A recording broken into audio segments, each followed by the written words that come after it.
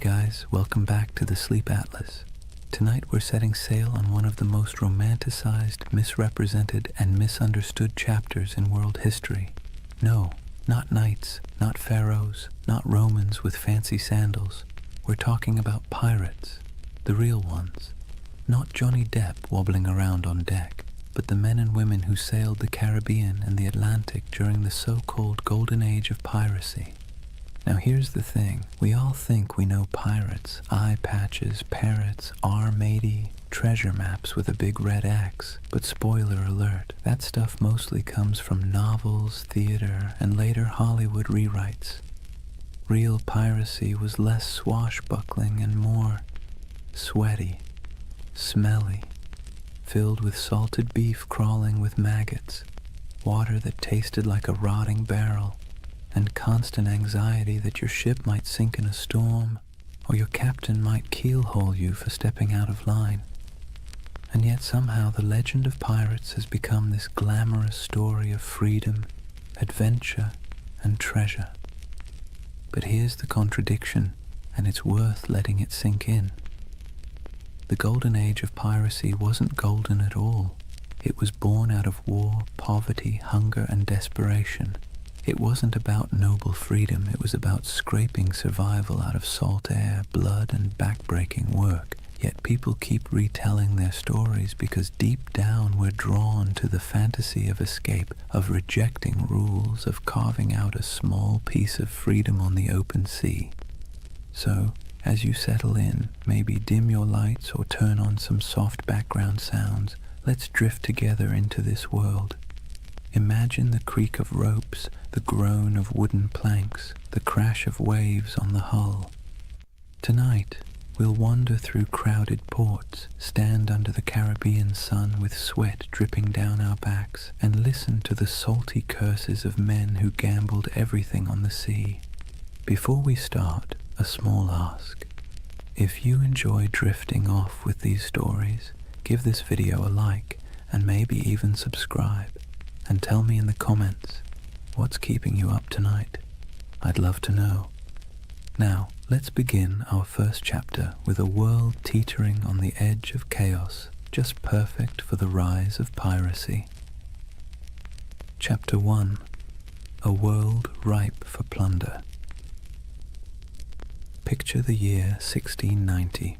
Europe has been locked in endless wars, Spain versus England, England versus France, the Dutch fighting everyone. The whole continent is basically one long family feud where nobody remembers what the argument was about, but everyone is still holding grudges. And while kings and queens play chess with soldiers, their colonies across the Atlantic become treasure vaults waiting to be cracked open. The Caribbean at this time was a furnace, not just from the heat, though the sun baked everything in a way that made even the shadows shimmer, but because it was where European empires collided, traded, and stole from one another. Spanish galleons hauled silver from Peru and Mexico, loading it into massive convoys that lumbered across the ocean toward Spain. English, French, and Dutch merchants sailed their own fleets filled with sugar, rum, tobacco, and enslaved Africans, commodities that would fuel entire economies back in Europe. The ports were alive with contradictions. Imagine standing on the docks of Port Royal in Jamaica around 1700. The smell hits you first: tar, rum, smoke, and human sweat. Dock workers shouted in a dozen languages, sailors stumbled drunk, their shirts stiff with salt, elegant merchants in powdered wigs strutted past barefoot fishermen hauling nets of twitching fish. The soundscape was relentless, donkeys braying, sailors cursing, coins clattering on wooden counters, priests mumbling blessings, cannons occasionally booming in the harbor just to remind everyone who was in charge. And here's the irony. These bustling colonial ports were supposed to be the crown jewels of empire, but they were also perfect breeding grounds for lawlessness. Governments thousands of miles away tried to impose order, but the reality was chaos. Governors took bribes, soldiers deserted, officials looked the other way when merchants smuggled contraband. Caribbean was a place where, if you had a ship and a crew desperate enough, you could either make a fortune or lose everything in a week. Now think about the sailors themselves. Life at sea under a Royal Navy wasn't glamorous. It was miserable.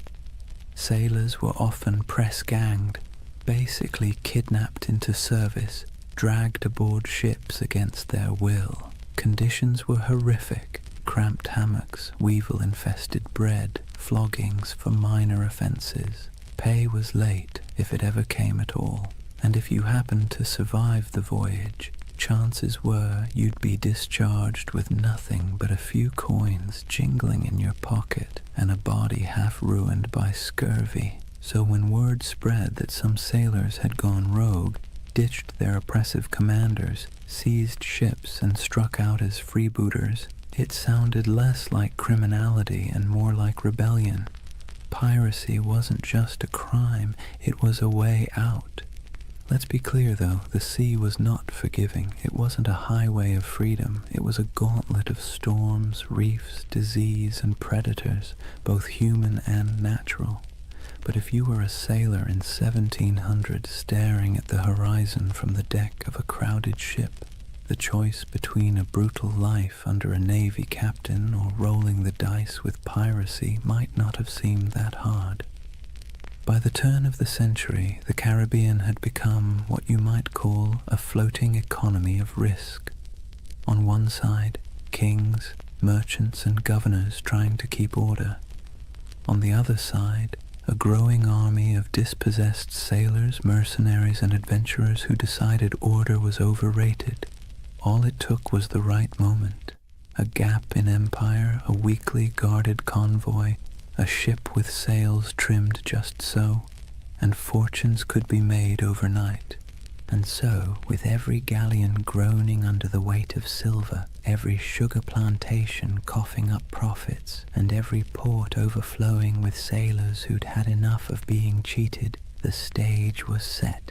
The Golden Age of Piracy wasn't born out of nowhere. It was baked into the world itself, into the trade routes, the wars, the greed, and the desperation. The seas were ready, and so were the men who would plunder them. If the late 1600s and early 1700s had a theme, it would be everybody's exhausted, broke, and kind of angry. Europe's great powers had been at each other's throats for decades, and while kings and queens could patch up peace treaties, the wars left a trail of wreckage that stretched across the Atlantic, and in that wreckage, piracy took root. Take Spain, for example. Once upon a time, Spain was the big kid on the block. They had the gold, the silver, the fleets, and the swagger to call themselves masters of the New World. But by the late 1600s, their empire looked less like a shining crown and more like a rusty bucket with holes. Wars drained their coffers, silver shipments were constantly raided, and their ships, once the pride of the seas, were often outdated and slow. Spain still had territory, but its grip was slipping, and everyone else smelled the weakness. England wasn't doing much better. Sure, they were clawing their way toward global power, but back home, ordinary sailors were being tossed around like dice in a rigged game. One year they were privateers, government-approved pirates, with papers giving them permission to plunder Spanish ships in the name of the crown. Then, suddenly, the war ended. The crown said, "Thanks for your service," and those same men were dumped ashore with no pay, no prospects, and no sympathy. Imagine fighting for your country, risking death a dozen times only to be told you were now just another unemployed vagrant clogging up the docks. The Dutch Republic had its own story. Once dominant traders, their fleets crisscrossed the globe, but wars with England and France chewed through resources, leaving fewer jobs for sailors and merchants. France, meanwhile, under the grandiose reign of Louis XIV, spent lavishly on wars, palaces, and pretty much anything shiny, leaving French colonies stretched thin and their sailors restless. The result? a perfect storm of unemployed seafarers with skills nobody wanted, except in piracy. These weren't random peasants deciding to play pirate for fun.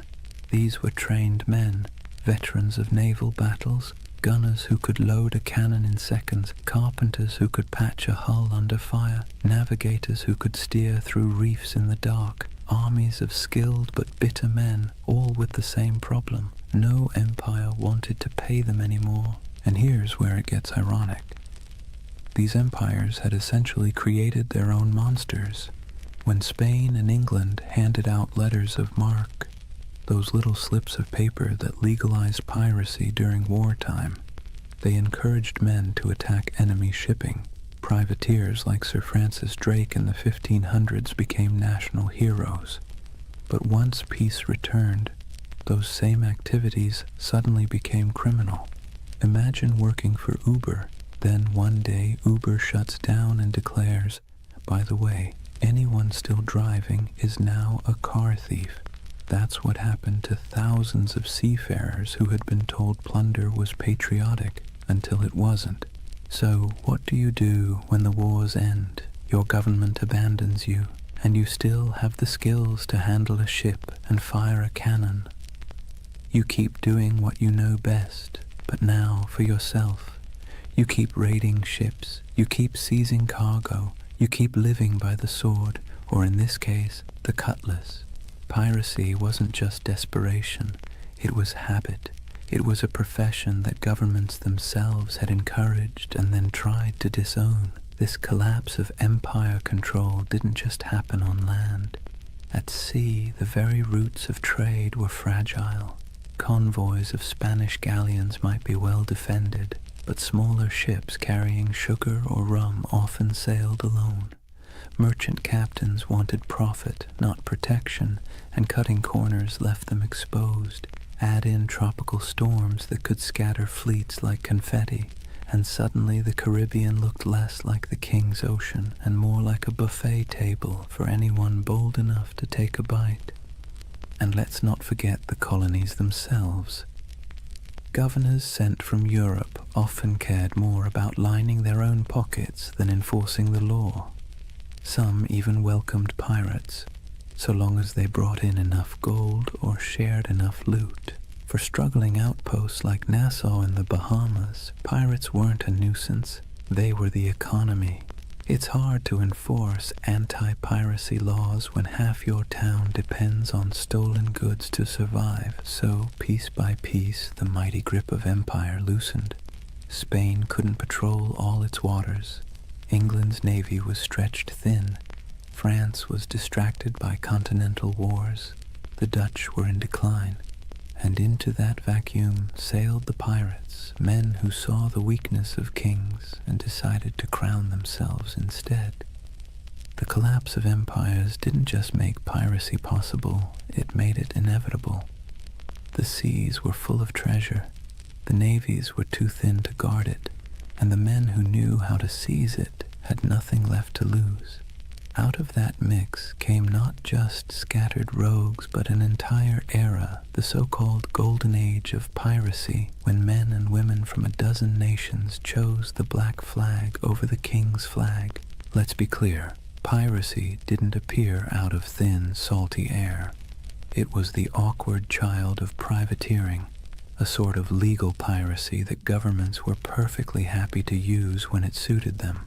To understand how privateers turned into pirates, you have to look at how the lines between hero of the crown and villain of the seas were about as thin as a ship's rope after a rat problem. Privateering was, in theory, simple. A government at war, say England against Spain, would hand out a letter of marque. This was a fancy slip of paper saying, "Go ahead, raid enemy ships, keep a cut of the loot, and send us our share." It was piracy, but with paperwork. Sir Francis Drake did it in the 1500s, sacking Spanish ports and coming home loaded with plunder. England called him a knight, Spain called him a criminal. One man's pirate was another man's patriot. Fast forward to the late 1600s, and the system was still in play. Privateers swarmed the Caribbean and Atlantic during wars, seizing sugar shipments, Spanish galleons, and anything else they could get their hands on. The Caribbean became a giant chessboard, and privateers were the pawns, expendable but useful. As long as the war lasted, they were tolerated, even celebrated. But here's the twist. Wars end. And when they did, governments suddenly didn't need these men anymore. One day you're proudly waving the flag of your nation, attacking the enemy, and selling stolen goods back to friendly ports. The next day, the war is over, the letter of marque is revoked, and now you're just a thief with a ship. There was no retirement plan, no pension, no thank you parade, just a shrug and an unspoken suggestion to quietly disappear. The men, however, weren't built for disappearing. They were hardened sailors who knew the rhythms of the sea better than the rhythms of ordinary life. They knew how to fight, how to navigate, how to survive storms, and, most importantly, how to take wealth by force.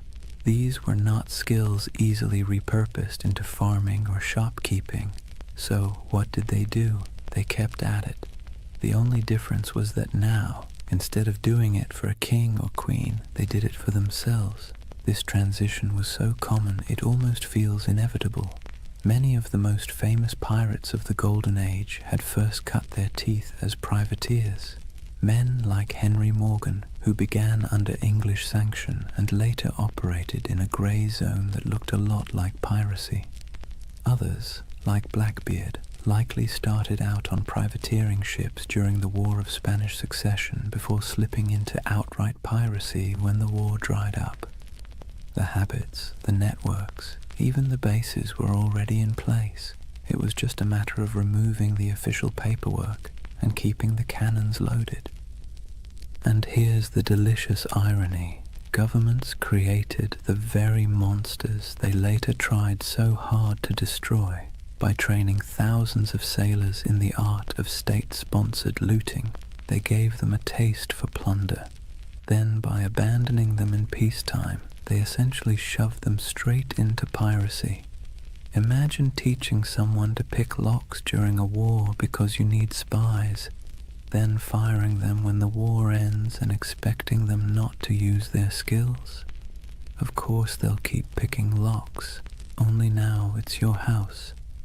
There was also the question of identity.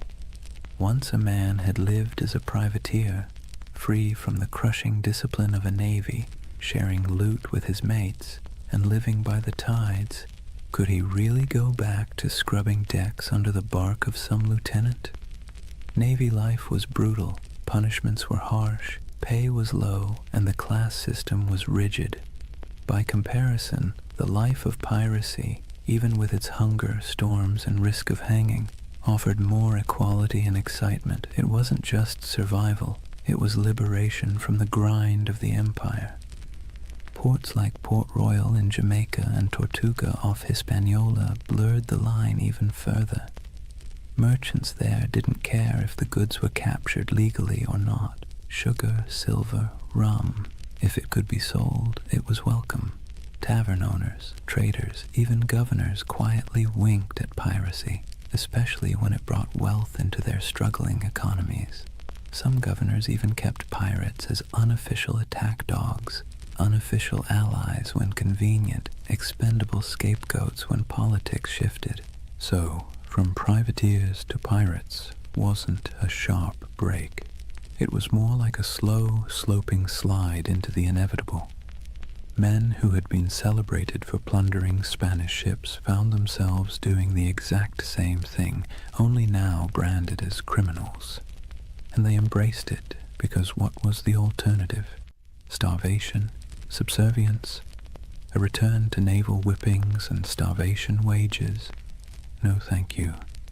Better to live on your own terms, however short that life might be. It's easy now to think of pirates as chaotic rebels who suddenly popped up to terrorize the seas. But really, they were a byproduct of empire, born from its wars, abandoned in its peace and sustained by its greed. The black flag wasn't a rejection of Europe's system. It was its mirror, twisted and stripped of pretense. So when we picture those ragged sails appearing on the horizon, it wasn't random lawlessness at sea. It was the logical conclusion of policies that blurred morality for convenience. Privateering was piracy in a fancy coat, and piracy was privateering with the coat torn off, and for the men who lived it, there wasn't much difference at all. Now let's imagine, for a moment, what happens when thousands of unemployed sailors, disgruntled privateers, and general misfits all end up in the same place. No law, no oversight, no queen wagging her finger from across the ocean. Just wide open seas, islands thick with sugarcane and palm trees, and ports desperate for trade, even if that trade came dripping with blood. Welcome to the Pirate Republic, a loose patchwork of havens across the Caribbean that briefly turned outlaw life into a kind of anti-establishment experiment.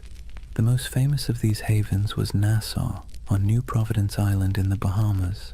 Today it's a tourist destination with beach chairs and cruise ships. Back then, it was more like a dusty stage set built for chaos. The island's harbor was shallow, perfect for the smaller, nimble pirate ships, but treacherous for the heavier Navy vessels. That natural advantage made Nassau nearly untouchable, and so it blossomed into the unofficial capital of piracy. If London was the beating heart of empire, Nassau was the loud, drunken laugh echoing across the Atlantic. Life in Nassau was a strange mix of desperation and freedom. Picture ramshackle huts leaning against each other like tired sailors, taverns spilling music and shouting into the night, and the constant smell of rum, sweat, and salt. Pirates from every corner of the Atlantic crammed together. English, French, Dutch, African, even a few indigenous sailors who'd escaped the crushing grip of European colonization. The result was something Europe would never have tolerated back home, a society stitched together by outcasts, running on booze, barter, and the occasional cannon. What made it so intoxicating was the sense of equality. A runaway slave could find a berth on a pirate ship and suddenly be treated, at least relatively speaking, like an equal. A woman could dress as a man, grab a cutlass, and carve her place on deck. Anne Bonny and Mary Read, two of the most famous pirates in history, lived that very reality. The rigid hierarchies of Europe, lords and serfs, captains and peasants, broke down in Nassau's taverns. Everyone was broke, everyone was sunburned, everyone was one bad decision away from the noose. That kind of shared peril made for a twisted kind of democracy. And then there was Tortuga off the coast of Hispaniola. French buccaneers had started it as a base in the 17th century, and over time it became another pirate haunt. Tortuga was wilder, less organized than Nassau, but it shared the same energy, a place where authority didn't reach. Port Royal in Jamaica, before an earthquake literally dropped half of it into the sea in 1692, was the original pirate playground. It was called the wickedest city on earth, a place where taverns outnumbered churches and every second house was either a brothel or a gambling den. Imagine Las Vegas, but with more cannons and fewer neon lights. These places weren't just drunk paradises, they were strategic. Pirates needed somewhere to fix ships, sell stolen goods, and recruit new crews. Without havens, piracy would have been short-lived. With them, it flourished. Merchants, governors, and tavern owners often looked the other way, because piracy was good for business. Silver, sugar, indigo, rum, it all flowed into these ports. And once it was in the market, who really cared where it had come from? The world's first free trade zones, if you like, just with more swashbuckling. The dream of the Pirate Republic was intoxicating because it offered what Europe didn't: freedom from rigid social classes, for the sailor who'd been whipped half to death on a navy ship, for the indentured servant who had been treated like disposable property, for the runaway enslaved person. Nassau or Tortuga was a chance to live on your own terms. Yes, those terms often meant short lives, disease, and eventual capture. But for a fleeting moment, the Pirate Republic offered something resembling equality. It was messy, chaotic, and fueled by rum, but it was theirs. It's easy to romanticize this as some proto-democracy at sea, and in truth, pirates weren't building utopias. They fought among themselves, they drank themselves half to death, and they betrayed each other when the loot was good enough. But there was a kernel of something radical here. Ordinary people, most of them poor, illiterate, and cast aside by empire, were writing their own rules. Captains could be voted out.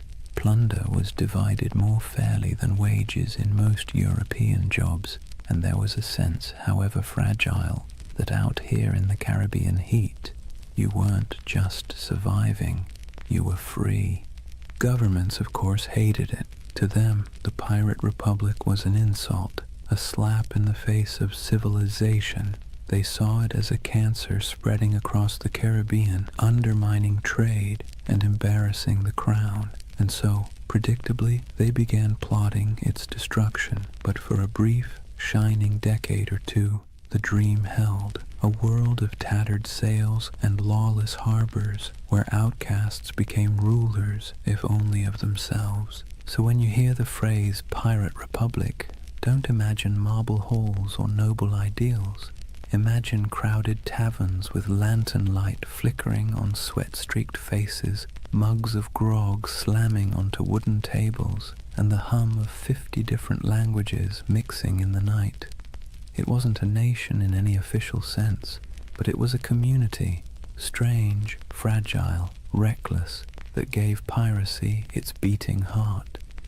By the early 1700s, piracy wasn't just a nuisance, it was a global scandal. Imagine you're a London merchant who's just sent off a ship full of sugar from Barbados. You're already dreaming about the profits, about the clinking of coins on your counting table. Then word arrives that your ship was intercepted somewhere between Tortuga and Nassau by a crew of outlaws who now plan to sell your precious cargo at a discount in the very next port. Frustrating, absolutely. Embarrassing, even more so. And it wasn't just London merchants, Dutch traders, French planters, Spanish governors. Everyone had a stake in the Caribbean economy, and pirates cut into all of them like barnacles on a hull. News of piracy spread quickly, carried in letters, pamphlets, and gossip that traveled almost as fast as the ships themselves. In coffee houses in Amsterdam or taverns in Boston, people swapped stories of Blackbeard's blockade of Charleston or of Bartholomew Roberts capturing hundreds of vessels. Pirates became both feared and oddly admired, the same way we talk about celebrities who behave badly. They were disruptive, scandalous, but undeniably fascinating. Governments tried to project strength, but the truth was they were embarrassed. The Caribbean was supposed to be proof of European dominance, a playground of plantations, trade, and naval power. Instead, it was crawling with independent outlaws who mocked imperial authority with every stolen sail. Spain, already stretched thin across its empire, struggled to protect the treasure fleets. England, riding high after victories in European wars, now had to explain why ragged men in patched coats could blockade entire colonial cities. France and the Dutch weren't faring much better. In a world obsessed with image, piracy made the great powers look incompetent. What made it worse was that ordinary people were often rooting for the pirates, at least quietly. Think about it. If you were a poor sailor in Bristol, or an indentured servant in Jamaica, or even a small-town farmer in Virginia, Who would you rather cheer for? The faceless merchants and noble families who controlled your taxes, or the ragtag crews who thumbed their noses at authority and spread the loot, sometimes literally, among the lower classes? Pirates had a populist appeal. They were villains to the elite, but folk heroes to the downtrodden. Ballads were written, stories were exaggerated, and every port town knew someone who claimed to have once seen, or maybe even joined, a pirate crew. That uneasy admiration worried rulers as much as the piracy itself. It wasn't just about stolen goods anymore. It was about stolen loyalty. If too many sailors chose piracy over honest naval service, if too many colonists chose to trade with outlaws instead of legal merchants, the whole system could unravel. In this sense, the Pirate Republic wasn't just an economic threat. It was a political one. It represented a kind of freedom, however messy, that stood in direct contrast to empire. And so, as the first decade of the 1700s drew to a close, the world was watching. Governors wrote desperate letters to their monarchs begging for naval reinforcements. Merchants lobbied for protection. Admirals were dispatched with orders to stamp out the scourge. Yet for all this official outrage, the pirates kept sailing, kept raiding, and kept slipping back into the shallow harbors of Nassau, Tortuga, and Port Royal. The balance of power was precarious, and for a short, chaotic stretch of years, it seemed like the pirates might actually hold their ground. But as with all things in history, nothing so audacious lasts forever. The seeds of the pirates' downfall were already being sown, even as they toasted their freedom with mugs of grog under the Caribbean moon. Kings and parliaments were growing tired of being mocked. Naval patrols were growing stronger, and alliances, those fragile bonds between men who lived by theft and rum, were starting to fracture under the weight of greed. For now, though, the world watched in equal parts fear and fascination. Pamphlets painted pirates as monsters with hearts of stone, while tavern songs turned them into legends.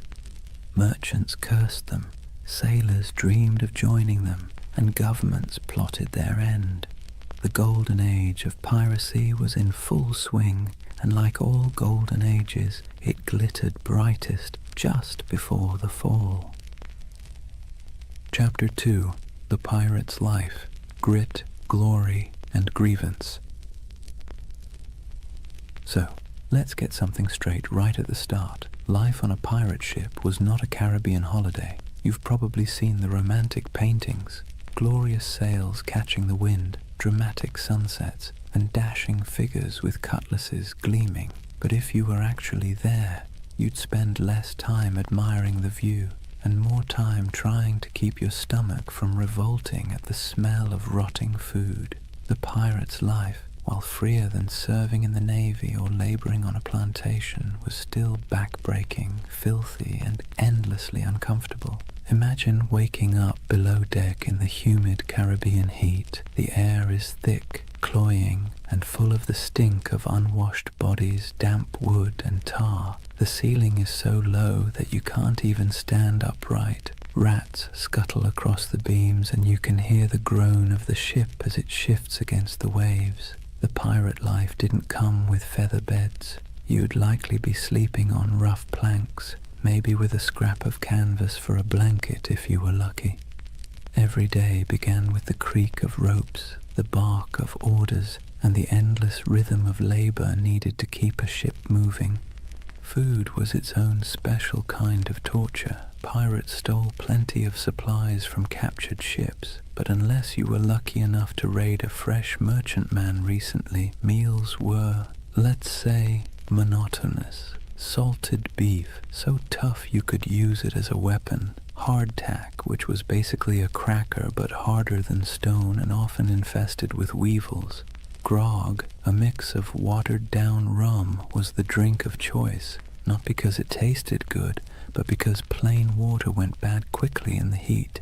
If you were lucky, you might snag some fruit or vegetables before they spoiled, but scurvy was always lurking like an uninvited guest. Teeth loosened, gums bled, and bones ached from the lack of vitamin C. Daily chores weren't glamorous either. Pirates weren't just fighting and drinking, they were sailors first.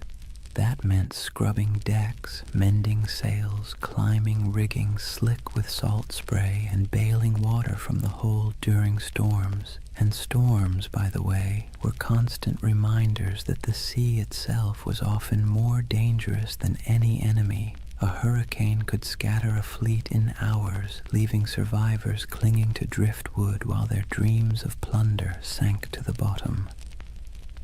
And yet, for all this hardship, men, and a few women, chose it willingly. Why? Because compared to life in the Navy or under the whip of a plantation master, piracy offered something intoxicating: freedom. On a pirate ship, you weren't at the mercy of a cruel officer with a whip. You weren't paid starvation wages while some admiral or merchant lined his pockets. Instead, you had a say in decisions, a share of the loot, and a chance, just a chance, to change your fortune. The hardship was the same, but the dignity was different.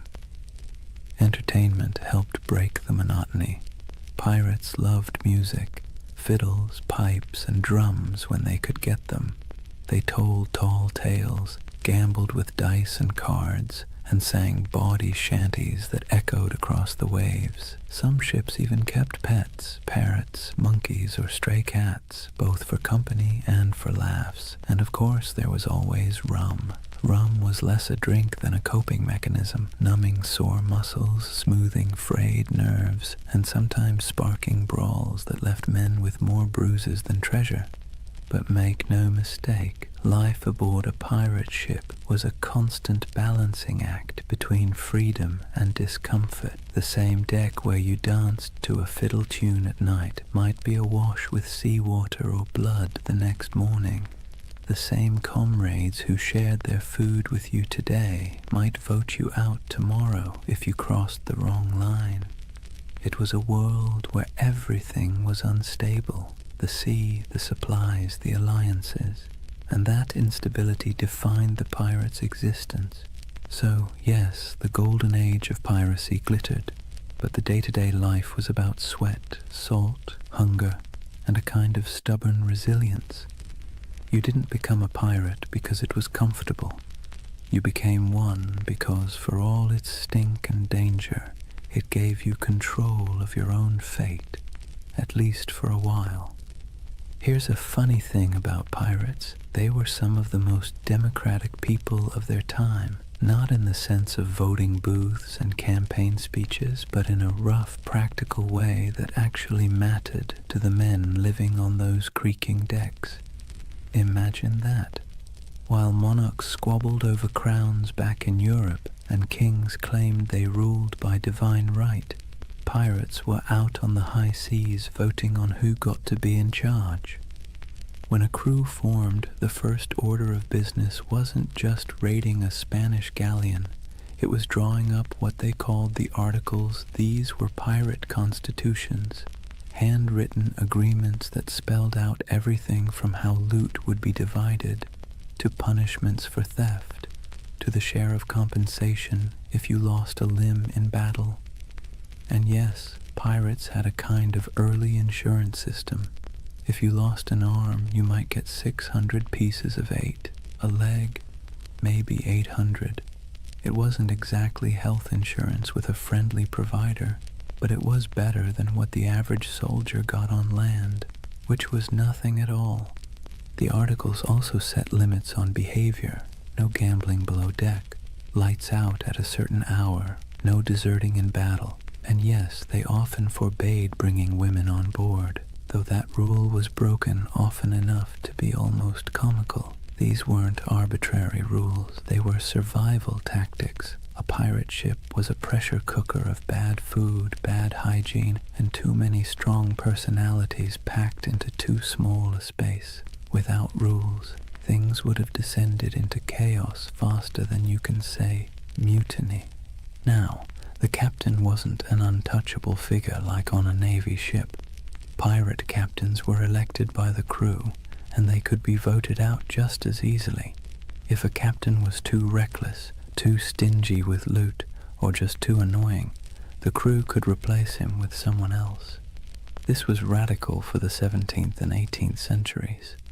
Imagine a farmhand in Europe marching up to his landlord and saying, "Sorry mate, we've had a vote and you're fired."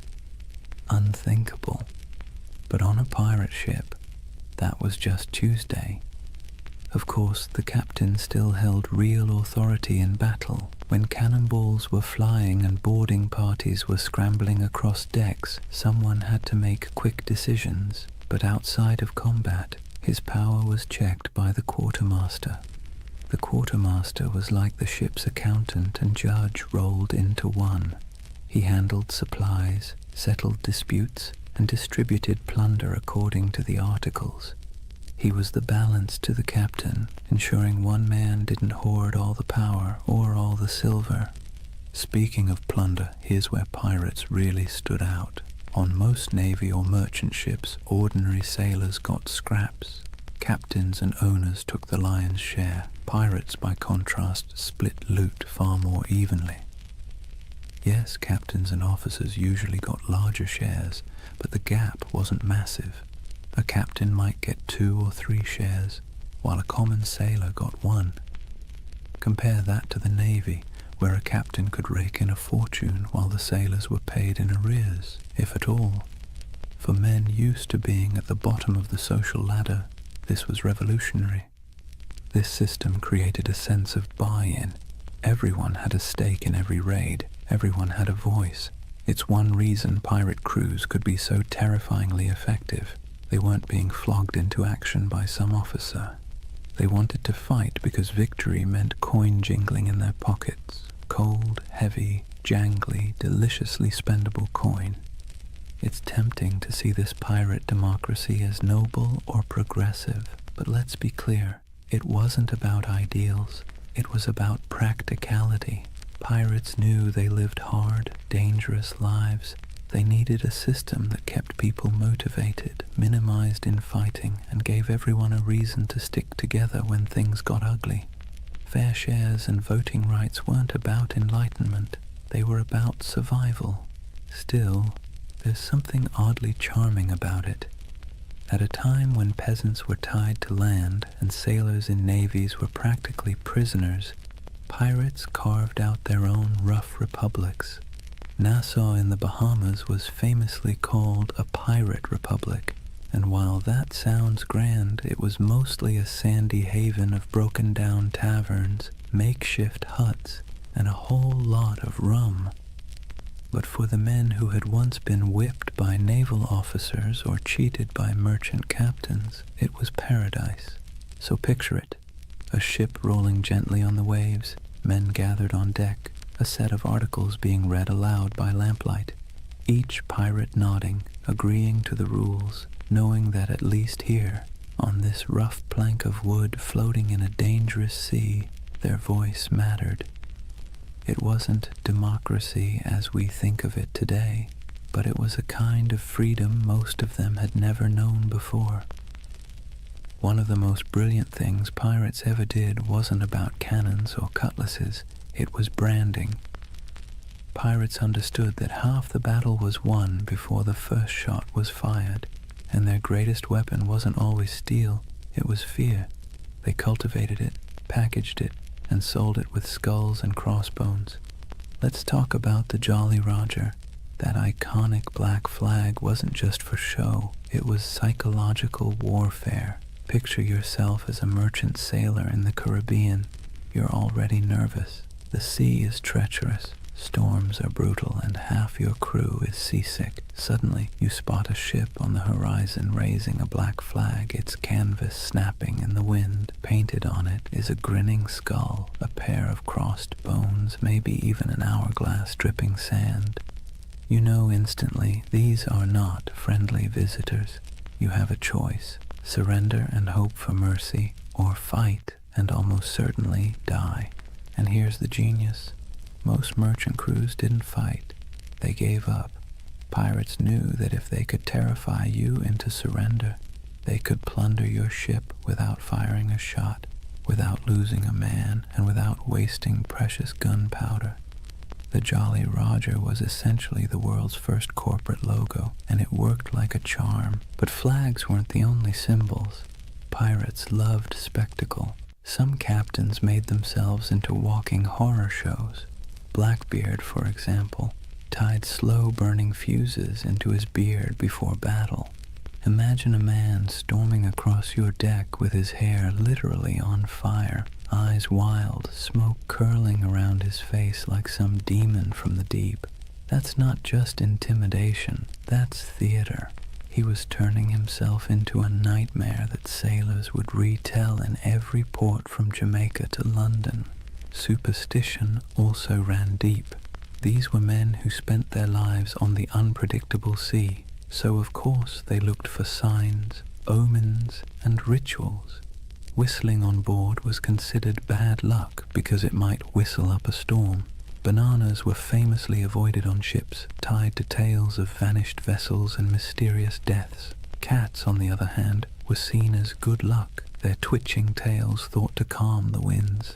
Some pirates tattooed symbols for protection: crosses, anchors, mermaids, inked in crude lines that doubled as badges of identity and talismans against doom. Then there were the rituals before battle.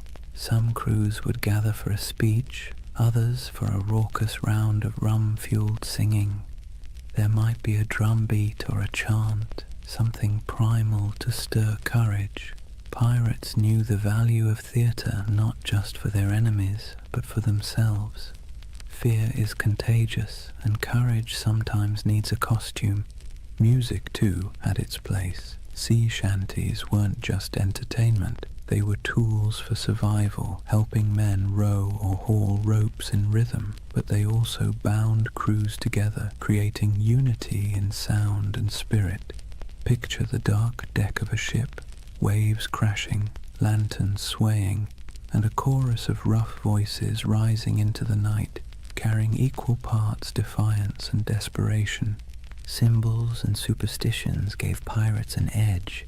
They were outnumbered and outgunned by naval powers, but they turned reputation into a weapon. Every skull painted on a flag, every whispered tale of a flaming bearded captain, every ritual chant before a raid, it all worked to magnify their presence far beyond their actual numbers. They made themselves larger than life, monsters of the sea, shadows that haunted every merchant sailor's imagination. And the beauty of it? Most of it cost nothing.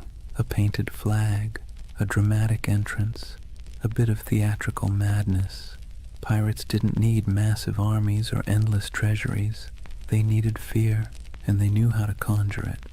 So next time you see that skull and crossbones, remember, it wasn't just a warning, it was a brand, a promise of chaos, a theater of fear that made the legend of piracy far bigger than the men themselves. For all the flags and fiery beards, life aboard a pirate ship wasn't just about battle. In fact, most days weren't spent fighting at all. They were spent doing the very ordinary, very human things that bound a crew together, eating, talking, laughing, and finding scraps of comfort in a world made of salt and splinters. Let's start with food, because nothing unites or divides a crew faster than the question of dinner. Pirate diets were, to put it politely, uninspiring. Salted beef or pork, rock-hard ship's biscuit crawling with weevils and barrels of dried peas were the staples. Water turned slimy after a few weeks, so rum, watered down into grog, became the drink of choice. The thing is, pirates ate much the same as navy crews or merchant sailors, but they sometimes had an advantage. Because pirates plundered fresh food and drink whenever possible, they could actually eat better than the men they robbed. A captured merchant ship might yield cheese, citrus fruit, coffee, sugar, or even delicacies like cocoa or spices. For a brief time, life on the high seas could taste a little less like mold and more like luxury.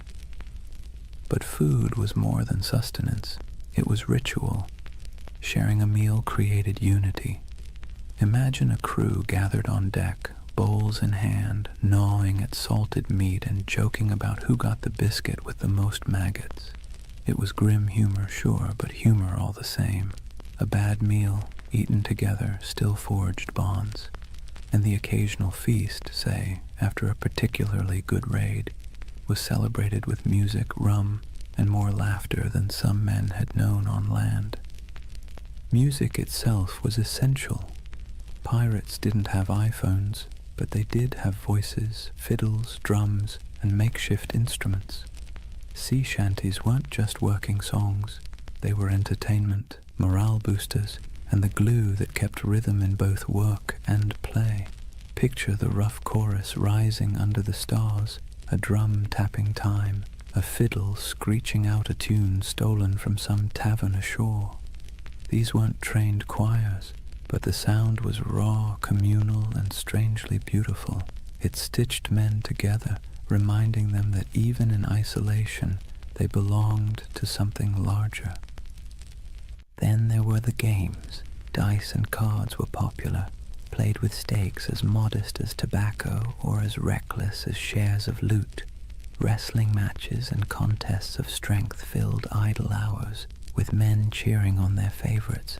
Betting on the outcome wasn't just fun, it was a way of creating drama in a life that could otherwise drag on in monotonous days of empty horizon.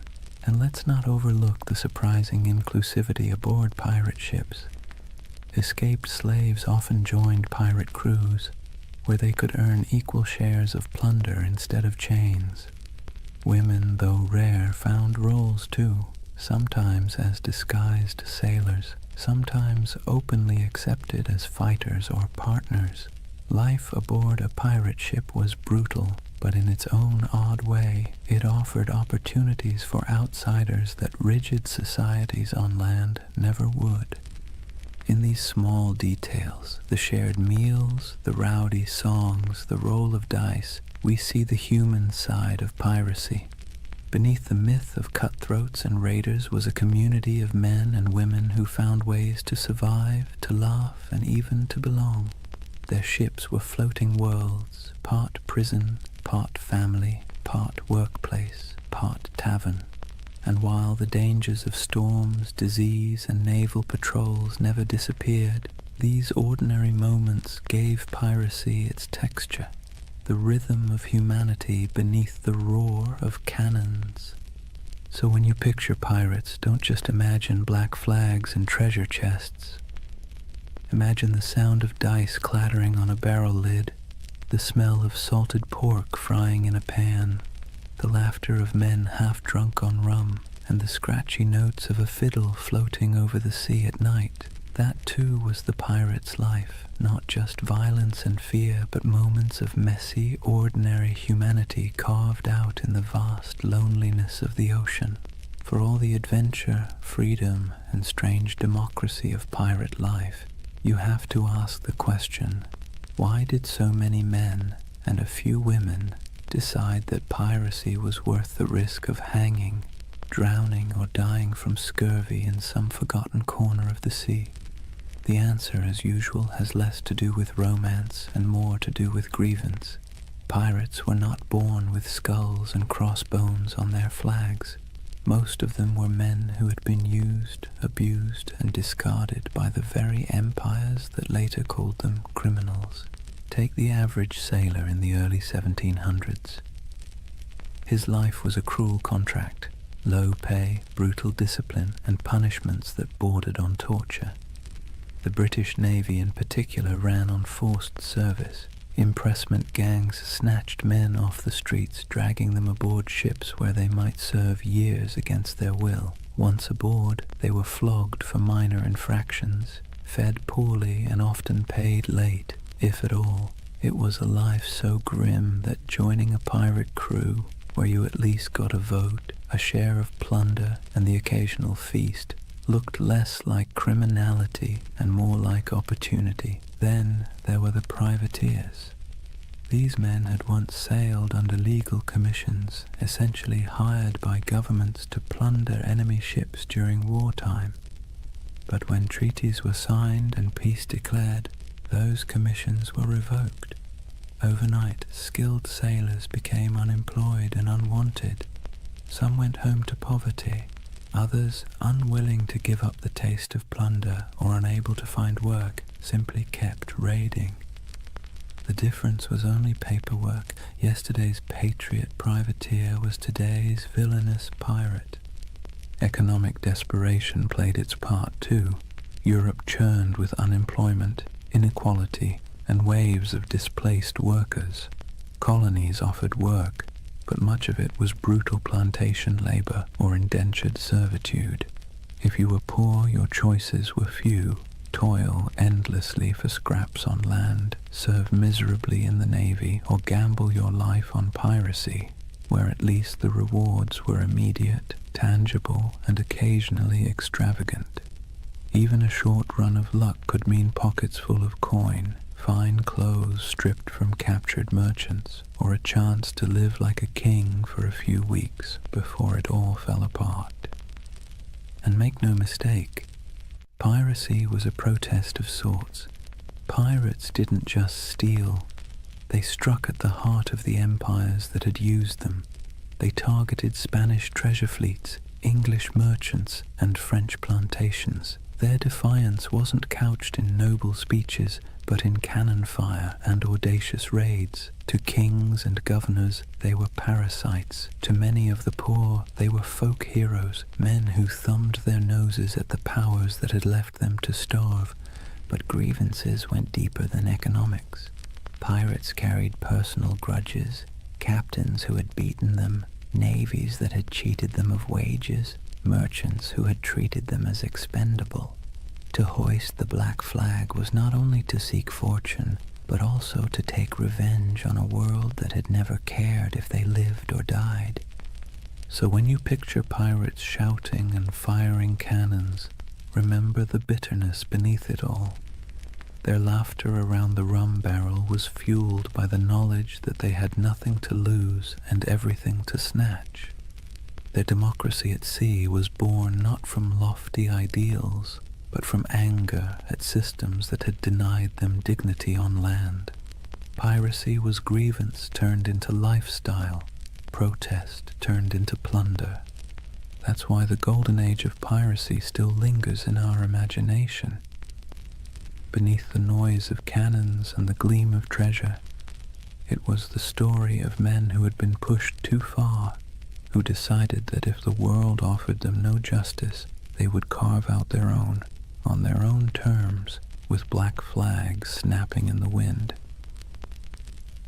Chapter 3. Legends of the Black Flag. If the first half of piracy's golden age was about survival, grievance, and reinvention, the second half was about faces, human faces, twisted into masks of legend. Because when we talk about pirates, we rarely remember the ordinary nameless sailor swabbing the deck or the hungry man who joined a crew for a share of bread and rum. We remember the icons, the ones whose names still echo like thunder across centuries. Blackbeard, Calico Jack, Anne Bonny, Mary Red, and Bartholomew Roberts. They were larger-than-life figures, painted by both truth and exaggeration, until they became less people and more symbols of defiance. Take Edward Teach, better known as Blackbeard. He understood something fundamental about human nature. Fear gets results. He grew his beard long and black, twisting it into braids tied with slow-burning fuses. Before battle, he would light them so smoke curled around his face, making him look like a demon rising from the sea. The truth? He may have killed fewer men than you'd think, often relying on intimidation to win without a fight. But his legend was so terrifying that many surrendered without firing a shot. It was theater as much as piracy, and it worked. Then there was Calico Jack Rackham, named for his fondness for bright, flamboyant clothing made of calico. He wasn't the most successful pirate, nor the most ruthless, but he had something else: charisma. He cultivated an image of style, flair, and daring, hoisting a version of the Jolly Roger with crossed swords beneath a skull. His exploits were bold but often bungled, yet his story endures because of the people he sailed with, two of the most famous women pirates in history. Anne Bonny and Mary Red broke every rule written by their time. Both disguised themselves as men when necessary, fought alongside their crewmates, and shocked the world by simply existing in a profession supposedly reserved for brutal men. They cursed, they carried pistols, and they demanded to be treated as equals. Stories tell of Anne shouting at her fellow pirates during a fight, furious that they were cowering below deck while she and Mary stood on, firing back at attackers. Were all the tales true? Probably not. But the image of two women wielding blades under the black flag has been impossible to forget. And then there was Bartholomew Roberts, Black Bart. Unlike Calico Jack, he was ruthlessly effective. Roberts captured more than 400 ships in his career, making him arguably the most successful pirate of the era. He dressed extravagantly, wore a crimson waistcoat in battle, and carried himself with the stiff pride of a gentleman gone rogue. He turned piracy into a system, drilling his men like a navy and enforcing discipline that other captains might have laughed at. If Blackbeard was terror and Calico Jack was style, then Roberts was efficiency, a man who turned plunder into a full-time industry. These figures didn't just survive, they thrived because they understood the power of story. Pirates lived and died quickly, but their reputations could sail farther than any ship. Merchants whispered their names in fear, tavern-goers retold their exploits in drunken awe, and pamphleteers in London exaggerated every detail to sell more copies. Legends inflated as fast as the sails of a ship in strong wind, until the line between man and myth blurred completely. So when you picture the Golden Age of Piracy, don't just imagine faceless crews swarming merchant ships. Picture these icons at the prow, beards smoking, calico shirts blazing with color, women fighting defiantly against all odds, crimson jackets flashing in the sun. They were performers as much as criminals, masters of spectacle, writing themselves into history by sheer audacity. That's why they endure, not because they lived long lives, they didn't, but because they played their roles so well that centuries later we still remember their stage. If pirates were actors on the stage of the sea, then Edward Teach, Blackbeard, was the undisputed director of horror. He understood better than almost anyone else that violence wasn't always necessary if you could make your enemies believe it was inevitable.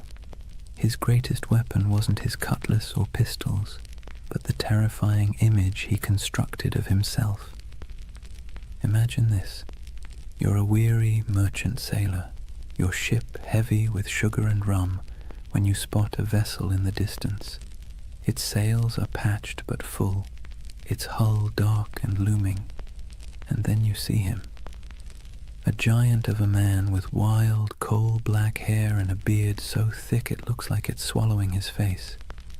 He's tied slow-burning fuses into his braids, sparks spitting, smoke curling around him as if he's stepped straight out of hell.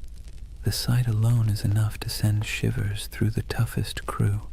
Guns are loaded, cannons are aimed, but more often than not, the merchant ship simply lowers its colors and surrenders.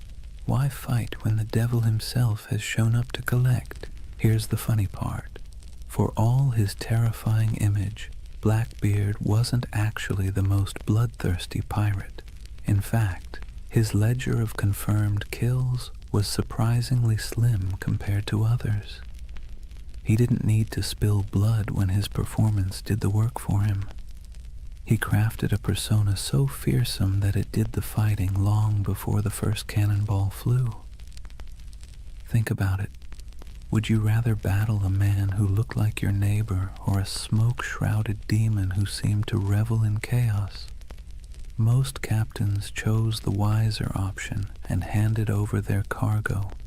Blackbeard also knew the value of spectacle beyond the battlefield. He cultivated stories about himself, feeding into his myth. He'd fire pistols in the air just to startle his own crew. He once blockaded the entire port of Charleston, South Carolina, holding the city hostage until he was supplied with medicine. This wasn't just piracy, it was theater on a grand scale, a demonstration that one man and a few ships could humiliate an entire colony. It was both ridiculous and awe-inspiring. But beneath the smoke and noise, Blackbeard was a practical man. He divided plunder with some fairness, treated his crew as partners more than slaves, and knew when to negotiate. He wasn't some mindless brute. He was calculated. His use of fear wasn't just for show. It was a strategy that minimized actual risk. Why fight bloody battles when you can win by reputation alone? Still, his career was short. He rose fast and fell faster. By 1718, the British Crown, tired of his antics and the disruption of trade, decided it had had enough. Lieutenant Robert Maynard lured him into a trap off the coast of North Carolina. In a brutal fight, Blackbeard was shot and slashed repeatedly before finally going down. His severed head was hung from Maynard's ship like a grotesque trophy, a final theatrical image for a man who had lived by performance. And yet, did death end the legend? Not at all. If anything, it sealed it. Blackbeard's ghost was said to haunt the waters where he died, his headless body swimming in the waves, searching for its lost skull. Fishermen swore they saw his spectral ship, the Queen Anne's Revenge, drifting silently across the horizon. Whether or not any of it was true didn't matter. The myth had already outgrown the man. So when you hear the name Blackbeard today, you're not just recalling a pirate. You're recalling one of history's greatest performers, a man who understood fear as both an art and a weapon. His stage was the sea, his audience the world, and his performance so unforgettable that centuries later we're still applauding in awe and a little bit of dread. If Blackbeard was the terrifying face of piracy, then John Rackham, better known as Calico Jack, was its fashion icon. The man wasn't particularly fearsome, nor was he especially successful compared to others, but he had something almost as valuable as gold: style. His nickname came from the brightly patterned calico coats he wore, loud enough to be seen from a mile away. It was a choice that said, "I may not be the biggest or the baddest, but I'll be the most noticeable." And in a world where fear and reputation kept you alive, being memorable mattered.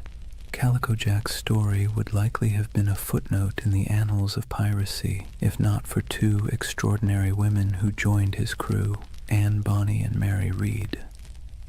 Their presence turned his otherwise average exploits into a legend that has fascinated people ever since. Anne Bonny was born in Ireland, but grew up in the Americas, the daughter of a wealthy planter. She had a fiery temper and a restless spirit.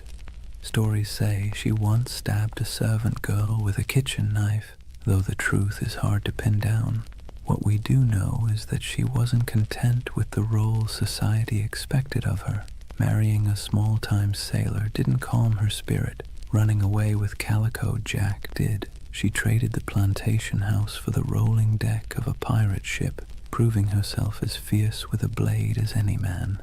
Mary Red's tale was even stranger. Born in England, she was disguised as a boy from childhood so her family could inherit money. She grew up living as Mark Red, working as a soldier and sailor. By the time she crossed paths with Calico Jack and Anne Bonny, Mary had long since mastered the art of slipping between identities. When she joined their crew, she initially kept her disguise. But Anne, curious and bold, discovered the truth. Instead of turning her away, Anne accepted her, and the two became close allies. Now picture it, a small pirate crew led by a man in flamboyant coats, backed by two women who defied every expectation of the age. While other pirates leaned on spectacle or terror, this trio leaned on audacity. Reports from the time describe Anne and Mary fighting openly in men's clothes, wielding pistols and cutlasses, cursing louder than the men beside them. They weren't mascots or novelties, they were feared combatants. When boarding parties went over the rails, Anne and Mary were often the first in line. One of the most famous stories of their courage came during the final days of Calico Jack's career. His ship was cornered by a pirate hunter. Most of the crew, drunk and unwilling to fight, cowered below deck. But Anne Bonny and Mary Read fought ferociously, shouting at the men to come up and defend themselves. Outnumbered and abandoned, they couldn't hold out forever. The ship was captured, and the crew taken to trial in Jamaica. Calico Jack was sentenced to hang, and before his execution, Anne Bonny reportedly delivered the coldest line in pirate history. She told him, "If you had fought like a man, you need not be hanged like a dog." Brutal but fair. Anne and Mary both escaped the noose by pleading the belly, claiming they were pregnant, which delayed executions. Mary fell ill and died in prison not long after. Anne's fate is more mysterious. Some say her wealthy father intervened to free her, and she lived out her days quietly. Others imagine she slipped back into obscurity, perhaps even finding another ship to sail under a new name. The truth is lost, but the legend remains. Together, Calico Jack, Anne Bonny, and Mary Read embodied a different side of piracy. Not the sheer terror of Blackbeard, but the wild defiance of people unwilling to live within the boundaries society had drawn for them. They weren't the richest or most feared pirates of their age, but they became symbols of rebellion, of choosing freedom over obedience, even if that freedom came at the cost of the gallows. And maybe that's why their story still resonates.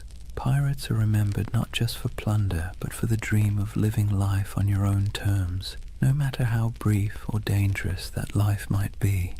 When people imagine pirates, they often picture chaos, rowdy drunkards waving swords, shouting curses, and stumbling around the deck. But not all pirates fit that mold. Some, strangely enough, insisted on discipline, manners, and even a touch of elegance. Enter Bartholomew Roberts, also known as Black Bart, the most successful pirate of the Golden Age. Not in legend, but in sheer numbers, the man captured over 400 ships in his career. That's not exaggeration, that's bookkeeping. Roberts wasn't the kind of pirate who stumbled into the life because he liked rum and adventure. He was originally a skilled navigator, forced into piracy when his ship was taken. At first, he wanted nothing to do with it, but the pirates saw his talent with charts and stars, and when their captain died, they elected Roberts as the new leader. He reportedly said he didn't much care for the pirate life, but since it offered a short life but a merry one, he might as well make the most of it. That short life turned out to be remarkably eventful. Roberts stood out for several reasons. For one, he had standards. He banned drinking on his ships, which sounds downright heretical for a pirate crew. He also enforced strict rules against gambling, desertion, and even bringing women aboard. His ships ran more like naval frigates than floating taverns, and yet his men respected him because under his command they grew wealthy and untouchable. He also had a flair for presentation. While Blackbeard relied on smoke and fire to terrify, Roberts leaned on fashion. He dressed in fine silks, wore a crimson waistcoat, and carried himself with aristocratic dignity. Imagine him standing on the quarterdeck looking more like a nobleman than a pirate, with the Jolly Roger snapping in the wind behind him. His enemies saw not a ragged bandit, but a man who looked born to command. And command he did. Roberts didn't waste time on small targets. He hunted big merchant convoys and naval ships, taking prizes in the Caribbean, West Africa, and even the coast of Brazil. His reach was global. He was so effective that insurance rates for Atlantic shipping skyrocketed. Governments cursed his name, and merchants prayed never to see his sails on the horizon. Roberts also innovated. He used smaller, faster ships to outmaneuver larger warships, and he created a distinctive black flag showing a figure holding an hourglass, a grim reminder that time was running out for his enemies. His leadership was sharp, his men drilled, and his tactics effective.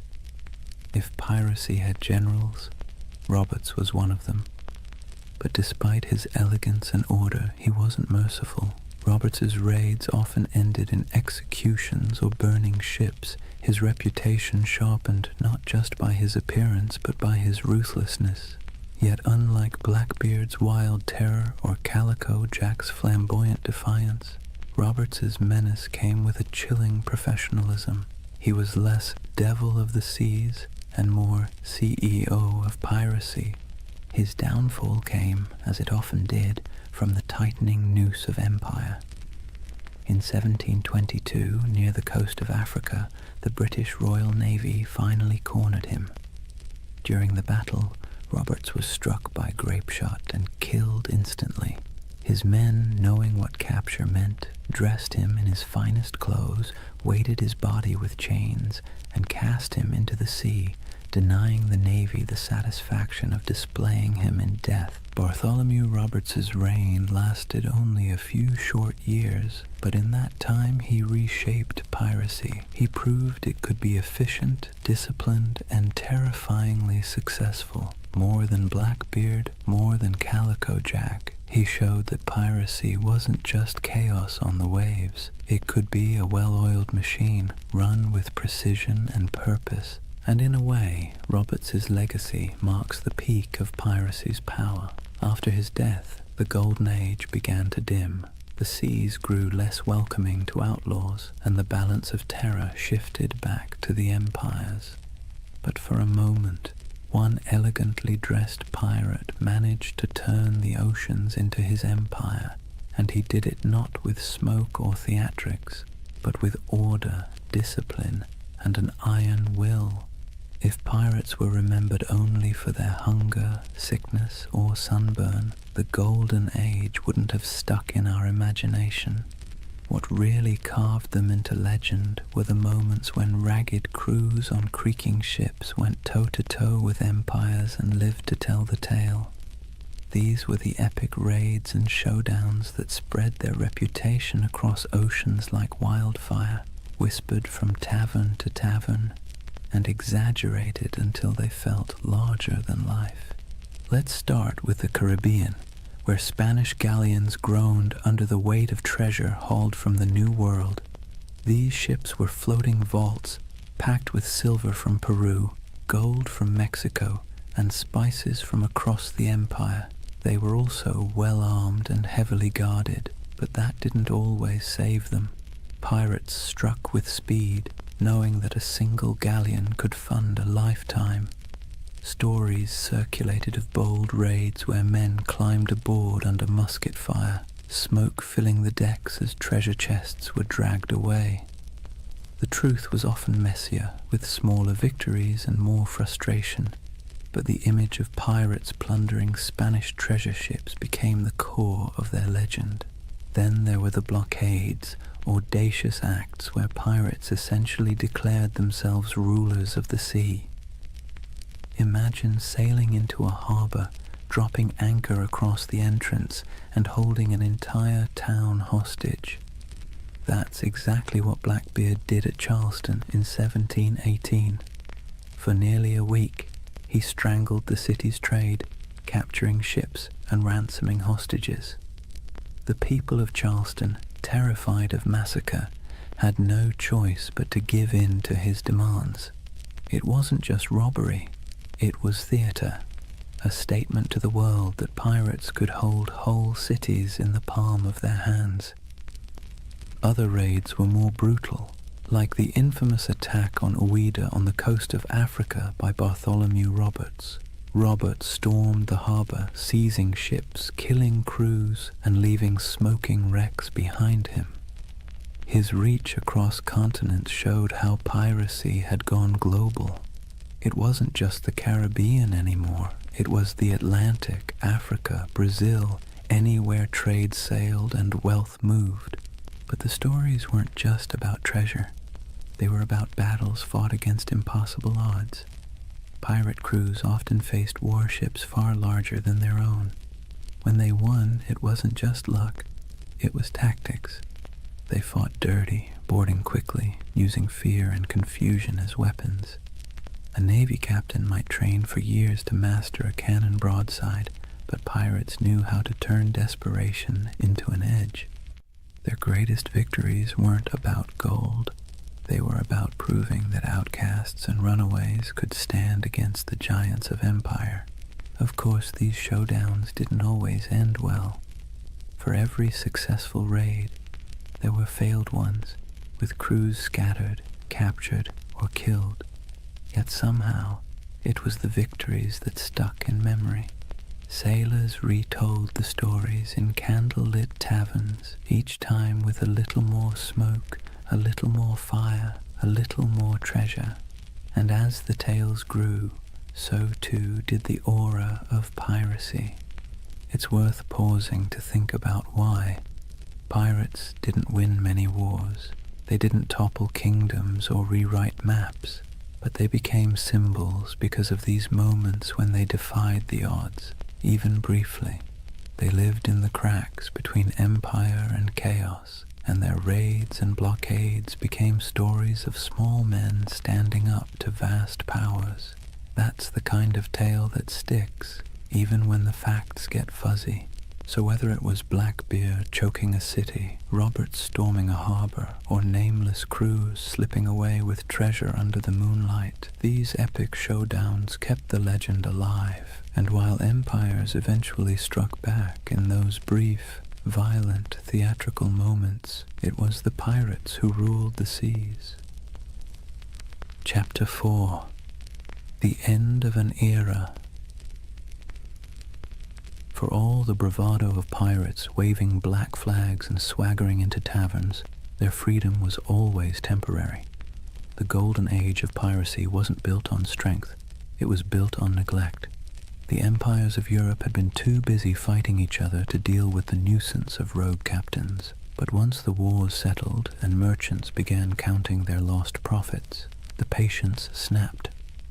Suddenly, the same kings and governments who once winked at piracy decided it was a scourge that had to be eradicated. Picture the mood in London, Paris, and Madrid in the early 1700s. Merchants stormed into government halls, waving reports of ships lost, insurance rates skyrocketing, and ports paralyzed by blockade. Politicians, who once quietly enjoyed pirate loot filtering through colonial markets, now heard the complaints of bankers and shipping magnates, and when money complained, rulers listened. What followed was a coordinated crackdown, an imperial revenge tour. Naval patrols that once turned a blind eye now prowled the Caribbean. The British Royal Navy, tired of seeing its reputation mocked by half-drunken rogues, sent heavily armed frigates to hunt pirates with relentless focus. Spain, long humiliated by raiders stealing its treasure fleets, tightened its convoys and poured resources into coastal defenses. Even France, which had once tolerated privateers operating on its behalf, began closing off safe harbors. The age of indulgence was over, but it wasn't just the ships, it was the laws. Governments realized they needed not only cannons, but also courts. Piracy was declared a universal crime, meaning that any nation could capture and prosecute pirates, regardless of where the crime occurred. Admiralty courts popped up across the Caribbean, in Jamaica, in Nassau, in Charleston, offering swift, brutal justice.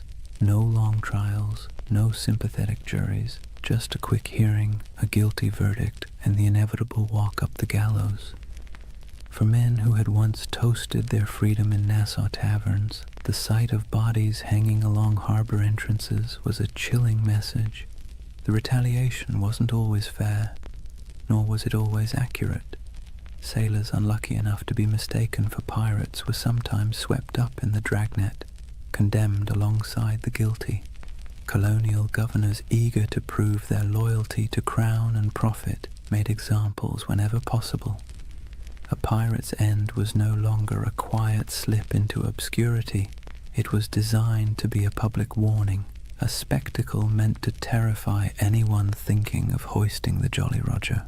And yet the crackdown revealed something ironic. For all the talk of pirates as savage criminals, many common folk sympathized with them.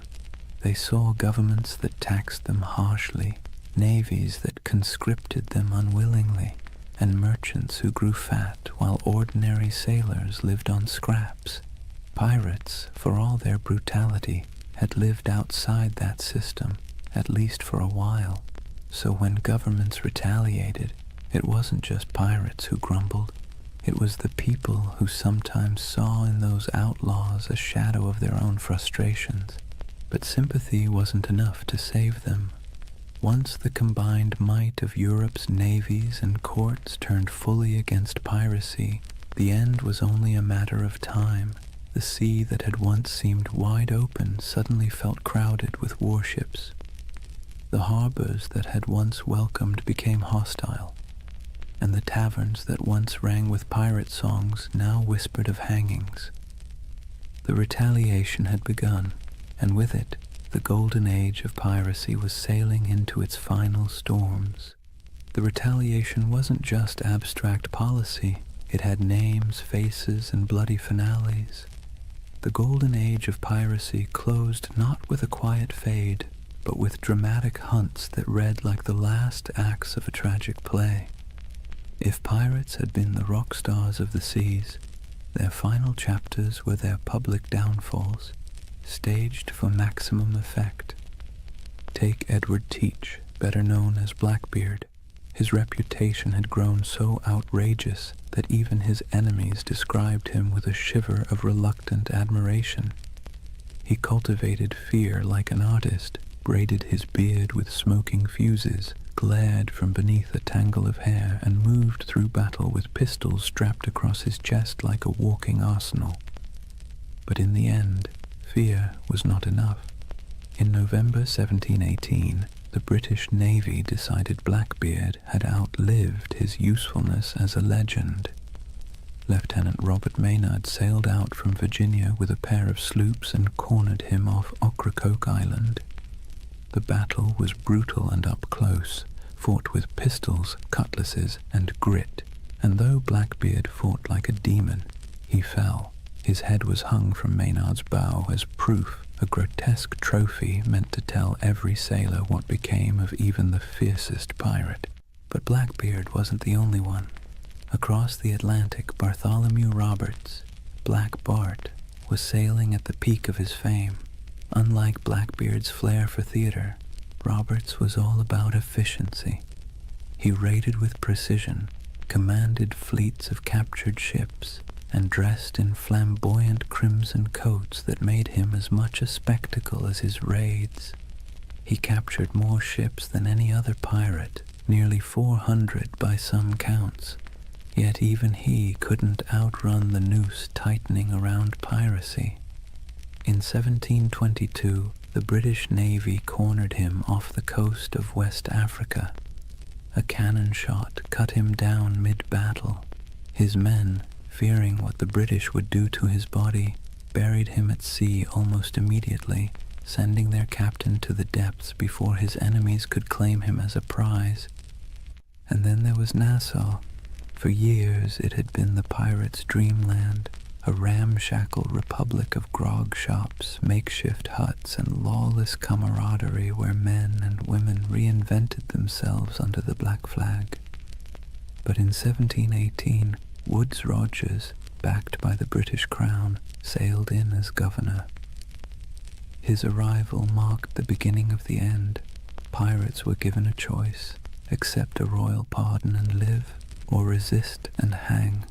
Many, weary of the chase, accepted. Others fled, and a handful fought to the bitter end, only to be cut down. The pirate republic evaporated almost overnight, replaced by British order, courts, and gallows. These final hunts didn't just kill individual men, they killed the dream. Piracy had thrived on the cracks between empires, on the moments of chaos when law couldn't keep up with ambition. But as the empires recovered, they sealed those cracks. The end of Blackbeard, the fall of Roberts, and the capture of Nassau were not just events, they were symbols. Symbols that the era of pirates ruling the seas was closing, replaced once again by the iron grip of empire. Still, in taverns and whispered stories, their names lingered. Blackbeard's ghost was said to haunt Ocracoke. Roberts was remembered as the most efficient pirate who ever lived, and Nassau became a half-mythical place, a memory of freedom in an age of order. The final hunts had claimed the bodies, but the legends were already slipping beyond reach, sailing into something no navy could kill: myth. When the nooses were tightened and the bodies left swinging in the Caribbean sun, it wasn't just individual men who were gone, it was a way of life. The end of piracy marked the closing of a strange, brief experiment in freedom and rebellion. But like all endings, it was not complete. Something was lost, yes, but something also remained. So, what was lost? First, the fragile dream of equality at sea. On land, society was suffocatingly rigid. Kings at the top, peasants at the bottom, and 1,000 unspoken rules about who could eat what, wear what, or even look at whom. But on a pirate ship, things were startlingly different. Captains were elected, loot was shared, and even the least skilled sailor had a voice in the Articles of Agreement. When piracy ended, that floating democracy sank with it. Back came the brutal hierarchy of naval life, where sailors were whipped into obedience and officers strutted about like petty kings. The sea, once a frontier of possibility, reverted to another arm of empire. Also lost was the illusion of safe passage for merchant ships. For 2 or 3 decades, the Caribbean and Atlantic had felt like waters where danger lurked behind every horizon. Every fat merchantman sailing out of Havana or Port Royal lived in fear that a black flag might rise from the waves. The end of piracy reassured investors, merchants, and kings, but it also stripped the seas of a strange kind of excitement. The stories that once terrified crews would, in time, thrill readers instead. But for the men who lived it, the sudden absence of that uncertainty was like a silence, comforting to some, suffocating to others. And let's not forget the pirate havens themselves. Nassau, Tortuga, Port Royal, these places lost their wildness. Nassau was brought under British law, Tortuga became just another colonial backwater, and Port Royal, once notorious as the wickedest city on earth, was tamed after earthquakes and hurricanes tore it apart. The rowdy taverns, the lawless marketplaces, the smoky wharves where men from every corner of the Atlantic rubbed shoulders, all faded into memory. In their place came customs officers, naval patrols, and clerks counting barrels of molasses with joyless precision. Yet, for all that was lost, so much remained. Pirates had stamped themselves into the imagination of the world, and that stamp proved impossible to erase. Their names lived on in court transcripts, sailor songs, and whispered tales in dockside taverns. The terror they once inspired began to transform into legend, and legend into myth. People who once cursed them began retelling their stories with a touch of admiration. Blackbeard's ferocity, Anne Bonny's defiance, Bartholomew Roberts's crimson finery, all these details outlived the reality of hunger, disease, and gallows. What also remained were the scars left behind on empire itself. Piracy had forced colonial powers to admit that their grip on the seas was fragile. They had to pour money into patrols, fortifications, and treaties. In a way, pirates had been the most honest critics of empire. They exposed its weaknesses, exploited its greed, and thrived on its contradictions. Even in defeat, they left a mark, a reminder that power is never absolute, and that resistance, even in the form of theft and chaos, can rattle the mighty. And then, of course, there was the cultural inheritance. Pirates gave us more than just a few colorful tales. They gave us a vocabulary, pieces of eight, dead men tell no tales, the Jolly Roger. They gave us an image of freedom and defiance, however messy the reality was. They gave us a vision of men and women who lived outside the law, who thumbed their noses at kings and corporations, who carved out fleeting moments of liberty in a world dominated by authority. That vision survived long after the hangings were over. So yes, much was lost when piracy ended, but perhaps what mattered most remained. The idea that, for a brief, turbulent moment in history, ordinary people seized the sea and lived by their own rules, and even as their bodies rotted under the Caribbean sun, their legends sailed on untouchable. Here's the thing about pirates. They may have died at the gallows, but their ghosts never left. The Golden Age of Piracy, brief as it was, cast echoes that still rattle through our culture today.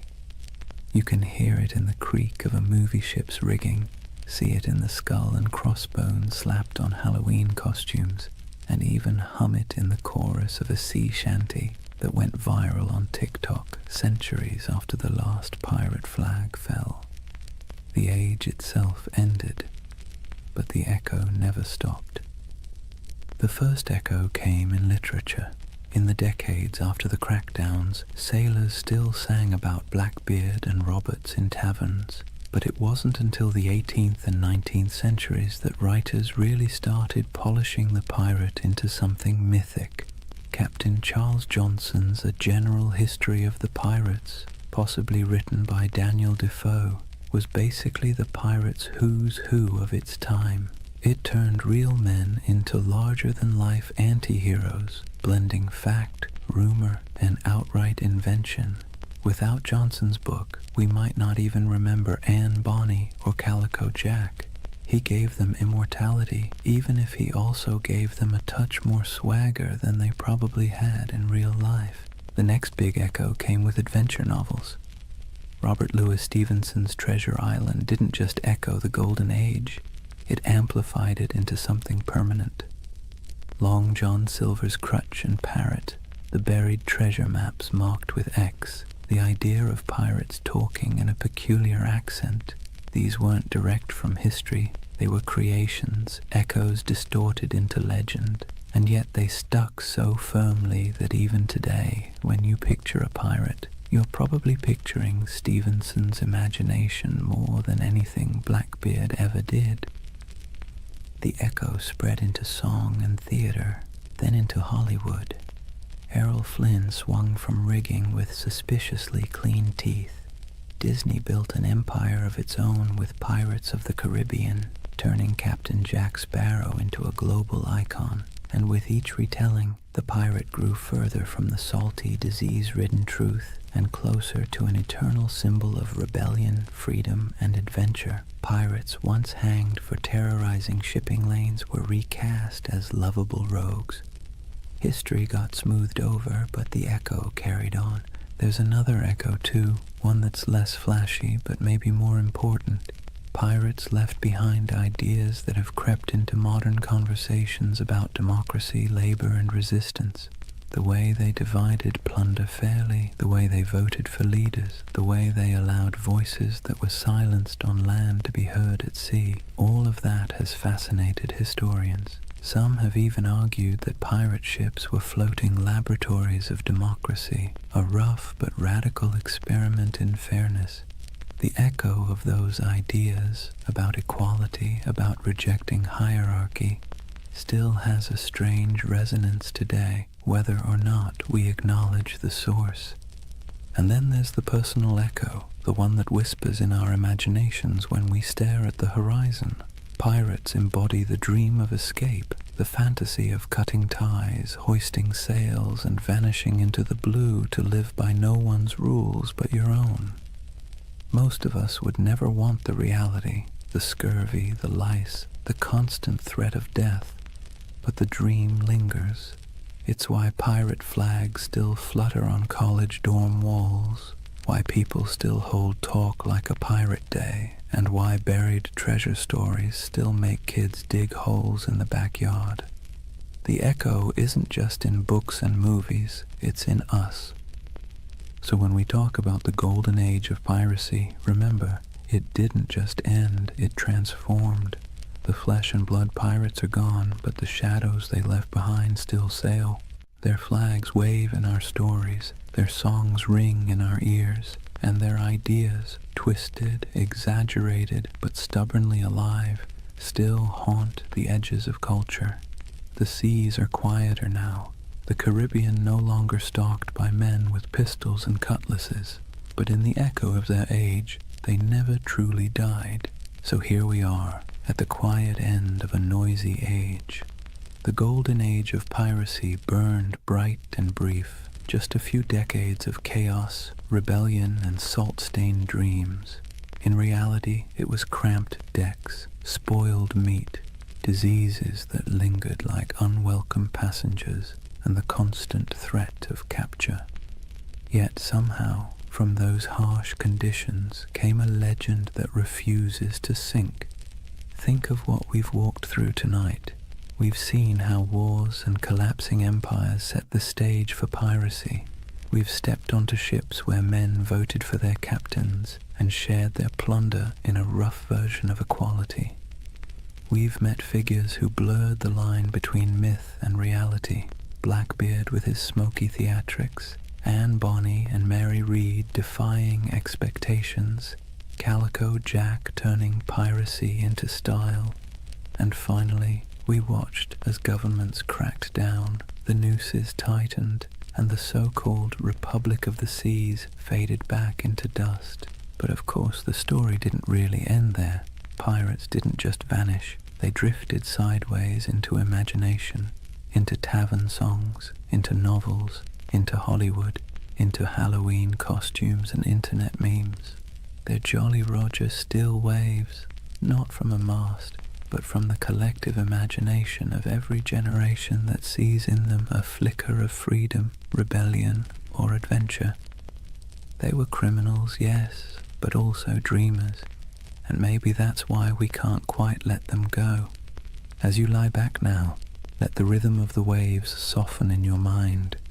Picture the creak of a ship's timbers rocking gently in the swell, the lanterns swinging in the dark, the faint hum of a sea shanty fading into the night. Out there, beyond the horizon, the pirates have gone, but their echoes remain, half history, half myth, all carried forward by our restless need for stories. And unlike those sleepless men who once scanned the waters for sails on the horizon, you don't need to keep watch tonight. You can rest easy, knowing the only thing waiting for you is the calm of sleep. Close your eyes, let the waves carry you, and drift peacefully into dreams. Good night.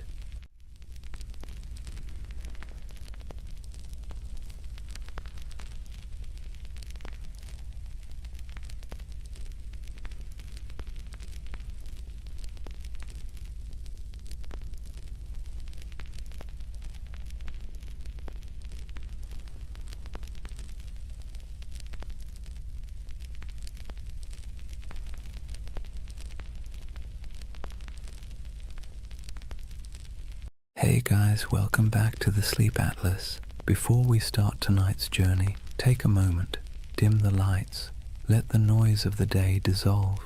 Wherever you are, you're about to travel somewhere strange, not a place on any official map, but one that lives in whispers, in dust, in the margins of forgotten atlases. This is the story of Tartaria. They say history is written by the victors, but what happens when the victors forget to mention an entire empire? What if there really was a civilization, vast, advanced, beautiful, erased not by time, but by design? A civilization that built cities we can still see, but no longer recognize. Sounds impossible, right? Yet somehow you've probably already seen pieces of it. The old photos of cities with windows buried beneath the streets, the maps labeled Grand Tartary, the ornate architecture that feels out of place as if it belonged to someone else, someone older, someone gone. Now, to be clear, Tartaria isn't a historical fact. It's a theory, a myth, a dream, if you want to be kind. But it's a dream that refuses to die, because at its heart lies something irresistible. The idea that history isn't what we think it is, that we've been handed a world with a few missing chapters, and whether you believe the myth or not, it's hard not to feel something when you see it. So tonight, we're going to drift through that myth together, through maps, ruins, and half-buried cities, through stories of explorers and erased empires, through the dusty edges of history where imagination and memory blur together. And if you fall asleep along the way, that's fine. That's kind of the point.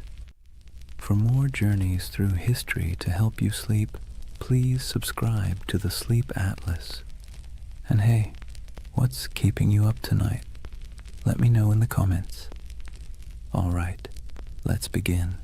Imagine fog rolling over endless plains, gold grass bending under the wind. You stand before a vast land that feels both ancient and impossible, somewhere between Asia and memory, somewhere once called Tartaria. Chapter 1. The Empire That Never Was, or was it? They called it Grand Tartary.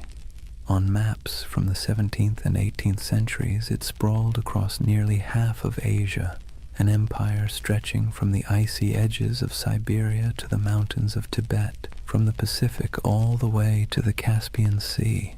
A continent-wide expanse so huge it made Europe look like a backyard garden. But here's the strange thing. When you look closer, it doesn't behave like any other empire on the map. No clear capital, no list of rulers, just a name, Tartaria, floating over deserts and steppes, surrounded by decorative drawings of camels and horsemen. The cartographers might as well have written, "Here be mystery." And yet, for hundreds of years, Western mapmakers copied that name again and again. Tartaria, Grand Tartary, the Great Tartar Empire. Sometimes they drew castles or cities with minarets. Sometimes they left it blank, as if even they didn't know what they were depicting. So what was Tartaria, according to the official story? Nothing. The word Tartary was simply a European catch-all term for the unknown lands of Central and Northern Asia. The people who lived there, Tatars, Mongols, Siberian tribes, were lumped together under one convenient label. To the Europeans of the 1600s, it was the great blurry East, wild, uncivilized, and beyond comprehension. But to modern eyes, it doesn't look like nothing. It looks deliberate, mysterious, like the ghost of something that was once real. And that's where the story starts to hum. Because if you look long enough, if you trace enough old maps, you start to notice inconsistencies. Cities drawn where no cities should exist. Structures too grand for the people historians claim built them. Ruins that don't seem to fit their supposed age. Some believe those ruins were Tartarian, that an advanced civilization, older than Rome, older even than Egypt, once stretched across the world. They say its architecture was sophisticated, its technology almost magical, free energy, perfect symmetry, towering buildings powered not by fire or water but by something lost, something we can no longer name. It sounds absurd, but then you see the photos, black and white images from the late 19th century, cities under construction except everything already looks finished, cathedral-sized buildings supposedly built in a decade, though even modern machinery would struggle. Streets half-buried, windows below ground level, as if the earth itself had swallowed the first floors. That's where the mud flood theory enters. According to believers, some great cataclysm, maybe natural, maybe man-made, swept across the world in the 1800s, burying entire cities in mud and erasing all evidence of this lost empire. When humanity dug out afterward, we inherited the world we think we built. In other words, the Victorians didn't build all those ornate cities. They unearthed them. It's easy to roll your eyes, but it's also strangely poetic, because even if Tartaria never existed, the feeling behind it, that something monumental was lost, is very real. And part of why this myth persists is because, well, history does lose things. Entire civilizations have vanished before. The Minoans, the Indus Valley, the Olmecs, people who built incredible cities, traded across oceans, and then disappeared, leaving nothing but stones and speculation. So maybe the idea of Tartaria isn't so far-fetched. Maybe it's a reflection of that same human ache, the need to fill in the gaps with something beautiful. Imagine wandering through a European city at dusk. The sky is pale gold, pigeons circle over rooftops. You walk down a street where the buildings rise like cathedrals, domes, arches, pillars carved in perfect balance. It all feels too good, too symmetrical, too ancient to have been born in the soot and smoke of the industrial age. For a moment you wonder, did we build this, or did we inherit it? The theory of Tartaria taps into that quiet doubt, the sense that somewhere along the way, humanity rebooted, restarted, forgot, and the mud flood is a metaphor for time, for amnesia, for the way civilizations bury their own pasts under layers of progress. It's an idea that's equal parts eerie and comforting, because if there really was a forgotten golden age, maybe the world isn't as random as it seems.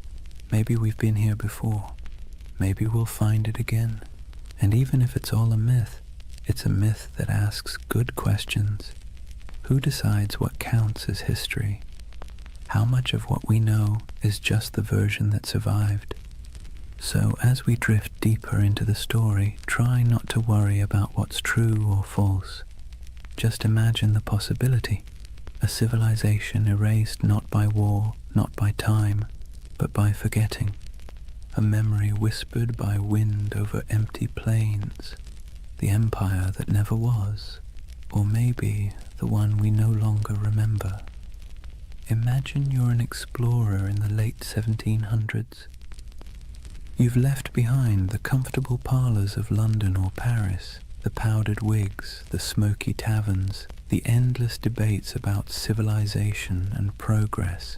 You're trudging through a landscape so vast it feels like the sky itself is falling toward the horizon.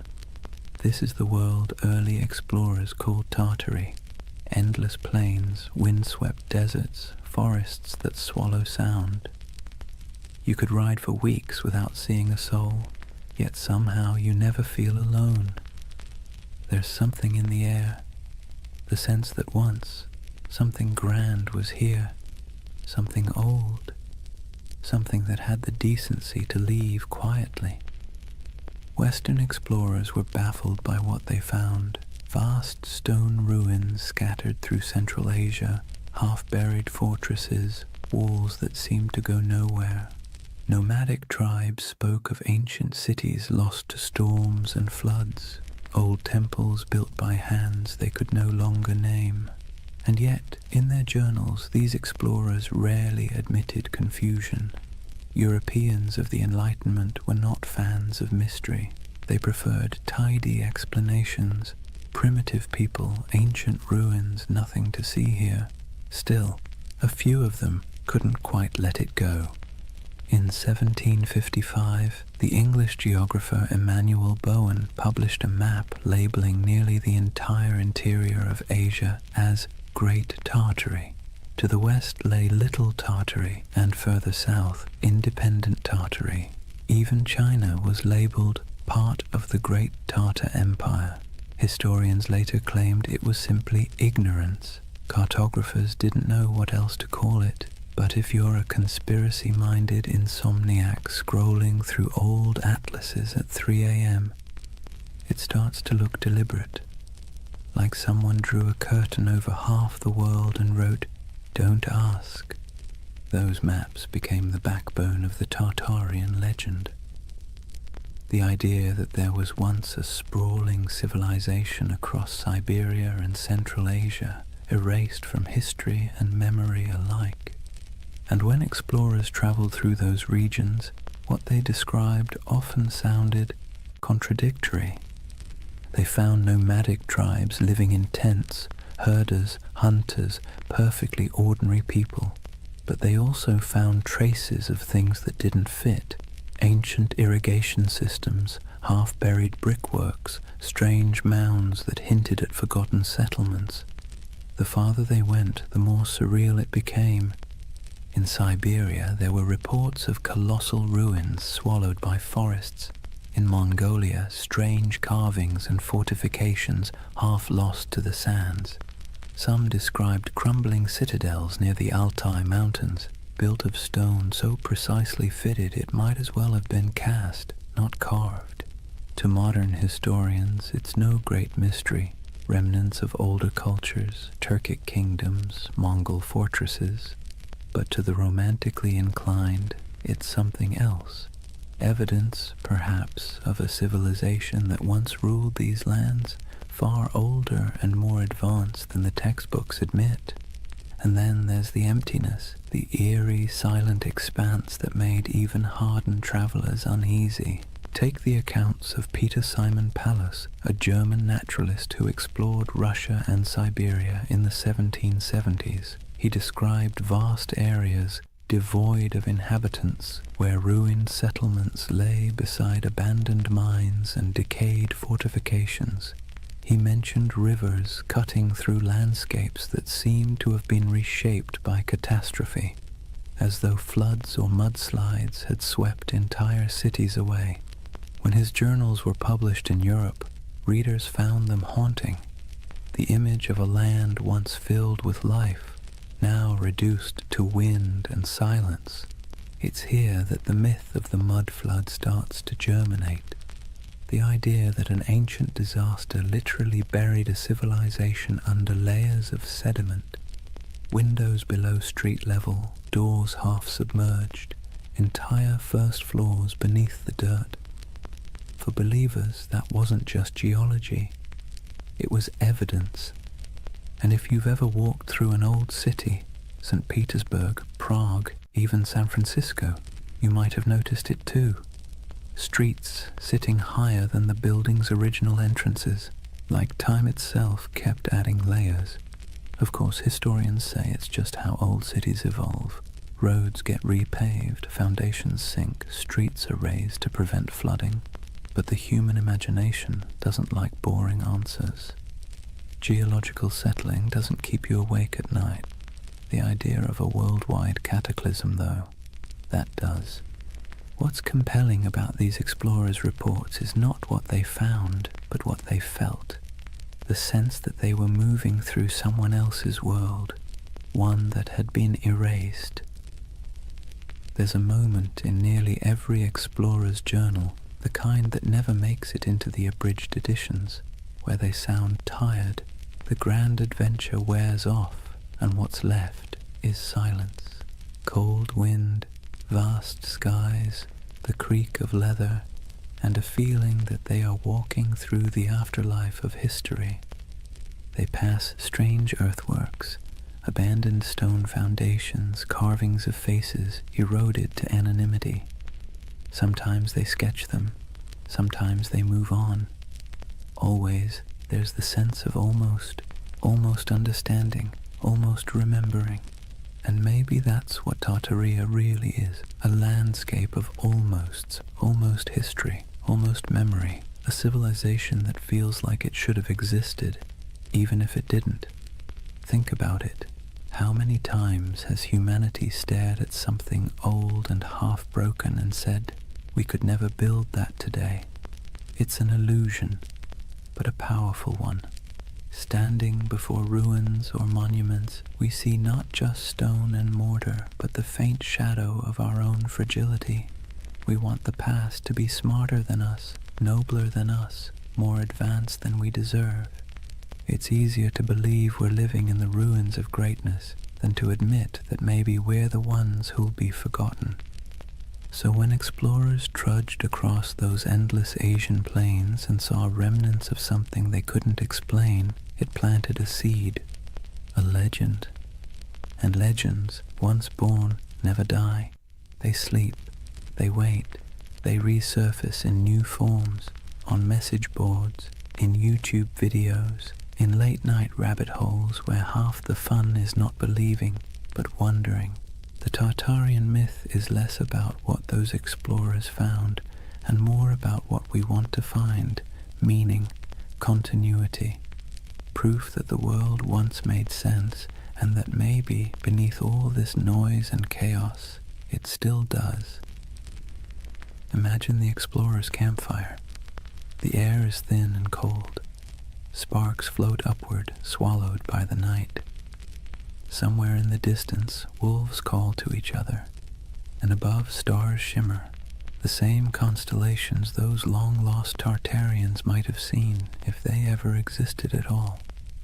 The explorer looks out over the dark plain, notebook open, and writes one word on the page, Tartaria, a word that means nothing and everything. They say the earth remembers, every stone, every layer of dirt, every foundation buried beneath a modern street is a diary, written in silence.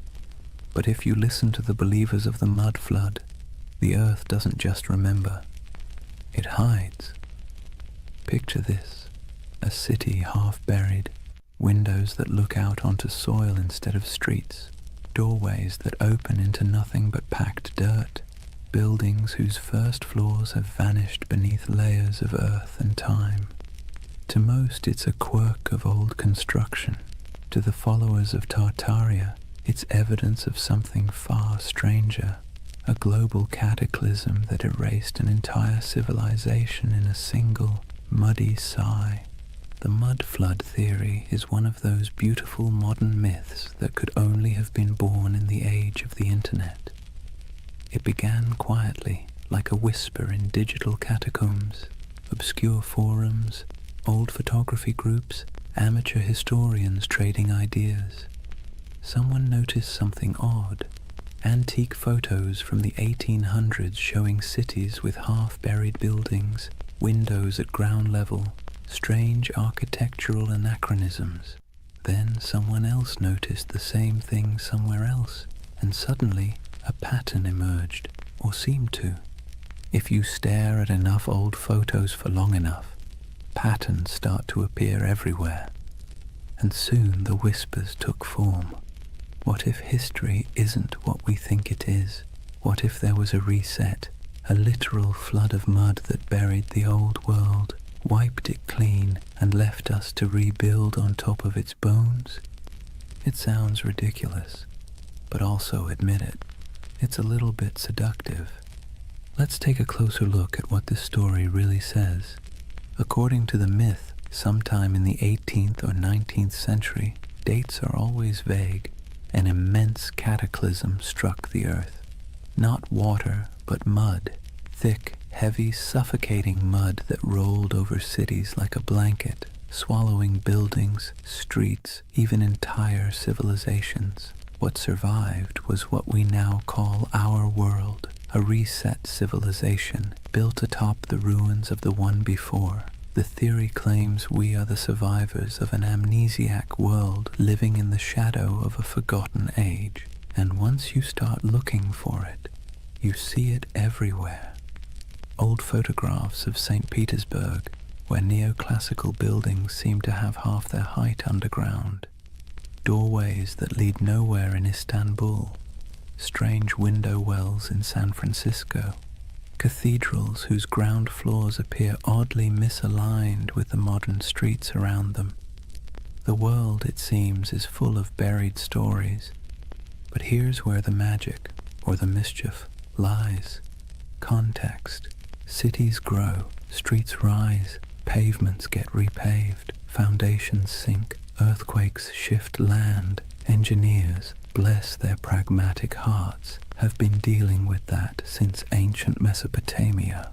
It's normal, but the human imagination doesn't want normal. It wants wonder. It wants the cosmic version of a plot twist. And so the mud flood became that twist, a grand, tragic reset that could explain the strangeness of the world, the impossible beauty of old architecture, the missing centuries, the ruins that look too modern to be ancient and too ancient to be modern. It's not hard to see why the theory stuck.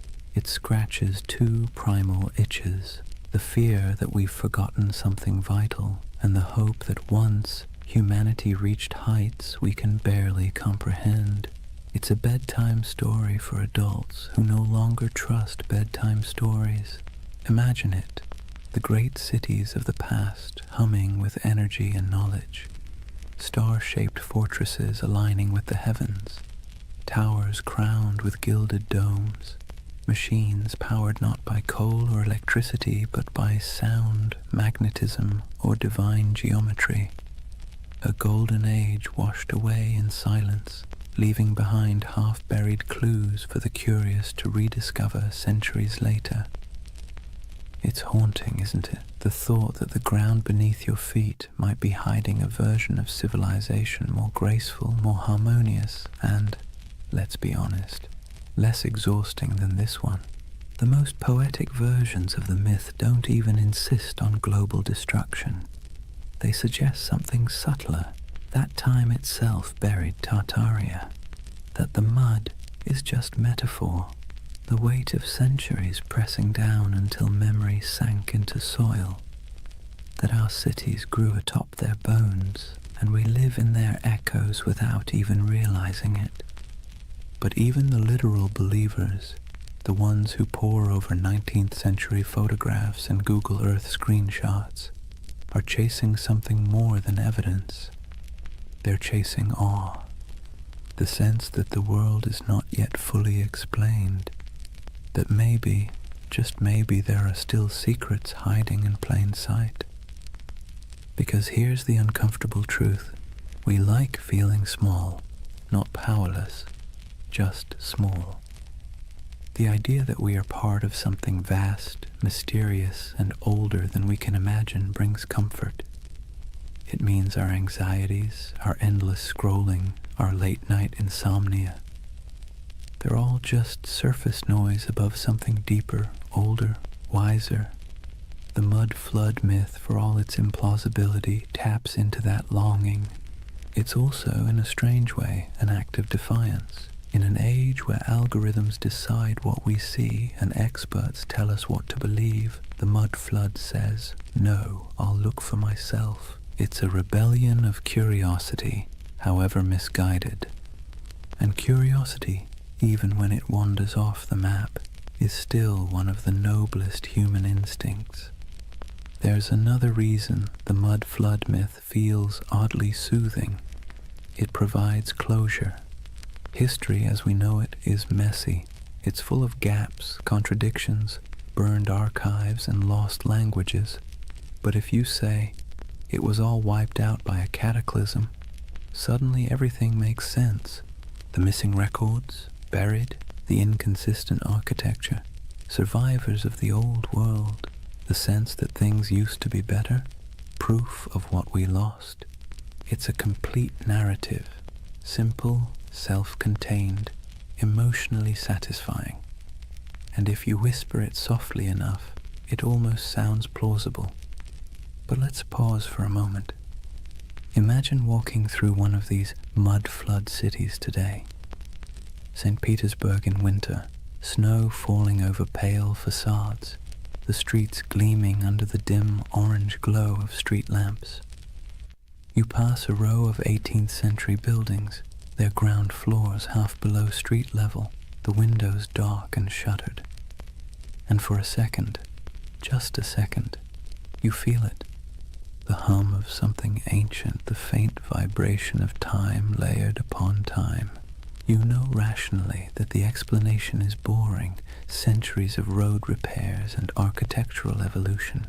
But your imagination doesn't care. It leans closer, it listens, it wants to believe. That's the quiet power of myths like Tartaria.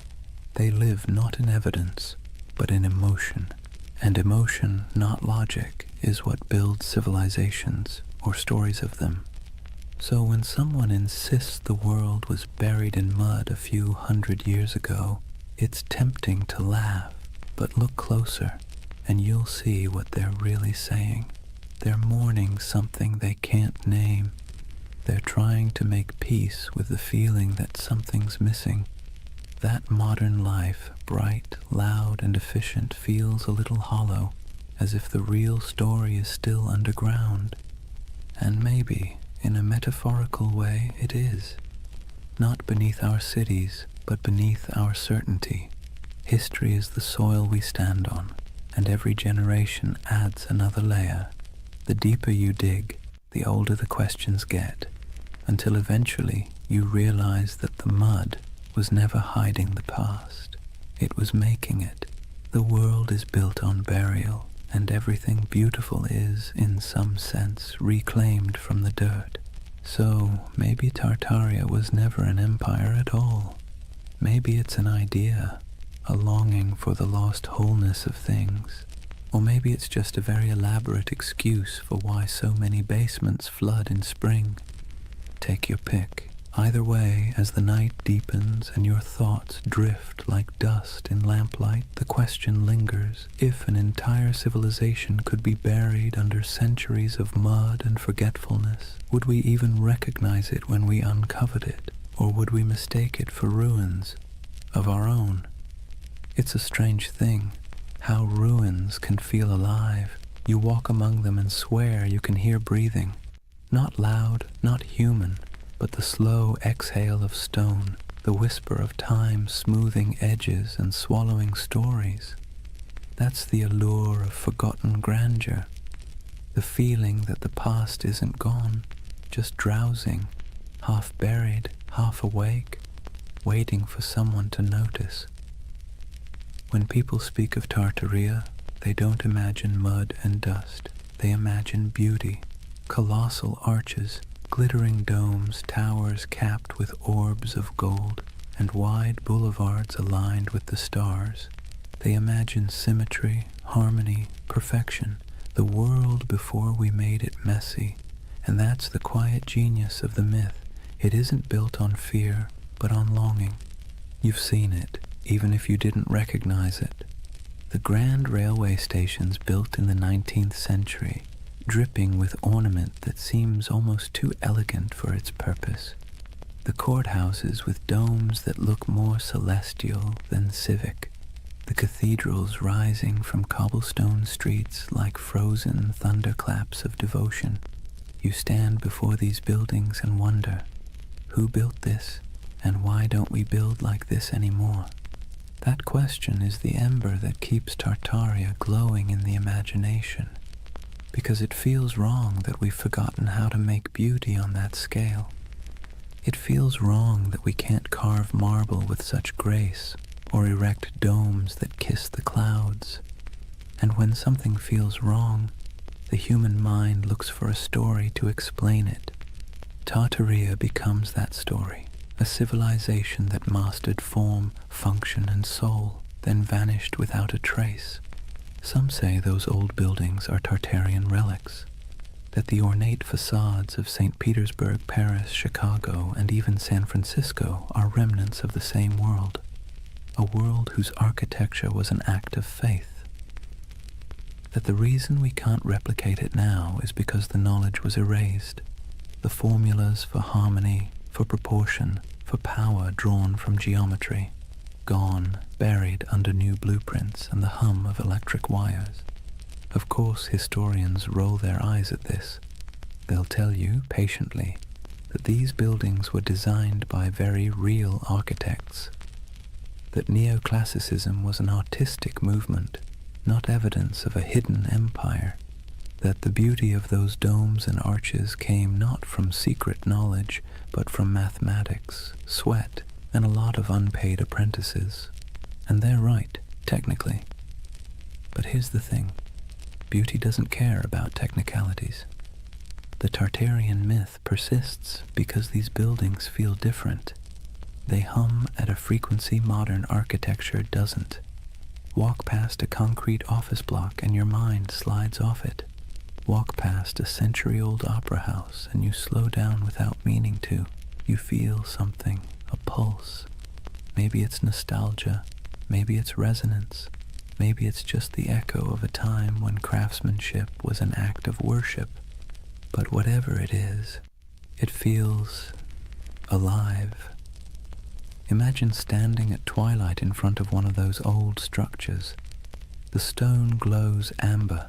The carvings seem to move in the shifting light. You can almost believe the building is remembering itself, its birth, its purpose, its centuries of reign and revolution. That's the spell of forgotten grandeur. The architecture isn't just old, it's haunted by the idea of meaning, and when meaning vanishes, mystery rushes in to fill the space. Tartaria thrives in that mystery. It offers an explanation for why the world feels simultaneously ancient and amnesiac, why progress sometimes feels like forgetting, why the cities of the past, those that survived wars, plagues, and fires, still look more eternal than anything we've built since. Modern life gives us glass towers and efficiency. Tartaria promises something slower, something that glows, a civilization that built not for profit or speed but for resonance, structures designed to outlast memory itself. It's an irresistible dream, because whether or not Tartaria existed, the feeling it represents is real, the ache for beauty that doesn't apologize for existing, for craftsmanship that outlives its makers, for a sense of belonging to something both vast and intentional. That's why the myth never fully dies. People share photographs of star-shaped forts, cathedrals that look like spaceships, and ornate courthouses buried halfway underground, whispering, "Look, this can't just be random." And maybe they're right, though not in the way they think, because what they're really seeing isn't proof of a lost empire. It's proof of a lost mindset, a time when humanity built upward and outward with a kind of faith we've since replaced with convenience. Take St. Isaac's Cathedral in St. Petersburg. It looks like it shouldn't exist. A colossal dome balanced on rows of red granite columns covered in gold that blazes even through fog. Inside, the marble floors mirror the heavens, and the ceilings are painted with saints so vivid they seem alive. Visitors describe it as overwhelming, transcendent, but the Tartarian imagination sees something else, evidence. They ask how such grandeur could be built in the early 1800s by hand in a place that was supposedly swamp and snow. They ask why the foundations look so deep, as if the building once stood taller. Historians give answers: scaffolding, imported granite, decades of work. But believers see a gap, and gaps, as we know, are where myths thrive. It's comforting in a way, because when you believe in Tartaria, you believe that someone once got it right, that the world once understood balance, proportion, light, and energy, that humans long ago built in tune with the earth instead of against it. It's a prettier story than the truth that history is mostly a series of accidents that occasionally produce beauty by mistake. And yet, even if the story is wrong, the emotion behind it is not. There's something deeply human about looking at ruins and imagining paradise, about standing in front of a crumbling palace and whispering, "Who were you? What did you know that we've forgotten?" We do this everywhere. In the jungles of Cambodia, staring at Angkor Wat, in the deserts of Egypt, under the shadow of the pyramids, in the mountains of Peru, among the terraces of Machu Picchu. We look at beauty that endures and assume it must have come from a civilization wiser than ours. Maybe it didn't, but maybe the impulse to think so says more about us than about them. Because really, the myth of Tartaria isn't about lost knowledge, it's about lost reverence.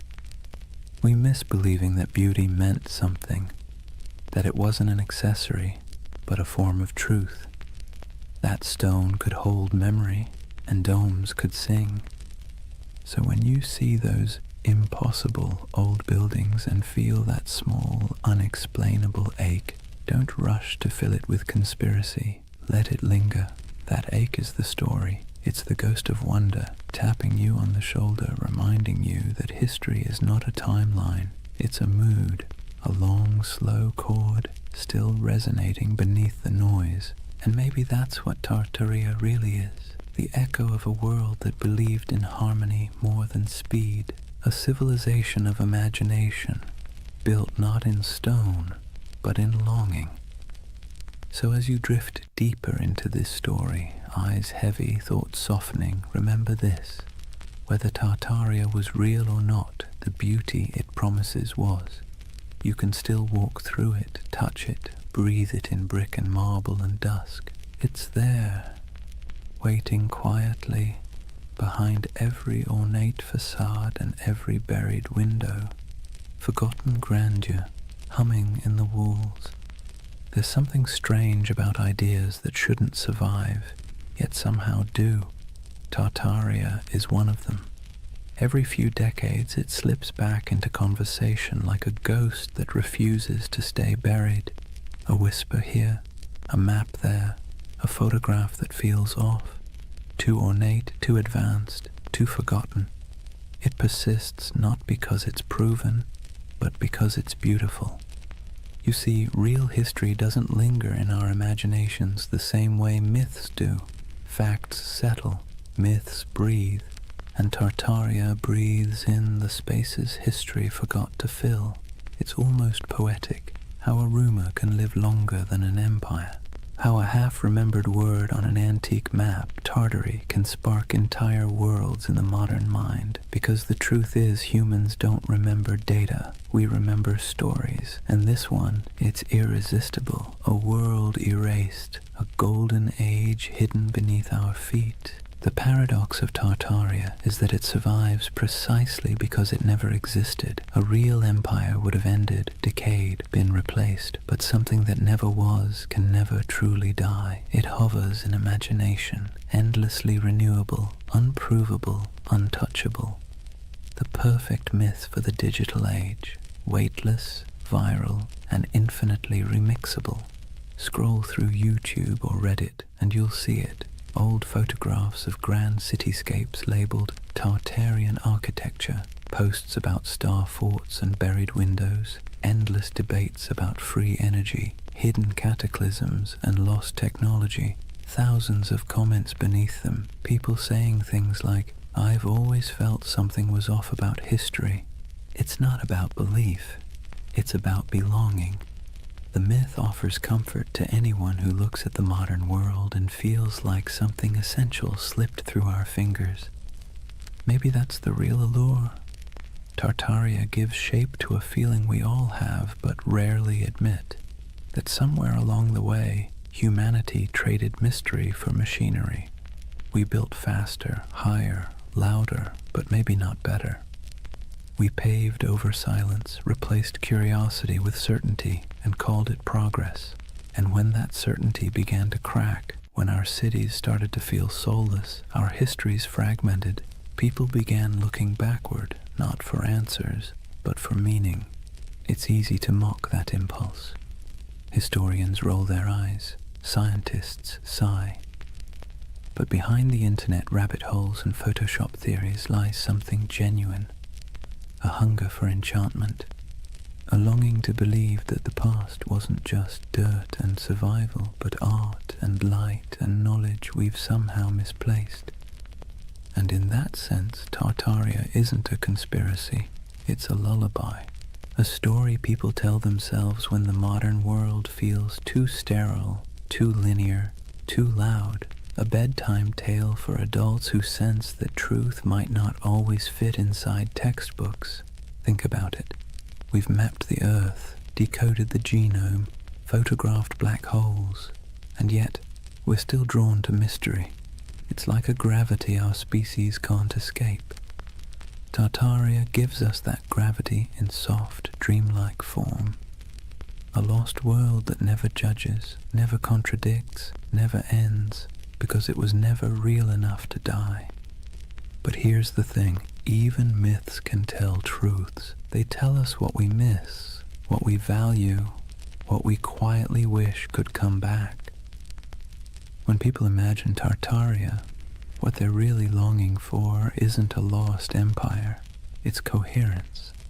A sense that the world once made sense, that knowledge was sacred, that beauty and purpose weren't at odds. In a way, Tartaria is less about history and more about therapy, a collective daydream for a civilization that feels spiritually jet-lagged. We scroll through endless feeds, flickering between wars, gadgets, and memes, and somewhere inside a voice whispers, "Wasn't there supposed to be more than this?" Tartaria answers softly, "Yes, there was, or maybe there could have been." And so the myth persists, traveling through forums and documentaries and late-night conversations, wrapping itself in fog and marble. It survives because it speaks to something the Enlightenment forgot, that mystery itself has value, that not knowing is sometimes more comforting than knowing. But here's the paradox. Tartaria's greatest gift isn't in proving itself true. It's in reminding us that belief is part of what makes us human, that even in an age of algorithms, we still crave wonder. We still want to stand before something vast and say, "I don't understand, but it feels sacred."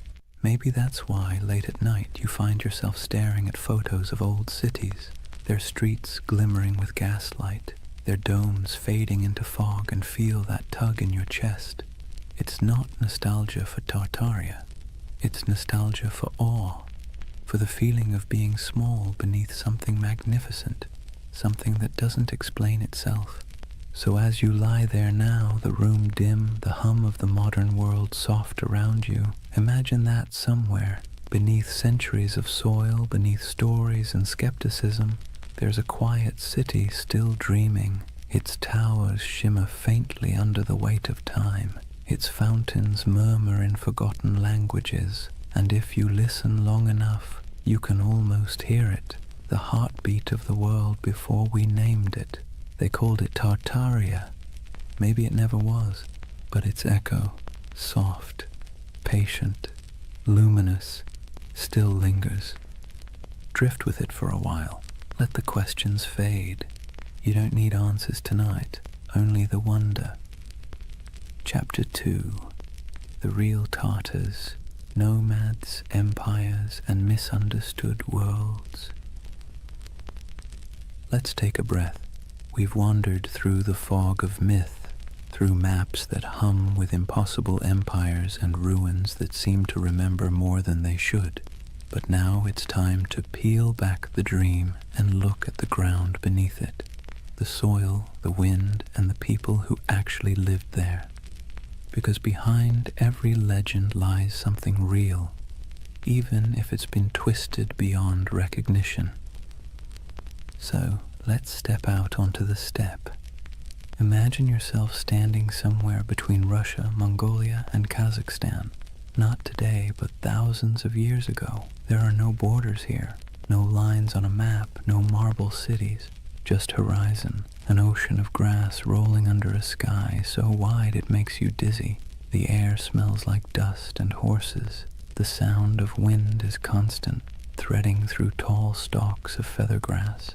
This is the birthplace of what Europe once called Tartary. Not a single empire, but a world of motion, a civilization without walls. To Western minds, this landscape always felt alien. How could a people rule without cities? How could a culture thrive without monuments? To the steppe nomads, that question would have sounded absurd. Their monuments were movement. Their empire was the horizon itself. Centuries before anyone drew Tartaria on a map, there were the Scythians, archers and horsemen who painted their bodies, buried their dead in golden tombs, and drank fermented mare's milk. The Greeks feared them, the Persians tried to conquer them, and yet they moved like smoke, impossible to hold. Herodotus called them a people who have no towns, no walls, no fixed abode, as if that made them lesser. But in truth, it made them free. The Scythians mastered the horse long before Rome even dreamed of chariots. They stitched their world together with leather, not mortar. They carried fire in bronze cauldrons, slept beneath felt tents, and worshipped gods of wind, sun, and sky. To them, the land wasn't empty. It was alive, a vast breathing plain where everything connected through motion and story. After the Scythians came the Sarmatians, then the Huns, then the Turkic Khaganates.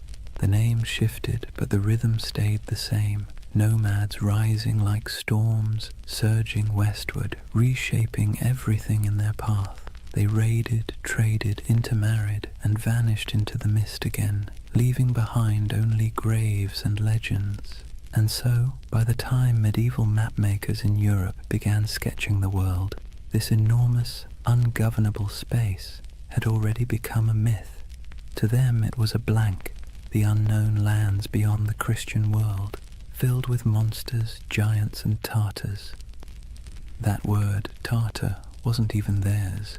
It came from outsiders, likely twisted from the name of a Turkic tribe, the Tatars, with a dash of poetic menace added.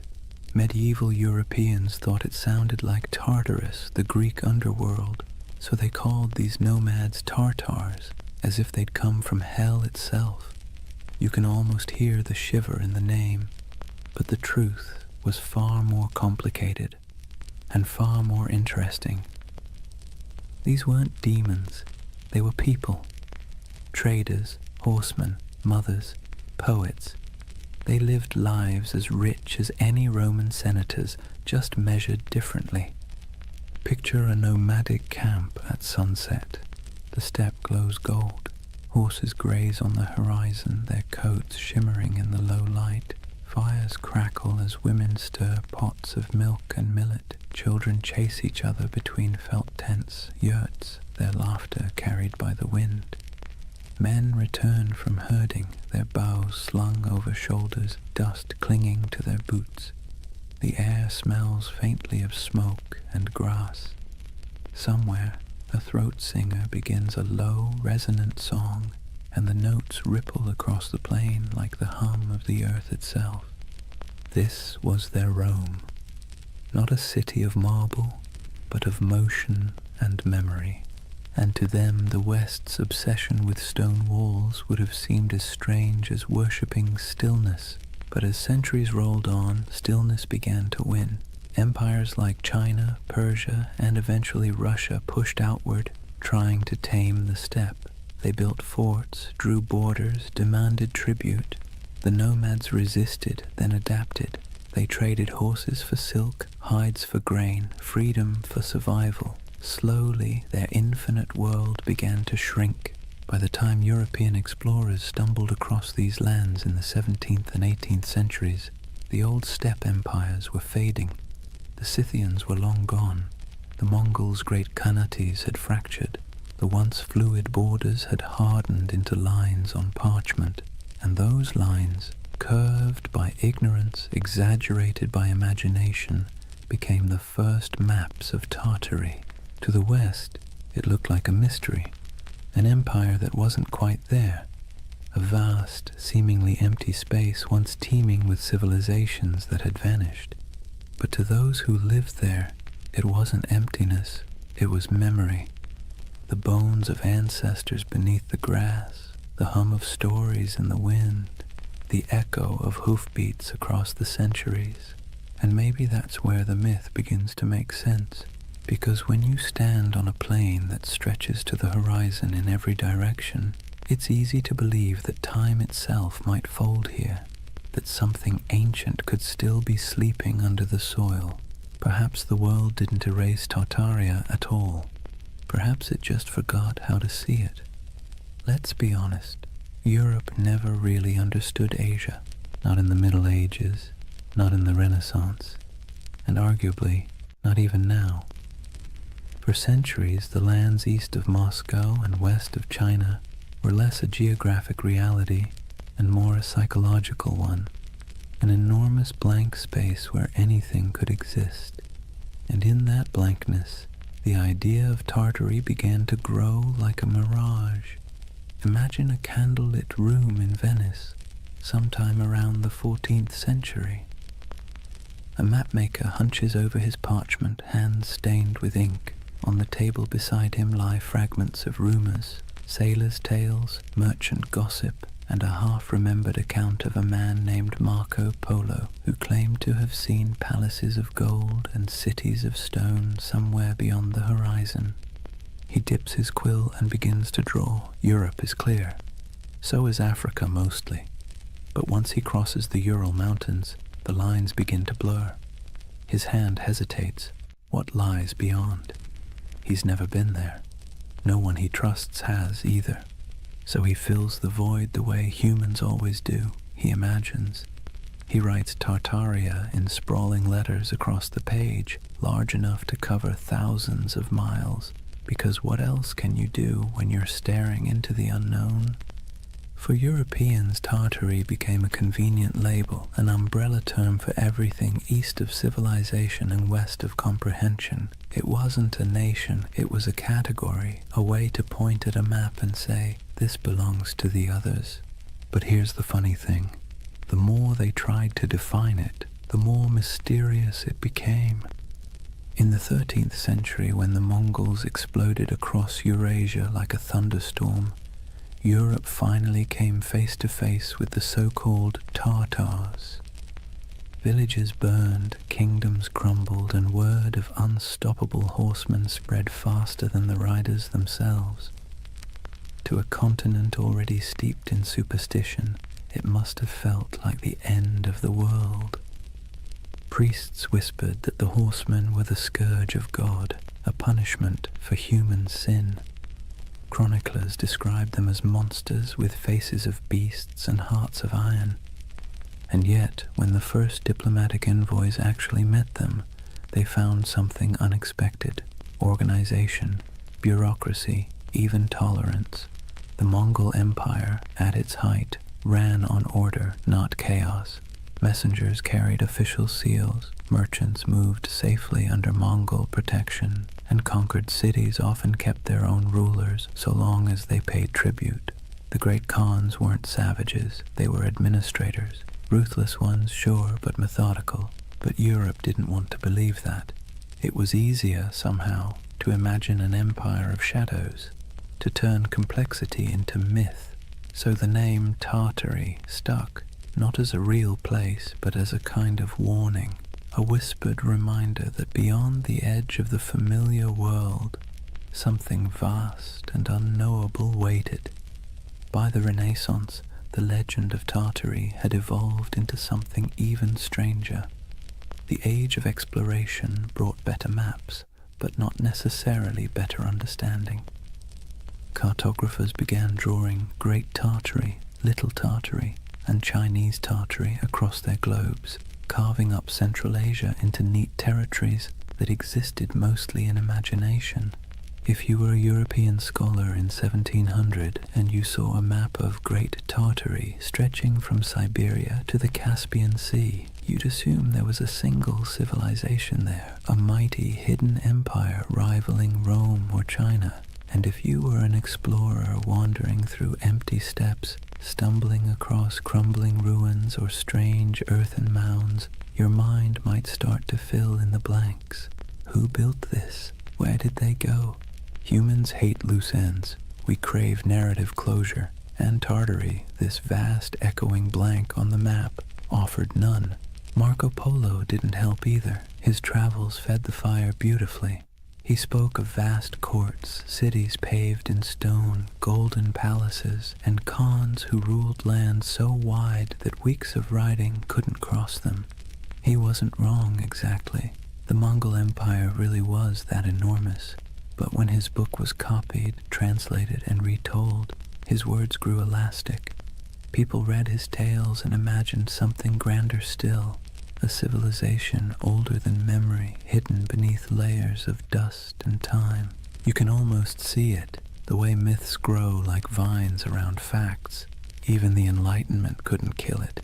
In the 18th century, as Russian explorers pushed eastward into Siberia, they stumbled upon ancient fortifications, strange geometries in the earth, and traces of civilizations long gone. The local tribes spoke of ancestors who built great cities before the snows came. The scholars, baffled, wrote it all down.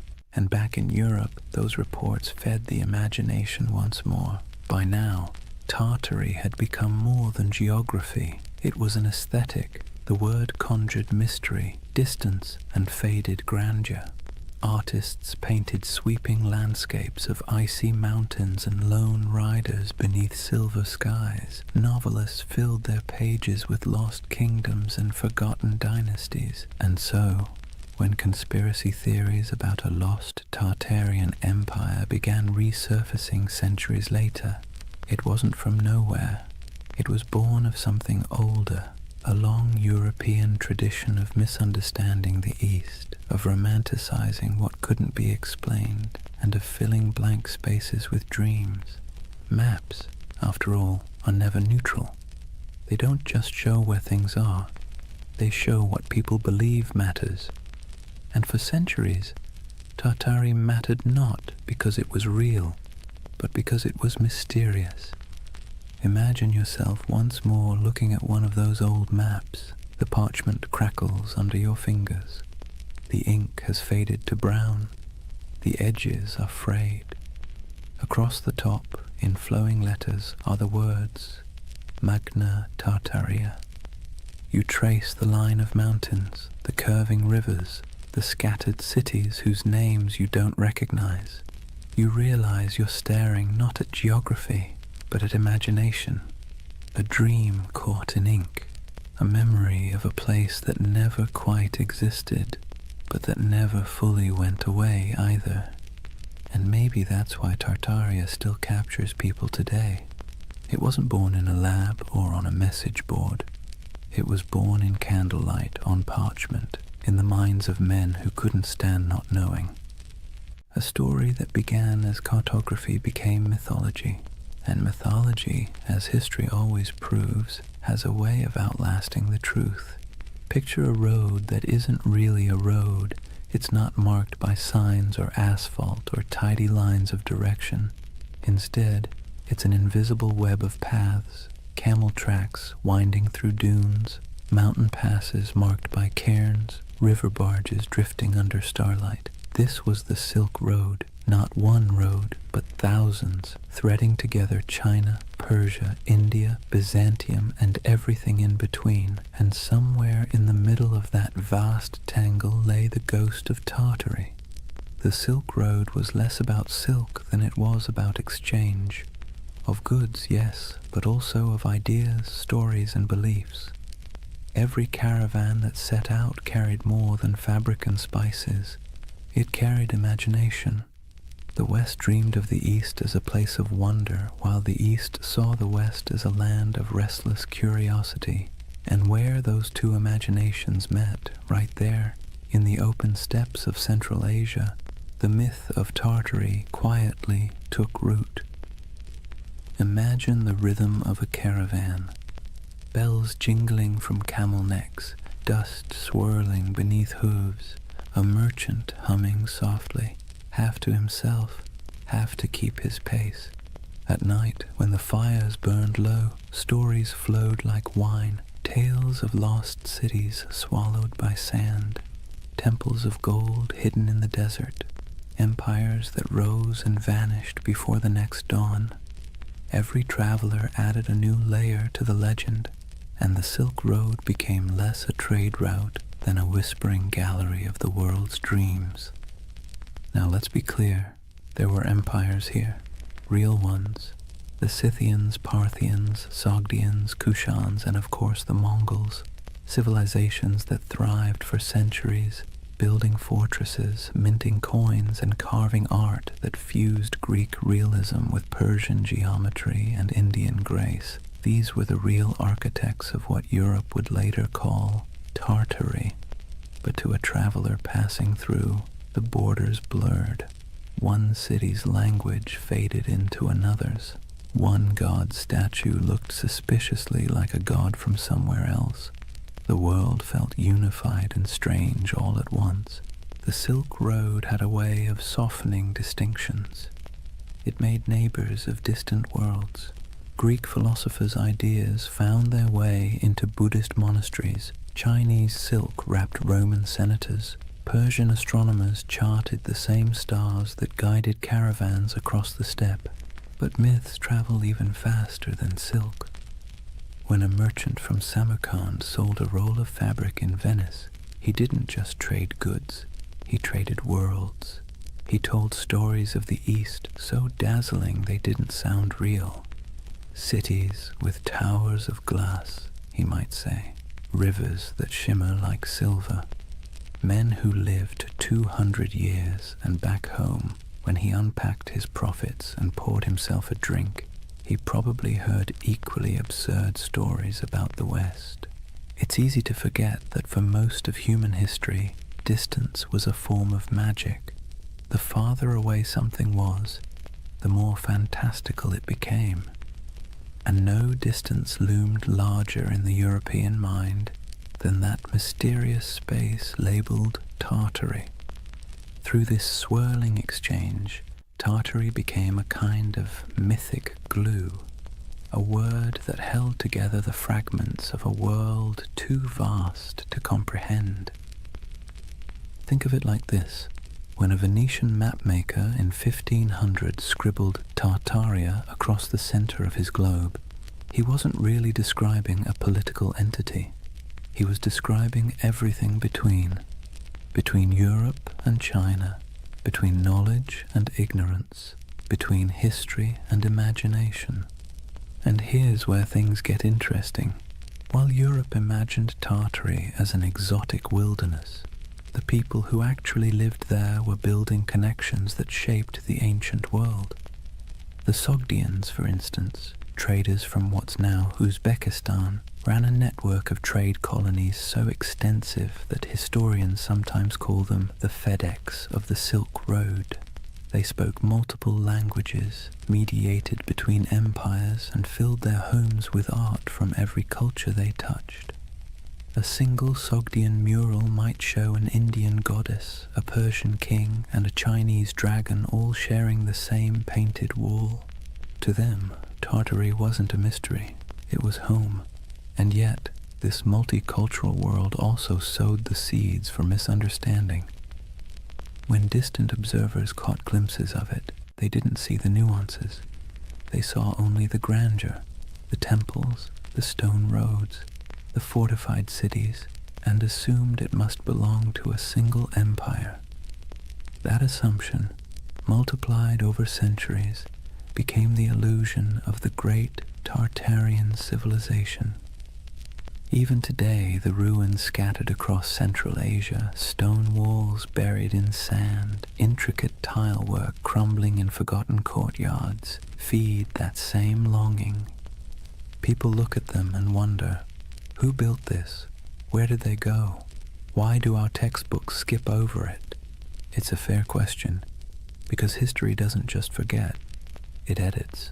When empires fall, so do their names. When borders shift, so does memory.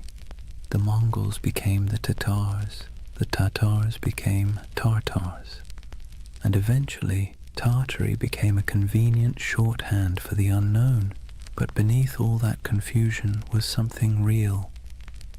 A network of humanity that spanned continents. Imagine standing on a hill somewhere near Bukhara around the 10th century. The air smells of dry sage and smoke. Below you the road shimmers in the heat, lines of travelers winding toward the horizon. A caravan from China passes one from Persia. A monk from India shares a meal with a soldier from Byzantium. Coins from Rome jingle beside jade amulets from the East.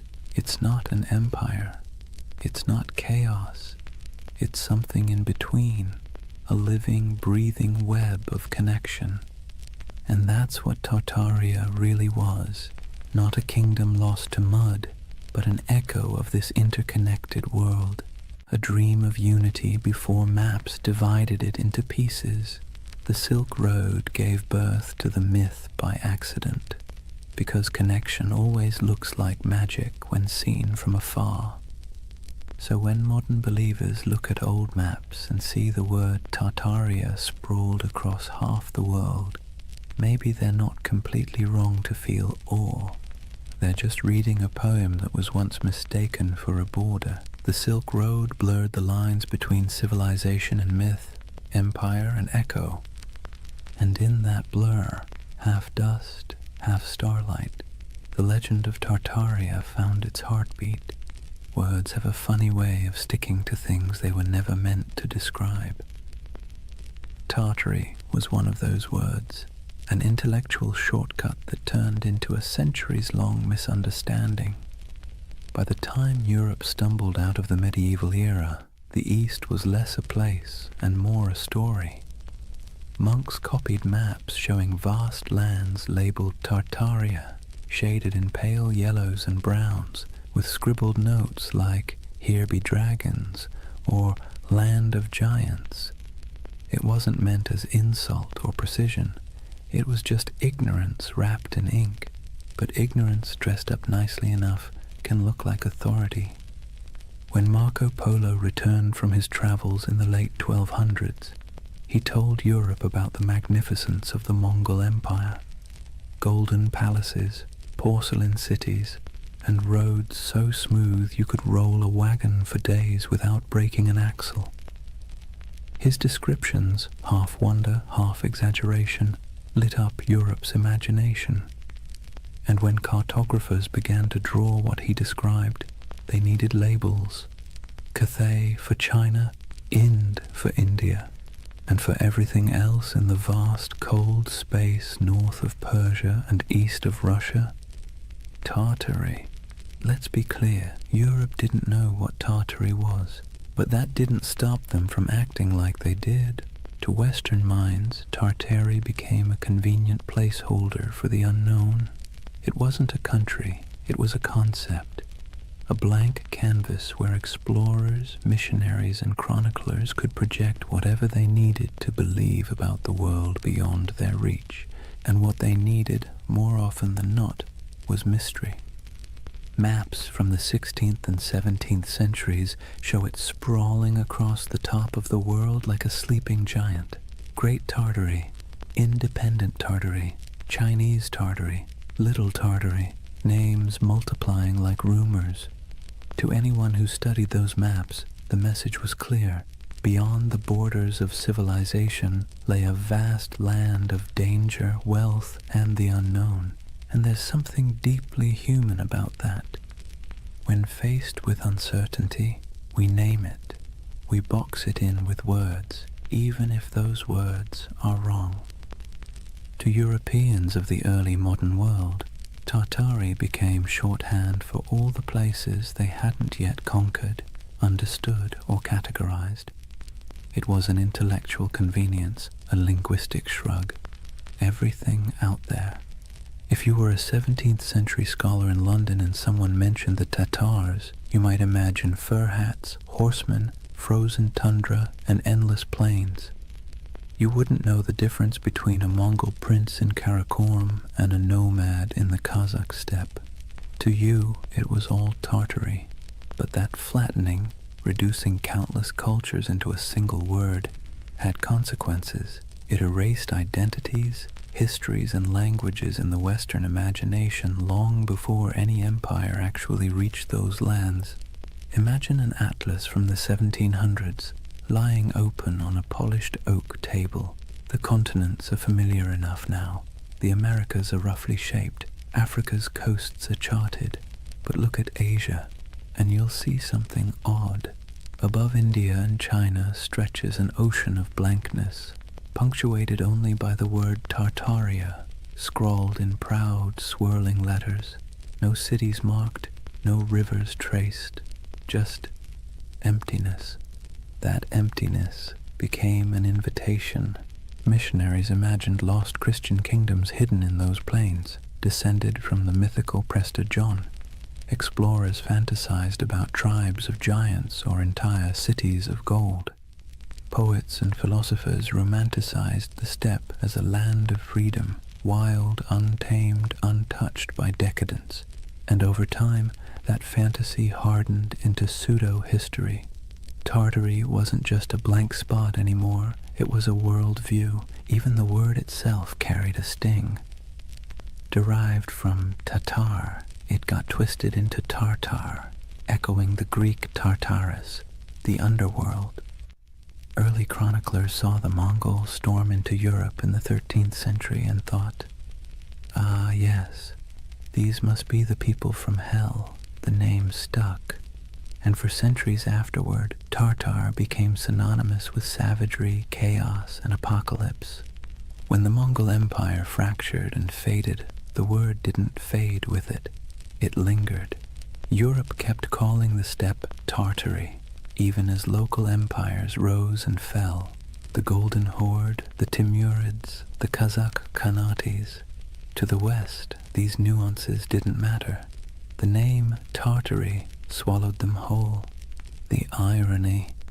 By the time Europe started mapping Tartary with any real accuracy in the 18th and 19th centuries, it had already become a relic. Russia had expanded eastward, swallowing Siberia province by province.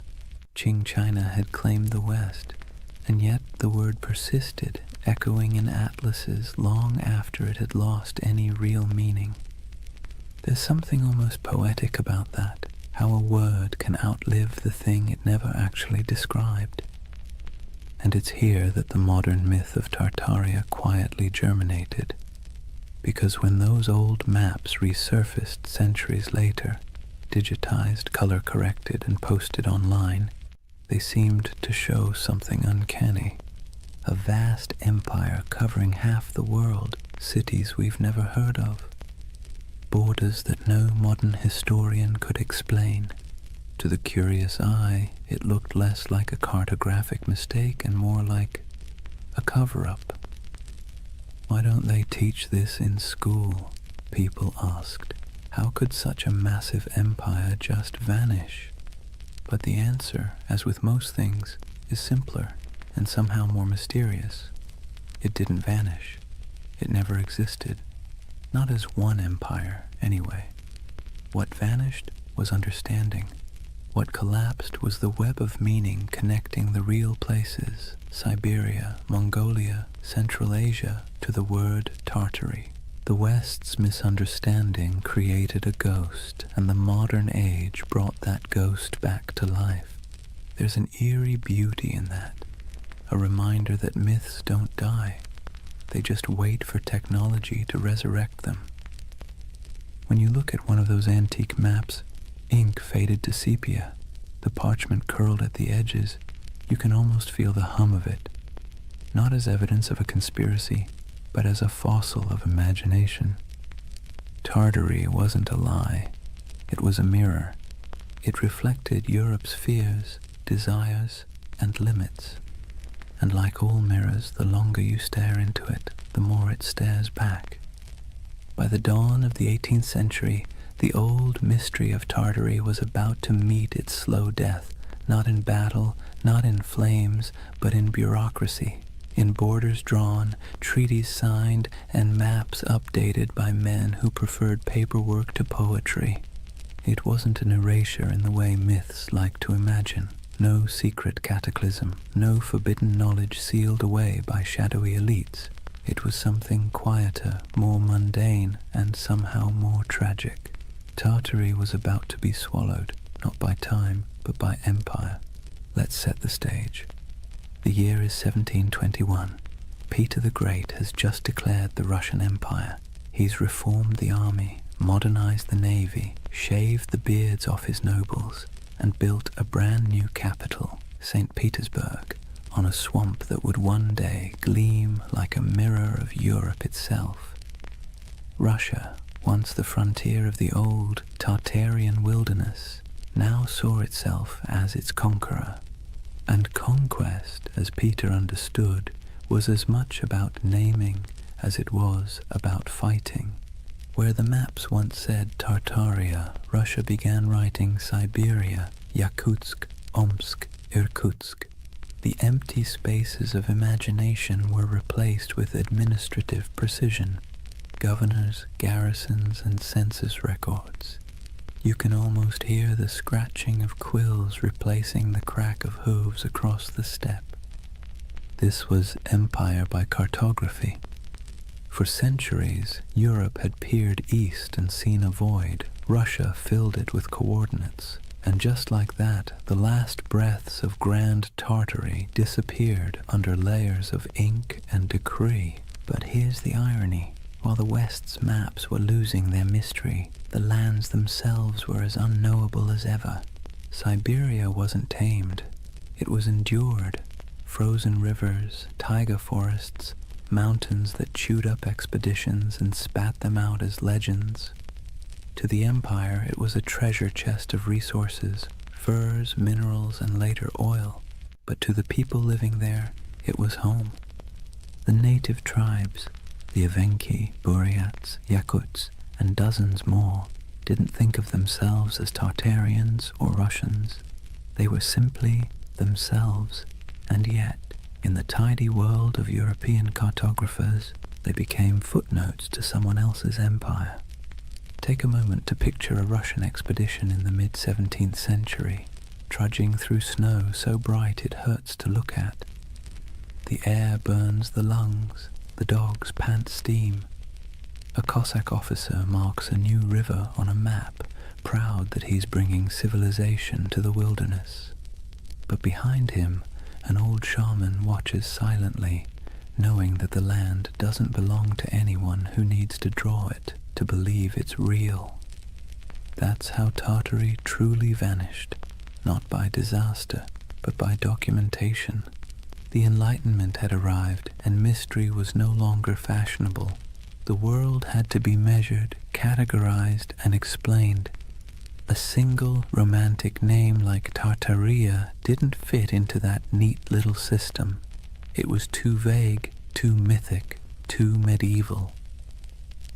By the early 19th century, Tartary lingered only as a kind of ghost word on maps, an anachronism that survived in outdated atlases or in the minds of travelers who still preferred fantasy to geography. You might find Chinese Tartary scribbled across what is now Xinjiang, or independent Tartary hovering somewhere over Kazakhstan, but it was already fading, the ink almost apologetic. What had once stretched across half the known world was reduced to a linguistic relic, an old world word for a world that no longer existed. But this quiet death of Tartary created a strange paradox. By removing the name, the empires of the 18th and 19th centuries thought they were clarifying history. In truth, they erased a mystery so thoroughly that, centuries later, people would come looking for it again. Because that's the thing about erasure, it always leaves an outline. In the modern age, when digital archaeologists started poring over antique maps, The rediscovery of Tartaria didn't feel like uncovering a lie. It felt like uncovering a secret. Here was proof, they thought, that something immense had once existed and been scrubbed from the record. The irony? They weren't wrong about the erasure. They were just wrong about what was erased. It wasn't a hidden utopia or an advanced global empire. What disappeared was ambiguity itself, the willingness to admit we didn't know everything. The 18th century push for rational order, scientific mapping, and imperial control smoothed the rough edges of the world, and in doing so, it flattened mystery into history. Let's be clear, the loss of Tartary wasn't a conspiracy.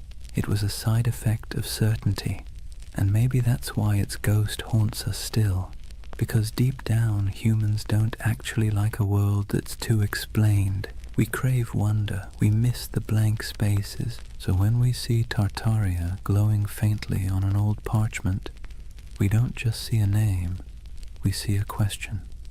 A whisper from the past asking, "What did you forget?" The collapse of Tartary wasn't a fall. It was a fade-out, a slow dimming of a word that once carried the vastness of the unknown, and the quieter it got, the louder the myth became. By the time Russia completed its imperial expansion across Asia, by the time the British, French, and Qing empires carved their pieces of the East, Tartary had been buried not under mud, but under maps. And centuries later, when people began brushing that dust away, what they found wasn't evidence of a lost civilization. It was evidence of our collective imagination still alive and searching. That is the strange beauty of this myth. Tartaria may never have been real in the way empires are real, but its death, its quiet bureaucratic burial, feels as monumental as any fall of Rome, because sometimes the end of mystery is its own kind of catastrophe. Chapter 3. The Great Erasure. Lost knowledge, world fairs, and the architecture of amnesia. Take a deep breath. We're leaving behind the dust of the steppe and stepping into marble, into the gaslit glow of the 19th century, because this is where the story of Tartaria is reborn. Not in Siberia, not on the maps, but in the imagination. Picture it. The year is 1893. The World's Columbian Exposition in Chicago. 200 white buildings rise like mirages along the lake, glowing in electric light. Domes, arches, columns, architecture so grand that people literally wept when they saw it. It looked ancient, impossible, like something from a forgotten golden age resurrected overnight. And here's the kicker. It was built overnight. A team of architects and laborers had thrown up that entire city in less than 2 years. They called it the White City. To the public, it was a triumph of modernity, but to later eyes it looked suspiciously like something else. Massive domed palaces, ornate fountains, obelisks, colonnades stretching into mist. It looked ancient, yes, but not Greek, not Roman. It looked out of time. Now fast forward a century. A man sitting at his computer zooms in on old photos of the fair. He pauses. He notices something strange. The buildings look far too advanced for their time, he thinks. Too perfect, too grand. And then he finds something even stranger. After the fair ended, almost every single building was demolished, burned, scrapped, gone. And that's how a new kind of myth was born. The idea that maybe, just maybe, these temporary structures weren't built at all, at least not by us. Maybe they were rediscovered, remnants of an older, erased civilization. A civilization called Tartaria. Let's be clear, the buildings were real. We have blueprints, records, payrolls, receipts for every brick. But the feeling, the awe they inspired, the eerie way they appeared and vanished, felt mythic. It tapped into something ancient in the human psyche. our suspicion that we've forgotten something big. And once that suspicion took root, it spread. Soon people began noticing Tartarian architecture everywhere. Those impossible domes in St. Petersburg, the Capitol building in Washington, the palace-like train stations of Paris, even the city halls of small American towns. Weren't they all too ornate, too advanced for their supposed era?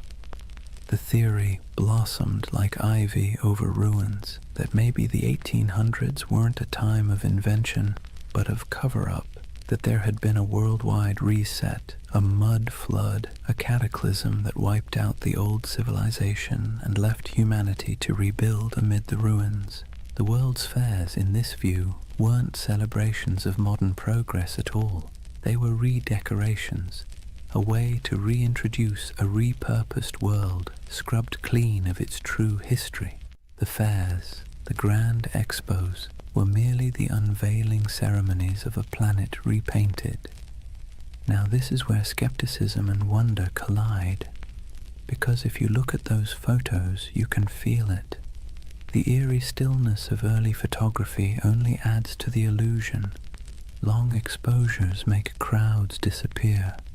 The buildings stand pristine, gleaming, deserted, as if waiting for a civilization that never returned. It's beautiful and unsettling and hypnotic. Even historians, with all their explanations, temporary plaster facades, neoclassical revival trends, technological optimism, can't quite dispel the dreamlike quality. It's too pretty, too deliberate. It feels like memory, not progress. And that's what makes the Tartaria myth so powerful. It didn't come from ignorance. It came from longing. Because by the 19th century, humanity had built machines that could fly, factories that could blot out the sun, and cities that swallowed nature whole. We had replaced mystery with machinery. But beneath the gears and soot, people were starting to feel something hollow, something missing. Tartaria filled that hole. It became the name for everything that seemed too beautiful, too harmonious, too purposeful to belong to the chaotic modern world. It was nostalgia in disguise, a yearning for an imagined time when architecture was sacred, when energy was free, when civilization felt like art rather than industry. Of course, the irony is exquisite. The people of the 19th century built those palaces themselves, but we, centuries later, look back and refuse to believe them capable. Maybe it's easier to believe in a lost utopia than in the idea that our ancestors simply cared more about beauty than we do. So imagine walking through that white city. The lamps hum softly. The canal reflects the moonlight. Music drifts from the pavilions. You hear the shuffle of dresses, the murmur of voices, the click of carriage wheels, and for a moment you can almost believe the myth that you've stumbled into the remains of a vanished empire, briefly resurrected for one last dance before fading again into legend. That's the strange charm of Tartaria. It doesn't matter if it's real. What matters is how it makes you feel, because beneath every conspiracy is a heartbeat, the desire to belong to something greater, to touch a truth the textbooks forgot to mention. And so, through the flickering gaslights of the 19th century, the dream of Tartaria returned, not in stone, but in spirit, not as an empire rediscovered, but as a memory resurrected. Let's be honest for a moment. Modern architecture doesn't exactly make the heart sing. Steel boxes, glass towers, angles sharp enough to injure your soul. Function over form, they say. Minimalism, efficiency, progress. But walk past an old courthouse or a crumbling railway station with columns carved like Roman temples, and suddenly something stirs. It feels like memory. Not your memory, but someone's. And that's exactly where Tartaria hides, in that emotional shadow between nostalgia and doubt. See, the 19th century didn't just give us new machines, it gave us new eyes. Photography froze the world for the first time. Urbanization made old beauty vanish beneath brick and smog. And as the industrial age thundered forward, the West began quietly rewriting itself, paving over not just landscapes, but the very story of civilization. This was the age of erasure disguised as progress.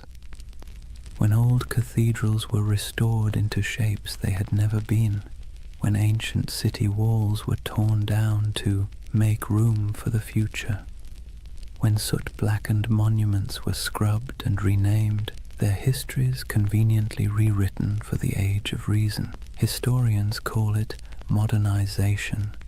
Tartaria believers call it cover-up. Now, let's pause and take a breath, because this is where myth and history start blending like watercolor. The truth is simpler, but also sadder. It wasn't a conspiracy, it was forgetfulness. The 1800s were obsessed with the new: steam, glass, iron, materials that seemed to promise immortality. The faster technology advanced, the more the past looked like an inconvenience. When people demolished centuries-old buildings to make room for factories or boulevards, they didn't think they were erasing history. They thought they were improving it. But here's the paradox. Progress, when it moves fast enough, feels like amnesia. Imagine being a farmer's son in 1820, living in a cottage built by your grandfather, heated by the same hearth. Then picture your grandson in 1890, born under electric light, surrounded by locomotives, reading newspapers printed on machines that could churn out 1 million copies before breakfast. The pace of change was dizzying. The world your ancestors knew had disappeared before your own eyes. And when memory fades that quickly, even the truth starts to look like myth. That's why the great buildings of the 19th century seem suspicious to us now. They're too perfect, too ambitious, too permanent in an age obsessed with speed. To modern eyes, they feel like artifacts of a lost age, something inherited, not made. The Tartaria theory, in this sense, is less about deceit and more about disbelief. We don't believe we could have built something so beautiful in such a short span of time. And perhaps we're right, but not in the way we think, because that beauty came at a cost. It came from child labor, industrial soot, and the quiet suffering of millions who laid bricks, carved columns, and forged iron in furnaces hotter than the sun. It came from colonial wealth siphoned from distant lands. The marble glimmered, yes, but it glimmered on the backs of the exhausted. So when modern minds gaze at that architecture and whisper, "This can't be human," they're half right. It wasn't built by ordinary humanity. It was built by empire. But myths rarely linger on exploitation. They linger on wonder. That's what gives the Tartaria myth its endurance. It erases guilt and replaces it with awe. Instead of confronting how we gained that grandeur, we imagine inheriting it from some ancient, harmonious civilization. A world without conquest, without industry, without soot. A world that built for beauty's sake alone. That's the secret comfort of believing in Tartaria. It allows us to dream of innocence without the blood, to long for sophistication without the cost. And it's not entirely foolish, because beauty is suspicious in the modern world. Think about it. When was the last time a new building made you stop and gasp? When was the last time a city skyline felt like poetry instead of spreadsheet logic? We live in an age that worships utility and scoffs at ornament. So when people look at those domed cathedrals, those train stations like palaces, those impossible star forts etched into the earth, they don't just see architecture, they see meaning, they see intention. And maybe that's what we've lost, the sense that building could be an act of reverence. The Tartarian lens turns architecture into scripture. It whispers that every arch, every dome, every hidden basement tells a story too big to fit inside textbooks. And whether that story is real or imagined, it soothes a modern ache, the feeling that progress has traded wonder for efficiency. So next time you see an old photo of St. Petersburg shrouded in snow or San Francisco's City Hall gleaming in filtered sunlight, look closer, forget the dates, forget the facts, and just feel it. The silence, the symmetry, the faint pulse of something grander than logic. That's the hum Tartaria leaves behind. The ghost frequency of a civilization that may never have existed, but still haunts us with the possibility that it did. And maybe that's enough. Maybe the myth survives not because it's true, but because it's beautiful. Because deep down, beauty itself has started to feel like a conspiracy. Here's the funny thing about lost civilizations. They always seem to resurface when technology changes. The printing press revived Atlantis, television revived the pyramids, and the internet, well, the internet resurrected Tartaria, not in dusty libraries or archaeological digs, but in image boards, YouTube videos, Reddit threads, and algorithm-fed rabbit holes that feel half like history class and half like lucid dream. If the 19th century erased memory through progress, then the 21st century resurrected it through curiosity. The internet, for all its chaos, gave the world a second archive, a place where forgotten photographs, misfiled maps, and half-remembered myths could find each other again. And that's where Tartaria thrived, among digital ruins. Let's be clear, no mainstream historian believes in the Tartarian Empire, but belief doesn't need credentials, it needs emotion. And online, emotion spreads faster than evidence. It starts small. Someone scrolling through antique photos finds an image of a half-buried building, its windows strangely below street level. They post it with a caption, "Mud flood? Hidden history?" Someone else comments with an old map labeled Great Tartary, stretching across half of Asia. Another user adds photos of star forts, geometric fortifications shaped like mandalas carved into the earth. Then someone else notices that the architecture of 19th century world fairs, domes, spires, impossibly ornate facades, seems eerily similar across continents. And suddenly, the pattern takes on life. A civilization that might never have existed begins to coalesce, not in ruins, but in pixels. It's fascinating to watch. The modern Tartarian myth isn't a single story. It's an ecosystem, a living organism built out of collective imagination. People piece together images, compare architectural styles, track supposed mud flood layers in Google Earth, and speculate about ancient technology, free energy, and global resets.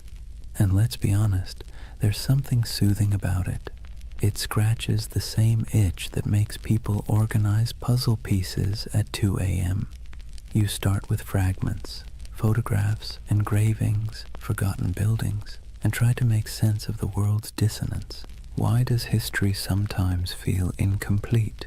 Why do our cities seem to rest on older bones? Why does beauty feel borrowed?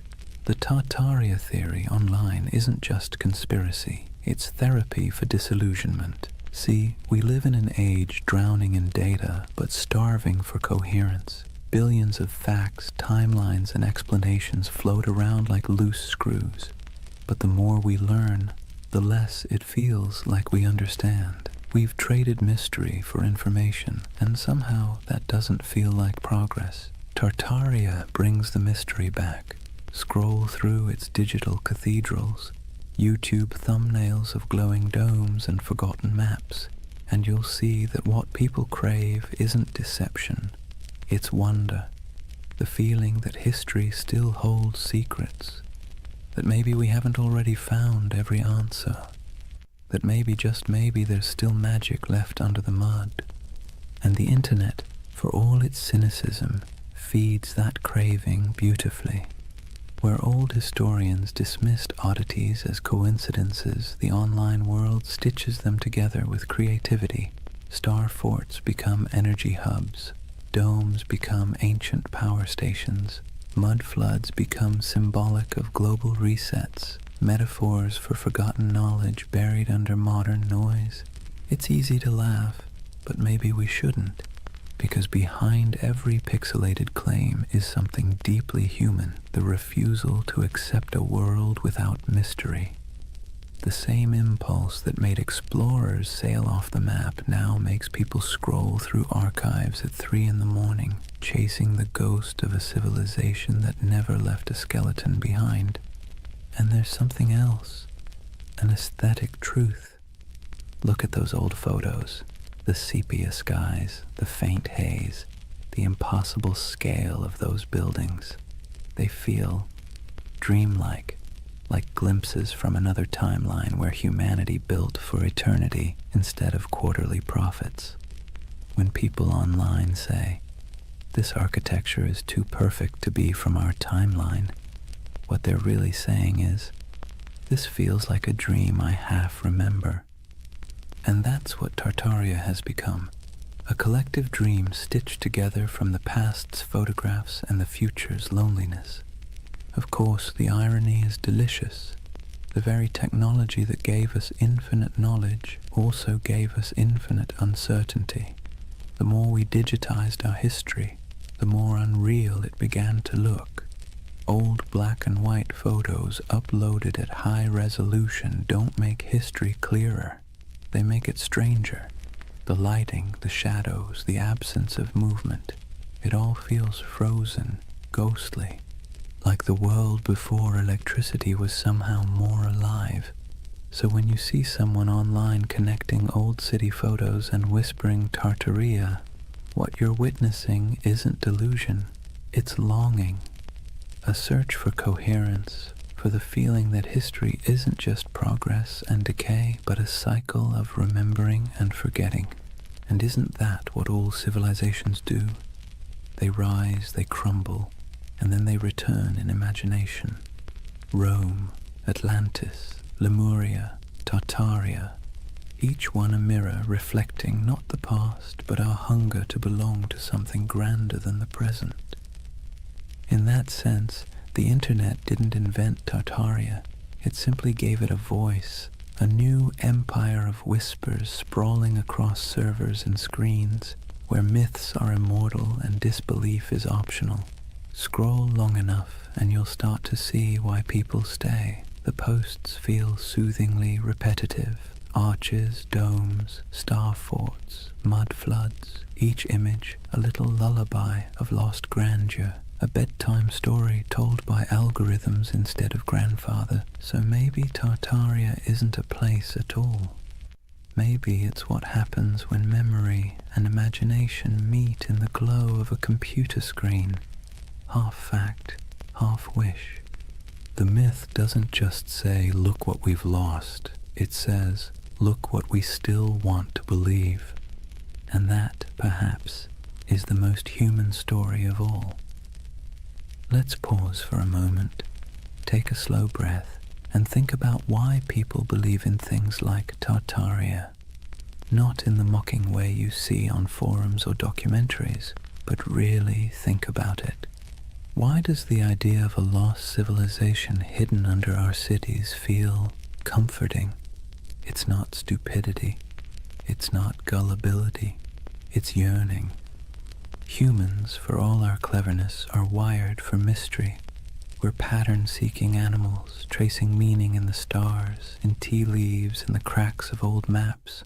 The unknown makes us restless, the known makes us bored. And between the two, we spin myths that make life feel a little more meaningful. Tartaria lives in that space. It's not really about mud floods or star forts. It's about the suspicion, deep down, that the world we've been handed is incomplete, that someone, somewhere, has hidden something important, that maybe history isn't a straight line of progress, but a looping dream where civilizations rise, fall, and are forgotten not by accident, but by design.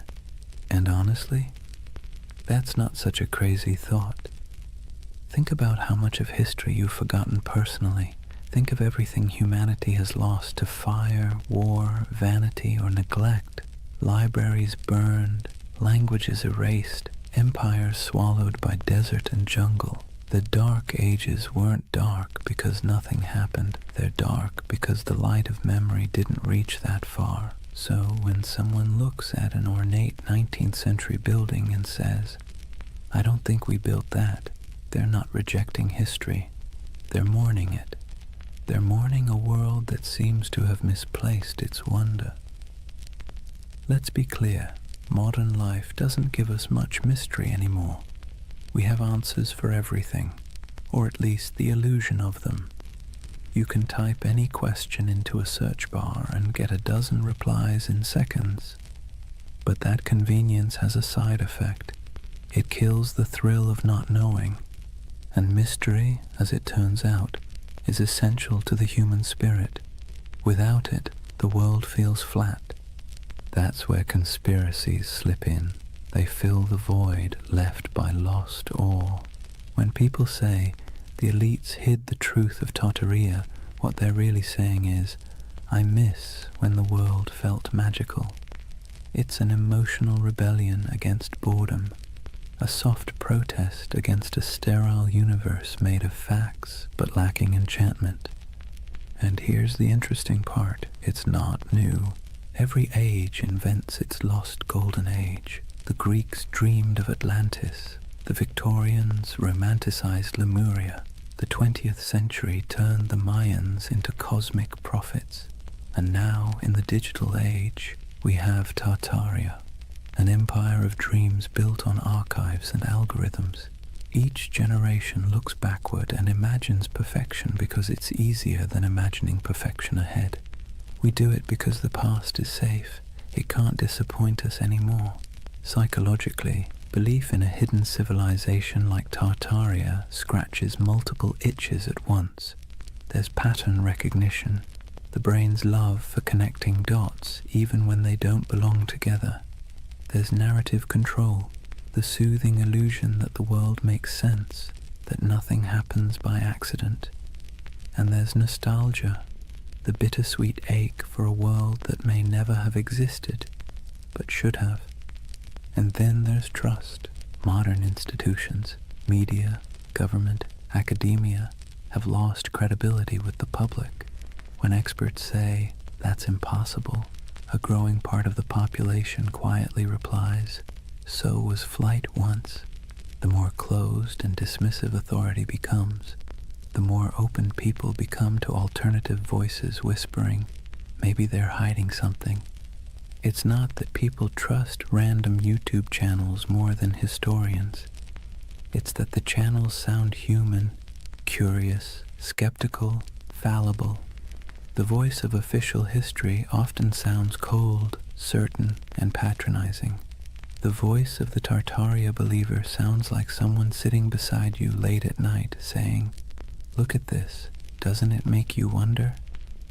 And wonder is addictive. Once you feel it, it's hard to go back to plain explanations.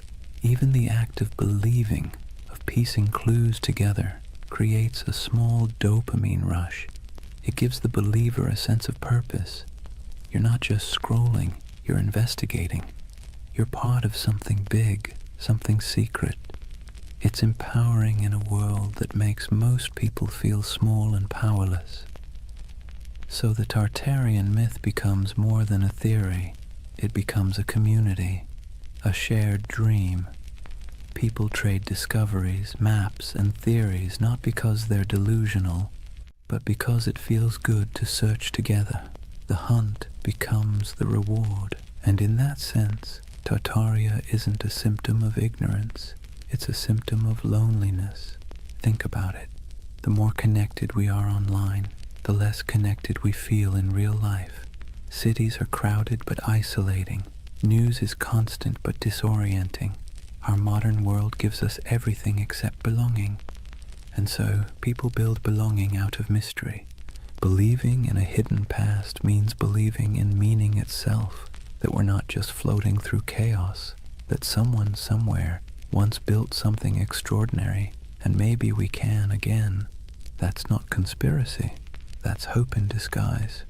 Of course, hope can be dangerous when it turns to dogma, when questioning becomes obsession, when imagination becomes paranoia. That's when the myth begins to rot, when every gap in knowledge becomes a plot, and every historian becomes an enemy. That's when wonder collapses into fear. But before that point, before the cynicism sets in, there's something oddly beautiful about it.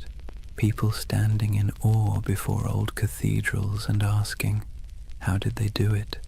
People digging through archives at midnight, convinced that history still has secrets. It's easy to mock that.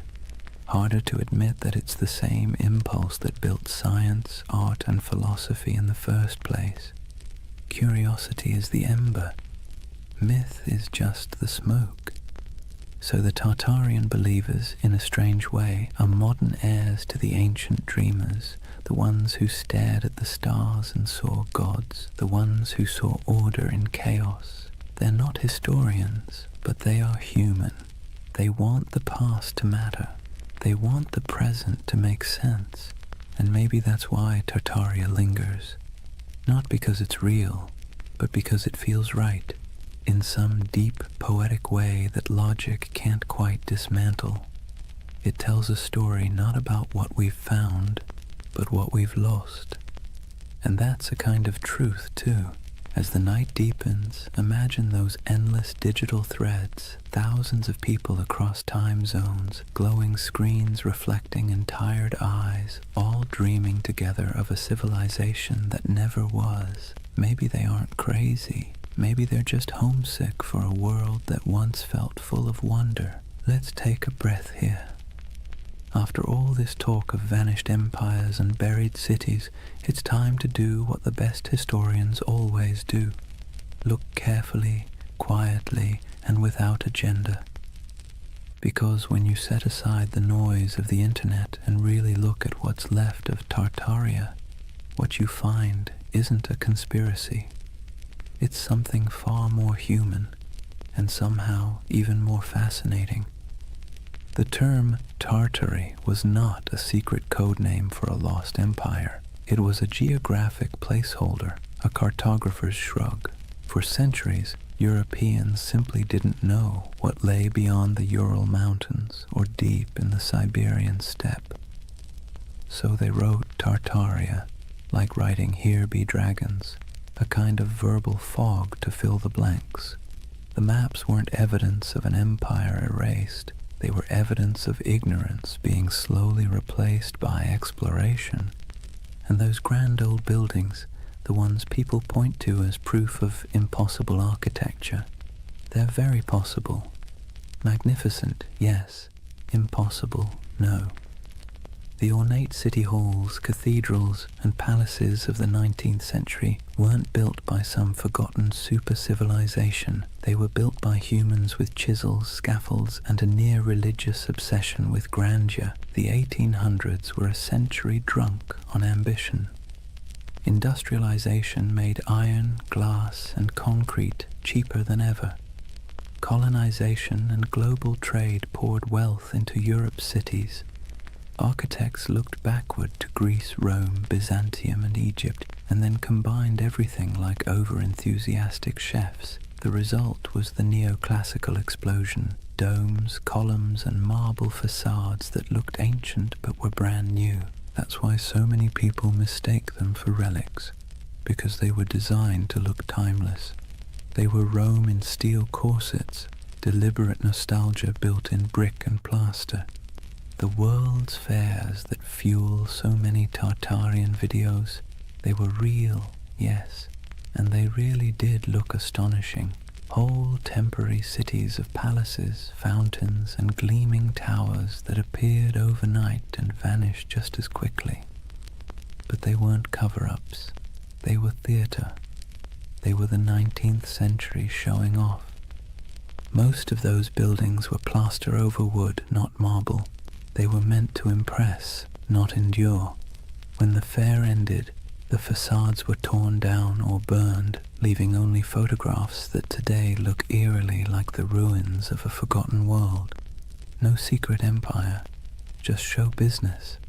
And those famous mud flood buildings with their half-buried windows, they too have ordinary explanations. Cities sink, streets rise, over centuries as populations grow and roads are repaved. Layers of soil and stone accumulate. Old ground floors become basements. It's not mystery, it's maintenance. Yet it's easy to see why the illusion caught fire.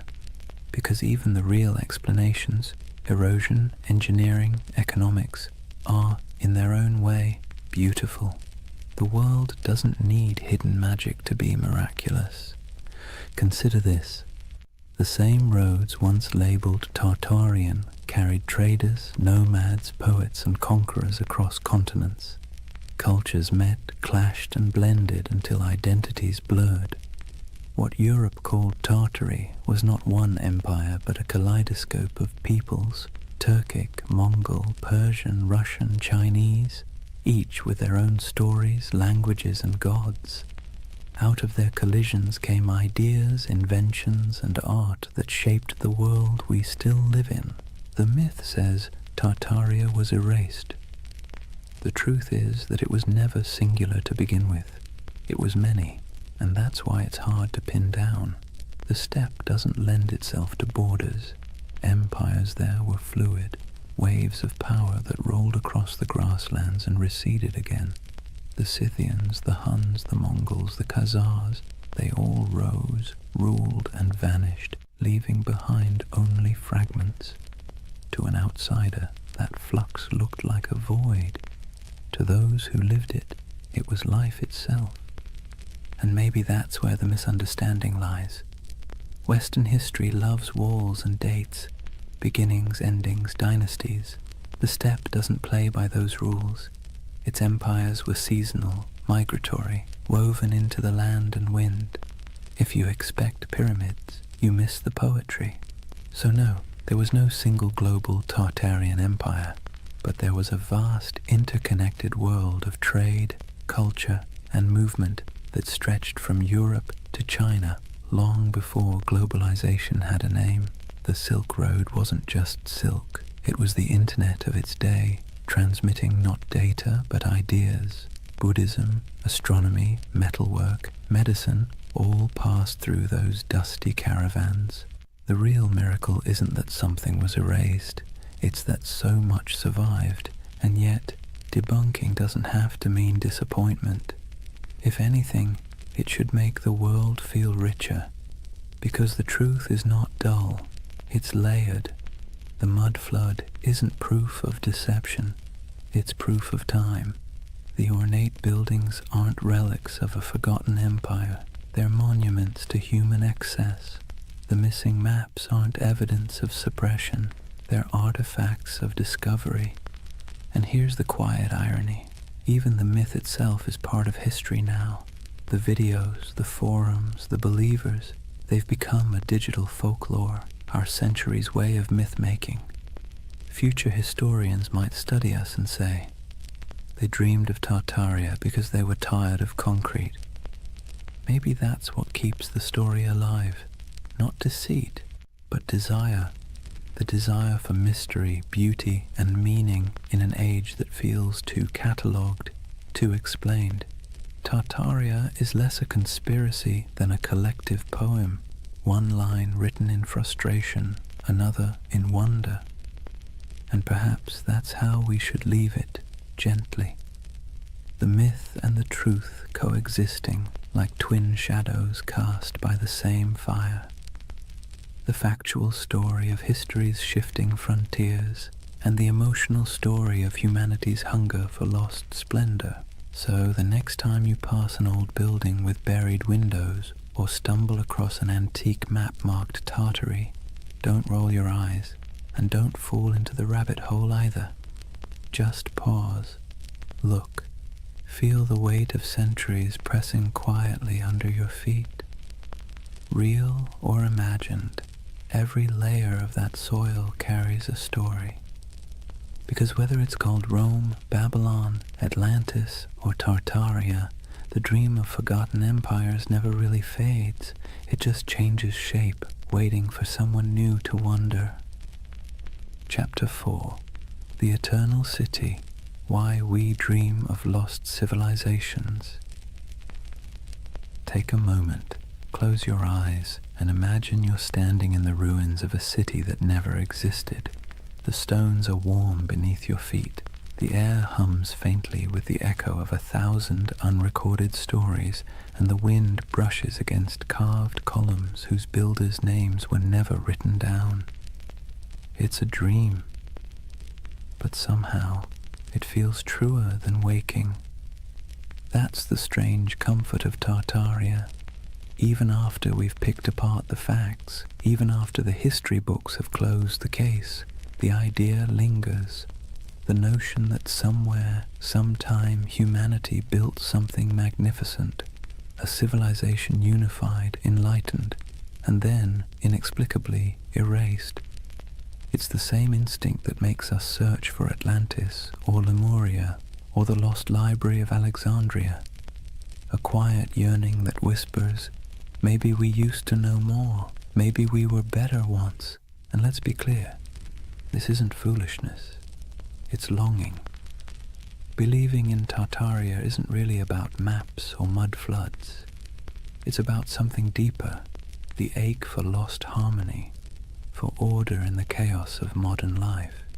When we look around at endless screens, broken systems, and cynical politics, it's easy to imagine that somewhere in the past, people had it figured out, that there was a time when beauty and wisdom ruled, before we traded them for convenience. The myth gives that feeling a shape. Tartaria becomes a mirror for what we think we've lost, a golden age we can project our frustrations onto, a fantasy of unity against the fragmentation of the modern world. But here's the curious twist. Myths like Tartaria comfort us because they're out of reach. They can't be disproven in a way that satisfies the heart. The less we know, the more space the imagination has to wander. That's what myths do best. They thrive in the gaps, the shadows between facts.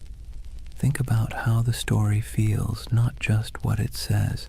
Tartaria isn't told in sharp, factual sentences.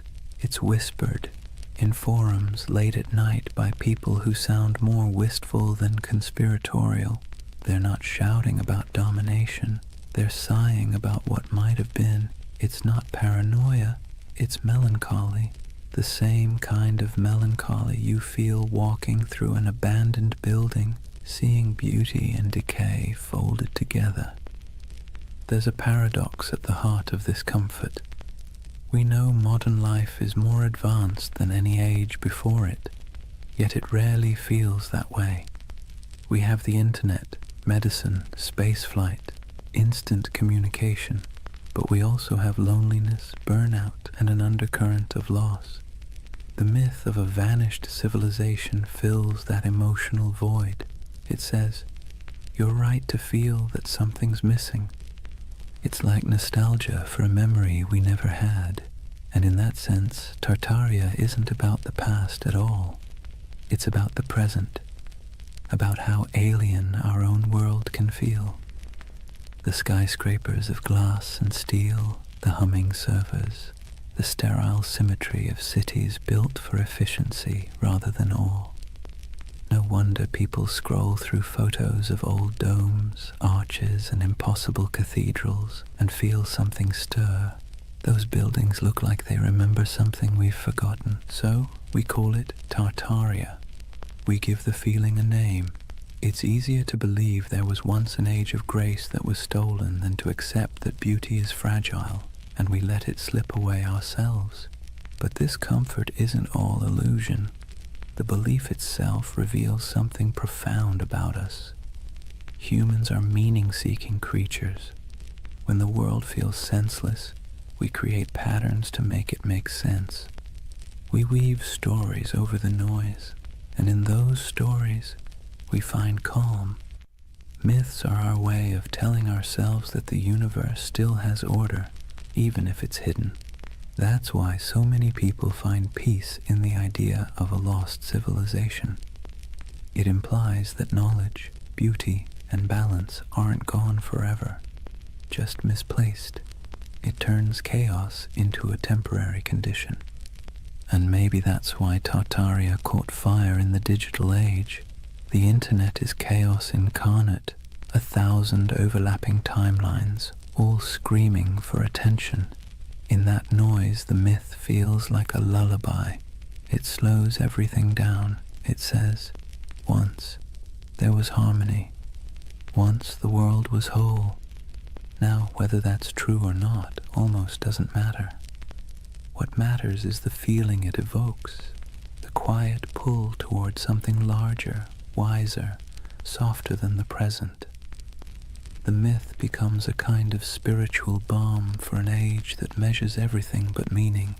Imagine yourself late at night, scrolling through photos of ornate ruins, strange domes, or cities half buried in snow. You feel that twinge, that recognition without memory. The beauty is haunting, not because it hides a secret empire, but because it reminds you that time erases, and yet somehow we still search for permanence. That search, that ache, is what keeps myths alive. They aren't about fooling ourselves. They're about coping, finding wonder again in a world that's forgotten how to dream. And maybe that's the greatest comfort of all.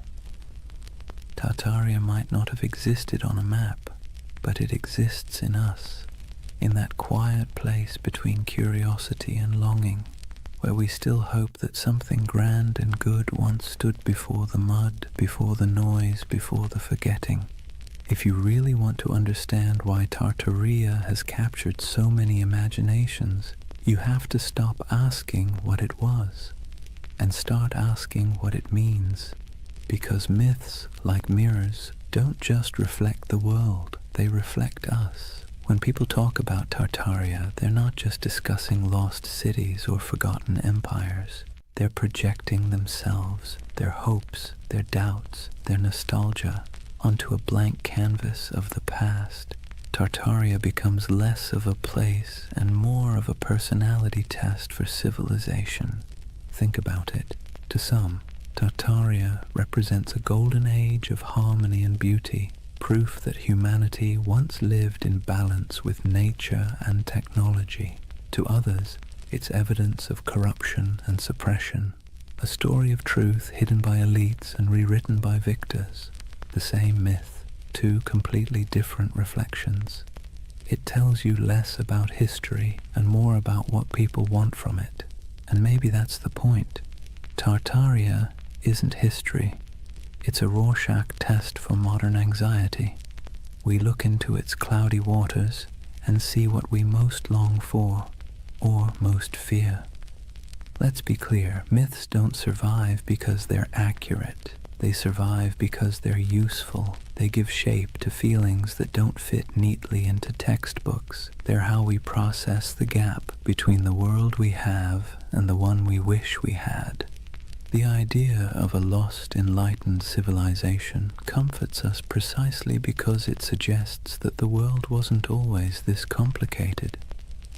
That maybe, somewhere back in time, people figured out the balance between science and spirituality, between art and function, between progress and peace. And if they could, maybe we can again. That's why you'll notice something poetic in the way Tartaria believers talk. It's not just data or dates, it's reverence.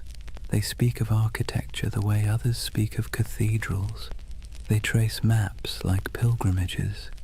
They aren't just arguing for history. They're mourning for something sacred. You can see it in the fascination with architecture, the domes, arches, spires, and towers that dot the myth. These buildings feel alive, don't they? Too beautiful to be merely functional, too symmetrical to be accidental. When people say, "There's no way we could build this today," what they're really saying is, we don't build like this anymore. We don't fill our world with beauty unless it serves a profit. The myth becomes a critique of our own era, disguised as nostalgia for another. Tartaria, then, is the mirror we hold up to our own cultural amnesia. We scroll through pictures of palaces and fairgrounds, domes and star forts, and we whisper, "How did we forget to dream like this?" The myth reflects not a lost empire, but a lost aesthetic soul. There's something almost therapeutic about that reflection. Myths like Tartaria allow us to grieve, not for people we've lost, but for possibilities. They let us feel that our yearning for meaning isn't crazy, that maybe it used to exist, that maybe someone, somewhere, built a world that made sense, and maybe that's why Tartaria feels more mystical than menacing. Most conspiracy theories isolate people, make them suspicious of the world. Tartaria, strangely, connects them. It invites wonder instead of fear. It suggests that the past might still hold beauty waiting to be rediscovered. But reflection cuts both ways. Myths also reveal our blind spots. When people claim that all grand architecture must have come from a lost civilization, they sometimes overlook the real genius of the humans who built it. The artisans, masons, and engineers who left their fingerprints in stone.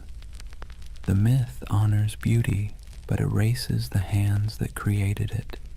It's a paradox. In searching for greatness, we forget the greatness already recorded, and maybe that's the truest mirror of all. We live in an age obsessed with rediscovery, yet blind to what's in plain sight. We chase mysteries across continents while ignoring the ones humming beneath our feet, the hidden systems, the forgotten craftsmanship, the quiet brilliance of ordinary people. Tartaria, then, tells us something we don't often admit, that we don't fully trust our own civilization. We sense that something's off, something hollow beneath all the progress. So, we project our doubt backward into the comforting distance of myth. In the reflection of Tartaria, we see ourselves, advanced yet uneasy, connected yet lonely, powerful yet perpetually nostalgic. It's less about whether an empire was erased, and more about whether we've erased our ability to feel awe. Maybe that's why the myth persists, because deep down, we're not really searching for proof of Tartaria. We're searching for proof that humanity still knows how to build something beautiful and believe in it. And if myths are mirrors, then maybe looking at Tartaria long enough isn't about finding truth in the past, but rediscovering it in the present, in the domes still standing, the dreams still lingering, the stories we keep retelling because they make us feel a little less small. So the next time someone mentions the lost empire, don't argue, just listen, because behind every myth is a whisper of what we wish were real. And sometimes that wish tells you everything you need to know about the people dreaming it. Every empire, no matter how radiant, tells the same quiet story, one of ascent, arrogance, and entropy. Rome, Egypt, the Maya, the Mongols, the British, the Ottomans, and if you believe the whispers, Tartaria. The names change, the rhythm doesn't. Civilizations are like tides. They rise with clarity, crest with confidence, and recede with denial. It's not failure, it's physics. Even stars burn out, and they're made of far sturdier stuff than marble or pride. So maybe that's why Tartaria lingers in our collective imagination, because it fits the pattern too well. A lost empire swallowed by time, a forgotten people erased by cataclysm, a name that once filled maps and now feels like a ghost. It's familiar, almost comforting in its tragedy. Let's be clear though, No empire believes it's the one that's going to fall. Every generation thinks it's special, unique, immune to collapse because it has better technology, more data, smarter systems. But arrogance, like gravity, pulls everything back to Earth. If Tartaria existed, if even a fragment of the legend were real, its disappearance would have followed the same script as every empire's twilight. The small cracks first, corruption, complacency, overreach, then the slow decay disguised as progress, and finally the quiet moment when the last flame flickers out and the world simply moves on. You can almost imagine it, the final days of a grand civilization, not with war or fire, but with exhaustion, merchants still trading, scholars still writing, architects still sketching impossible domes for clients who will never pay. The end doesn't always come with thunder. Sometimes it's a sigh. And here's the thing. We need myths like Tartaria because they remind us that our own civilization isn't exempt. It's a soft warning wrapped in wonder. The idea that maybe, just maybe, we've been here before. Towering cities, vast networks, unshakable certainty, and lost it all to hubris and time. You see, the cycle isn't just historical, it's psychological. We build, we forget, we rebuild. We burn libraries, then mourn the loss of knowledge. We pave over ruins, then spend centuries digging them up again. The pattern is maddeningly human. The Greeks had a term for this, anarchiklosis, the cycle of government and decay. Kingdoms become tyrannies, tyrannies become democracies, democracies collapse back into chaos. Wash, rinse, repeat. The myth of Tartaria just takes that ancient idea and stretches it across a planetary scale. And that's what makes it powerful, because deep down we know the pattern fits us too. Look at the ruins of any civilization, and you'll find the same fingerprints. Ambition, brilliance, greed, denial. The same stone roads leading nowhere. The same monuments built to outlast time, quietly losing that argument. Even today we build our towers of glass and steel, our data empires, our digital libraries with the same optimism that we're preserving knowledge forever. But maybe 1,000 years from now, someone will wander through our abandoned cities and ask the same question we whisper about Tartaria. Who built all this? Maybe that's why we're drawn to stories of collapse told in soft voices, because they allow us to grieve for what's inevitable before it happens. They help us process the strange truth that impermanence is not failure, it's the natural order. In that sense, Tartaria becomes a bedtime story for civilization itself, a reminder that we are temporary but not meaningless, that even in loss there's continuity. The ruins of one world become the foundations of the next. And if you look closely, you'll see that rebirth is always hiding inside decay. The Renaissance bloomed from the ashes of plague. The Enlightenment grew out of dark superstition. Even myths once dismissed are rediscovered as metaphors with new life. The cycle never ends. It only changes costume. So perhaps Tartaria isn't just about a lost civilization, but the eternal rhythm of creation itself. We build worlds, lose them, and then dream them again. Every myth, every ruin, every archive is a heartbeat in that endless pulse. Imagine standing at the edge of some forgotten city, moss creeping over marble, wind sighing through hollow windows, and realizing that this place once thought it was eternal too, that people once stood here, confident that their children's children would never forget their names. But the earth has other plans, and yet the beauty is in the persistence. Even in silence the stones whisper. Even when names fade, the patterns remain. Every fallen empire becomes a lesson written in dust, and every myth like Tartaria is the echo of that lesson, trying to reach us before we make the same mistake. History doesn't repeat exactly, but it rhymes in hauntingly familiar cadences. The trick isn't to break the cycle, it's to learn to hear the rhythm, to build with humility, to remember what was forgotten before, and to leave behind something that, even when buried, still hums with meaning. So when you hear the word Tartaria, don't roll your eyes. Listen to the rhythm beneath it, because that's not just a myth about the past. It's a lullaby for the present, and maybe a warning for the future. There's something irresistible about a mystery that refuses to die. You can debunk it, explain it, trace its origins down to the dusty corners of old libraries, but if it still feels like a secret, people will keep chasing it. That's the real magic of Tartaria. It doesn't survive because it's proven. It survives because it haunts. In a world that measures everything, categorizes everything, and leaves nothing ungoogleable, a mystery like Tartaria feels like a rebellion.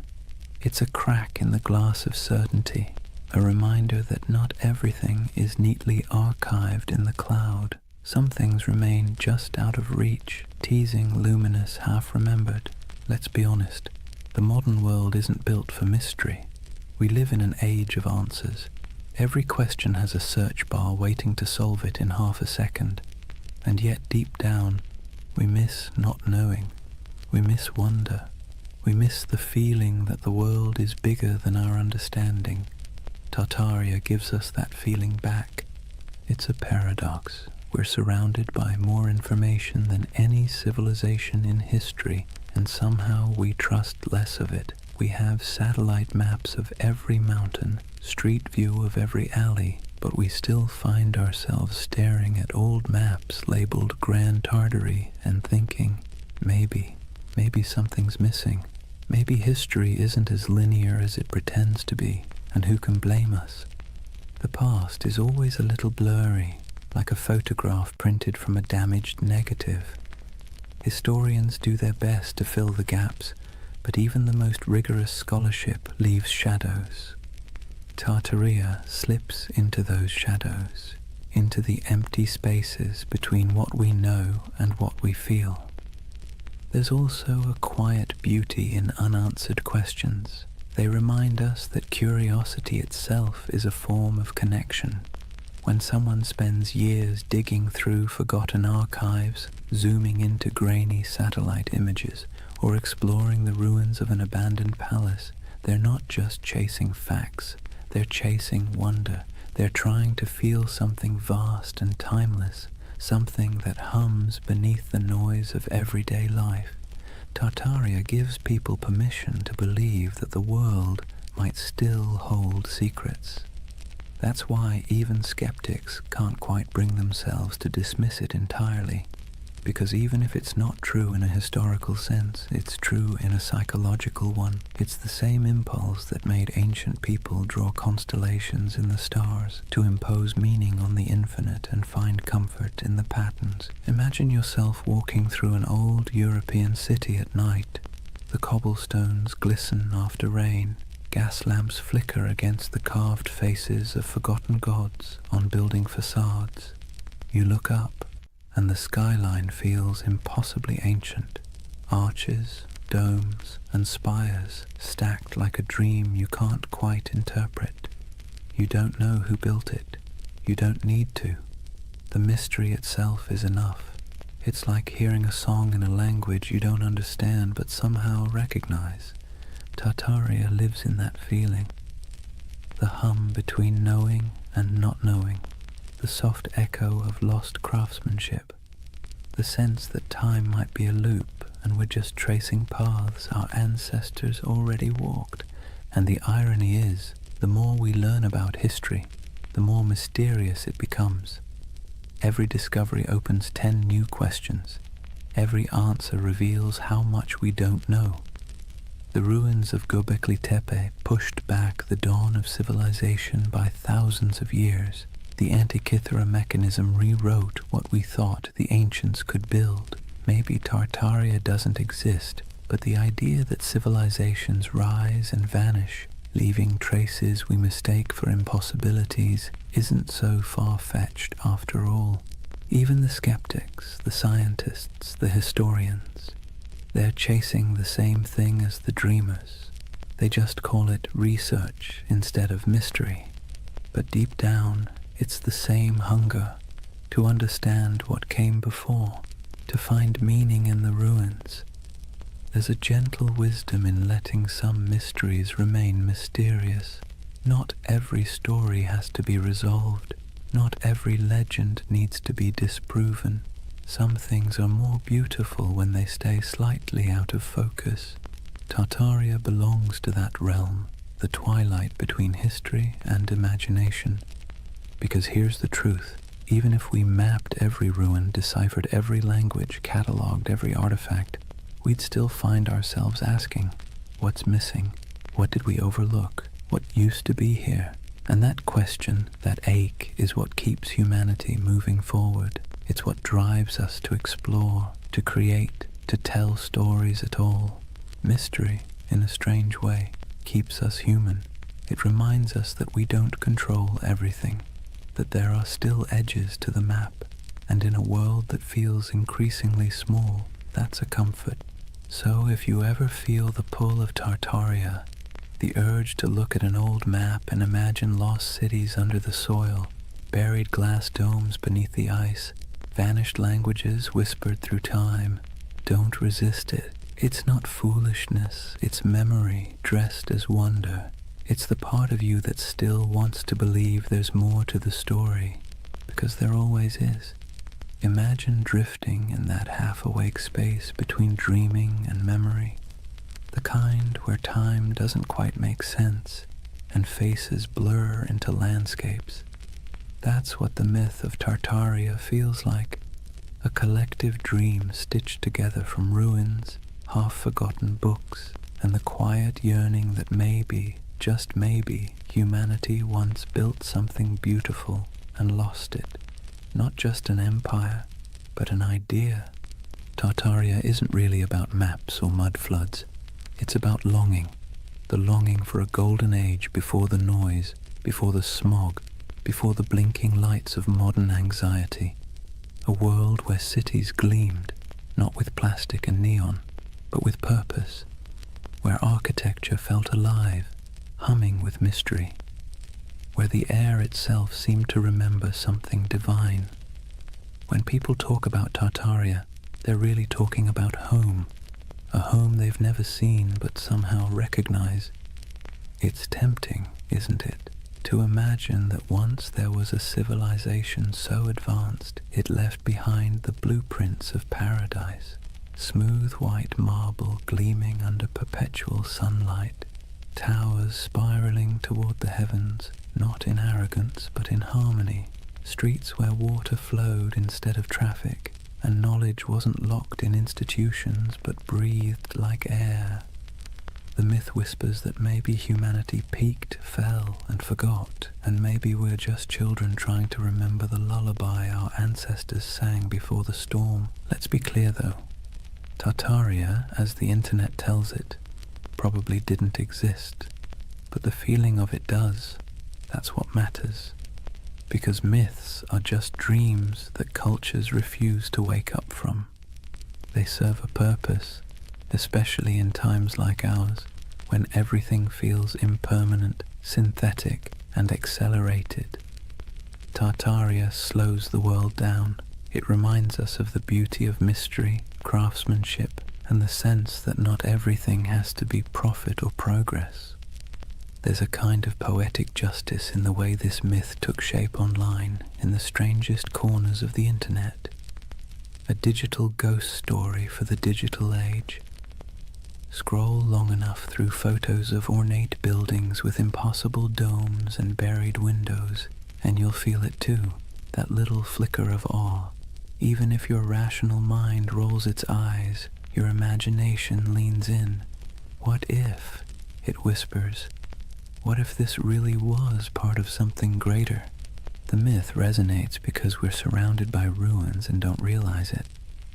The old train stations, the opera houses, the abandoned civic buildings with ceilings painted like cathedrals, they still stand, silent and out of place. They belong to an age that believed in permanence, in beauty as a civic duty, and compared to that, our world of glass and rectangles feels hollow. Tartaria becomes a name we give that feeling, the ache for artistry, for meaning carved in stone. But beneath the aesthetic nostalgia is something deeper, a memory not of buildings, but of belonging. When people say they erased Tartaria, what they're really mourning is the loss of connection, the sense that we were part of something coherent, meaningful, and vast. We feel fragmented now, nations arguing, truths dissolving, the past rewritten every week on social media. Tartaria becomes a symbol of unity we've misplaced, the dream that once we all spoke the same unspoken language, the language of creation instead of consumption. Maybe that's why the myth refuses to die. It's not a conspiracy, it's a yearning, a collective homesickness for a world that valued wisdom over noise. Whether it's a literal memory or a psychological echo doesn't matter. Myths like this are emotional fossils. They preserve what facts forget. If you strip away the maps and theories, what remains is something tender. The belief that we can do better, that humanity once built something sublime, not through domination, but through understanding, and that maybe we can again. It's less about recovering a lost empire and more about remembering how to build meaning into our world. And maybe, in a strange roundabout way, the myth is right. There was a flood, a metaphorical one, the flood of time, technology, and forgetfulness. It buried not cities, but attention. It drowned not buildings, but wonder. And now, through whispers of Tartaria, people are trying to dig it back up. Not the structures, but the feeling of awe they carried. Picture the end of the dream, an endless step at dusk. The horizon glows gold, and somewhere in the distance, faint towers shimmer through the haze. They're not ruins, not anymore, just echoes of possibility.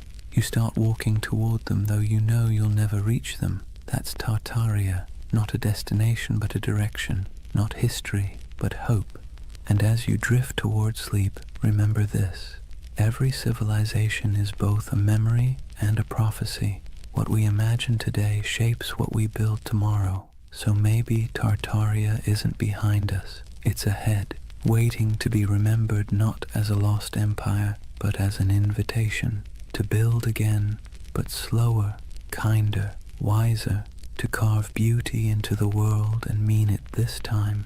Because deep down, that's all the myth ever wanted, to remind us that the most eternal things aren't marble or empire, but imagination itself.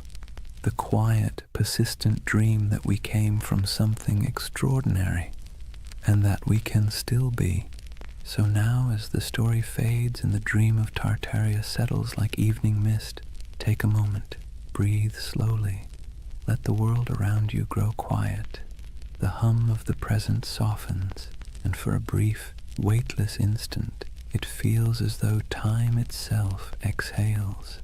What have we really been chasing tonight? A vanished empire? A mystery hidden in maps and marble? Or something smaller, quieter? Something that hums inside us when we stare at old buildings and feel inexplicably that we've been here before?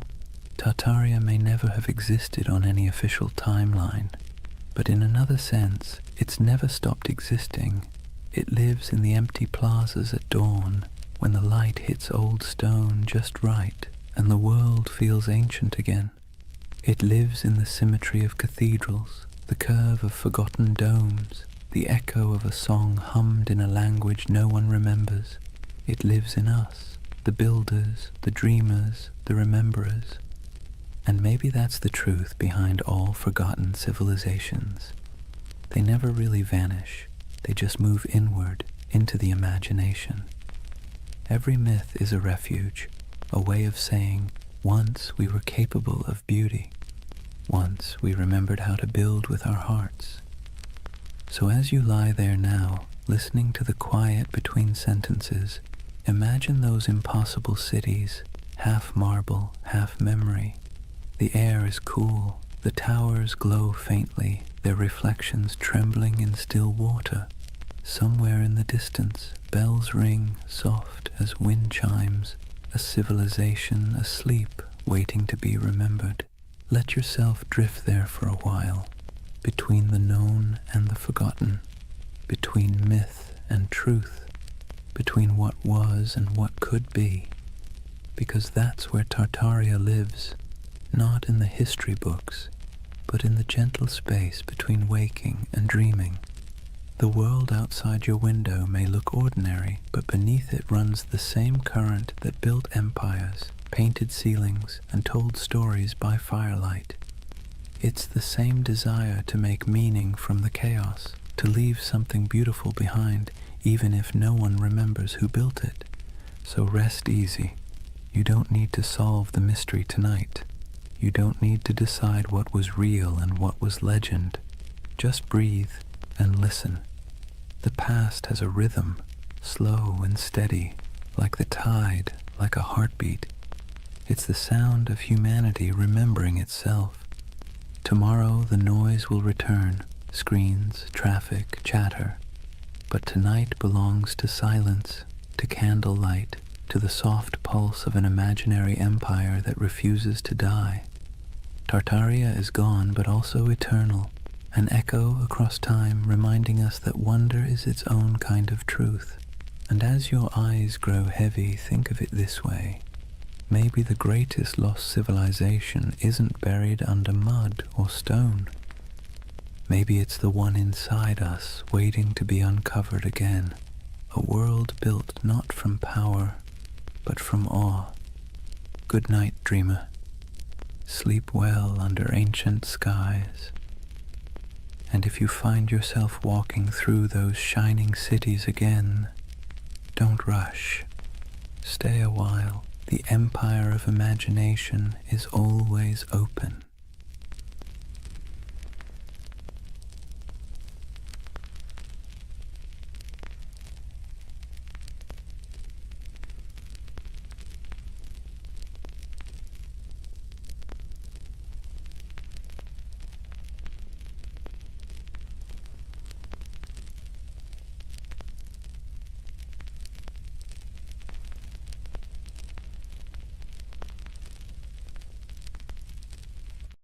Hey guys, welcome back to the Sleep Atlas.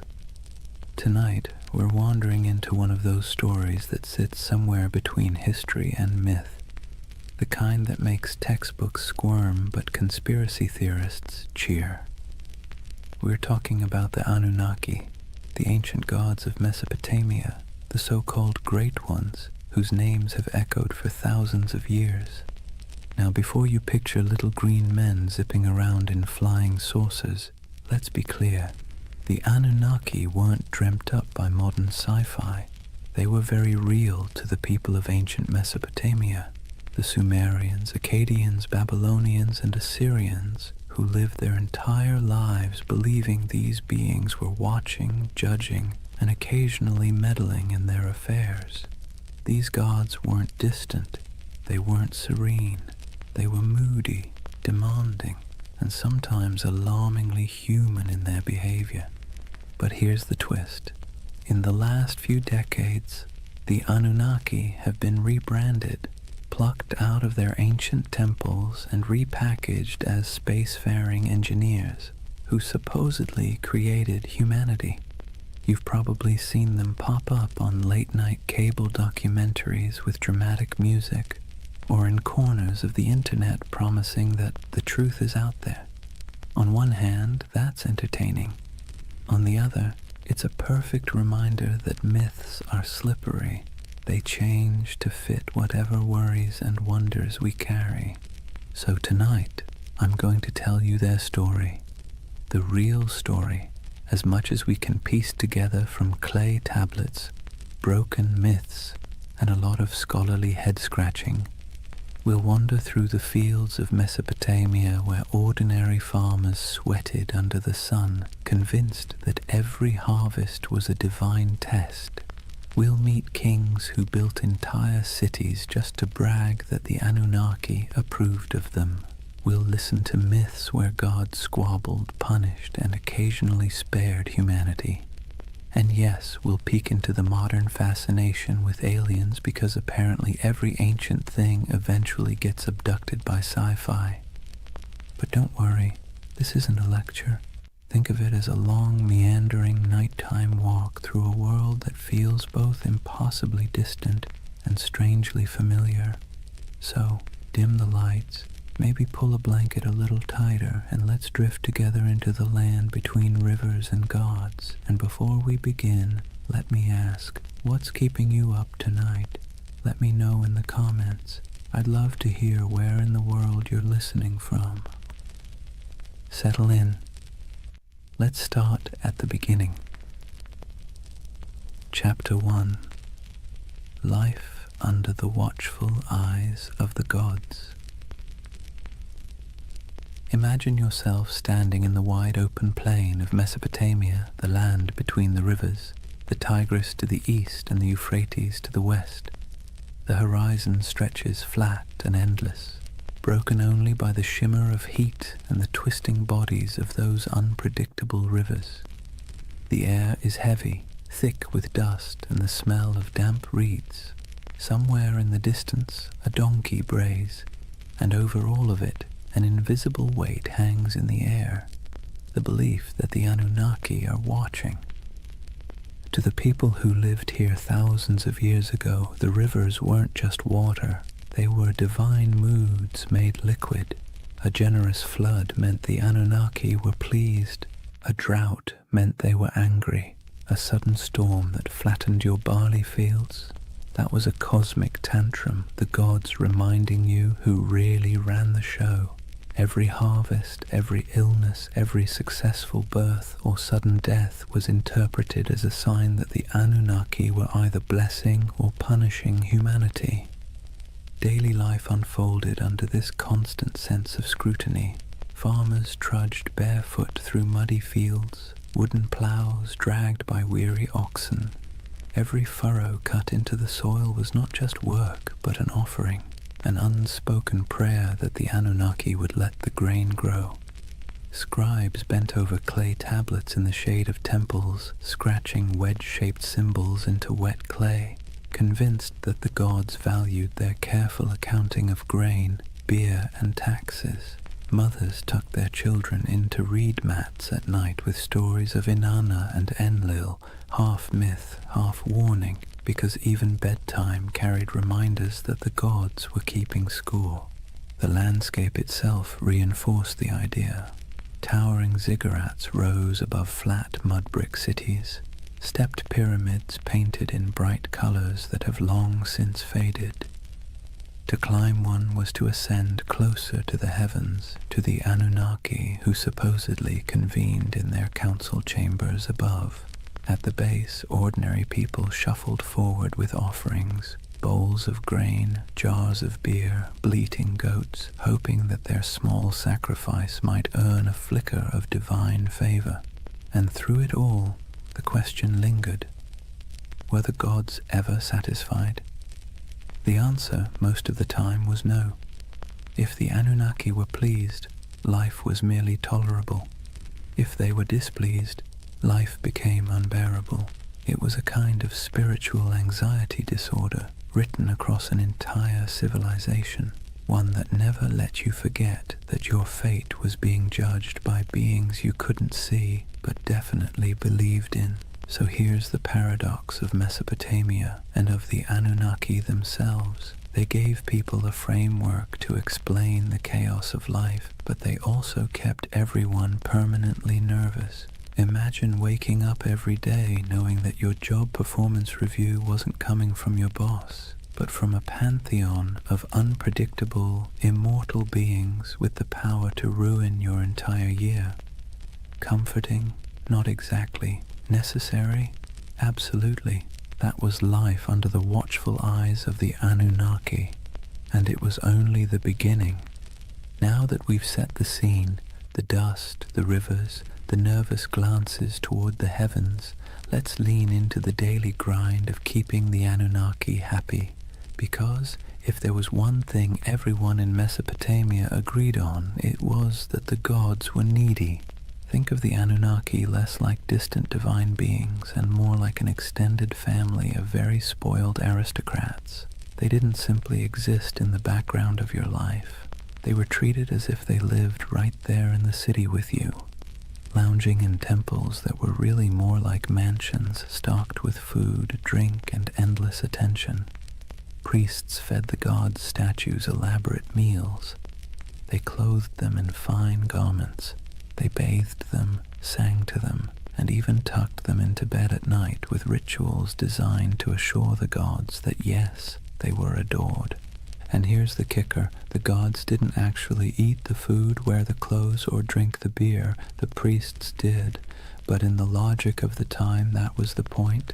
The offering wasn't about literal nourishment, it was about respect, about demonstrating submission to the divine order. Imagine working all day in a scorching field, hauling baskets of barley, and then handing over a chunk of your hard-earned harvest to a temple where priests would cook it up in front of a golden statue. You didn't get to enjoy the meal, the gods did, or so you were told. This wasn't optional. Failing to make offerings wasn't just rude, it was dangerous. Skip your temple duties, and you risked angering a god who could retaliate with a bad harvest, a plague, or a flood. It was like living with an unpredictable landlord who might torch your house because you didn't bring them enough bread. And so, day after day, people dragged their grain, their livestock, their jars of beer, and their prayers into the temple courtyards, hoping the divine egos were stroked enough to leave them in peace. Markets reflected this cycle of giving and appeasing. Merchants sold incense imported from far-off lands, exotic woods for temple furnishings, and precious stones for idol adornment. Whole industries thrived not because people needed goods for themselves, but because the gods supposedly needed them. The economy of worship was real, and it was heavy. And then there were the rituals, constant, exhausting, and often bewildering. Priests performed chants, sacrifices, and ceremonies to interpret the gods' moods. Ordinary people had little say in the process. They simply trusted or feared that the professionals got it right. Was the river about to flood? Only the gods knew. Was a plague looming? Better pay for a ritual just in case. Imagine the anxiety. You might lose your family, your crops, your city, not because of something you did wrong in the field, but because a priest forgot to wash a statue properly before a ritual. This constant pressure shaped how people thought about themselves. You weren't just a farmer, a merchant, or a craftsman. You were a servant of the gods, and your work was always under review. The Anunnaki weren't the kind of bosses who praised your effort either. At best, they ignored you. At worst, they punished you for reasons you could never quite understand. And yet there was comfort too. As strange as it sounds, the ritual obligations gave life structure. There was a rhythm to the year, festivals, sacrifices, processions, moments when the whole city gathered together in noisy, colorful celebrations. For a while, the pressure of survival melted into shared relief. Beer flowed, music played, incense smoke curled into the sky, and people could convince themselves that the Anunnaki might actually be pleased for once. But make no mistake, the weight of worship was heavy. It pressed down on every meal, every harvest, every family gathering. It meant living in a world where you never really owned your life. You were always making payments upward, into the hands of gods who demanded much and explained little. Civilization, in other words, came with a permanent divine subscription fee. So when you picture Mesopotamian life, don't just imagine mud brick houses and busy bazaars. Picture the temples looming above everything, casting long shadows across the city. Picture priests bustling through courtyards, chanting prayers and carrying offerings. And picture the ordinary farmer at the gate, holding a bowl of barley with cracked hands, hoping that this small gift would keep the Anunnaki's attention fixed somewhere else. That was the weight of worship, a constant burden, heavy as the mud brick walls themselves, shaping every breath of life in the land between the rivers. If temples were the stage for grand rituals, then the family was where belief in the Anunnaki seeped into the most ordinary corners of life. From the moment you were born in Mesopotamia, you were wrapped in layers of tradition, lore and stories that all reminded you the gods were watching and you had better behave. Picture a household, mud brick walls enclosing a small courtyard with reed mats laid out for sitting and sleeping. The air smells faintly of cooking grain, sheep dung burned for fuel, and maybe onions sizzling in oil if the family was lucky enough to afford them. Life here was simple, cramped, and endlessly repetitive. Yet, hovering over every task, grinding flour, weaving wool, teaching children their chores, was the belief that the Anunnaki were present, judging not just cities or kings, but households too. Families were patriarchal, meaning the oldest male ruled the home, and his authority was framed not as personal power, but as divine order. Fathers were seen as enforcers of a structure that supposedly mirrored the cosmic hierarchy. Just as gods ruled over humans, men ruled over their families. Hammurabi's famous law code spelled this out with brutal clarity. Wives owed obedience, children owed respect, and failure to comply could bring harsh consequences. This wasn't just social convention. It was written into the laws that claimed divine backing from the gods themselves. Mothers carried their own weight, of course. They were the backbone of the household, weaving, grinding, managing food stores, raising children, and passing on the stories that glued the family's beliefs together. Bedtime wasn't a cozy session of fairy tales. It was an education in fear and respect. Children were told myths of Inanna descending to the underworld, of Enlil sending storms, of the Anunnaki judging souls in the afterlife. These stories weren't entertainment so much as early compliance training. The message was clear: live properly or the gods will notice. Children's lives reflected this constant training. Boys learned the family trade early, whether that meant trudging in the fields, selling goods in the marketplace, or, if you were very lucky, scratching cuneiform signs into clay tablets under the harsh eye of a schoolmaster. Girls learned weaving, cooking, and managing the household, roles that prepared them to keep the rhythm of worship alive in the next generation. Even play wasn't free of divine oversight. Children carved little clay figurines of gods and heroes used in games that blurred the line between fun and reverence.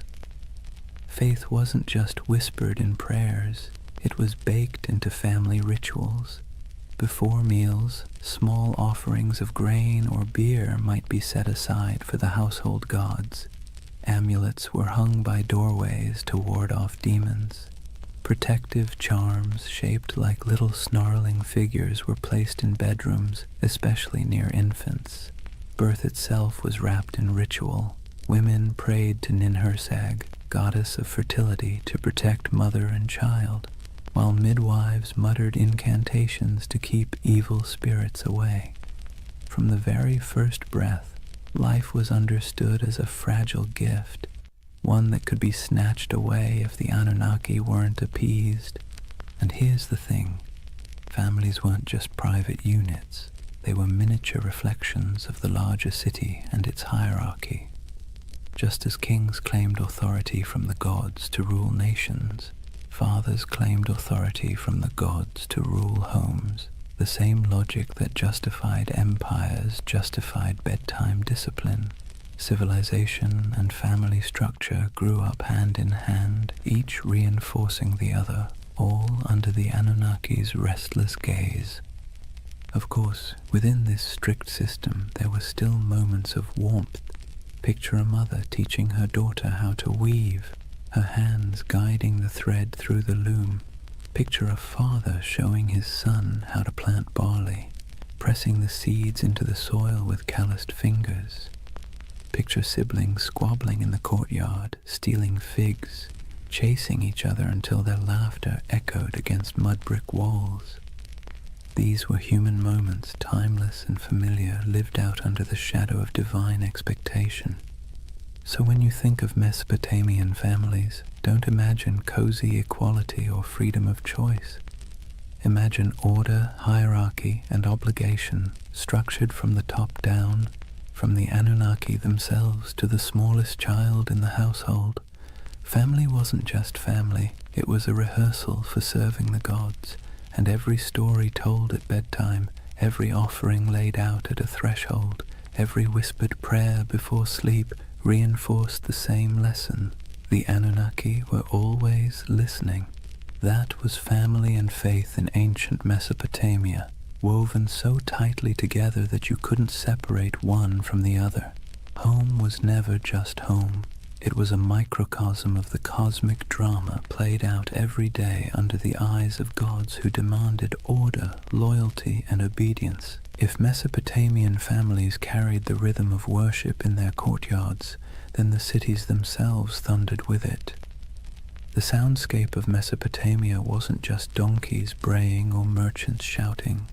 Woven through the daily hum was an undercurrent of sacred noise, constant reminders that the Anunnaki were never far away. Imagine walking barefoot across the packed dirt streets of Ur or Uruk, the air heavy with heat and dust. The first thing you'd notice rising above the chatter of the marketplace is chanting, long, steady voices carrying from the temple courtyards. Priests chanted hymns in Sumerian or Akkadian, their words flowing like the rivers themselves, steady, unrelenting, rhythmic. To the people listening, these weren't just words, they were incantations meant to keep the cosmic order intact. If the chanting stopped, who knew what chaos might break loose? Temples were alive with activity. Incense smoldered, releasing thick curls of smoke that clung to the air, sweet and sharp at the same time. The scent was meant to please the gods, but for ordinary people walking by, it was a reminder that the divine was close enough to smell. Lyres plucked their delicate notes in temple courtyards, drums pulsed with steady beats, and flutes added piercing tones that drifted across rooftops. To us, it might sound like music. To them, it was more like maintenance, a sound system designed to keep the Anunnaki pacified. And it wasn't just priests who contributed to the sacred soundscape. Festivals turned entire cities into orchestras of devotion. Imagine crowds gathering for a procession, voices rising together in chants, bells clanging, animals bellowing as they were led toward sacrifice. The ziggurat loomed above it all, terraces echoing with footsteps as priests climbed higher to offer food, drink, and prayers to the gods at the summit shrine. From miles away, travelers could hear the echo of music, the low murmur of thousands of voices, and know they were approaching a city where gods were fed daily like pampered royals. But the sounds weren't always grand. Sometimes they were intimate and unsettling. Picture a priest muttering over the body of a sick child, reciting spells to chase away spirits. Picture whispered prayers at dusk, entire families speaking softly into the night air as oil lamps flickered. Picture the hush that fell when an omen was announced, the crowd quieting to hear the words that might decide whether the gods were pleased or furious. In these moments, sound wasn't background. It was the bridge between humans and the Anunnaki. The irony is that these sounds, sacred chants, booming drums, whispered prayers, blurred together with the noise of the city. A donkey braying outside a temple, a merchant shouting about his wares as priests sacrificed a goat, children laughing while incense smoke rose into the sky. The sacred and the ordinary overlapped constantly, like two melodies played at the same time. For Mesopotamians, there was no separation between daily life and sacred life. Every sound was part of the same chorus, one directed at keeping the gods content. So, when you imagine Mesopotamia, don't just picture silent ruins or dusty tablets in a museum. Picture a city alive with sound, chanting voices echoing from ziggurats, music rising from temples, prayers whispered in homes, markets buzzing with life. And beneath it all, the steady, unsettling hum of belief, the sense that every sound you made was heard, judged, and recorded by the Anunnaki. That was the soundscape of Mesopotamia, sacred and ordinary, human and divine, blending into one endless hymn beneath the gaze of restless gods. So far we've walked the fields, stepped into homes, and stood in the courtyards of temples. But if there's one thread tying all of Mesopotamian life together under the watch of the Anunnaki, it's struggle. Not dramatic Hollywood-style struggle, more like the constant grinding kind. The kind that wears you down day after day until survival itself feels like an act of worship. Imagine yourself as an ordinary farmer standing ankle-deep in a muddy canal, sweat dripping into your eyes as the sun beats down. The water that gives life to your crops also threatens to destroy them, either by flooding too much or not enough. You dig ditches, patch walls, and mutter prayers, hoping Enki might spare you this season. Your back aches, your hands blister, and still the work never stops. Each seed you plant is not just a gamble with the soil, it's a plea to the gods. Or imagine being a craftsman, hunched over a clay tablet, shaping wedge-shaped marks into wet clay. Maybe you're writing receipts, tallying debts, or recording temple rations. The work is tedious, your teacher strict, your mistakes punished, and yet every stroke of your stylus feels like part of something bigger.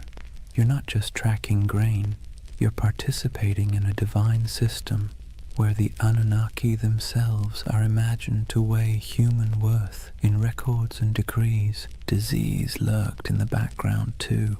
Cities were crowded, hot and filthy, and illness spread quickly.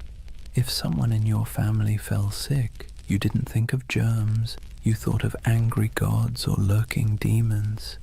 Maybe it was punishment, maybe it was bad luck, maybe both. Priests muttered incantations over the feverish burned incense and offered sacrifices. Sometimes it worked, sometimes it didn't. Either way, you believed your life was being tallied by powers you couldn't see.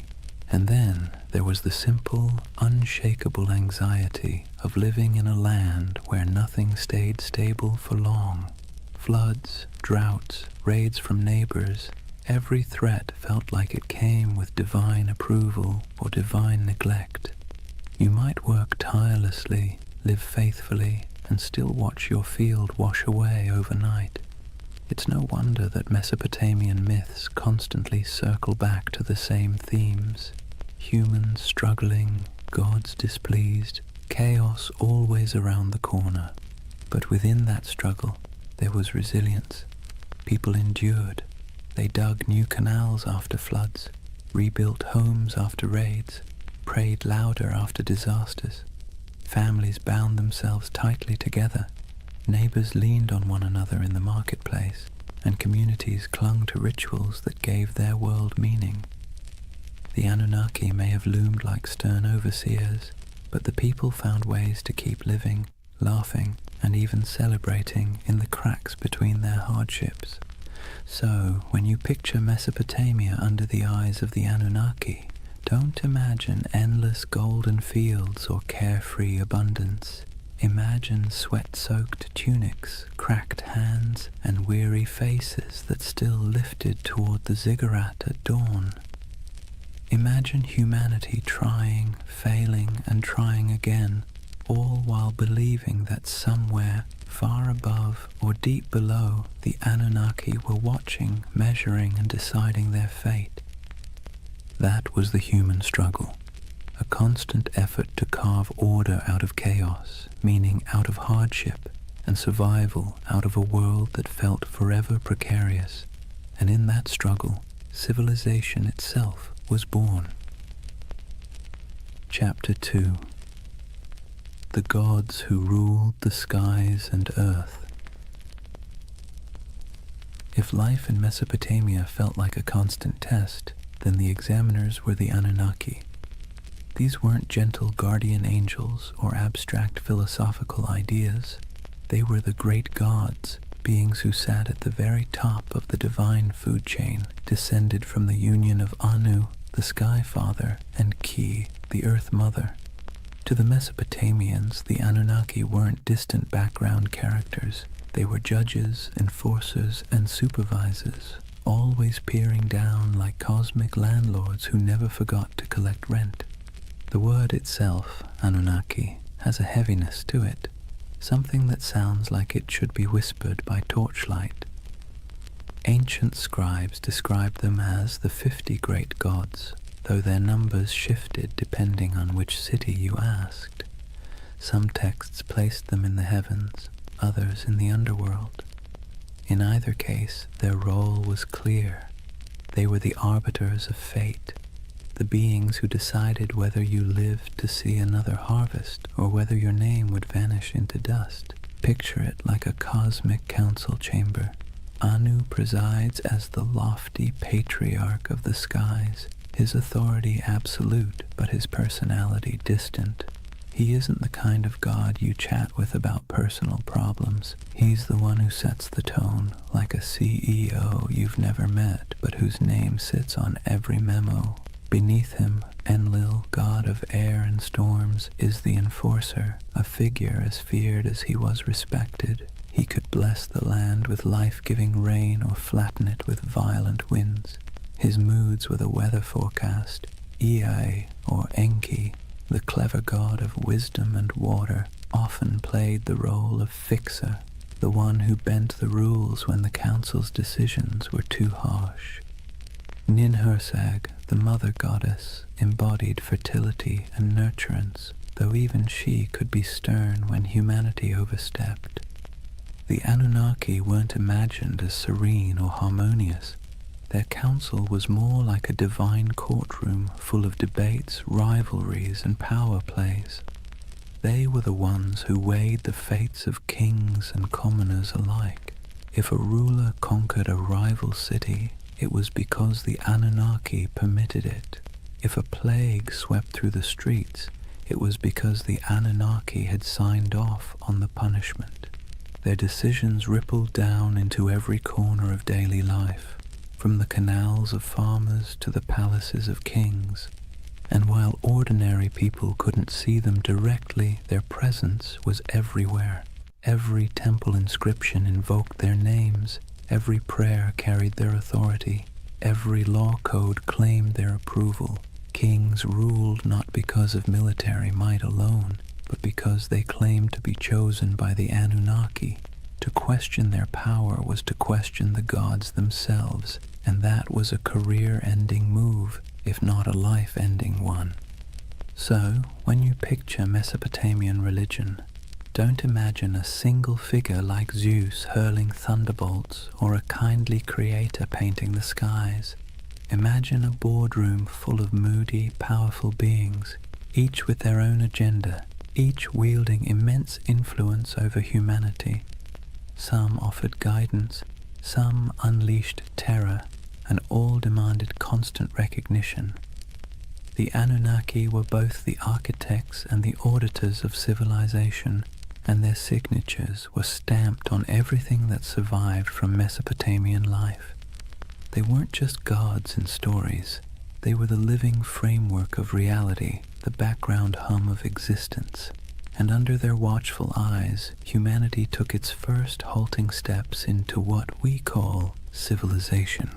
If the Anunnaki were the great gods of Mesopotamia, then their stories were the epic sagas that gave life meaning and, frankly, kept people both entertained and terrified.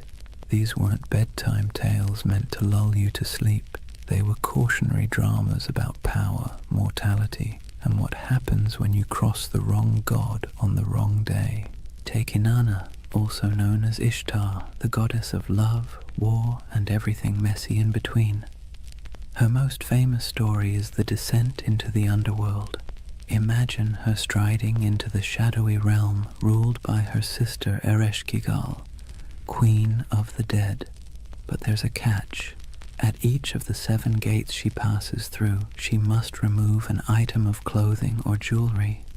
By the time she arrives before her sister, she's stripped bare, not just physically, but of her power and protection, and the Anunnaki, acting as judges in the underworld, condemn her. She's struck down, lifeless, and the world above begins to wither without her presence.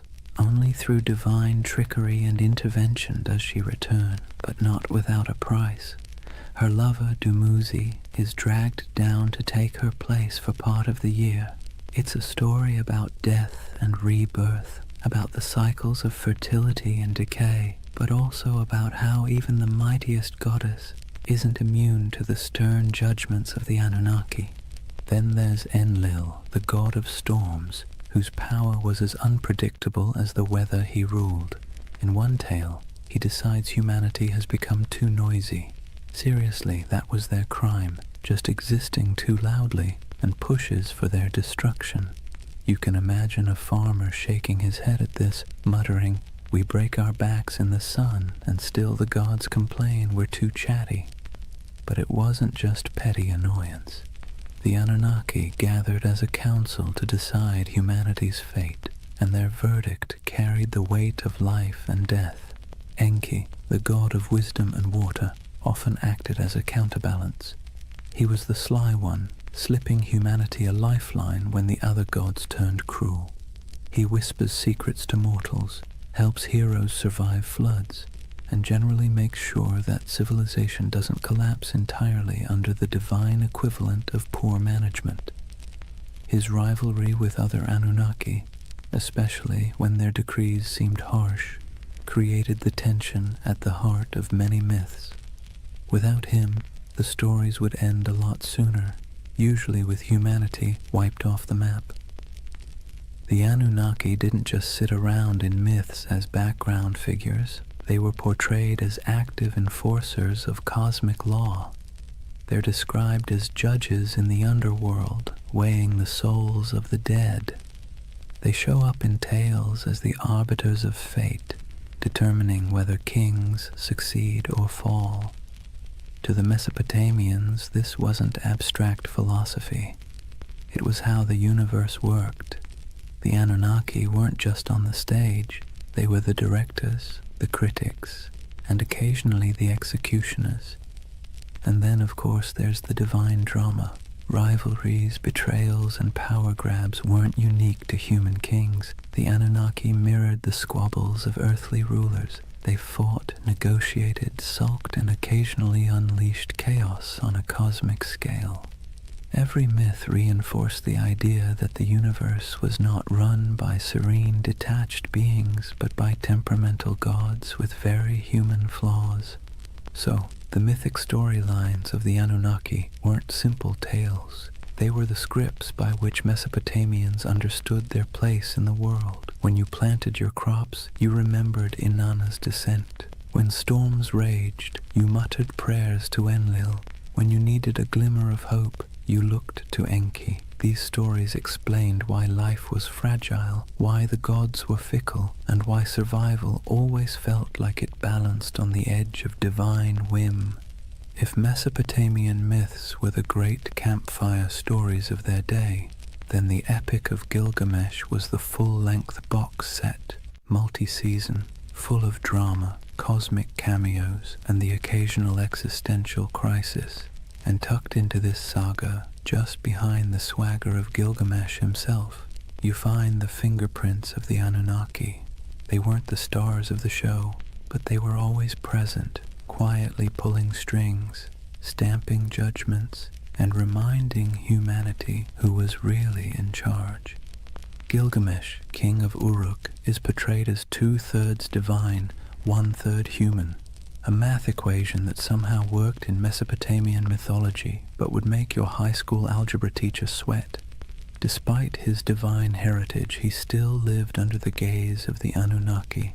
His strength, his ambition, even his arrogance, all of it was tolerated but not entirely unchecked. The Anunnaki weren't about to let one man, no matter how mighty, get away without consequences.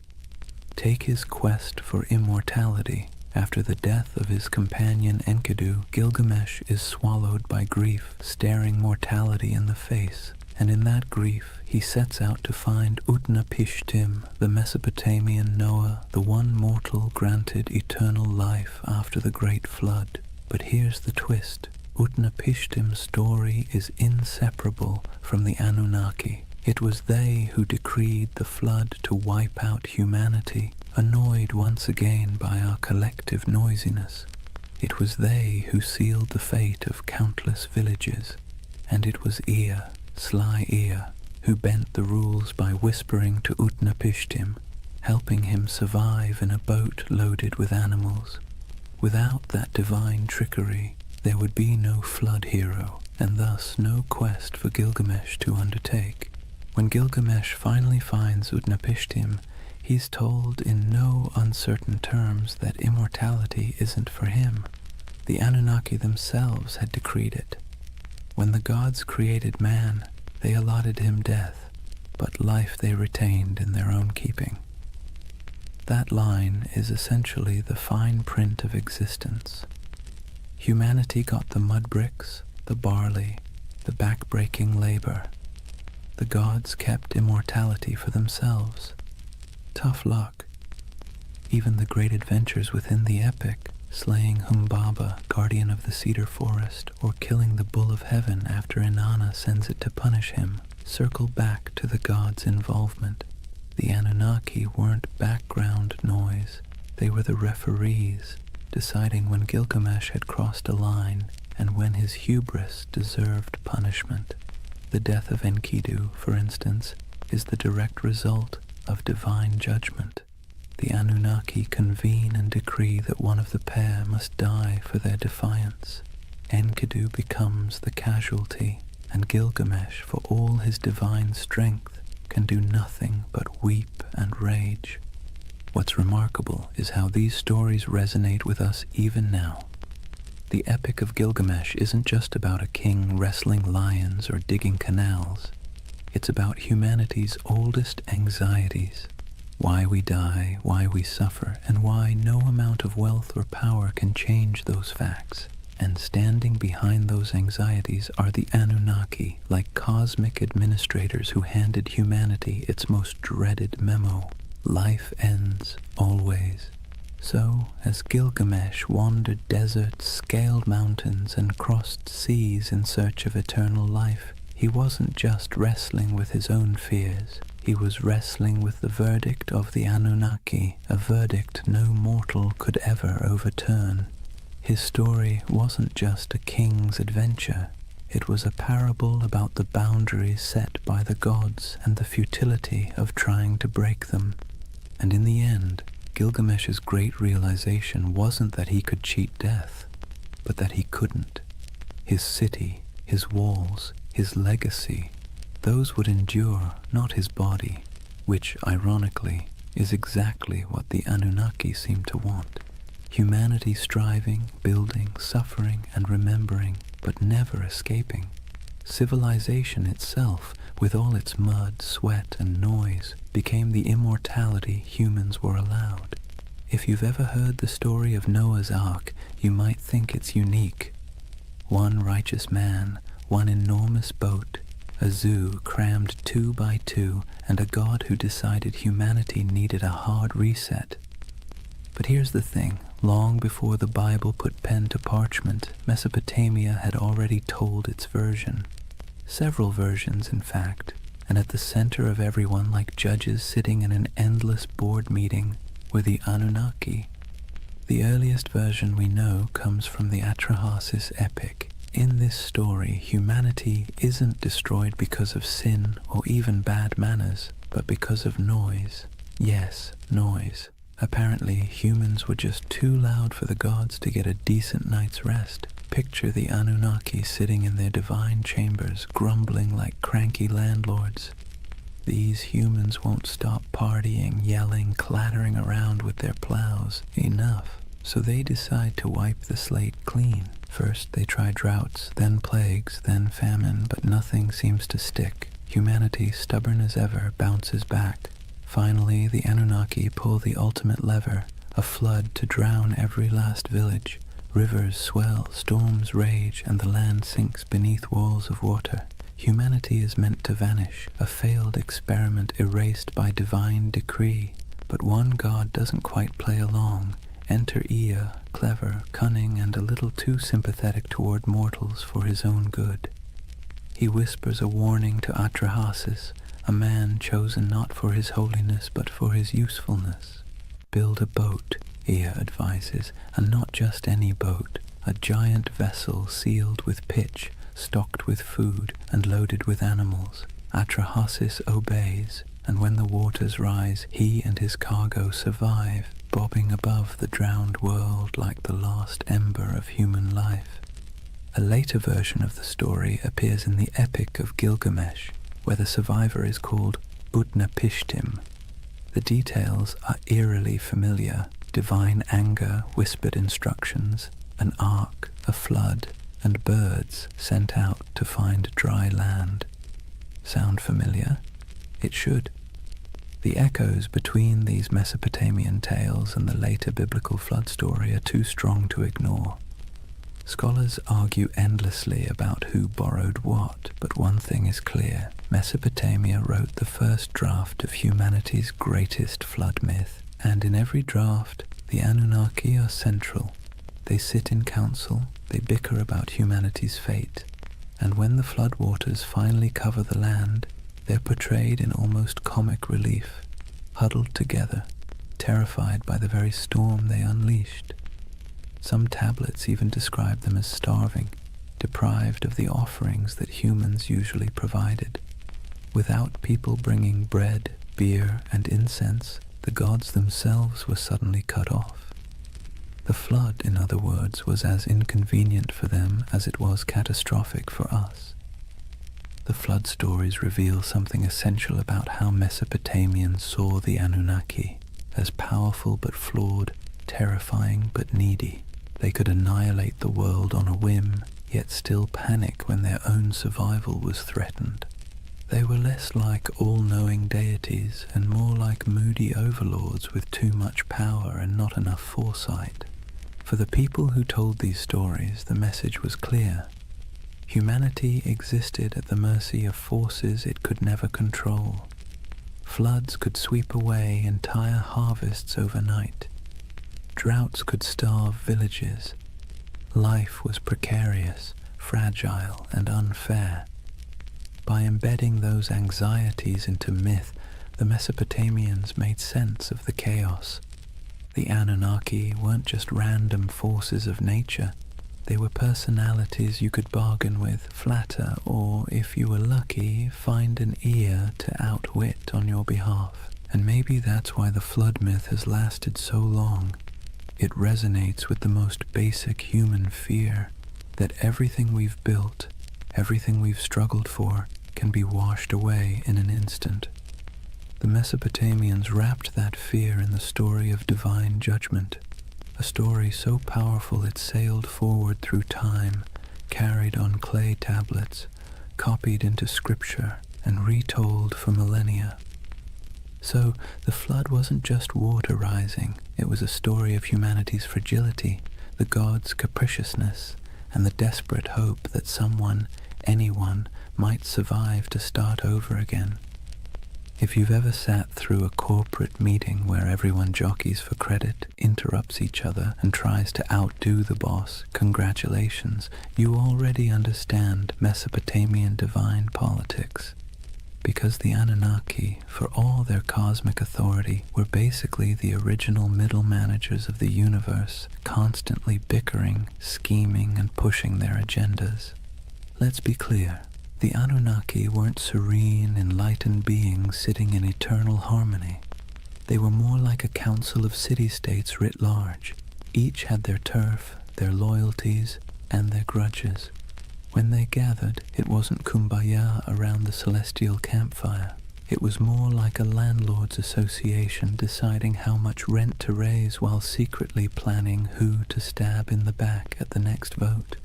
Take Enlil, for example, the storm god, known for being both immensely powerful and immensely irritable. He's often depicted as the one pushing for harsh judgments, floods, plagues, the occasional smiting. If you had to assign him a modern role, he'd be that boss who always thinks the best solution is fire half the staff and never sticks around to clean up the mess. Then you've got Ea, or Enki, the god of wisdom and water, who often played the role of the office saboteur. Whenever Enlil wanted to wipe out humanity, Ea would sneak behind his back, whispering to mortals like Atrahasis or Utnapishtim. He wasn't rebellious enough to stage a coup, but he was crafty enough to bend the rules. Think of him as the co-worker who nods along in the meeting, then quietly emails the client with a completely different plan. And of course, Inanna, also known as Ishtar, the goddess of love, war, and chaos incarnate. She didn't just play politics, she was politics. One moment she's seducing rivals, the next she's unleashing the bull of heaven on Uruk, because Gilgamesh bruised her ego. If the Anunnaki had a group chat, you can bet Inanna was the one sending messages in all caps at 3 a.m. This divine drama mirrored human politics almost perfectly. Kings invoked the Anunnaki to justify their wars. Priests claimed to interpret the gods' wishes, usually in ways that happened to benefit their city. When two cities fought, it wasn't just about irrigation canals or trade routes. It was framed as their gods battling too. The human squabbles were just the earthly reflection of celestial office politics. What's fascinating is that the Anunnaki weren't portrayed as flawless rulers. They were prone to jealousy, anger, and terrible decision-making. They punished entire populations for petty grievances. They feasted on offerings while mortals starved. They demanded loyalty, but offered little security in return. Sound familiar? That's because the people who invented these myths knew exactly what it felt like to live under rulers who acted the same way. The gods were a cosmic mirror of their kings, only with bigger egos and the ability to drown the world when annoyed.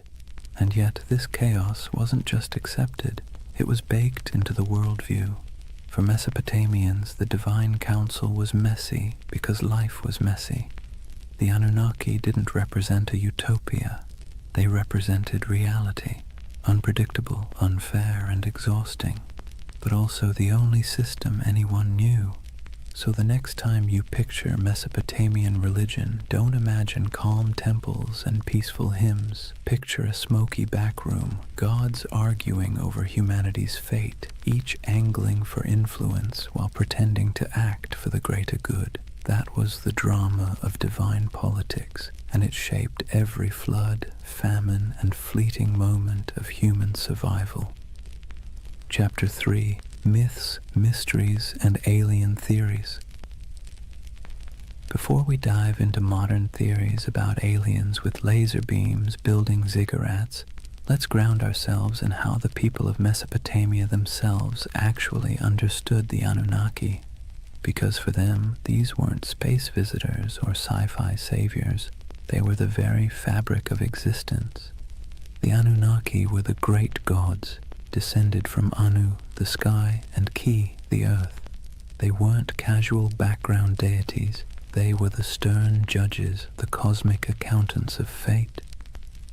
Picture them sitting on a celestial council bench, scribbling down humanity's behavior like the universe's first HR department, except the performance reviews were terrifyingly final. They decided who lived, who died, and how the world ticked. But here's the twist. They weren't abstract. They were woven into every corner of daily life. A farmer digging an irrigation canal didn't just worry about weeds or floods.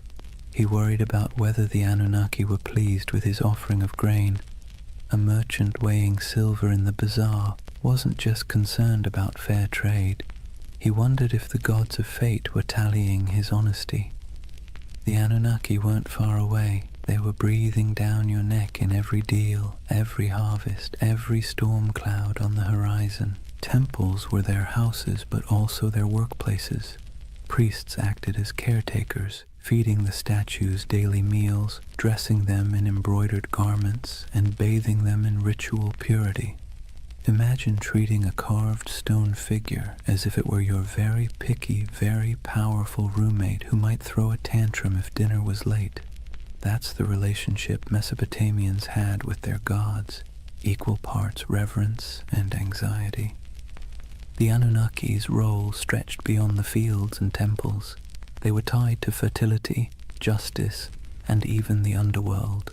In some myths, they sit as judges in the realm of the dead, weighing the shadows of human lives like bureaucrats processing endless paperwork. Not exactly a comforting image, but then again, Mesopotamian religion wasn't about comfort. It was about explaining a world that was dangerous, unpredictable, and constantly shifting.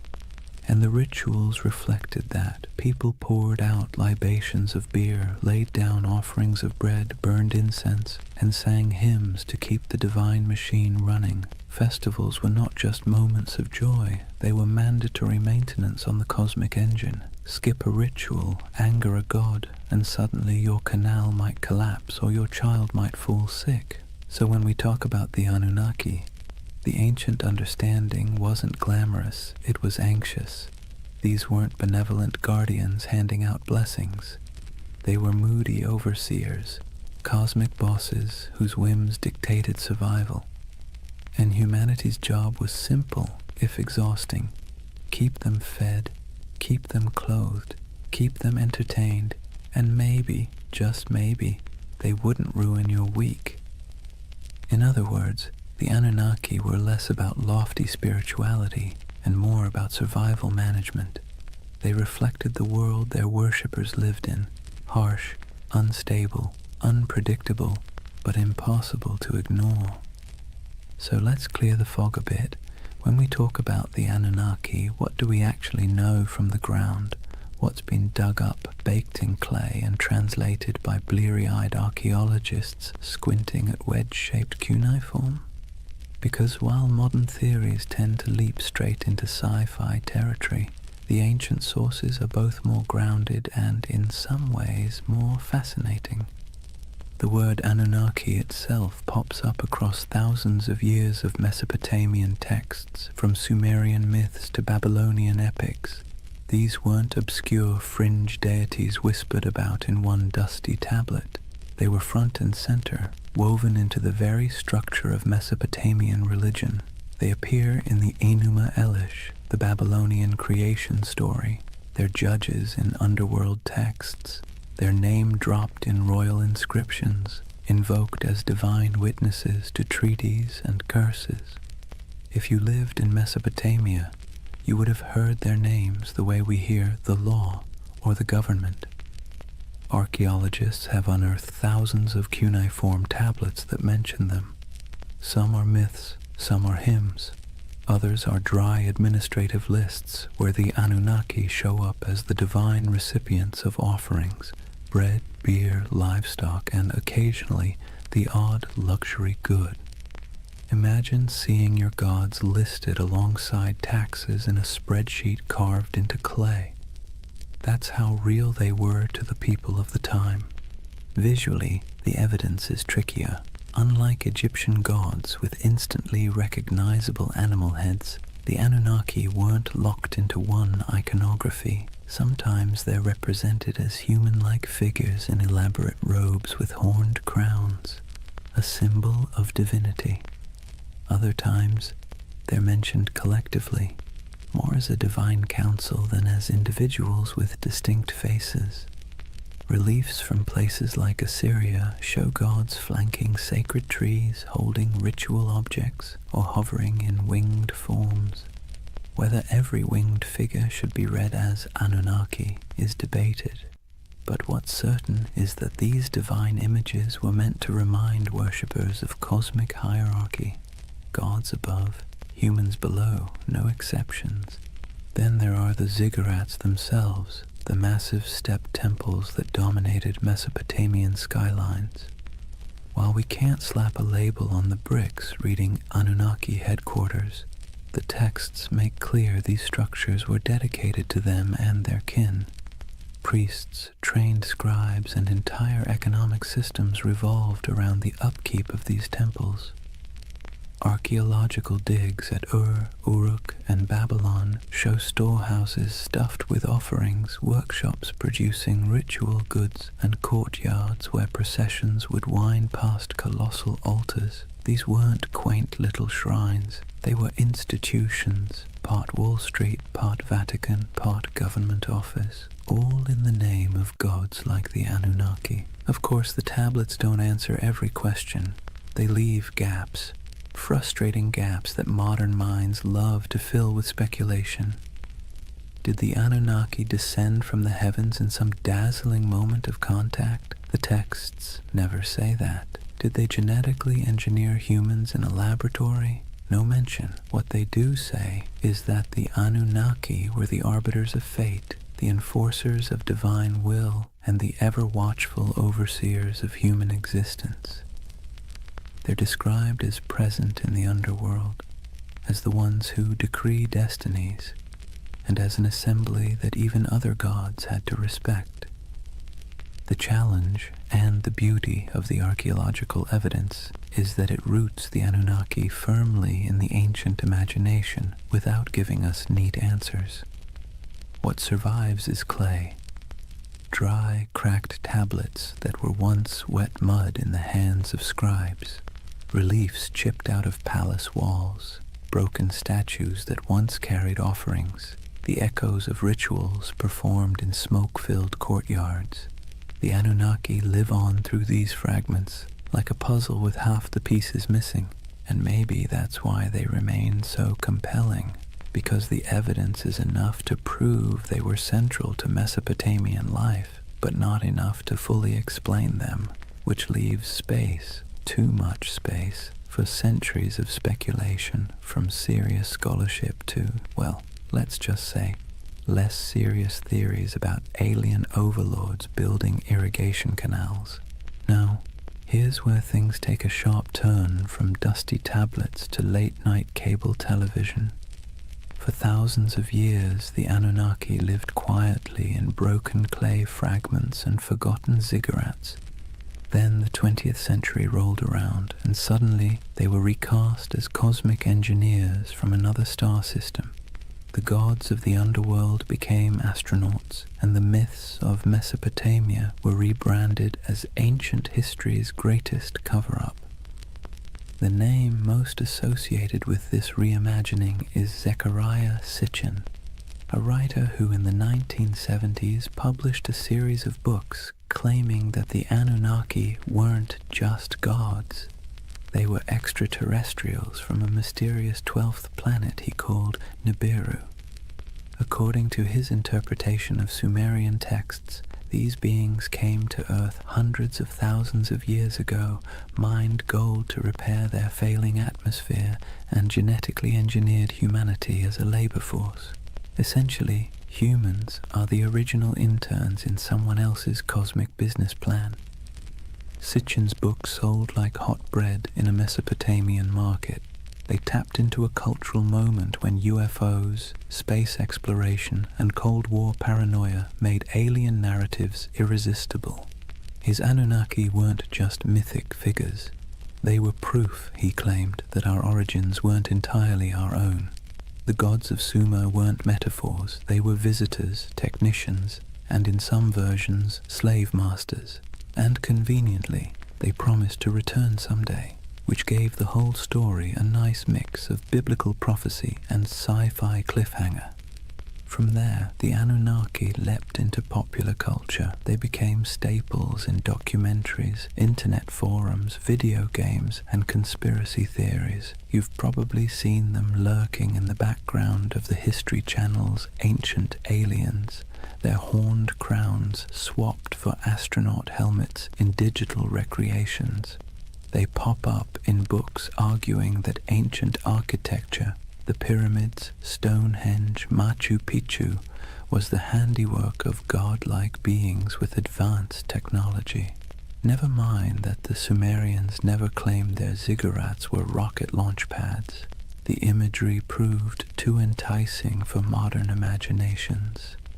The Anunnaki as aliens theory has sticking power because it blends two irresistible ideas, that the gods were real and that humans didn't climb the ladder of civilization entirely on their own. It offers mystery, grandeur, and let's be honest, a touch of flattery. Because if aliens engineered us, then clearly we're special, or at least somebody's favorite experiment. Of course, historians and archaeologists roll their eyes hard enough to sprain something when these theories come up. There's no tablet that says, by the way, we came from planet Nibiru. There's no evidence of spaceports in Ur or genetic labs in Babylon. The texts talk about floods, fate, rituals, and divine councils, not interstellar travel. But for many people, that's part of the fun. The gaps in the evidence are fertile ground for imagination, and Sitchin's Anunnaki filled those gaps in a way that captured millions of readers. It's worth pausing, though, to ask why. Why did the Anunnaki of all the gods in human history become the poster children for alien theories? Why not the Greek Olympians, or the Norse pantheon, or the Aztec deities? Partly it's because Mesopotamia is so old. These myths stretch back to the dawn of writing, which makes them feel like they contain hidden truths, the first draft of humanity's story. And partly it's because the Anunnaki were always portrayed as remote, judgmental overseers, an image that lends itself easily to the idea of superior beings from elsewhere. So, in the modern imagination, the Anunnaki have been rebranded, no longer just the moody gods of grain and flood. They're star travelers, geneticists, and absentee landlords of Earth. Whether you buy it or not, you have to admit, it's a heck of a career change for a bunch of ancient underworld judges. So, let's weigh the scales. On one side, we have archaeologists with dirt under their fingernails, carefully piecing together tablets baked 5,000 years ago. On the other, we have modern storytellers claiming the Anunnaki were gold-mining astronauts with a taste for human DNA. Which side is right? Well, that depends on whether you prefer your history served with clay dust or with tinfoil hats. First, the debunking side. Professional Assyriologists, those are the folks who actually read cuneiform, not just squint at it until it looks like spaceships, are nearly unanimous. The alien Anunnaki theory has no basis in the texts. The tablets describe gods with human emotions, divine councils, underworld judges, and mythic battles. They don't describe rocket launches, orbiting planets, or genetic splicing. The so-called translations used by Sitchin and his followers are, to put it gently, extremely creative. Imagine reading a cookbook, ignoring the ingredients list, and deciding it's actually a secret guide to time travel. That's about the level of scholarship we're talking about. Historians also point out that Mesopotamian myths are not unique in describing gods coming from the heavens or shaping humanity. Nearly every culture personified natural forces, storms, floods, fertility, death, as divine beings. The Anunnaki fit neatly into this pattern. Their role as overseers of fate and cosmic order makes sense in a world where rivers could make or break your survival overnight. They were not literal engineers from outer space. They were metaphors dressed in horned crowns. And yet, here's where the believing side makes its case, not necessarily because the evidence is strong, but because the allure is irresistible. People love mysteries. We love the idea that official history only tells part of the story, and we especially love the idea that ancient civilizations had secrets we can barely comprehend. The Anunnaki as aliens theory scratches all those itches. It takes the gaps, the missing pieces in the archaeological record, and fills them with rockets, DNA labs, and interstellar empires. And let's be honest, the official scholarly version isn't exactly sexy. The Anunnaki were stern gods who oversaw the underworld and enforced cosmic order doesn't exactly sell a million paperbacks. The Anunnaki were aliens who built humanity as their labor force and promised to return. Now that gets you a book deal, a History Channel interview, and a lifetime supply of conference invitations. What's fascinating is how both sides talk past each other. Scholars insist, rightly, that there's no evidence for aliens. Believers insist, also rightly in their own way, that the mysteries of Mesopotamia leave plenty of room for speculation. And between those poles, the Anunnaki themselves sit in silence, their names carved into clay, waiting for us to argue over them. Maybe that's the real takeaway here. Not whether they were gods, judges, or astronauts, but the fact that the Anunnaki are still sparking debate thousands of years later. They're still being reinterpreted, reshaped, and reimagined to suit the anxieties and fascinations of every age, whether that's Bronze Age farmers worrying about floods, or modern readers worrying about aliens in the night sky. So are they aliens? Almost certainly not. Are they fascinating? Absolutely. And in the end, whether you lean on the side of clay tablets or cosmic spaceships, you're participating in the same tradition the Mesopotamians started, using stories to make sense of a world that always feels a little bit out of our control. Here's the thing, whether you side with the cautious archaeologists or the ancient astronaut crowd, one fact is undeniable. The Anunnaki have staying power. Thousands of gods have come and gone, their names forgotten, their temples reduced to rubble, but somehow the Anunnaki still loom in our imagination, stubbornly refusing to fade. Why? What is it about this particular group of deities that continues to haunt us? Part of the answer lies in timing. The Anunnaki belong to the very earliest chapters of human history. When we talk about them, we're not just talking about some late add-on to mythology. We're talking about gods that walked hand in hand with the invention of writing, cities, and law. They're baked into the foundations of civilization itself. To imagine them is to imagine the dawn of human organization, when the rules of existence were still being scribbled on clay for the very first time. That alone gives them an aura of primordial authority. Another part is their personality. Unlike distant creator gods who retreat into the heavens after making the world, the Anunnaki were meddlesome. They judged, they punished, they demanded offerings. They were nosy landlords of human destiny, constantly keeping score. And let's be clear, that resonates because it feels familiar. Who hasn't felt like life is governed by forces beyond your control, demanding rent, setting impossible rules, and punishing you when you fall short? The Anunnaki embody that eternal human anxiety that someone powerful is watching and that your fate is never entirely your own. Then there's the modern twist. Once writers like Sitchin recast them as aliens, the Anunnaki slipped neatly into our age of science fiction. Suddenly they weren't just gods in dusty temples. They were interstellar overlords, genetic engineers, perhaps even visitors who might return. That storyline dovetails perfectly with our cultural obsessions, UFO sightings, government cover-ups, the dream that humanity's origin story has a cosmic footnote.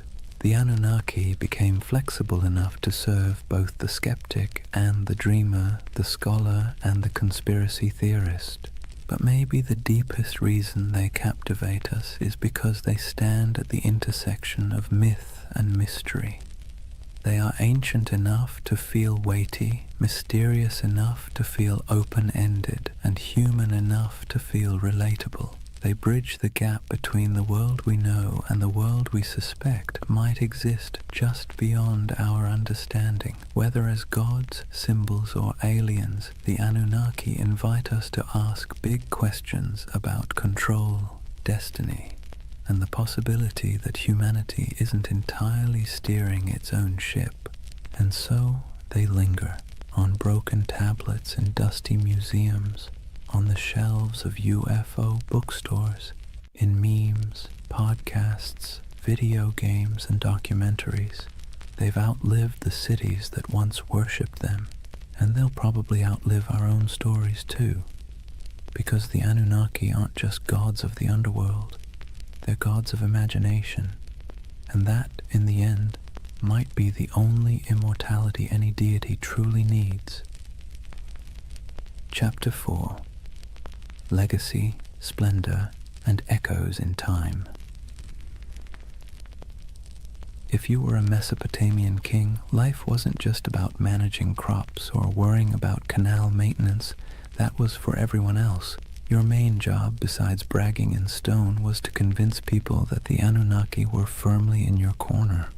Ruling wasn't just politics, it was theater, and the Anunnaki were the ultimate stage props. Step into the palace of a Babylonian ruler and look at the walls. Carvings show the king standing tall, flanked by divine symbols, winged discs, horned crowns, stars etched above his head. These weren't decorative doodles, they were bold advertisements. The message was simple: I don't just rule because I say so, I rule because the gods, the Anunnaki themselves, have given me the keys to the kingdom. If anyone dared question it, well, they weren't defying just a man, they were defying the cosmic order. Not exactly a comfortable position to be in. And then there were the temples. Massive ziggurats weren't simply for piety, they were political assets. Kings poured resources into these towering mud brick staircases to heaven, dedicating them to the Anunnaki as if they were paying off a divine mortgage. Each new level added, each gleaming brick was another way of saying, see how devoted I am?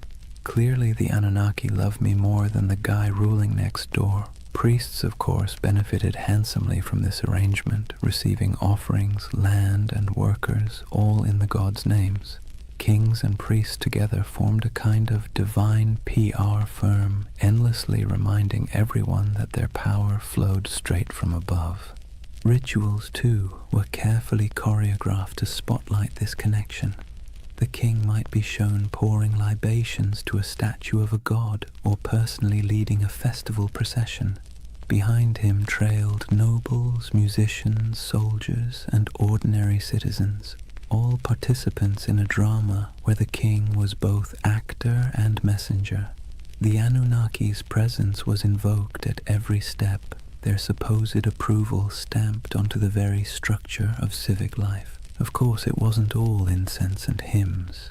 Kings also invoked the Anunnaki in their darker pronouncements. Inscriptions often came with curses attached. Whoever defaces this monument, may the Anunnaki destroy his seed, wither his fields, and turn his name to dust. Nothing like a little cosmic threat to keep people from messing with your statues. The Anunnaki became both benefactors and enforcers, tools for rulers to extend their grip long after their actual armies had gone home. To the elite, the Anunnaki were less distant deities and more political allies. Their approval justified expansion, conquest, and the construction of monumental architecture. Their names adorned treaties, their authority sealed laws, and their imagined presence loomed over courts and councils. Ordinary Mesopotamians might have seen the Anunnaki as stern judges of fate, but for kings they were a brand, one you invested in heavily because without it your power was just another mud-brick palace waiting to crumble. And so when you think of Mesopotamian splendor, banquets with honey cakes and music, dazzling gates covered in glazed brick, kings reclining in luxury, remember that every goblet raised was, at least on paper, raised in honor of the Anunnaki. The gods were everywhere, woven into the very fabric of elite life, both as protectors and as the ultimate marketing department. Let's step outside the palaces for a moment and see how different life looked depending on where you stood in Mesopotamian society. Because while kings and nobles could commission inscriptions boasting about their cozy relationship with the Anunnaki, ordinary people experienced those gods in very different, far less glamorous ways. Start with the farmer. He rises before dawn, trudges barefoot through mud, and pours out a portion of his precious grain as an offering. That handful of barley might be the difference between feeding his family through the week or going hungry, but the ritual isn't optional. The Anunnaki need to be kept happy, or at least not too angry, and so sacrifices are made. For him, the gods are stern overseers whose moods swing with the floods, the plagues, and the weather. His prayers are not about glory or legacy. They are desperate petitions for rain, for healthy crops, for the survival of his children. Now step into the temple courtyard. Here, priests oversee elaborate offerings, roasted lamb, beer poured into bowls, incense rising in aromatic clouds. Nobles and kings show up too, parading gifts of gold and silver, dedicating massive feasts in the gods' names. On the surface, it looks like everyone is worshipping the same deities, but the scale is entirely different. Where the farmer gives a clay bowl of bread, the king gives an entire bull. Where the laborer prays for enough water to survive the season, the ruler prays for divine sanction to conquer a neighboring city. Same gods, very different wish lists. And that's the irony. The Anunnaki were invoked as protectors of the entire community, yet the experience of worship was stratified. For the elite, ceremonies doubled as political theater. A grand feast for the gods also reminded the crowd who had the wealth to host it. Statues clothed in embroidered robes weren't just signs of piety. They were signs of power, gifts only rulers could afford to lavish. The gods, in other words, could be co-opted into a luxury brand. For ordinary people, the relationship was more anxious, even exhausting. You lived in constant fear of offending the divine, often through mistakes you didn't even understand. Did you skip a ritual unknowingly? Did a bad dream mean you had angered a god? The Anunnaki were less symbols of splendor and more reminders of how small, fragile, and vulnerable your life was. While kings used the Anunnaki to justify authority, you used them as insurance, however unreliable, against catastrophe. So picture the contrast. In the palace, banquets lit by oil lamps, honey cakes dripping with syrup, nobles reclining as musicians play, the king raising a jeweled cup to the gods. In the commoner's home, a dim reed fire, a bowl of barley porridge, children sleeping on mats while parents whisper prayers that the river won't flood that night. Both acts are framed as honoring the Anunnaki, but the emotional reality could not be more different. And yet, this inequality was accepted because it was dressed in the language of religion. If the Anunnaki had chosen to bless the king with riches, then clearly the king deserved it. If a farmer struggled, well, perhaps he had failed to please the gods properly. Religion became the great explainer of inequality, smoothing over cracks by wrapping them in divine will. The gods, it seemed, loved hierarchy just as much as kings did. That divide between the opulence of elite worship and the bare-bones devotion of ordinary people reveals something profound about Mesopotamian civilization. The Anunnaki weren't just deities of the skies and underworld. They were instruments of power, woven into the daily grind of survival for some, and the dazzling spectacle of glory for others. Nothing lasts forever, not even gods. For centuries, the Anunnaki dominated Mesopotamian imagination. They judged in the underworld, presided in temples, and loomed over every prayer, curse, and clay tablet. But slowly, quietly, they began to fade, not because people suddenly stopped believing in gods altogether, far from it, but because new powers, new empires, and new religions rolled in, sweeping the old names into the shadows. It began with conquest. Mesopotamia was never an isolated bubble. It was a crossroads where Persians, Greeks, and eventually Romans stamped their own cultures onto the land. Each wave of rulers brought new pantheons, new rituals, and new myths. The Anunnaki, once the unquestioned arbiters of fate, were slowly blended, reshaped, or outright replaced. A Babylonian might once have whispered prayers to Inanna or Enlil, but by the time of the Persians, attention shifted toward Ahura Mazda. Later, under Hellenistic influence, Greek gods elbowed their way into local imagination, blending awkwardly with the old Mesopotamian figures. The Anunnaki became echoes, half-remembered names tucked into older hymns and inscriptions, less feared than they once were. Even in the myths, they began to shrink. In the earliest texts, the Anunnaki were grand, mighty judges of humanity, controllers of storms and harvests. But later, their roles were downplayed, reinterpreted, or demoted. Some became minor underworld deities, their names appearing only in lists or rituals, stripped of personality. Others were absorbed into the identities of more dominant gods like Marduk, who rose to prominence in Babylon. It's as if the divine stage grew crowded, and the Anunnaki were pushed to the background, while new stars took the spotlight. Part of their decline came from the simple fact that memory is fragile.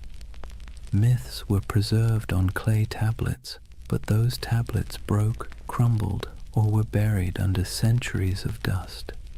Without scribes constantly rewriting and teaching them, names slipped away, and when temples fell into ruin, when ziggurats melted back into mud, the rituals that once kept the Anunnaki alive dissolved too. Gods require worshippers. Without daily offerings, songs, and fear, even the most intimidating pantheon becomes just a whisper in old stories. Yet their influence didn't vanish completely.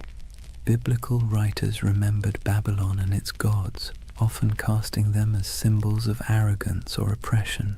Later cultures hinted at shadowy beings who sounded suspiciously like the Anunnaki, stern judges, watchful figures, half-remembered echoes of older myths. But their names, once shouted in temple courtyards, became faint murmurs in academic footnotes and archaeological reports. Imagine walking through the ruins of Ur or Babylon centuries after their decline. The great ziggurats are crumbling, reeds sprouting between broken bricks. Once bustling courtyards are silent save for the wind. The statues of gods are toppled or eroded, their once bright garments long since rotted. To stand there is to feel the silence of forgotten worship, a silence where the Anunnaki once thundered.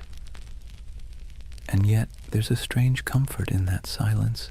Even the gods, it turns out, are subject to time. They too fade, replaced, rewritten. The Anunnaki's decline is a reminder that nothing, no matter how powerful it seems, escapes the erosion of centuries. Their temples collapsed, their names blurred, but the idea of them lingers, proof that even when the divine fades, memory holds on, however faintly. The Anunnaki may have faded from temples and clay tablets, but they never disappeared entirely. Instead, they slipped sideways, out of daily worship and into memory, myth, scripture, and eventually pop culture. In some ways, they're more famous today than they were in the last days of Mesopotamia, though not always for reasons a Sumerian priest would recognize. Let's start with the Bible. The Hebrew writers who lived through exile in Babylon didn't forget the overwhelming presence of Mesopotamian gods. They may not have name-dropped the Anunnaki directly, but echoes of their imagery crept in. The Watchers, described in certain apocryphal texts, the Nephilim, giants said to descend from divine beings, carry a suspicious resemblance to older tales of moody gods and semi-divine figures. The story of the Tower of Babel itself feels like a faint shadow of the ziggurats, those stairways to the heavens where priests once claimed the gods descended. Babylon became a symbol of arrogance, sin, and divine punishment. But behind that symbol lurked the forgotten faces of the Anunnaki. Fast forward a few millennia, and the Anunnaki were dusted off, not by priests or kings, but by authors with a taste for the mysterious. In the 20th century, writers like Zecharia Sitchin gave them a brand new identity, not just gods, but aliens. According to his theory, the Anunnaki were advanced beings from another planet, here to engineer humanity as a labor force. Never mind that Mesopotamian texts say no such thing. This reimagining stuck, feeding directly into the world of ancient astronaut theories. Suddenly, the Anunnaki weren't forgotten deities of grain and underworld judgment. They were interstellar overlords with spaceships, genetic labs, and a taste for gold. Do scholars roll their eyes at this? Absolutely. Archaeologists point out that Sumerian inscriptions mention plenty of gods, but none of them arrive in rockets or dabble in DNA splicing. Still, the theory has traction because it taps into a deep human itch, the sense that our past hides secrets, that civilization began not just with mud and sweat, but with some kind of hidden intervention. The Anunnaki, rebranded as cosmic engineers, became perfect fodder for late-night documentaries, YouTube rabbit holes, and endless speculation about what if. And it didn't stop with conspiracy books. The Anunnaki found their way into movies, video games, and novels. They appear as shadowy gods in fantasy series, as alien overlords in science fiction, as mysterious powers in role-playing games. Their very name carries weight, ancient, strange, vaguely menacing. You don't even need to know who they were to feel a flicker of intrigue when you hear it. It's ironic, really. In Mesopotamia, the Anunnaki were feared as judges, overseers, the divine middle management who ensured humanity never forgot its place. Today, they're debated in podcasts, plastered across memes, and occasionally turned into boss battles on a PlayStation screen. From temple chants to digital avatars, that's quite a career arc for a pantheon. But here's the bigger question. Why do they still haunt us? Why do people, thousands of years later, still turn to the Anunnaki as symbols of hidden knowledge, ancient power, or cosmic conspiracy? Maybe it's because they embody both sides of human imagination, the sacred and the strange, the myth and the mystery. They were never gentle gods. They were moody, demanding, unpredictable. In that sense, they feel closer to us than the serene, distant gods of later traditions. They remind us of a time when the divine was messy, imperfect, and perhaps a little terrifying. And in that imperfection, they remain endlessly fascinating. So whether you see them as forgotten deities, misunderstood myths, or interstellar overlords with questionable management skills, the Anunnaki endure. They're still here, not in temples of mud brick, but in our stories, our media, our restless curiosity, and maybe that's their real legacy. Not the rituals of the past, but the questions they leave us with in the present. So here we are, at the end of a long walk through the world of the Anunnaki. From their thunderous presence in Mesopotamian temples to their quiet afterlife in pop culture, they have proved to be more than just forgotten gods. They are a mirror of how humans explain the unexplainable, manage fear, and weave stories to make sense of chaos. Think about what the Anunnaki represented to the people who first told their stories.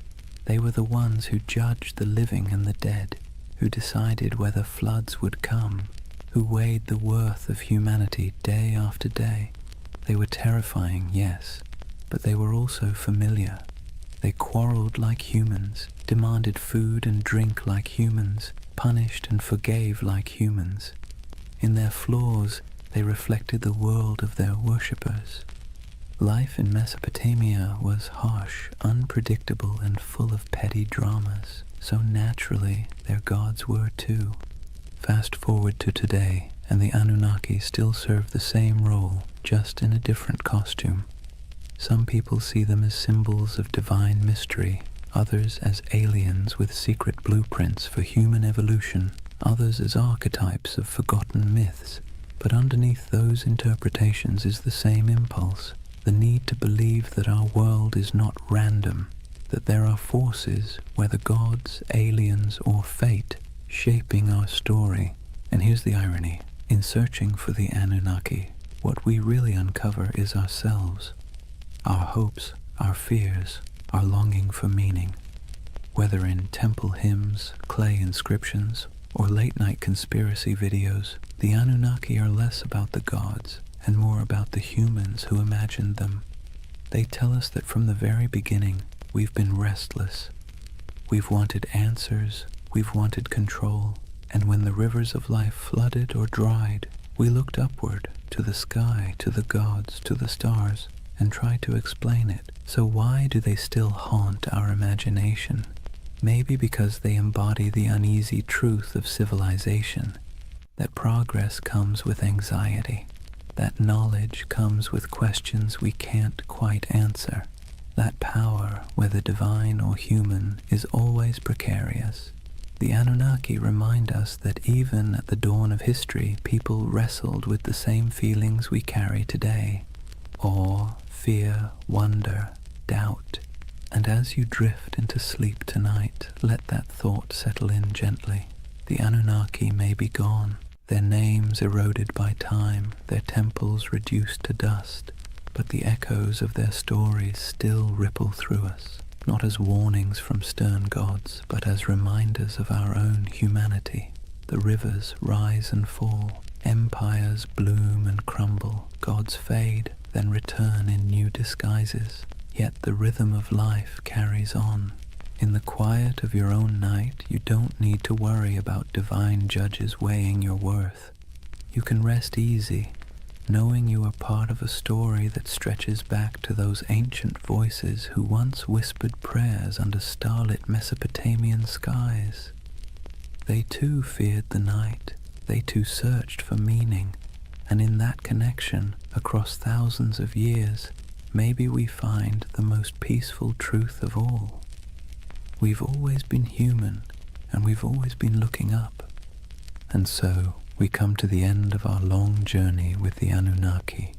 We've walked the muddy fields of Mesopotamia under their watchful gaze, sat in the courtyards of ziggurats while priests chanted, listened to myths of floods, heroes and gods who judged humanity like a never-ending performance review. We've seen them fade into dust, only to reappear in new disguises, as echoes in scripture, as theories of alien visitors, as symbols of mystery and power. What's remarkable is not that the Anunnaki vanished, but that they never truly left. They live on in the stories we tell, in the patterns of our thought, in the restless curiosity that keeps humans forever asking, what if?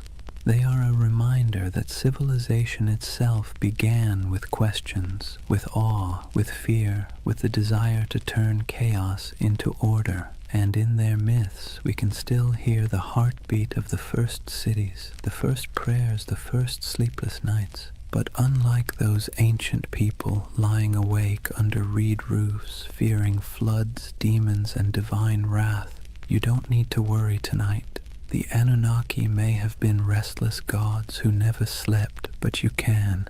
The rivers outside your window aren't about to rise and sweep you away. The stars aren't omens of disaster, just quiet lights marking the night sky. The fears of yesterday can stay in yesterday, so take a breath. Let the weight of history ease your own thoughts.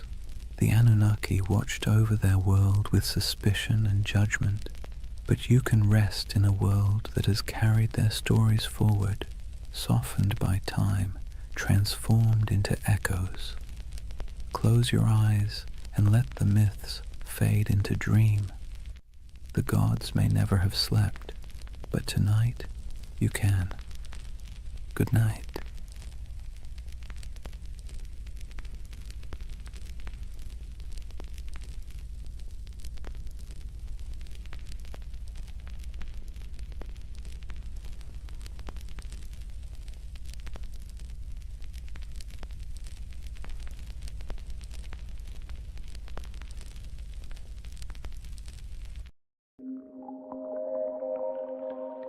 Sometimes history hides things so enormous that we only notice them when we leave the planet. Hidden deep in the Sahara is a perfect circle 25 miles wide, a formation so strange that astronauts were the first to truly see it. Yet despite its size, its symmetry, and its eerie resemblance to a giant eye staring straight up through the sand, no one can fully explain how it formed.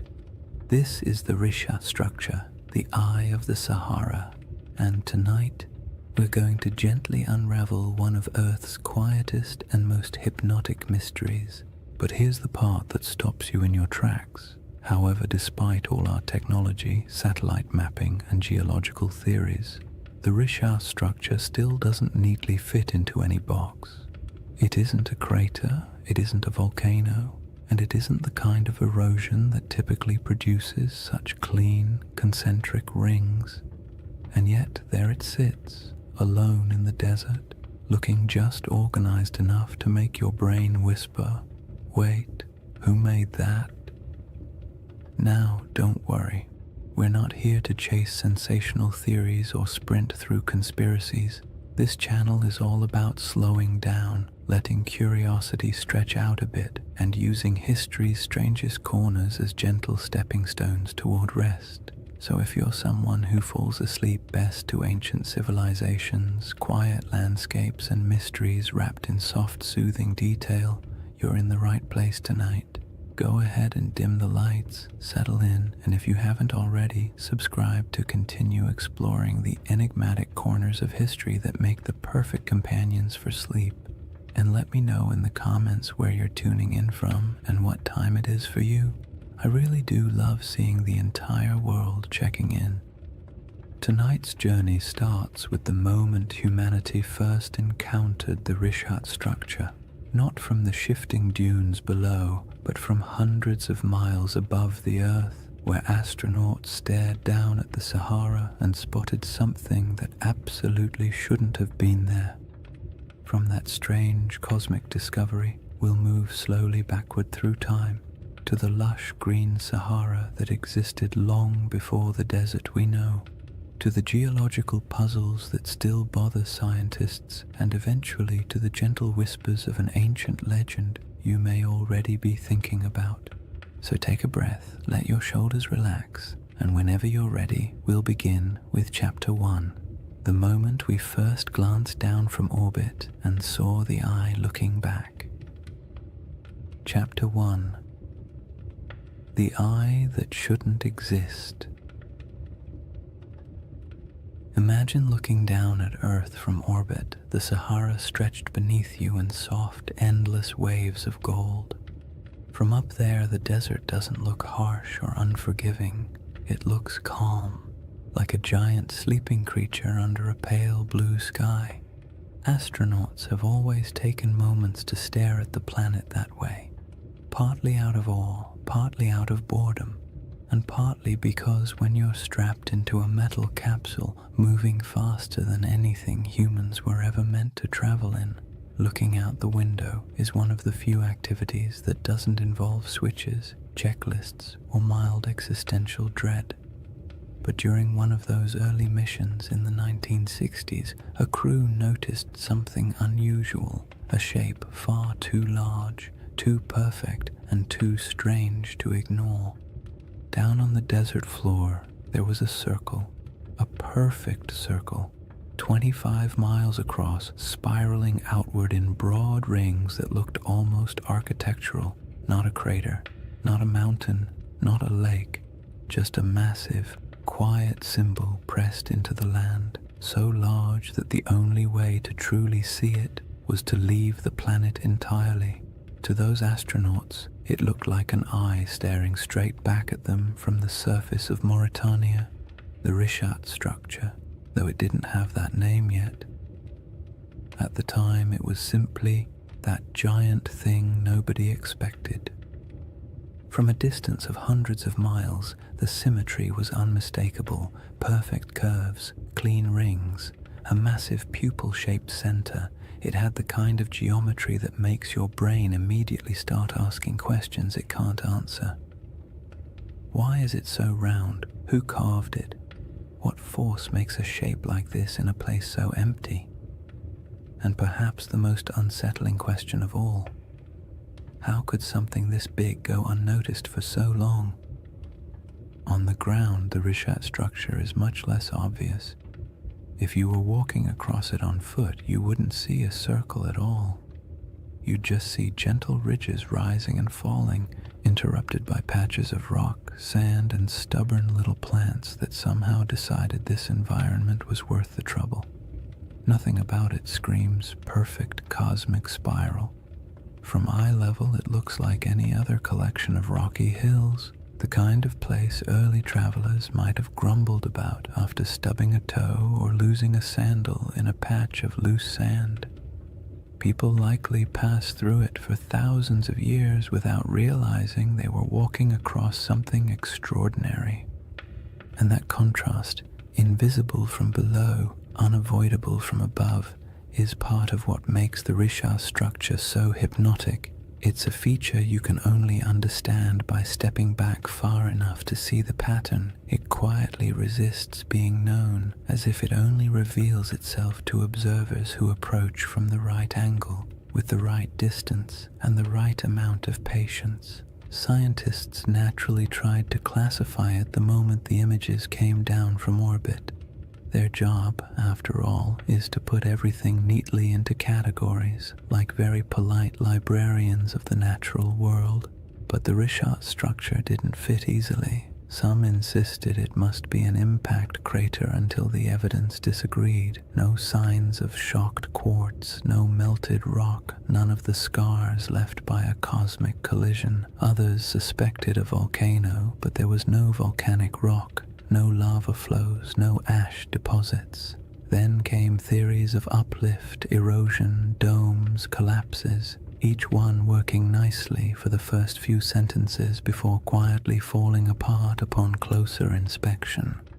The Richat structure, in classic mysterious fashion, remained cooperative enough to study, but stubborn enough to defy a simple explanation. It sits awkwardly between categories, like a puzzle piece cut in the wrong shape but still clearly belonging to the overall picture. And it doesn't help that it's located in one of the most remote regions of the Sahara, far from major trade routes, major kingdoms, or the kinds of resources that attract large ancient settlements. This is not the place where ancient people built empires or dug canals or left behind giant inscriptions announcing their presence. It's a place of wind, silence, heat, and sand, the kind of environment that erases evidence as quickly as humans can create it. Yet even in that isolation, The Risha structure demands attention. It is too large to ignore, too precise to dismiss, and too quiet to fully understand. You look at it and it feels like a riddle you weren't meant to solve on the first attempt. The desert around it stretches endlessly, dunes rising and falling like slow-motion waves, while the structure itself sits calmly in the center, a spiral carved into a world of shifting sand. There is a strange comfort in its stillness, as if it has been watching changes for far longer than humans have been paying attention, waiting patiently for someone to finally look down and notice. People naturally draw comparisons to ancient tales, especially the ones involving circular cities and lost civilizations swallowed by disaster. Humans are not subtle when it comes to pattern recognition. You show us a shape that even vaguely resembles something familiar, and our imaginations sprint ahead with enthusiasm. A structure with concentric rings in northwest Africa, larger than many ancient cities. The connections write themselves, but resisting those assumptions for now helps us appreciate just how odd the Risha structure is on its own terms. We don't need myths yet. The geology alone is strange enough to occupy the mind, and perhaps the most compelling detail is this. The Risha structure did not emerge in the desert we see today. It predates the dunes, the dryness, the isolation.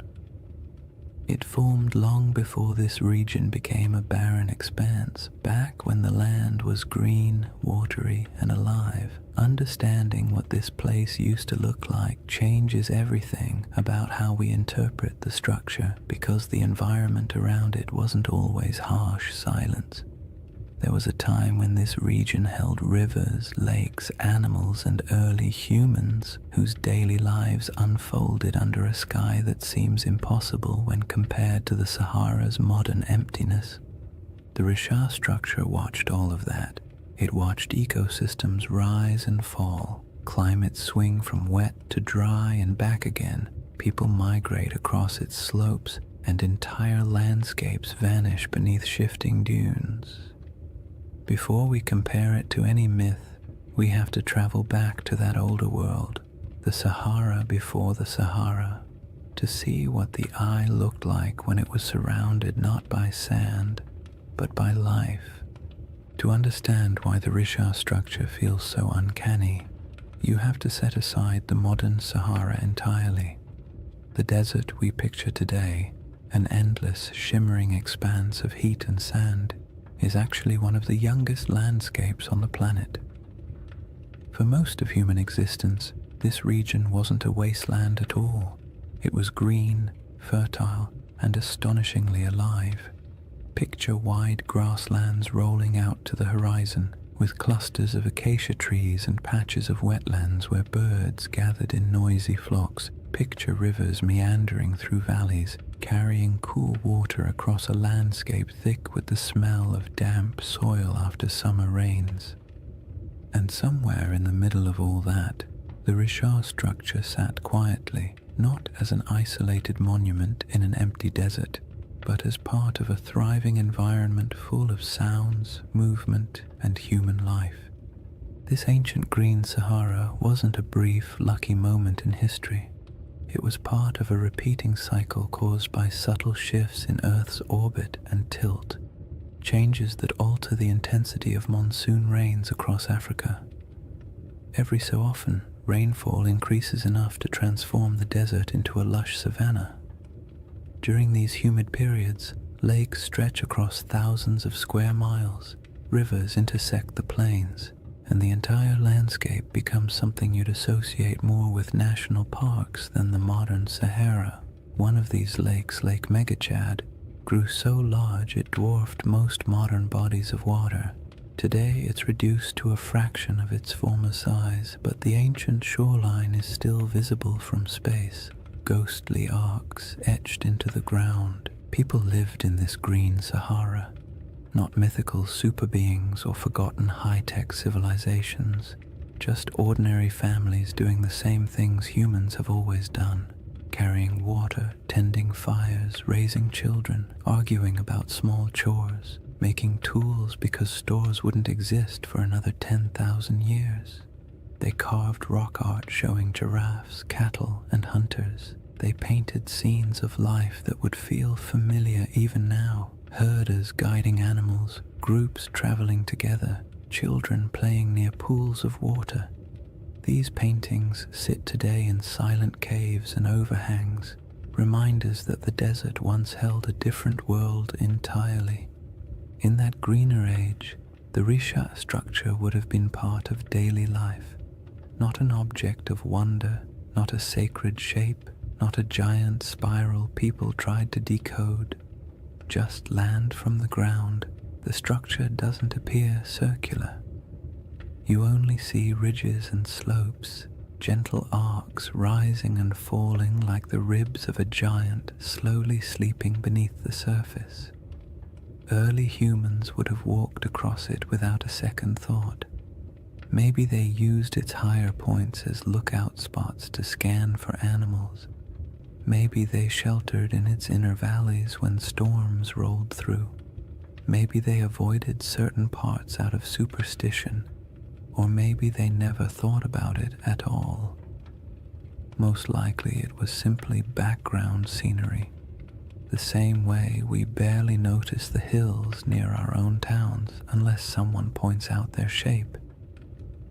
But even if it blended into the landscape, the Rishat structure would have quietly shaped the rhythm of life around it. The ridges could have guided migration paths. Water might have pooled in certain low areas after seasonal rains. Vegetation could have grown thicker in pockets where moisture collected. For thousands of years, people and animals would have used the structure without realizing they were interacting with something that would one day puzzle scientists, entice researchers, and inspire late-night conversations about lost civilizations and ancient catastrophes. As the climate shifted and rainfall declined, the green Sahara slowly began to fade. Lakes shrank, rivers dried, vegetation withered. The smell of earth after rain became less common. Migration stretched longer as people followed dwindling water sources, and eventually dunes crept across the landscape, swallowing paths, burying campsites, and erasing nearly all traces of the world that had existed before. What's haunting about this transformation is how quickly it happened in geological terms. A few thousand years, an eye blink in Earth's timeline, was all it took to turn a thriving ecosystem into one of the largest deserts on the planet. The people who lived here would have witnessed that shift firsthand. Generation by generation, they watched lakes retreat, animals disperse, and once reliable seasonal patterns collapse. Oral traditions from various African cultures still contain echoes of climates changing, waters disappearing, or ancestral migrations driven by environmental upheaval. Stories stretch and distort across centuries, of course, but they often carry a spark of truth at their core. And it's not unreasonable to imagine that somewhere in the long, layered history of this region, memories of a circular landform in a once wet landscape might have eventually become a distant, reshaped legend. When modern researchers study the Sahara's ancient lakes and rivers, they often describe them as ghost waterways, because their traces linger beneath the dunes like faint scars, visible only from satellite images or through careful ground surveys. It's peaceful in a strange way to picture these lost rivers running across land that now feels so desolate. The desert is quiet, but beneath that quiet are the outlines of ecosystems that once flourished. The Risha structure existed during all of those cycles. It watched water fill basins, watched wetlands grow thick with life, watched grass return and then die away. It endured storms, sun, wind, and the slow grinding force of erosion. There's something soothing about how unbothered the structure is by all these changes. Landscapes rise and fall, climates swing wildly, civilizations appear and vanish, and the Risha structure simply remains. It doesn't tell its own story. It doesn't announce its presence. It doesn't offer answers. It's just there, a constant in a world where almost nothing else is. And understanding that ancient environment is essential because it sets the stage for the real puzzle, how this enormous circular formation came to be in the first place. The scientific explanations, volcanic uplift, erosion, collapsed domes, answer some questions while raising others. Each theory seems convincing until you begin to examine the details. The Risha structure looks simple from orbit, but grows more complicated the closer you approach it, like a calm surface hiding a tangled set of mysteries beneath. Now that the Sahara's old green world is clear in your mind, the geological puzzle becomes even more intriguing, because any explanation has to account not only for the structure's shape, but for how incredibly long it has stood unchanged through shifting climates and changing environments. The puzzle sits before us, layer after stubborn layer. Once you've pictured the Sahara as it used to be, wet, green, alive, and almost unrecognizable, the Risha structure becomes even stranger, because whatever formed this enormous circle had to withstand everything nature threw at it: floods, droughts, storms, shifting climates, and entire ecosystems rising and collapsing. And yet it remains, not as a faint trace or a distorted outline, but as a nearly perfect set of rings still visible from space. That kind of durability demands an explanation, and scientists have certainly tried to provide one. The trouble is, each explanation works well for a few minutes before quietly unraveling under closer inspection, as if the Earth itself had decided to play a slow geologic prank on everyone who studies it. The first idea scientists proposed was the most obvious: an impact crater.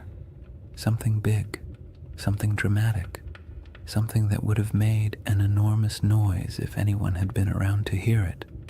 A meteorite slamming into the ground would create a circular depression, after all. And the Sahara is certainly large enough to have attracted its fair share of flying space debris. But the Rishat structure doesn't behave like a crater. Craters have distinct signatures, very specific patterns of shock, melted rock, and high-pressure minerals that act like the universe's version of a calling card. And the Risha has none of those. In fact, the rocks at its center aren't melted or crushed at all. They're simply there. Old, eroded, stubbornly normal.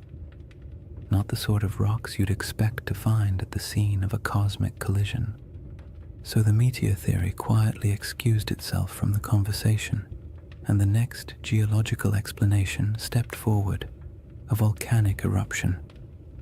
Volcanoes can create circular features after all, and their plumbing beneath the earth can sometimes produce domes, bulges, and ringed formations.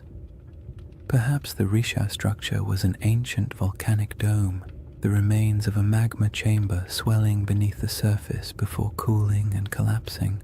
But again, the evidence refuses to cooperate.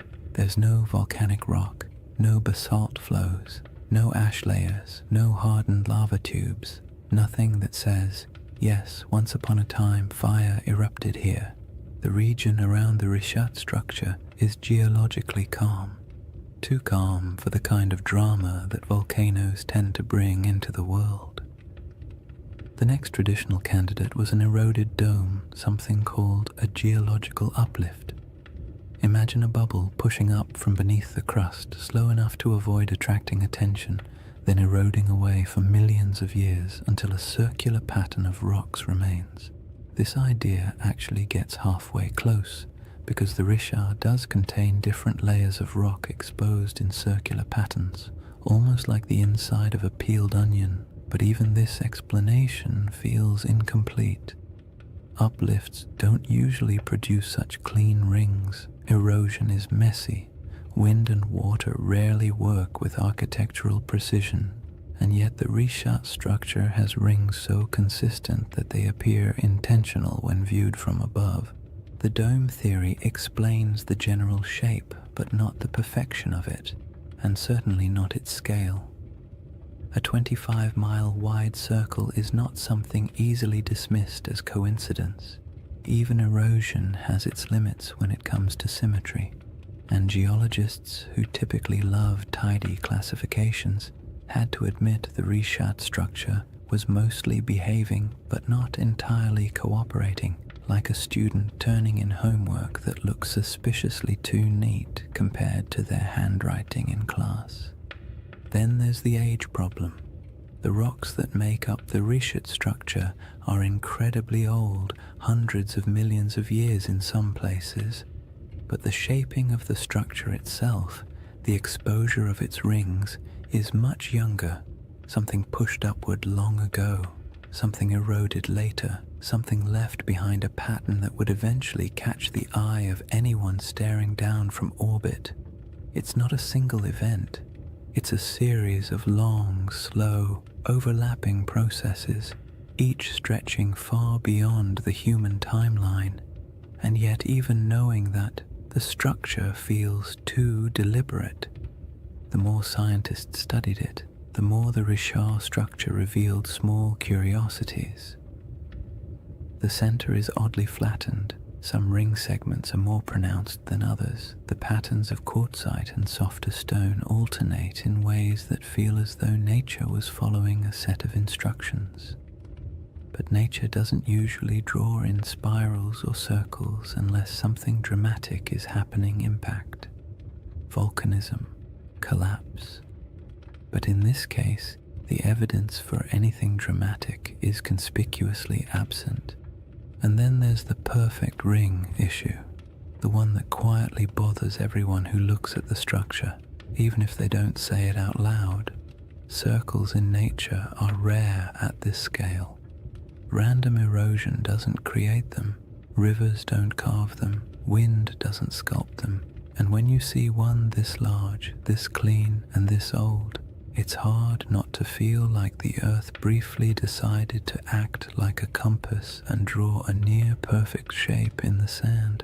It's not surprising that the Richat structure often leaves people with a vague sense of unease, not fear, not dread, just the gentle discomfort of encountering something that feels too orderly in a world built on chaos.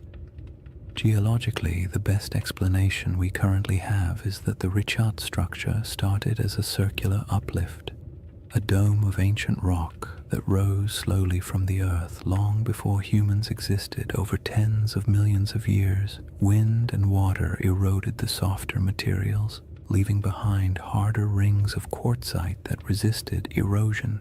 In essence, the shape is a natural accident, a byproduct of uplift plus erosion plus time. But even if this is the correct explanation, it still doesn't quite satisfy the imagination, because most uplifts don't look like this. Most erosion doesn't cooperate so neatly. And so the Richat structure lives in that strange middle space, scientifically explainable, yet visually suspicious, like a naturally occurring optical illusion, a formation that checks enough geological boxes to avoid being classified as supernatural, yet raises enough questions to spark curiosity in anyone who looks at it.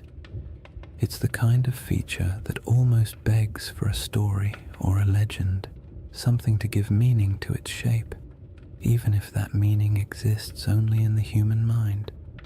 Once you've explored the geological explanations and realized none of them fully capture the structure's quiet strangeness, it becomes easier to understand why some people entertain a very different question. Not the scientific, what made this, but the mythic, does this remind me of something? A city described long ago with concentric rings of land and water, positioned somewhere to the west of ancient civilizations. a place said to have vanished in a single day and night. The Risha structure does not announce itself as that place, but it echoes the pattern just enough to make you wonder where coincidence ends and imagination begins. Before any comparisons can be made gently or cautiously, the building blocks of those ancient descriptions must be understood not as fantasy, but as the fragments of memory, geography, and storytelling that shaped one of history's most enduring legends.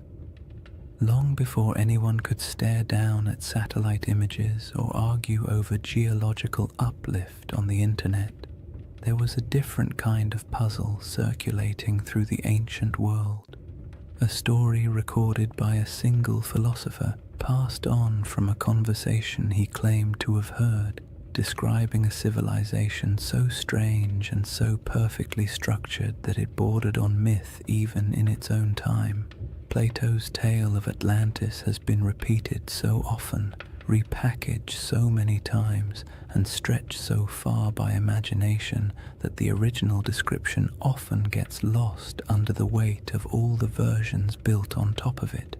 But if you strip away the embellishments, the crystal cities, the impossible technologies, the ancient aliens with clipboards, interpretations, you're left with a surprisingly simple outline: a circular city, rings of land and water, mountains to the north protecting it, a broad plain to the south, a river that flowed to the sea stones of red, black, and white, abundant animals, especially elephants, and a civilization that rose to prominence before collapsing in a sudden, dramatic event. Whether this description is literal, symbolic, exaggerated, or entirely fictional is something scholars have debated for centuries. But what matters for our quiet journey tonight is not whether Atlantis existed. What matters is the shape of the story, because that shape is what causes people to glance at a satellite photo of the Risha structure and pause. The comparison doesn't begin with belief. It begins with pattern recognition. Humans are wired to look for familiar shapes in unfamiliar places. It's the same instinct that makes us see faces in electrical outlets or animals in passing clouds. So when someone sees a massive set of concentric rings in northwest Africa, a structure wrapped in mystery and sitting in a region that once held rivers, lakes, and life, it's reasonable that part of their brain whispers, "This looks like something I've heard before." The resemblance is not perfect, not literal, not conclusive, but it's enough to make curiosity shift in its seat a little. Consider the colors Plato mentions: red, black, and white stones.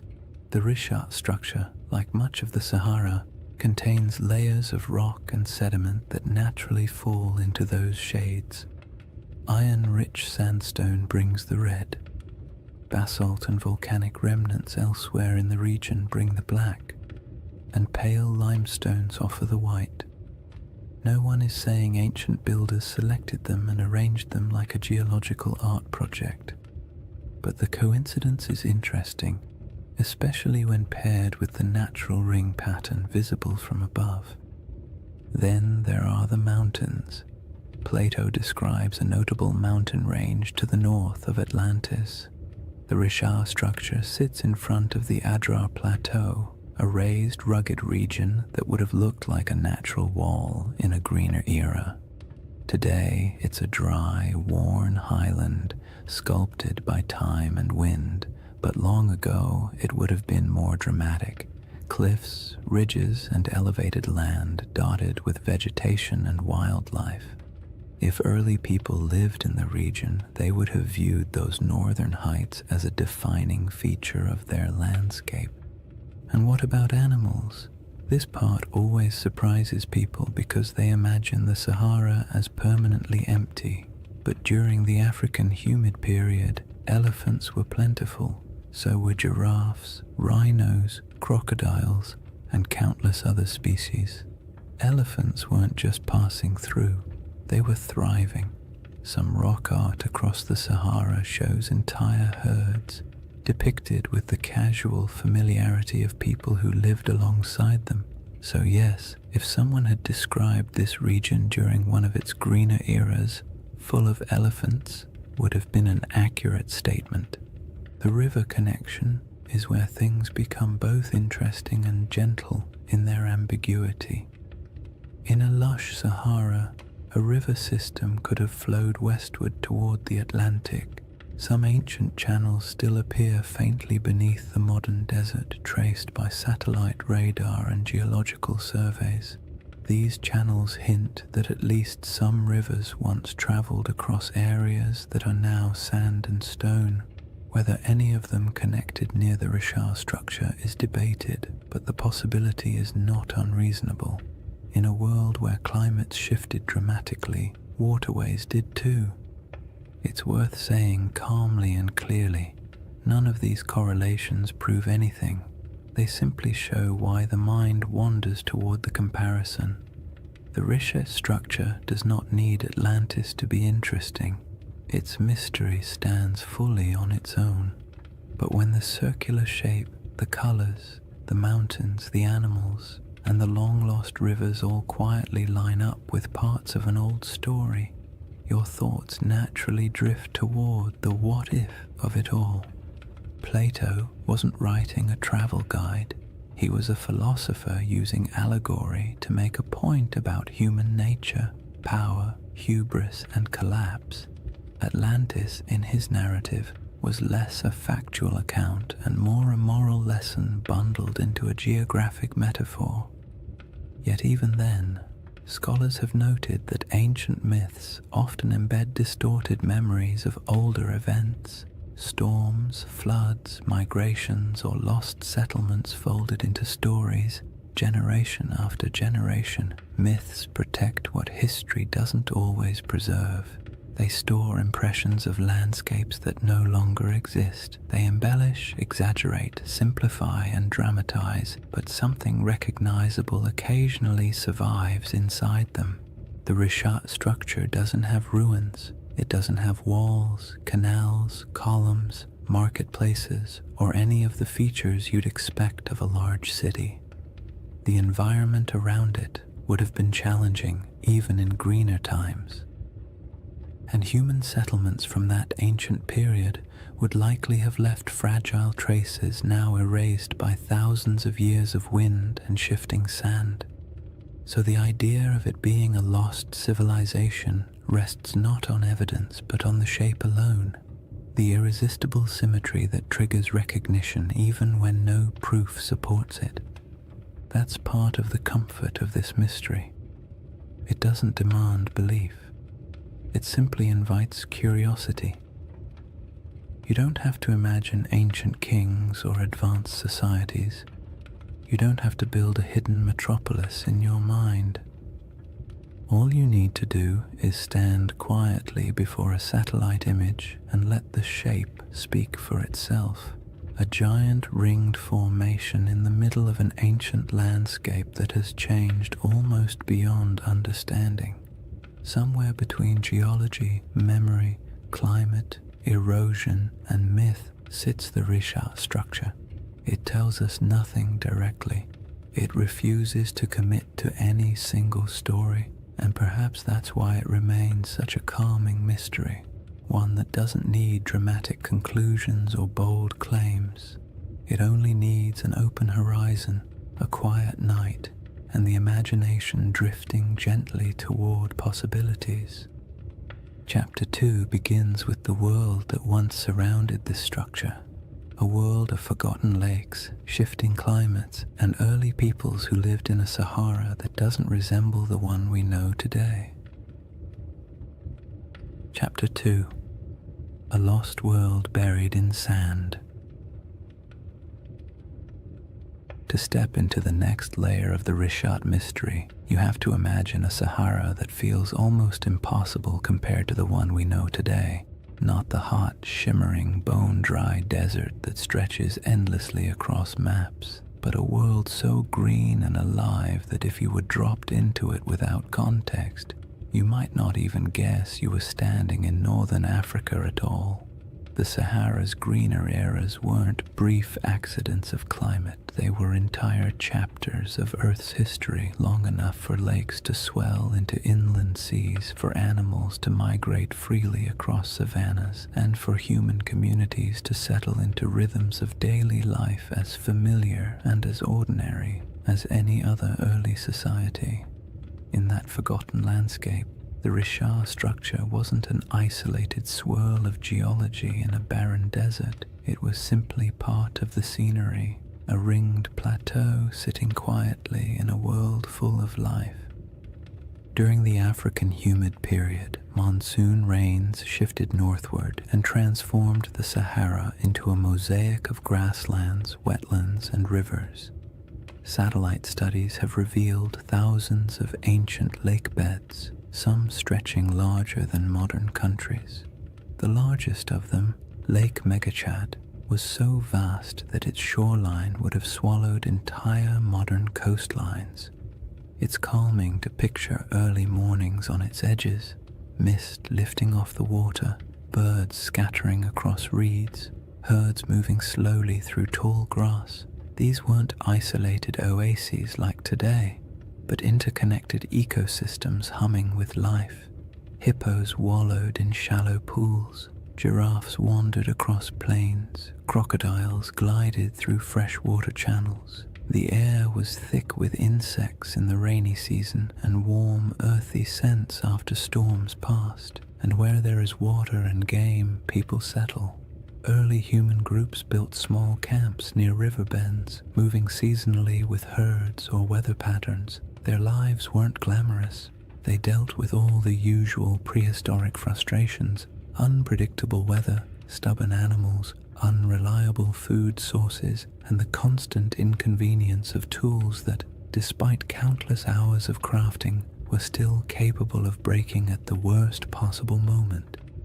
Yet these people left behind some of the most beautiful artifacts the Sahara still holds: rock engravings and paintings showing scenes of daily life, hunters with bows, families with cattle, children playing near water. These artworks are serene, calm snapshots of a world that no longer exists, carved into stone that has stubbornly endured long after the lakes dried. When people imagine ancient civilizations, they picture dramatic stone cities, elaborate temples, complex political systems, the kinds of things that leave behind headlines in history books. But most ancient people, including those who lived in the Green Sahara, were just trying to get through the week without too much trouble. They managed herds, gathered plants, navigated seasonal routes, and dealt with occasional arguments about who forgot to maintain the fire or who accidentally let a goat wander off into the brush. Civilization doesn't have to look like marble pillars to be worth remembering. Sometimes it's found in the small, repetitive rhythms of daily life, the quiet rituals that define communities. And those communities were not isolated dots scattered randomly across a wet desert. They followed predictable paths. Rivers acted like highways, lakes acted like hubs. Fertile pockets of land created gathering points where groups traded, shared food, and passed down stories. Even without permanent stone buildings, these places had identities, regions where people knew how to track animals, where certain plants grew well, where rainfall was reliable, where the land felt generous enough for families to stay a little longer. In this setting, the Richard structure would have been noticeable, but not mysterious. Its slopes rose gently, offering views of surrounding plains.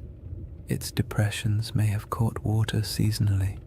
Its ringed layers might have supported different kinds of vegetation depending on rain and soil.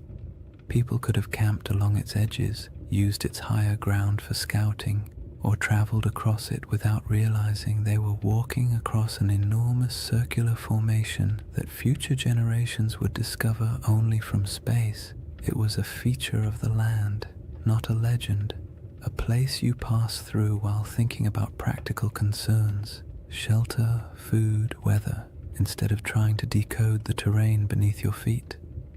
Some researchers have suggested that pockets of early Saharan cultures may have grown surprisingly sophisticated during particularly wet periods, not in the sense of monumental architecture or complex written languages, but in social networks, trade patterns, and livestock management. Evidence shows early domestication of cattle in the region, and groups may have practiced proto-agricultural techniques around wetlands and lake margins. These weren't lost empires. They were adaptable, resilient societies navigating a landscape that could shift dramatically over generations. The idea that a civilization could thrive here, disappear, and leave little trace isn't far-fetched at all. Wet climates draw people, harsh climates erase them. The desert isn't just unforgiving, it's efficient. Wind strips away organic material. Sand buries structures. Drought erases evidence of farming. Floods wash away tools. And time, paired with enough silence, can erase almost anything that isn't carved into stone. The Sahara has a way of taking the past, smoothing it out, and leaving behind a surface that pretends nothing was ever there. Even so, pieces of that older world survive. Fossilized bones, pollen samples trapped beneath sand, ancient shorelines stamped faintly into the earth, and rock art that still shows people standing beside animals that haven't lived in this region for thousands of years. These fragments don't tell a complete story, but they do confirm one thing. The Sahara was once a place where human life thrived, not merely survived. And in that world, the Risha structure might have been a landmark of sorts, a subtle gate in the landscape, a recognizable formation people used to orient themselves, not a secret, not a holy site, and not the center of anything monumental, just a distinctive feature in a land full of water and vegetation. The idea that early groups might have navigated by it is peaceful to imagine. Small bands of families moving across plains, spotting the familiar rise of the rings in the distance, and knowing they were approaching water or shade or simply a place they'd passed through many times before. When the climate shifted and the world dried, those routes disappeared. Lakes shrank into nothing. Rivers retreated and carved new paths underground. Families moved south or west, following food and water. Eventually, the Risha structure went from living landmark to abandoned plateau, then to forgotten geology swallowed by the earliest dunes. There are no written records, no monuments, no grand architectural remains from this era, just silence and the faint memory of a world washed away by time. The civilizations of the Green Sahara weren't lost in a dramatic catastrophe. They faded gradually, quietly, as the rains weakened and the land transformed, and that gradual fading matters when we begin comparing ancient descriptions, lost worlds, and the shape of stories that survived long after the land itself changed beyond recognition. The timeline of that fading, and how closely it lines up with certain ancient myths, forms the next layer in the riddle. When people hear the word Atlantis, they often imagine something impossibly ancient, a civilization so old it might as well have existed when mammoths were still wandering around, being large, shaggy inconveniences. But Plato didn't describe Atlantis as a civilization from the dawn of time. He dated its downfall to around 9,600 BCE, a period surprisingly close to the end of the last ice age and, as it happens, surprisingly close to the moment when the Sahara began shifting into one of its long, humid phases. The more you compare his proposed timeline with the environmental data, the more you notice an odd overlap, not in details or certainty, but in rhythm. And rhythm is often what ancient memories preserve best.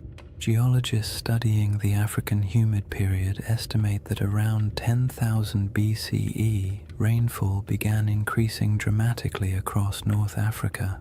The desert, which had been relatively dry and barren, transformed into a landscape of lakes, wetlands, and grasslands. This wasn't a gentle shift. Climate models show that the monsoon system surged northward in a way that would have felt abrupt on a human timescale. Rivers reappeared, plants spread, herds expanded, and places that had been empty for thousands of years suddenly became habitable again. If you were living anywhere near the region, the shift would have felt like the land itself waking up after a long sleep. Plato's date for Atlantis is often treated like a mystical number.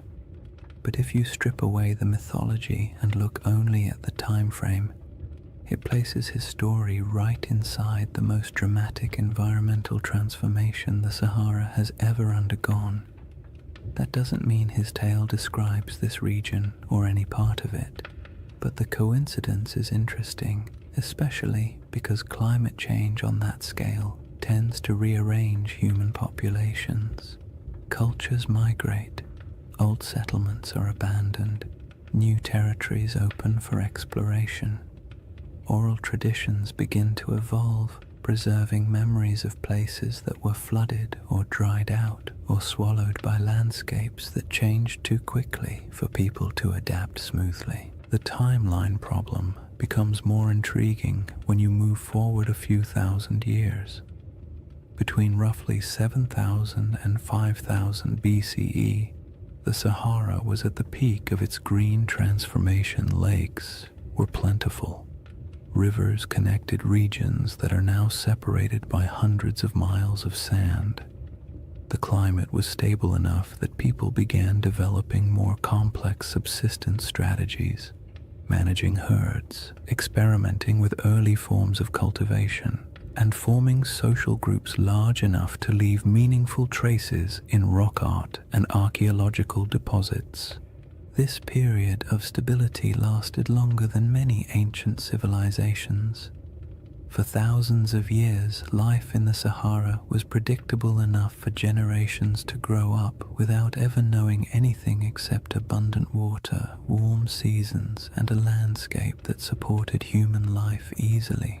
When conditions are that reliable for that long, people tend to form stories about belonging, about identity, about who they are and how their world works. And when environmental changes finally disrupt those patterns, the departure from what once felt normal can echo through oral traditions for centuries. Around 5000 BCE, rainfall began to decline, slowly at first, then more dramatically. Rivers shrank, lakes retreated, grasslands thinned. People who had lived in certain places for generations found themselves forced to move, one small migration at a time. What's striking about this timeline is how well it fits what many ancient myths tend to describe. Not sudden apocalypses, but drawn-out declines, landscapes that once supported life losing their balance. Cultures forced to let go of familiar places, worlds shrinking gradually in ways that felt both natural and tragic. Plato described Atlantis as falling in a moment of sudden catastrophe, but his narrative was shaped by philosophical goals, not meteorological accuracy. When you strip the moral and symbolic layers away, you're left with a simple suggestion: an old civilization, once vibrant, lost to changing conditions long before recorded history. You don't need a supernatural event to produce a memory like that. All you need is a shifting climate. But the timeline problem isn't just about the humid period itself. It's also about the ancient coastline. During the era Plato places Atlantis, sea levels were dramatically lower. Coastlines extended far beyond their modern boundaries. Large parts of West Africa that are now underwater would have been exposed as dry land. Rivers would have flowed along different paths. Estuaries, marshes, and coastal plains would have existed where the ocean now rests. If someone in the deep past described a coastal landscape, That description would make little sense today unless you knew where the shoreline used to be. This matters because many interpretations of Plato's story assume that his geography reflects the world we see now, when in reality, none of the modern coastlines apply. What he described could have been based on something that existed thousands of years before the Sahara dried, in a world with rivers and lakes stretching across land that is now considered lifeless. The Risha structure itself sits inland today, but in an earlier era, with different river networks and different coastlines, it might not have felt nearly as isolated. Human perception of geography is always shaped by local experience. A river can feel like a highway. A lake can feel like a boundary. A plateau can feel like a landmark that divides territories. When climates shift, those familiar markers vanish, but the stories about them can persist long after the landscape has changed beyond recognition. The most compelling part of this timeline overlap isn't the idea that Atlantis maps onto the Sahara, it's the realization that human memory, especially oral tradition, often stretches back further than we assume. Cultures pass down stories of floods, droughts, migrations, and disappearing lands without needing exact dates or written scripts. These stories evolve, take on symbolic meaning, and sometimes become cautionary tales. But the seeds of truth often remain embedded in the narrative. A changing coastline becomes a city swallowed by the sea. A drying river becomes the fall of a once great kingdom. A shifting climate becomes a punishment from the gods. Human imagination attaches meaning to change, especially when change feels larger than individual experience. The Risha structure sits quietly in the middle of this enormous timeline, a geological constant in a world that refused to stay still. Ancient people may have lived near it when the land was green. Their descendants may have moved away when the desert expanded. Their grandchildren may have carried memories of lost lakes or vanished rivers into stories told over fires in distant regions. Those stories may have drifted into different cultures over thousands of years, and by the time someone like Plato heard fragments of them, much of the original context would have faded, leaving only symbols and shapes. The timeline problem is not really a problem at all. It's a reminder. The Sahara we know today is young. The world Plato described was older than most of the settlements humans would later build. And between those eras, countless stories were lost, reshaped, or retold. When you compare timelines, climates, and ancient memories, the idea of a forgotten world in North Africa stops sounding fantastical and begins to sound, quietly, like something entirely plausible in a landscape that has reinvented itself so many times. The next piece of the puzzle lies in the maps, reports, and strange hints left by ancient writers who claimed that distant peoples lived beyond the Pillars of Hercules, in lands most Greeks had never seen. These records aren't proof, but they are clues, echoes of a world few modern people realize ever existed. Long before satellites, long before compasses, and long before anyone tried to draw the Sahara from anything resembling first-hand experience, ancient geographers took their best guesses about the world beyond familiar coastlines. Their maps were charmingly confident and wildly inaccurate, full of creatures that never existed, coastlines that wandered like drunk serpents, and entire regions labeled with vague phrases like lands unknown or people of strange appearance. Yet even within that imaginative chaos, certain patterns appear again and again. Rumors of distant nations beyond the Pillars of Hercules, stories of tall tribes, strange settlements, and river systems far to the west that no Greek or Egyptian explorer had ever reached. These fragments don't offer facts. They offer echoes, traces of a world remembered through second-hand conversations, traveling merchants, and stories that had already aged long before they were written down. Herodotus, often called the father of history and sometimes less generously the father of wildly entertaining exaggerations, wrote about mysterious peoples living beyond the familiar reaches of North Africa. He described tribes who were unusually tall, unusually pale, or unusually skilled at activities no one else could verify. He wrote of great rivers flowing through lands no Greek had ever visited, and of cities existing somewhere far inland beyond deserts that seemed too vast for ordinary travel.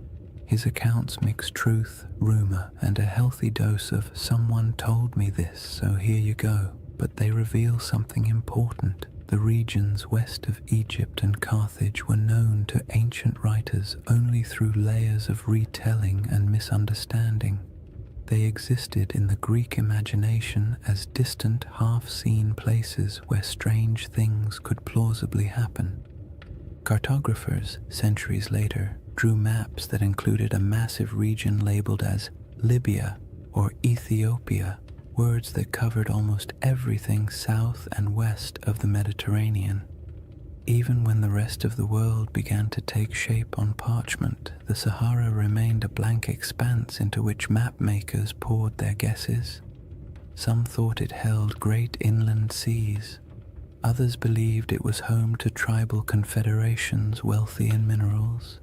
Medieval maps continued the tradition, referring to kingdoms of the West or lands of gold believed to lie somewhere beyond the desert.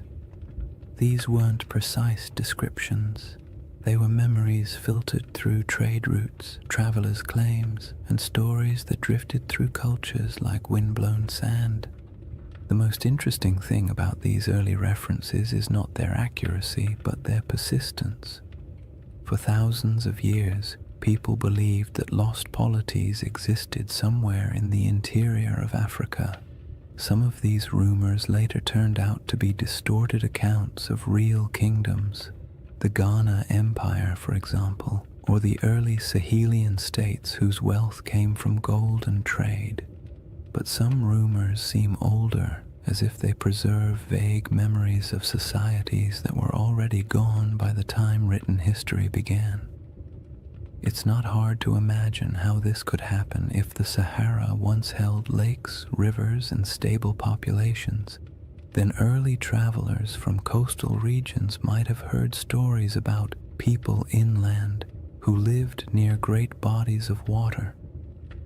By the time those stories reached Greek scholars, the lakes might have dried, the migrations might have begun, and the cultures connected to those earlier landscapes might have dispersed. All that remained were fragments, not histories, just hints. Modern science adds another layer to this puzzle. With satellite imagery, researchers can trace ancient riverbeds beneath the desert. These paleo-channels, as they're called, snake across the Sahara like veins in an old, forgotten body. Some run directly from central North Africa toward what is now the Atlantic. Others branch into networks that once fed massive lakes. These rivers didn't disappear in a sudden catastrophe. They dried gradually as the climate changed, leaving landscapes that no longer match the stories that may have been told about them.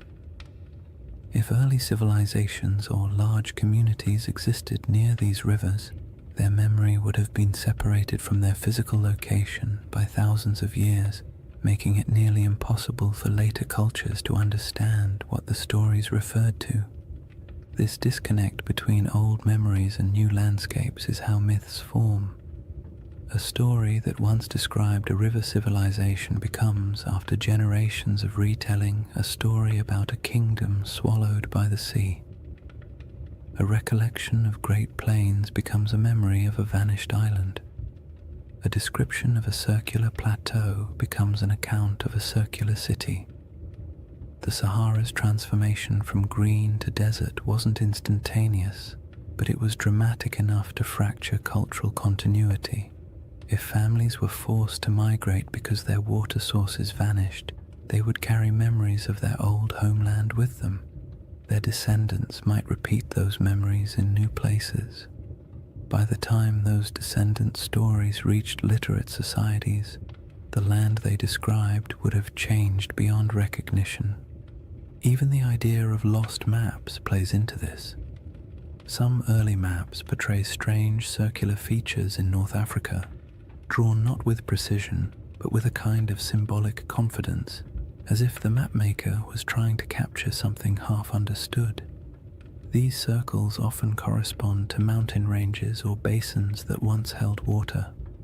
They might represent ancient memories of circular lakes, natural rings of highland terrain, or simply the human impulse to draw the unknown in symmetrical shapes because symmetry feels meaningful. When you compare those old maps to modern satellite images, you occasionally find that their circles line up suspiciously well with real geological features, not perfectly, but enough to make you wonder how much geographic memory survives inside even the roughest ancient drawings. And then there's the broader Mediterranean tradition of referring to lands beyond the West as mysterious, advanced, or somehow older than the civilizations closer to the sea. Phoenician traders, known for their long-range voyages, undoubtedly reached parts of West Africa, but their records are mostly lost. Carthaginian sailors may have traveled even farther, leaving behind legends like those of Hanno the Navigator, who described coastlines that are still debated today. These accounts weren't detailed maps or precise reports. They were impressions, glimpses of coasts, glimpses of rivers, glimpses of interior lands that would later be swallowed by dunes over generations. These impressions morphed. Cultures forgot the context but kept the intrigue. What makes all of this so calming and strangely satisfying is the realization that humans have always tried to map the unknown. Even when they lacked the tools, even when they guessed incorrectly, they kept trying. And in doing so, they sometimes preserved things they couldn't possibly understand. Old coastlines, vanished rivers, or stories from travelers who described worlds that no longer existed. When you approach the Sahara with that perspective, its ancient geography becomes less like a blank desert and more like a palimpsest, a surface written over many times but still carrying traces of the words beneath. The question isn't whether ancient maps show Atlantis or any other legendary city. The question is whether the stories behind those maps contain fragments of real places erased by climate and time. In a world where the Sahara once supported thriving cultures and vast waterways, it's not unreasonable to imagine that memories of those lost communities could drift across centuries, eventually arriving in distorted form on the pages of ancient writers. The final piece of this chapter lies in the moment when all those rivers dried and the green Sahara collapsed into the desert we know now. A transformation so dramatic that it could easily have become the seed of legends about worlds swallowed, lands lost, and civilizations fading into silence. When people imagine worlds disappearing, they usually picture sudden disasters, walls of water, earthquakes splitting the earth, angry gods sweeping civilizations into the sea. But the Sahara didn't collapse in a single night. Its transformation from a green, living landscape into a vast desert was quieter, slower, and far more unsettling. It wasn't a dramatic catastrophe, it was a gradual unraveling of an entire ecosystem. A process so steady and so relentless that it might have felt to the people living through it like the land itself was breathing out for the last time. This slow-motion disaster is one of the most profound environmental changes in human history, and its echoes still shape our perception of ancient worlds. The end of the African humid period began subtly. Rains that had once arrived predictably started coming later. Lakes that had always been full began to shrink just slightly around their edges. Wetlands that had supported birds, fish, and early settlements became patchier. People may not have noticed these first signs at all. One dry season feels like an anomaly. 2 in a row feel like an inconvenience. 3 or 4 begin to feel like a pattern. And before long, families who had lived near the same lake for generations might have found themselves walking farther and farther to reach the shore each year. As rainfall continued to decline, the lakes shrank dramatically. Rivers that had once flowed energetically across the plains became shallow streams, then trickling channels, then dry paths where children could walk without getting their feet wet. The soil hardened, vegetation struggled, herds moved away, and because humans rely on the same resources as every other species, they followed. Migration became a necessity rather than a choice. People packed up their belongings, tools, baskets, simple ornaments, memories of what had once been, and set out in search of more reliable water. This wasn't an age of monumental architecture. People didn't leave behind cities where archaeologists could sift through layers of foundations. What they left behind were stories, passed from one generation to the next. Stories of places that had been full of water. Stories of rivers that used to run through valleys now swallowed by dust. Stories of hunting grounds that disappeared so gradually it felt like watching a friend fade over time. These stories survived even after the landscapes themselves did not. And as families moved farther away, spreading into new regions, the memory of those green lands became a distant echo, reshaped by each retelling. If you could watch the Sahara's drying from a high vantage point, maybe even from the center of the Richard structure itself, the change would look like a slow retreat, lakes pulling inward decade by decade. Shorelines collapsing, riverbeds fracturing into networks of disconnected pools before vanishing entirely, grasslands thinning until the only plants left were the stubborn species adapted to drought.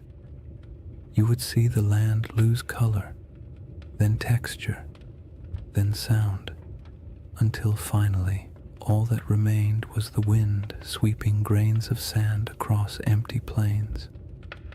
But there were moments during this drying where the process didn't feel slow at all. When monsoon patterns shifted suddenly, regions that had relied on predictable rainfall could experience dramatic declines in just a few years. A lake that had provided generations of stability might disappear in 2 or 3 long drought cycles. Floods that once rejuvenated riverbanks might stop arriving altogether. These moments would have felt catastrophic to the people experiencing them. They wouldn't have had the language of climate science, but they would have understood that something fundamental had changed in their eyes. The land had turned against them. Such moments of environmental collapse often become the seeds of myths. A lake vanishing can become a story about the gods withdrawing a gift.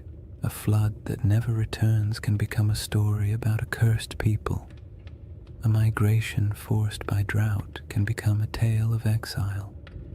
When these stories pass through enough generations, the context blurs and the details shift.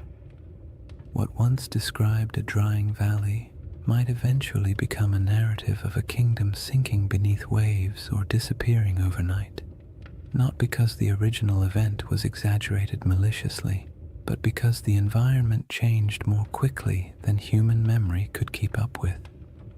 As the desert expanded, dunes began to march across the land. Sand doesn't move with purpose, it simply responds to wind, drifting slowly over everything in its path. It fills valleys, it buries old lake beds, it smooths over animal tracks, human footprints, and any fragile structures that once stood nearby. Over centuries, dunes consumed the last evidence of the old Sahara. Rock art survived only where cliffs or caves shielded it. Any settlements built from organic materials vanished entirely. The landscape became clean, empty, and silent, a perfect blank slate for future generations to wonder about. Today, when you look across the Sahara, it's difficult to imagine the world that came before it. The silence is heavy. The land feels ancient in a way that suggests permanence, but permanence is an illusion. The desert is young, geologically speaking. It is still changing, still shifting, still carrying beneath its surface the faint outlines of rivers that once sustained entire populations. And in the midst of this world of sand sits the Rishat structure, a relic of deeper geological time that somehow feels connected to the stories of the people who once lived nearby. If early civilizations or pastoral groups did gather near the Rishat structure in greener times, they would have watched their world collapse gradually. The retreat of the lakes, the shrinking of rivers, the decline of herds, and the encroachment of sand would have felt like losing a home in slow motion.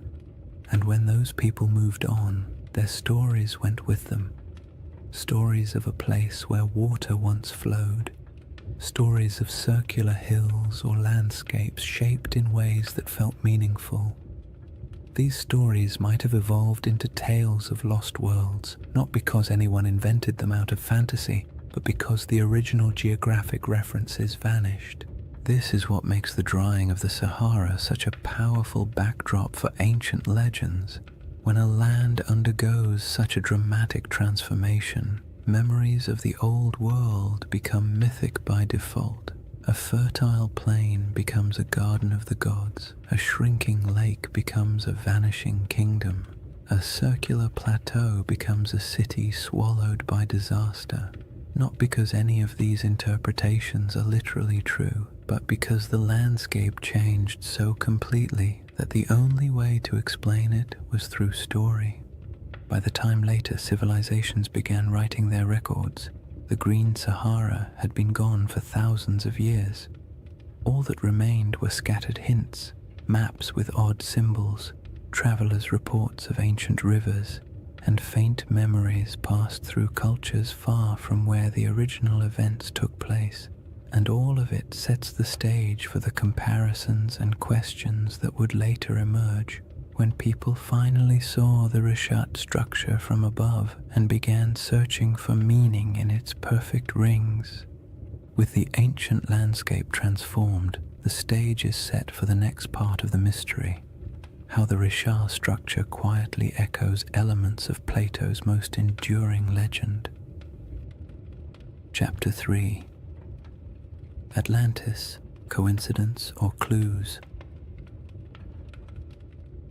By the time people began comparing the Rishat structure to Atlantis, Plato had already been misunderstood, misquoted, stretched into metaphors he never intended, and, to his likely horror, placed at the center of more conspiracy theories than any other philosopher in history. Yet at the core of his tale is a surprisingly compact list of details, simple descriptions that, when read plainly, don't sound like mystical riddle poetry or coded allegory. They sound like someone describing a place, a very specific place with very specific features. Whether he meant it literally, symbolically, or somewhere between the two is a debate scholars love to have, usually over too much coffee, but the details themselves are straightforward enough to explore calmly. The centerpiece of Plato's description is the shape. Atlantis, he wrote, was arranged in concentric rings, alternating circles of land and water, each perfectly circular, each surrounding the next. This is the detail that grabs people instantly because most landscapes do not naturally arrange themselves into rings, and when you see a 25-mile-wide circular formation in northwest Africa, your brain taps you on the shoulder and whispers, "Huh, interesting." Plato describes 3 rings of water and 2 of land, though he also notes that parts of the outer sections were later modified by the Atlanteans themselves, which means even in his own story, the shape wasn't necessarily pristine or untouched. When you compare this to the Richard structure, you naturally see a resemblance, not a perfect match, not a one-to-one replication, but a visual echo, a geological rhythm that resembles a narrative rhythm. Next come the mountains. To the north of Atlantis, Plato describes a notable mountain range, high, sheltering, and rich with rivers. The Rishat structure sits in front of the Adrar Plateau, a rugged highland that, in a greener era, would have looked like a natural barrier protecting the region from northern winds. Today it looks like ancient stone sculpted by ages of dryness, but 10,000 years ago those elevations would have been covered in vegetation, dotted with water sources, and significantly more imposing. The match isn't perfect, but it's enough to make you tilt your head slightly. Plato then mentions the plain to the south, long, level, fertile. In his account, this plain was one of the defining features of the Atlantean realm, not the center city, but the agricultural heartland that supported it. In the modern Sahara, fertile plains feel like a strange fantasy, but during the African humid period, they were very real. Vast stretches of land south of the Richat structure once held grasslands, wetlands, and seasonal rivers.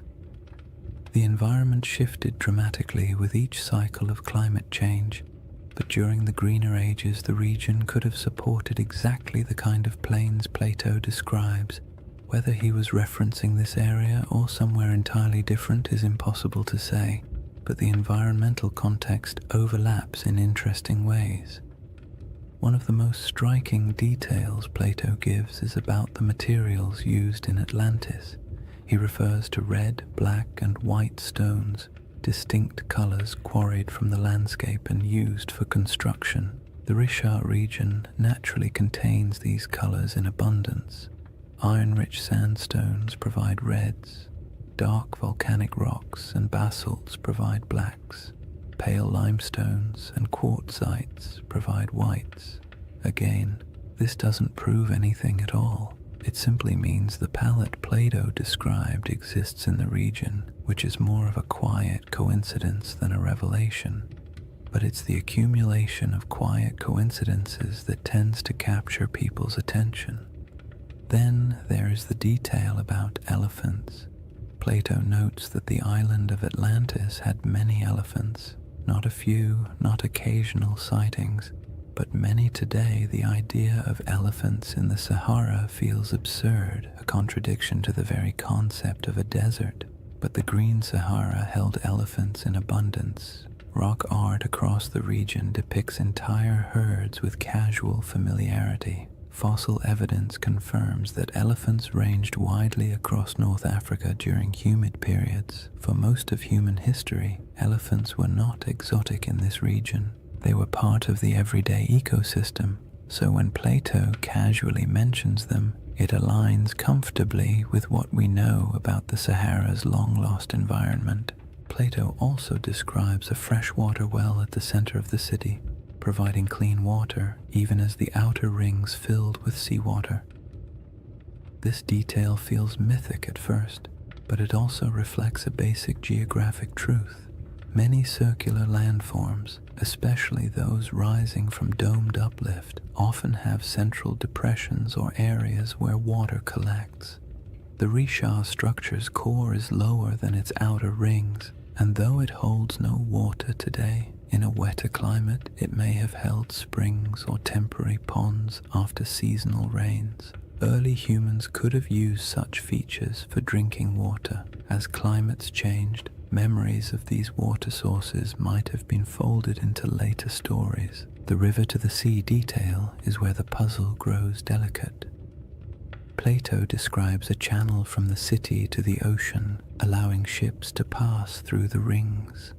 The Richat structure is inland today, very inland, but ancient river systems in the region once flowed toward the Atlantic.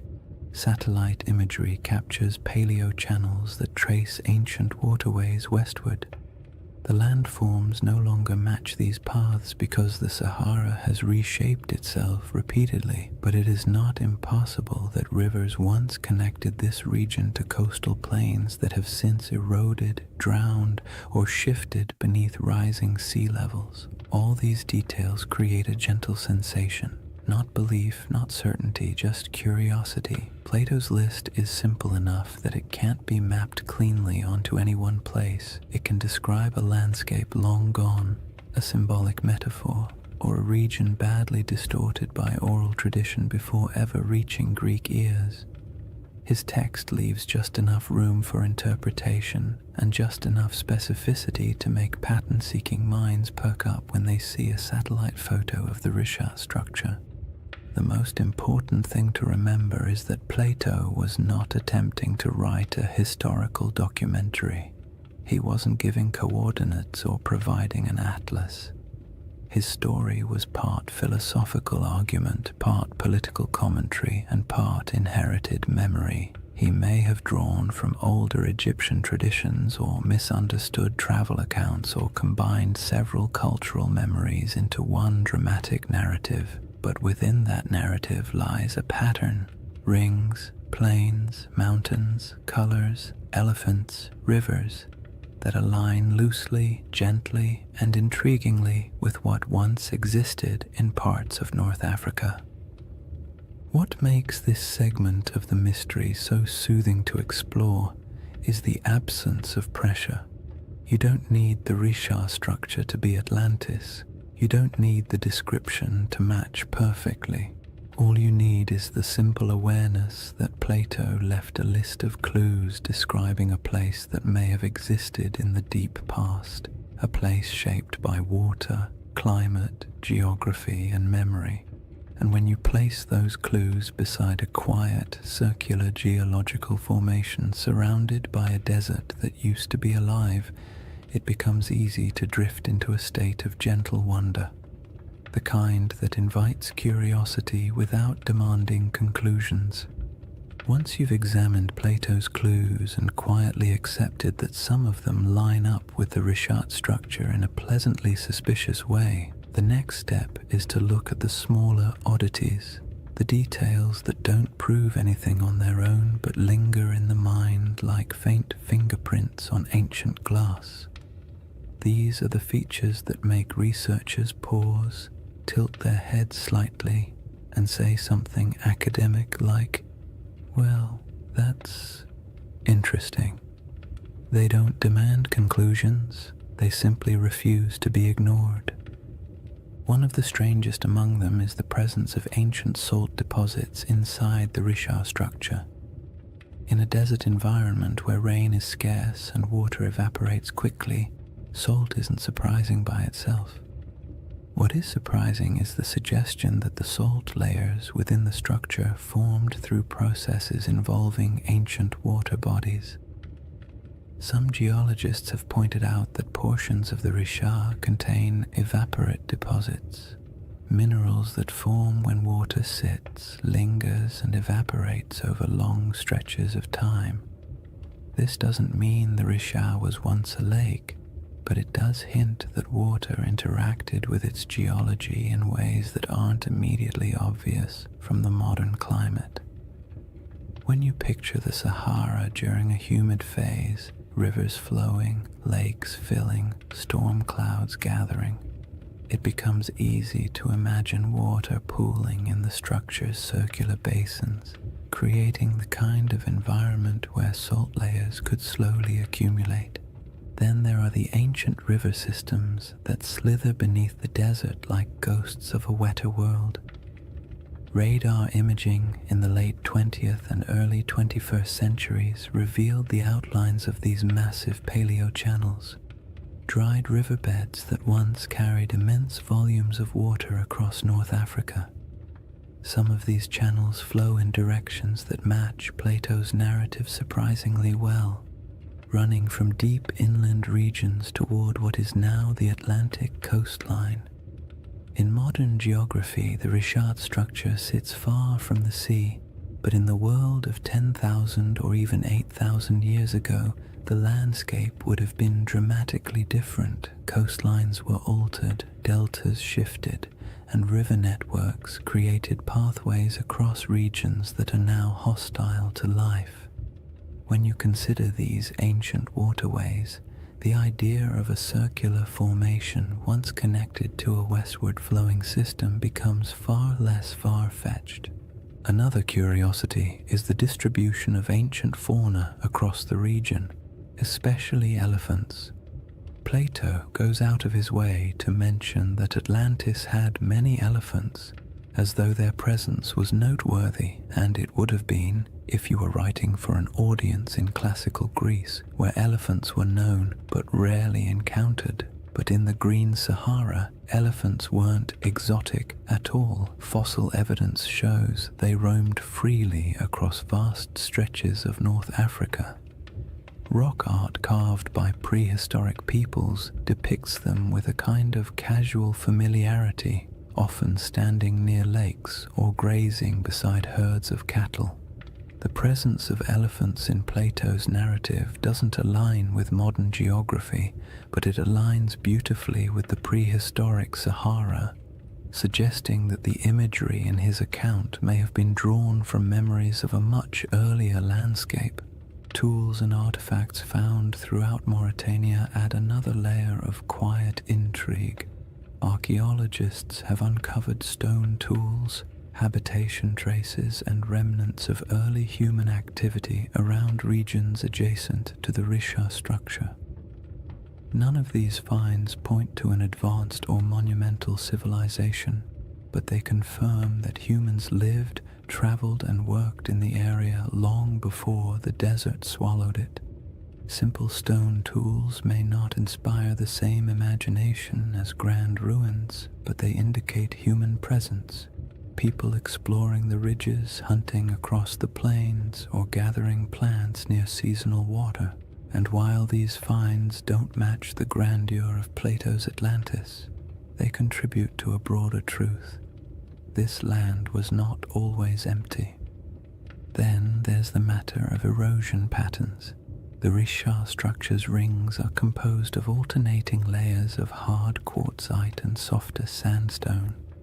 Over millions of years, erosion carved the concentric ridges into their present shape. The science here is solid, yet the level of preservation, how clearly the rings remain visible after such immense timescales, is quietly surprising. Erosion usually softens shapes, blurs lines, and creates irregular patterns.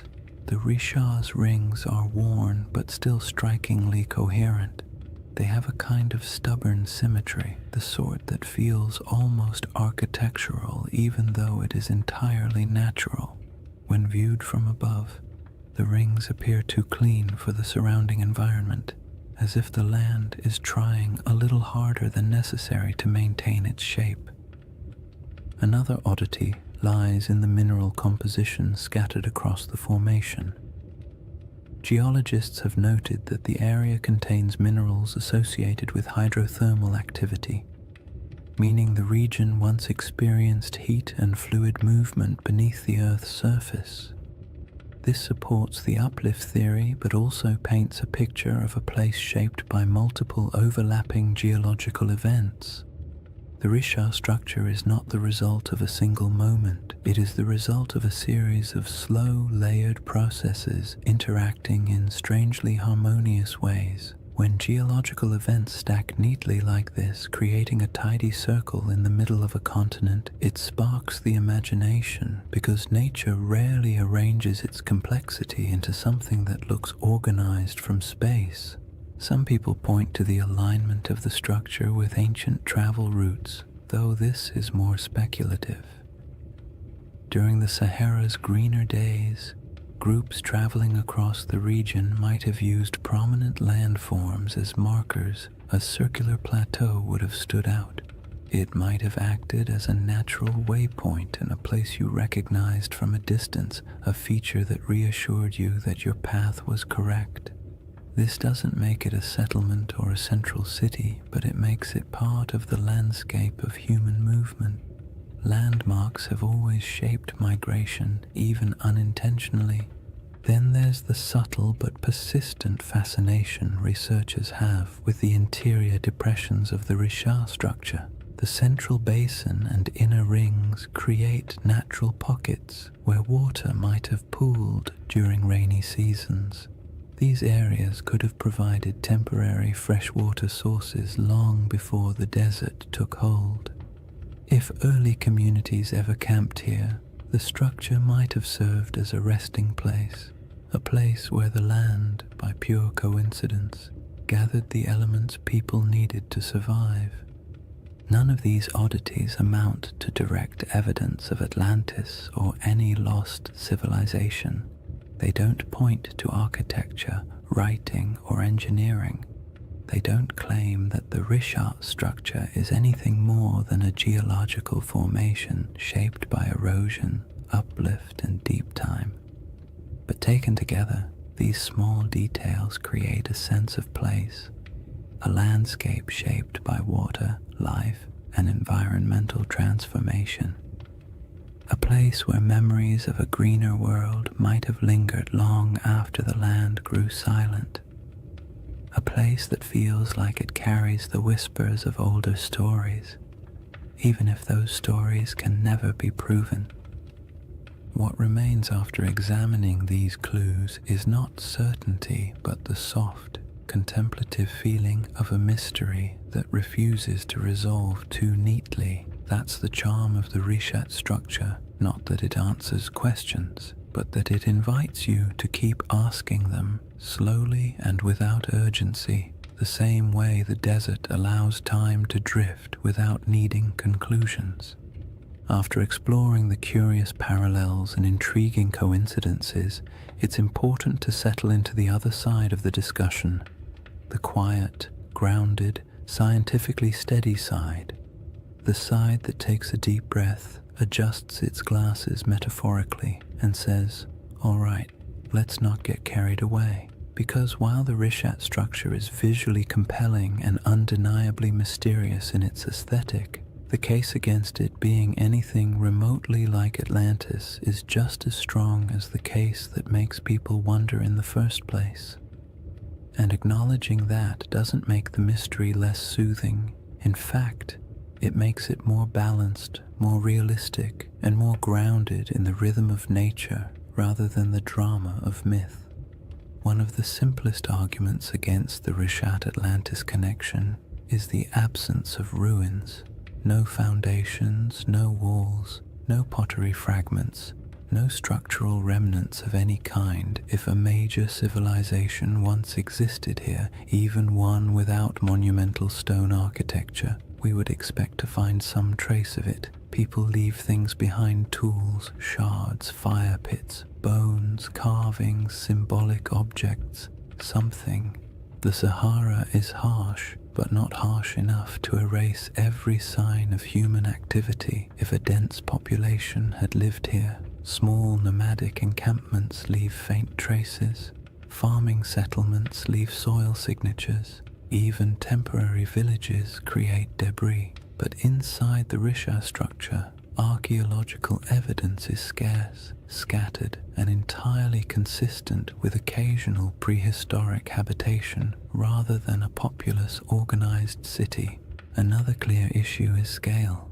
Plato describes Atlantis as a powerful naval civilization capable of launching fleets, influencing foreign regions, and maintaining a capital city large enough to impress outsiders. This would require infrastructure, labor specialization, long-distance trade, and durable materials. The Green Sahara did support human life, but the evidence we have, stone tools, simple camps, modest cultural artifacts, points to pastoral and hunter-gatherer lifestyles rather than elaborate urban systems. There were no harbors, no shipyards, no canal networks, and certainly no signs of advanced engineering. The gap between the archaeological record and the expectations for a sprawling maritime empire is wide, calm, and fairly conclusive.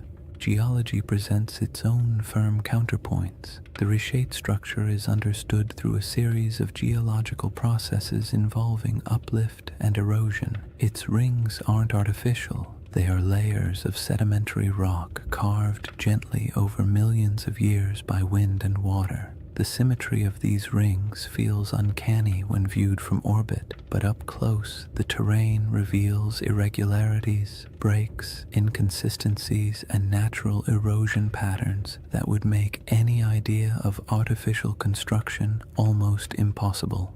Nature has had a very long time to perfect this formation. It didn't need architects. It needed time, pressure, shifting plates, and the slow sculpting of weather. The age of the rocks is another point of conflict. Many layers of the Richat structure date back hundreds of millions of years, far older than anything humans could have shaped. The uplift likely occurred tens of millions of years ago. Even the youngest erosional processes are far older than the timeline of human civilization. If Plato's account referred to an advanced society around 9600 BCE, the Richat's geological history simply does not align. Humans were not carving rings into uplifted domes while mammoths still roamed the northern forests. The idea collapses under the sheer weight of deep time. There is also the question of context. Atlantis, as Plato describes it, was a hub of Atlantic navigation, a power that interacted with Mediterranean societies, but the Richat structure sits far inland, even accounting for ancient coastlines. Even at its closest connection, this region would have required extensive river systems or routes across wide plains, and while ancient rivers existed, the logistics of sustaining a large maritime civilization so far from stable ocean access are difficult to justify. Plato's Atlantis was a sea power. The Richat region was, at best, a freshwater-rich inland landscape during humid periods. Another important point comes from understanding Plato himself. His dialogues, Timaeus and Critias, are philosophical works, not historical treatises. Atlantis serves as a metaphorical lesson about societal hubris, moral decay, and the consequences of unchecked ambition. Ancient Greek writers often crafted allegorical narratives in grand mythic terms. They weren't necessarily recording precise histories. Even if Plato drew inspiration from older Egyptian stories or folk memories of distant lands, his purpose wasn't to document geography, it was to illustrate ideas. Seeing Atlantis as literal misses the genre he was writing in. Then there's the lack of supporting historical records. No Egyptian writings describe a circular coastal city matching Plato's description. No Phoenician traders mention it in their maritime logs. No Carthaginian accounts reference such a settlement. In a region with extensive interactions between early Mediterranean and African cultures, a highly advanced city would almost certainly have left some mark in oral or written traditions beyond Plato's single dialogue. The silence is telling. All these points form the steady, sensible, scientifically grounded case against the Richat structure being Atlantis or any ancient lost civilization. Yet none of them make the structure less fascinating. The Richat stands out precisely because it embodies contradictions, visually striking but geologically ordinary, evocative of myth yet entirely natural, surrounded by desert but shaped by water in the deep past. The structure's intrigue lies not in what humans built, but in what nature carved and time concealed. What the scientific perspective ultimately gives us is a sense of humility. The Richat structure is a reminder that Earth's landscapes can mimic human patterns accidentally, that erosion can outperform architects, that symmetry doesn't always imply intention, and that sometimes the most interesting mysteries are the ones that sit comfortably between explanation and imagination. There is a quiet comfort in acknowledging what the Richat structure is not, because it allows us to appreciate what it is, a monumental geological formation shaped entirely by natural processes, yet somehow capable of whispering to the part of the human mind that loves stories of lost worlds. Dismissing the Atlantis comparison doesn't end the mystery. It reframes it, shifting the focus from fantasy to the wonder of a landscape that survived floods, droughts, and time itself. And somewhere between geological certainty and mythic speculation lies a middle path, a gentle possibility that doesn't require lost empires or supernatural disasters. Only the simple fact that landscapes change, memories drift, and stories evolve across generations. That quiet middle ground forms the foundation for the next part of this chapter. After weighing the clues and counterpoints, what remains is a space in between, a soft, contemplative middle ground where certainty isn't required and imagination doesn't have to be excessive.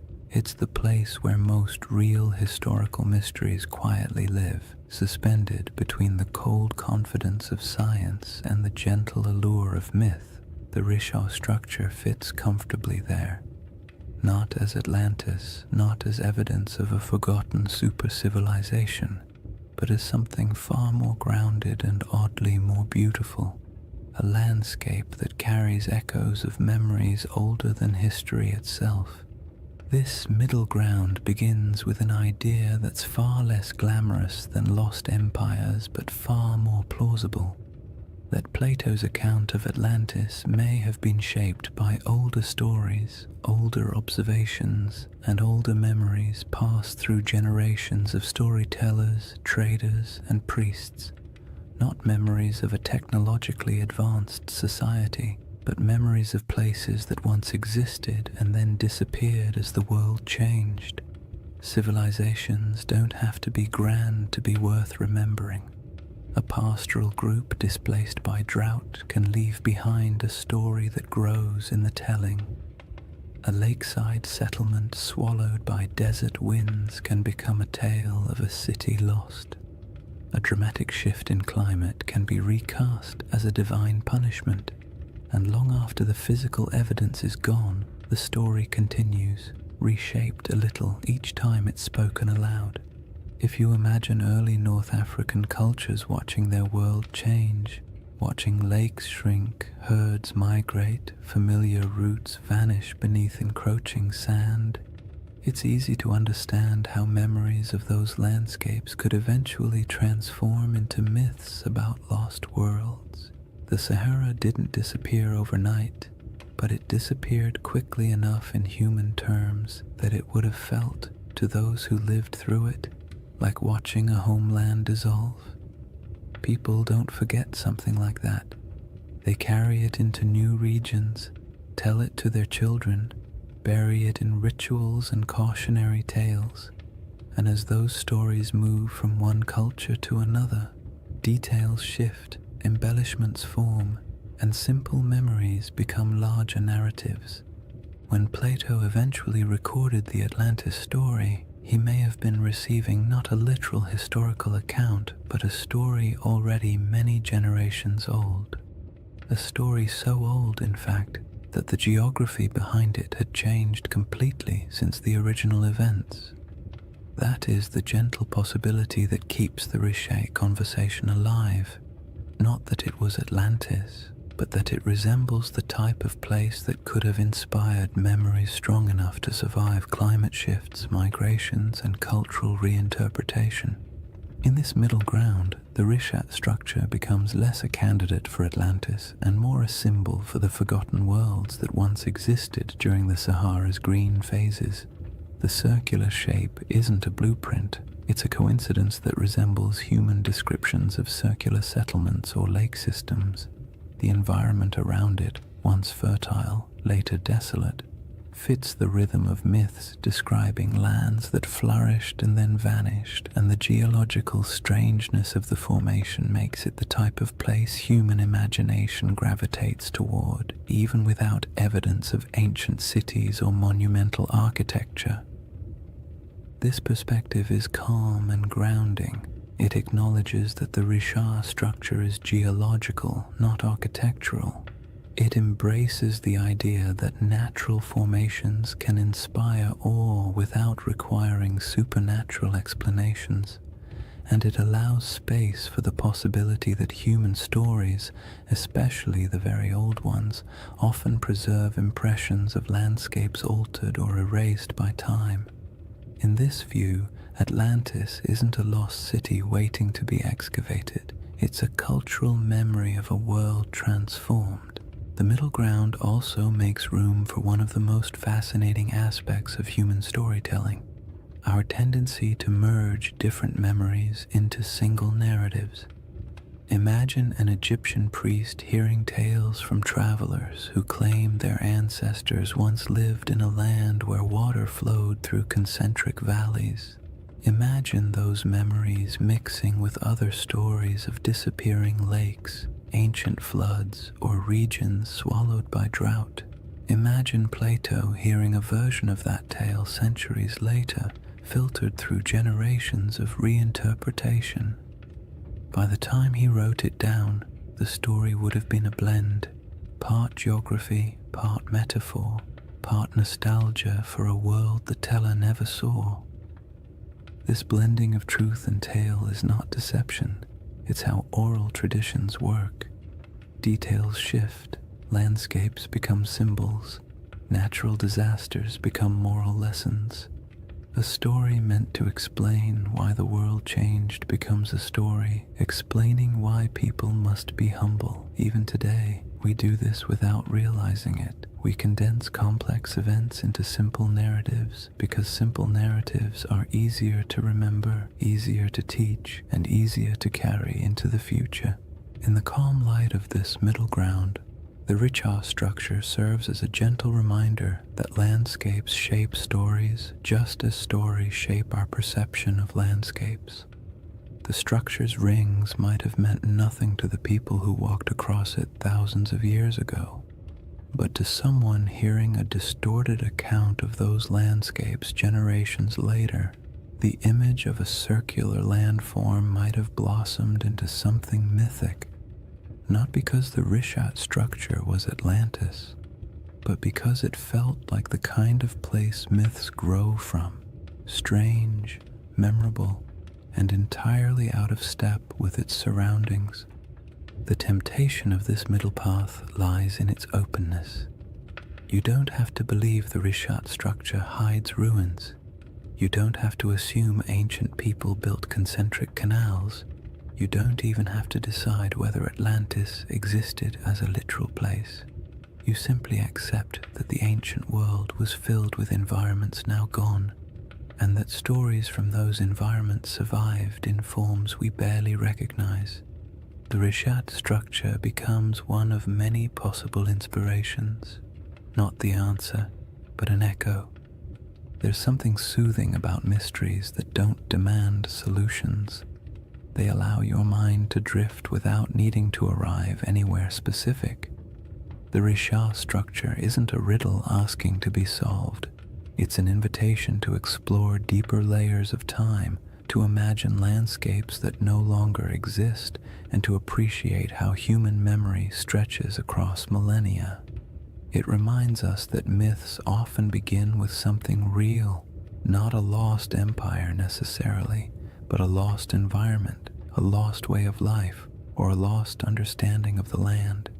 And that leads us gently into the final chapter of this journey, a shift away from evidence and counter-evidence, and toward the quiet, cosmic perspective that emerges when you consider how long the Richat structure has watched the desert around it rise, fall, and change. Chapter 4. The Eye That Remembers Everything. If you ever find yourself imagining the Richat structure at night, it helps to forget the satellite photos and geological diagrams for a moment and picture something much quieter, a place far from modern roads, far from city lights, far from anything that interrupts the soft rhythm of the desert after sunset. Night in the Sahara is its own world, almost almost a separate dimension from the harsh daylight that most people think defines it. The heat drains away slowly, the wind settles into a steady breath across the dunes, and the sky opens wider than seems reasonable, filled with stars that feel impossibly close. In that stillness, the Rishat structure doesn't feel like a geological puzzle or a misunderstood legend. It feels ancient in a way few places do, as if it has been sitting patiently through eras, watching everything change around it while remaining almost unchanged itself. Standing at the center of the formation under a clear sky would feel like standing inside a natural observatory. The circular ridges rise around you, not high enough to trap you, but just high enough to create the sense of being in a vast stone bowl. The curves would guide your gaze upward toward the sky, making the stars appear as though they are swirling in unison with the rings below.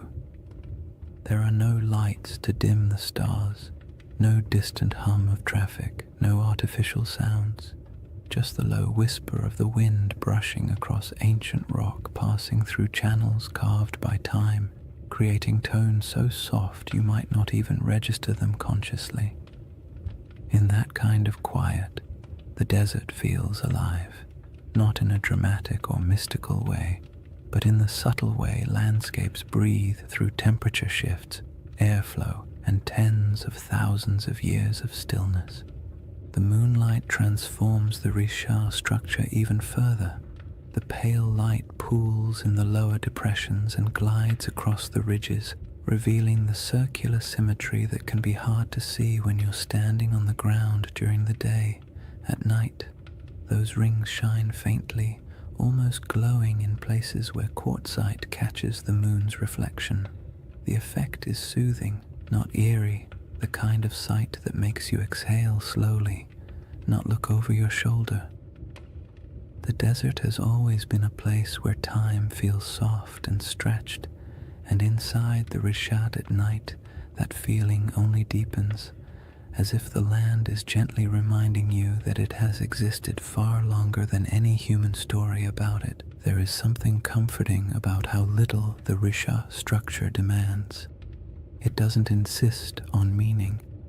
It doesn't ask to be interpreted. It simply sits, weathered and patient, while the sky above it cycles through constellations that ancient people once used to navigate across greener lands.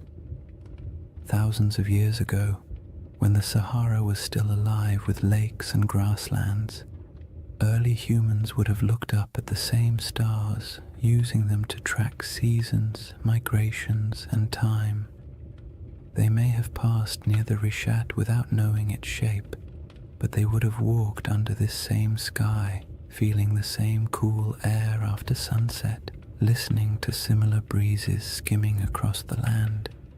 In that sense, the desert night turns the Risha structure into a bridge between eras, not because anything connects them physically, but because the sky has remained one of the few constants across the entire sweep of human history.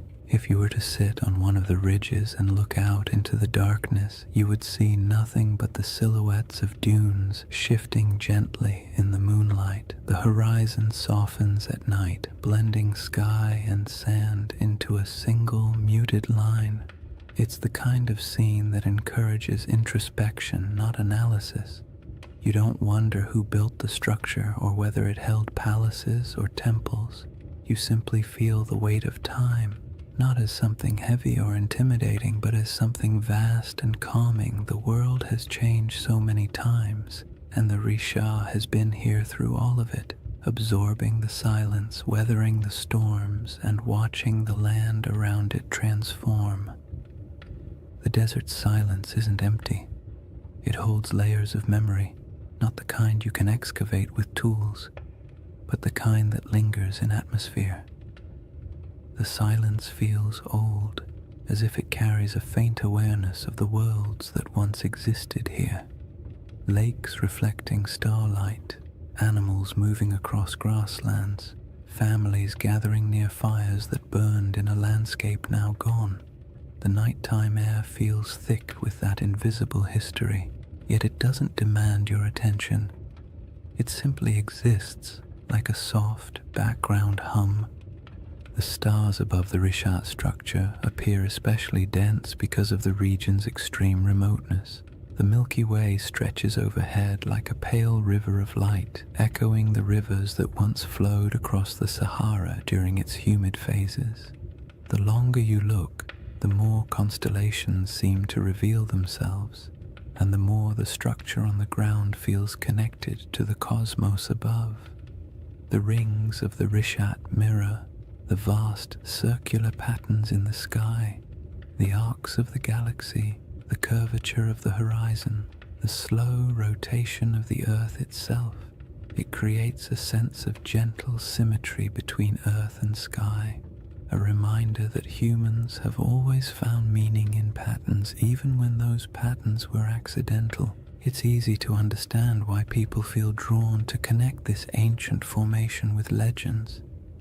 Standing inside the Risha at night could make anyone feel the urge to tell a story, not a sensational one, but a quiet one about the persistence of the land, the fragility of memory, and the way nature sometimes creates shapes that feel like symbols. In the soft glow of the moon, the structure doesn't look artificial, but it does look intentional in a way only nature at its most patient can achieve. What makes the Risha structure so soothing at night is the way it absorbs human curiosity without answering it. You can wonder about its origins, its place in mythology, its connection to past climates, or whether ancient people ever felt a hint of awe when passing near it. But the structure offers nothing back except the gentle assurance that it will still be here long after our questions fade into silence. In that sense, it becomes a reminder not of lost civilizations, but of time's quiet endurance, the slow, steady processes that shape the Earth far beyond human timelines. And as the night grows deeper and the air cools further, the Rishat structure settles into complete stillness, becoming not a mystery to solve, but a place to simply exist for a moment, to rest, to breathe, and to absorb the sense of calm that comes from standing in a landscape that has survived every climate, every story, and every shift the world has thrown at it. The next layer of this journey explores the source of that storytelling instinct, why humans see patterns, build myths, and create meaning from landscapes that endure long after the civilizations around them disappear. If you sit long enough inside the Risha structure, not literally of course, but in your mind, quietly imagining the desert night and the slow movement of stars overhead, you eventually drift into a very human question. Why do we tell stories about places like this? Why do certain landscapes, certain formations, certain patterns pull at the imagination more strongly than others? We don't look at an ordinary hill and assume it holds ancient secrets. We don't stare at a random cluster of rocks and start crafting mythologies, yet give us a perfect circle in the middle of a desert, or a mountain shaped like a face, or a forest that feels too symmetrical to be an accident, and our brains immediately begin weaving meaning into the shapes. It isn't irrational, it's instinctive. A deep part of how humans make sense of the world, especially the parts of it that feel older than our ability to explain them. That instinct begins with something simple: pattern recognition. Humans are exceptional at spotting patterns even when those patterns don't exist. It's a survival trait. Recognizing the difference between a harmless shadow and a predator hiding in the bushes was once a matter of life and death. Over time, that instinct expanded into art, religion, storytelling, and all the imaginative ways we try to connect the dots between what we see and what we feel. When early people saw the rings of the Rishat structure, perhaps not from the ground but from the gradual rise of surrounding terrain, they might have sensed an unusual regularity in its shape. Maybe not enough to interpret it as a city or a monument, but enough to remember it, enough to describe it, enough to make it feel distinct from the ordinary landscapes around it. The human imagination thrives on places that feel just slightly out of place. The Risha structure does exactly that. It's too round, too wide, too neatly layered to blend in with the rugged desert. It doesn't look artificial, but it doesn't look random either. It occupies a liminal space, natural but strangely intentional in appearance, and when a landscape hovers in that space, the imagination naturally steps in to fill the gaps. People project stories onto it not to deceive anyone, but because stories help us understand what feels beyond understanding. Storytelling is how humans anchor themselves in time, how they transform landscapes into memories, and how they preserve experiences that might otherwise vanish. This is why even the calmest, most scientific minds sometimes drift into gentle speculation when they look at places like the Rishat, not because they truly believe in lost empires hiding under millions of years of erosion, but because landscapes with unusual beauty evoke a sense of quiet wonder, and wonder is a fertile ground for stories. You don't need to imagine Atlantis rising and falling. You only need to imagine how it felt for early communities to live in a Sahara full of lakes and wildlife, passing by a strange circular plateau that looked different each season. Maybe it was a landmark, maybe it was a gathering point, maybe it meant nothing at all, but it would have stood out, and anything that stands out tends to gather stories. Humans also tell stories because the natural world isn't always generous with explanations. For most of history, people didn't have geology textbooks or climate models. They had observations, intuition, and oral traditions. When a river dried, they created a story. When a mountain erupted, they created a story. When the stars shifted seasonally, they created stories to explain their patterns. Over generations, these stories evolved, blending details from nature with the emotional tone of the people describing them. A drought wasn't just an environmental event, it became a moral narrative of balance lost and regained. A vanished lake wasn't just climate change, it became a tale of a great flood or a divine warning or a forgotten world swallowed by forces beyond human control. It isn't surprising that the Rishat structure, surrounded by a desert shaped by one of the most dramatic climate transformations in human prehistory, inspires curiosity bordering on myth. Long before Plato wrote about Atlantis, people across the Sahara would have witnessed environmental shifts so profound they could barely describe them. Shrinking lakes, migrating animals, the slow invasion of sand, these experiences leave emotional impressions. A landscape that once supported entire populations can fade into silence within a few generations, and when that happens, the stories that form afterward are rarely literal accounts. They become metaphors for loss, change, and the fragility of human presence. The act of storytelling also brings comfort. It creates order in places where nature seems chaotic. It offers meaning in events that feel senseless, and it allows cultures to pass knowledge from one generation to the next. A story about a lost world isn't just entertainment. It's a way of saying, something important happened here, don't forget it. Those stories can stretch across thousands of years, even if the exact details blur. The memory of a disappearing lake might evolve into a legend of an entire region swallowed by the sea. The recollection of an unusually shaped landform might become a story about circular cities or divine architecture.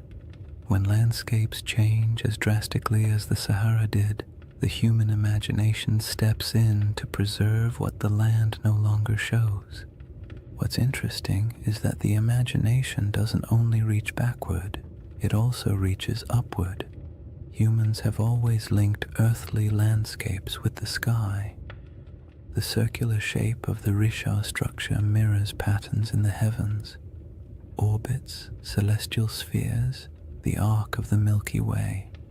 Ancient cultures often looked at the sky and the earth as mirrors of one another. If something looked meaningful on the ground, they assumed a celestial connection. If something appeared in the stars, they looked for its reflection in the landscape. This tendency isn't mystical, it's psychological. It creates symmetry between the known and the unknown, allowing people to navigate a confusing world through harmony rather than randomness. The Risha structure invites that kind of thinking. At night, when the stars swirl overhead and the rings below form a gentle spiral of shadow and light, it becomes easy to understand how the human imagination might link the two, not through elaborate theories, but through quiet intuition, through the simple feeling that a place shaped in circles must hold a story shaped in circles, through the awareness that landscapes sometimes look like symbols even when they are not, through the natural desire to connect the visible world with the invisible past. In the end, the human imagination isn't a flaw in our understanding of places like the Risha structure. It's a companion. It allows us to explore possibilities without insisting on answers. It lets us appreciate mysteries without demanding they be solved. And it reminds us that even when we know the scientific explanation for a geological formation, we can still feel wonder, still be moved by the beauty of its shape, and still tell stories about what it might have meant to the people who walked through a greener Sahara thousands of years ago. That instinct to remember, to reinterpret, to imagine, leads naturally into the next part of this journey, the way deserts protect, preserve, and occasionally conceal pieces of worlds that no longer exist, leaving behind not cities but quiet geological breadcrumbs for the patient observer. When people think of the desert, they often imagine it as a place that erases everything. Wind sweeping across dunes, sand swallowing anything left on the surface, time grinding all traces of the past into dust. And while parts of that are true, the desert is far more complicated. It destroys, yes, but it also preserves in ways wetter climates never can. Humidity decays wood, softens clay, and corrodes metal. Rain washes away structures and scatters artifacts. Plants reclaim abandoned land quickly, burying the past in roots and soil. But the desert is patient. Dry air keeps things intact. Sand buries but also protects. Stone carvings last almost forever when nothing grows to break them apart. If anything, the Sahara is one of the most powerful memory keepers on Earth, even if it rarely gives up those memories easily. The Rishat structure sits in the middle of this vast archive, not an archive of books or ruins or treasure, but an archive of landscapes. The rings themselves are a geological timeline. Each layer tells a story about a different era of Earth's crust. The minerals inside them remember volcanic activity, erosion patterns, shifts in ancient climates, and surrounding the structure, scattered across the Sahara, lie faint traces of worlds that came and went before the desert took over. Fossils of fish that once swam in freshwater lakes, shells from ancient inland seas, bones of hippos, giraffes, elephants, and antelope that lived in grasslands where nothing but dunes now remain. These remnants are quiet, fragile, and astonishingly well preserved because the desert has held them still for millennia. Even more delicate objects survive in surprising numbers. Stone tools left behind by early humans who walked across plains now buried under dunes, arrowheads, blades, grinding stones, small carvings they're scattered, not concentrated, evidence of lives lived lightly on the land, following herds, collecting plants, moving when the seasons demanded it. None of these objects tell a story of a centralized city or a monumental culture, but they do tell the story of human persistence in a world that was constantly shifting around them. These tools have edges still sharp enough to cut. They were shaped by hands that lived in a climate we can barely imagine today. And the desert, indifferent to time, simply kept them. Then there are the rivers, or rather, the ghosts of rivers. Radar imaging reveals dozens of ancient channels beneath the Sahara's surface, some stretching hundreds of miles. These channels are not small trickles, but massive pathways carved by powerful flows of water. They show where life once concentrated, where animals gathered, where early humans traveled and settled, and though they're invisible from the ground, their presence beneath the sand acts like a geological memory, a map of how different the world used to be. Long after lakes vanished and grasslands withered, the shapes of these channels remained, buried but intact. The desert also preserves what might be called emotional landscapes, the subtle, atmospheric memory of places people once inhabited. Rock art in the Sahara captures these moments with eerie clarity, carvings of cattle, religious symbols, hunting scenes, boats gliding across water. Some images show animals that haven't lived in the region for thousands of years. Others depict rituals or daily activities of groups whose descendants migrated far away when the climate changed. These paintings survive because the desert air is too dry to dissolve the pigments.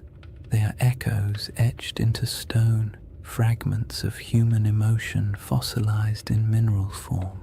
And even though they don't correspond to Plato's Atlantis, they show how easily early cultures could leave behind traces that would confuse or inspire later generations. But the desert's preservation comes with a twist. It protects selectively. It keeps what nature builds, but rarely what humans build. Wood, cloth, bone, and plant materials decay quickly, stone lasts, but only if left untouched by wind. Anything built from mud or organic material disappears, so a region could support generations of habitation and leave barely any physical evidence. When the Sahara dried, entire ways of life evaporated with it. People moved south or toward the coast, leaving only a thin scattering of tools and art behind. By the time later civilizations emerged in Egypt, Carthage, and the Mediterranean world, the memory of those Saharan cultures had already faded into rumor. What remained was the land itself, a massive desert holding fragments of forgotten worlds. The Risha structure in this context isn't a monument to something lost. It's a survivor from geological history that just happens to sit among the buried traces of human history. Its rings are not ruins, but reminders that the planet keeps records in stone long after humans forget. Its symmetry draws the imagination not because it hides a city, but because it stands out against the silence of the desert, a quiet landmark in a landscape that erases almost everything else. What the desert preserves best, strangely enough, is not artifacts or fossils, but absence. It preserves the feeling of worlds that used to exist but no longer do. It holds the echo of water where there is none. It holds the memory of animals that once roamed freely. It holds the imprint of climate cycles so vast they dwarf every human empire combined. When you stand in a place like the Rishat structure, the most powerful sensation isn't that something is buried beneath your feet, it's that something is missing. Something that used to be here but isn't anymore. That sense of absence can be misunderstood as evidence of ruins or lost cities, but it's really just the desert doing what deserts do, revealing nothing and everything at the same time. And that is why this landscape inspires stories.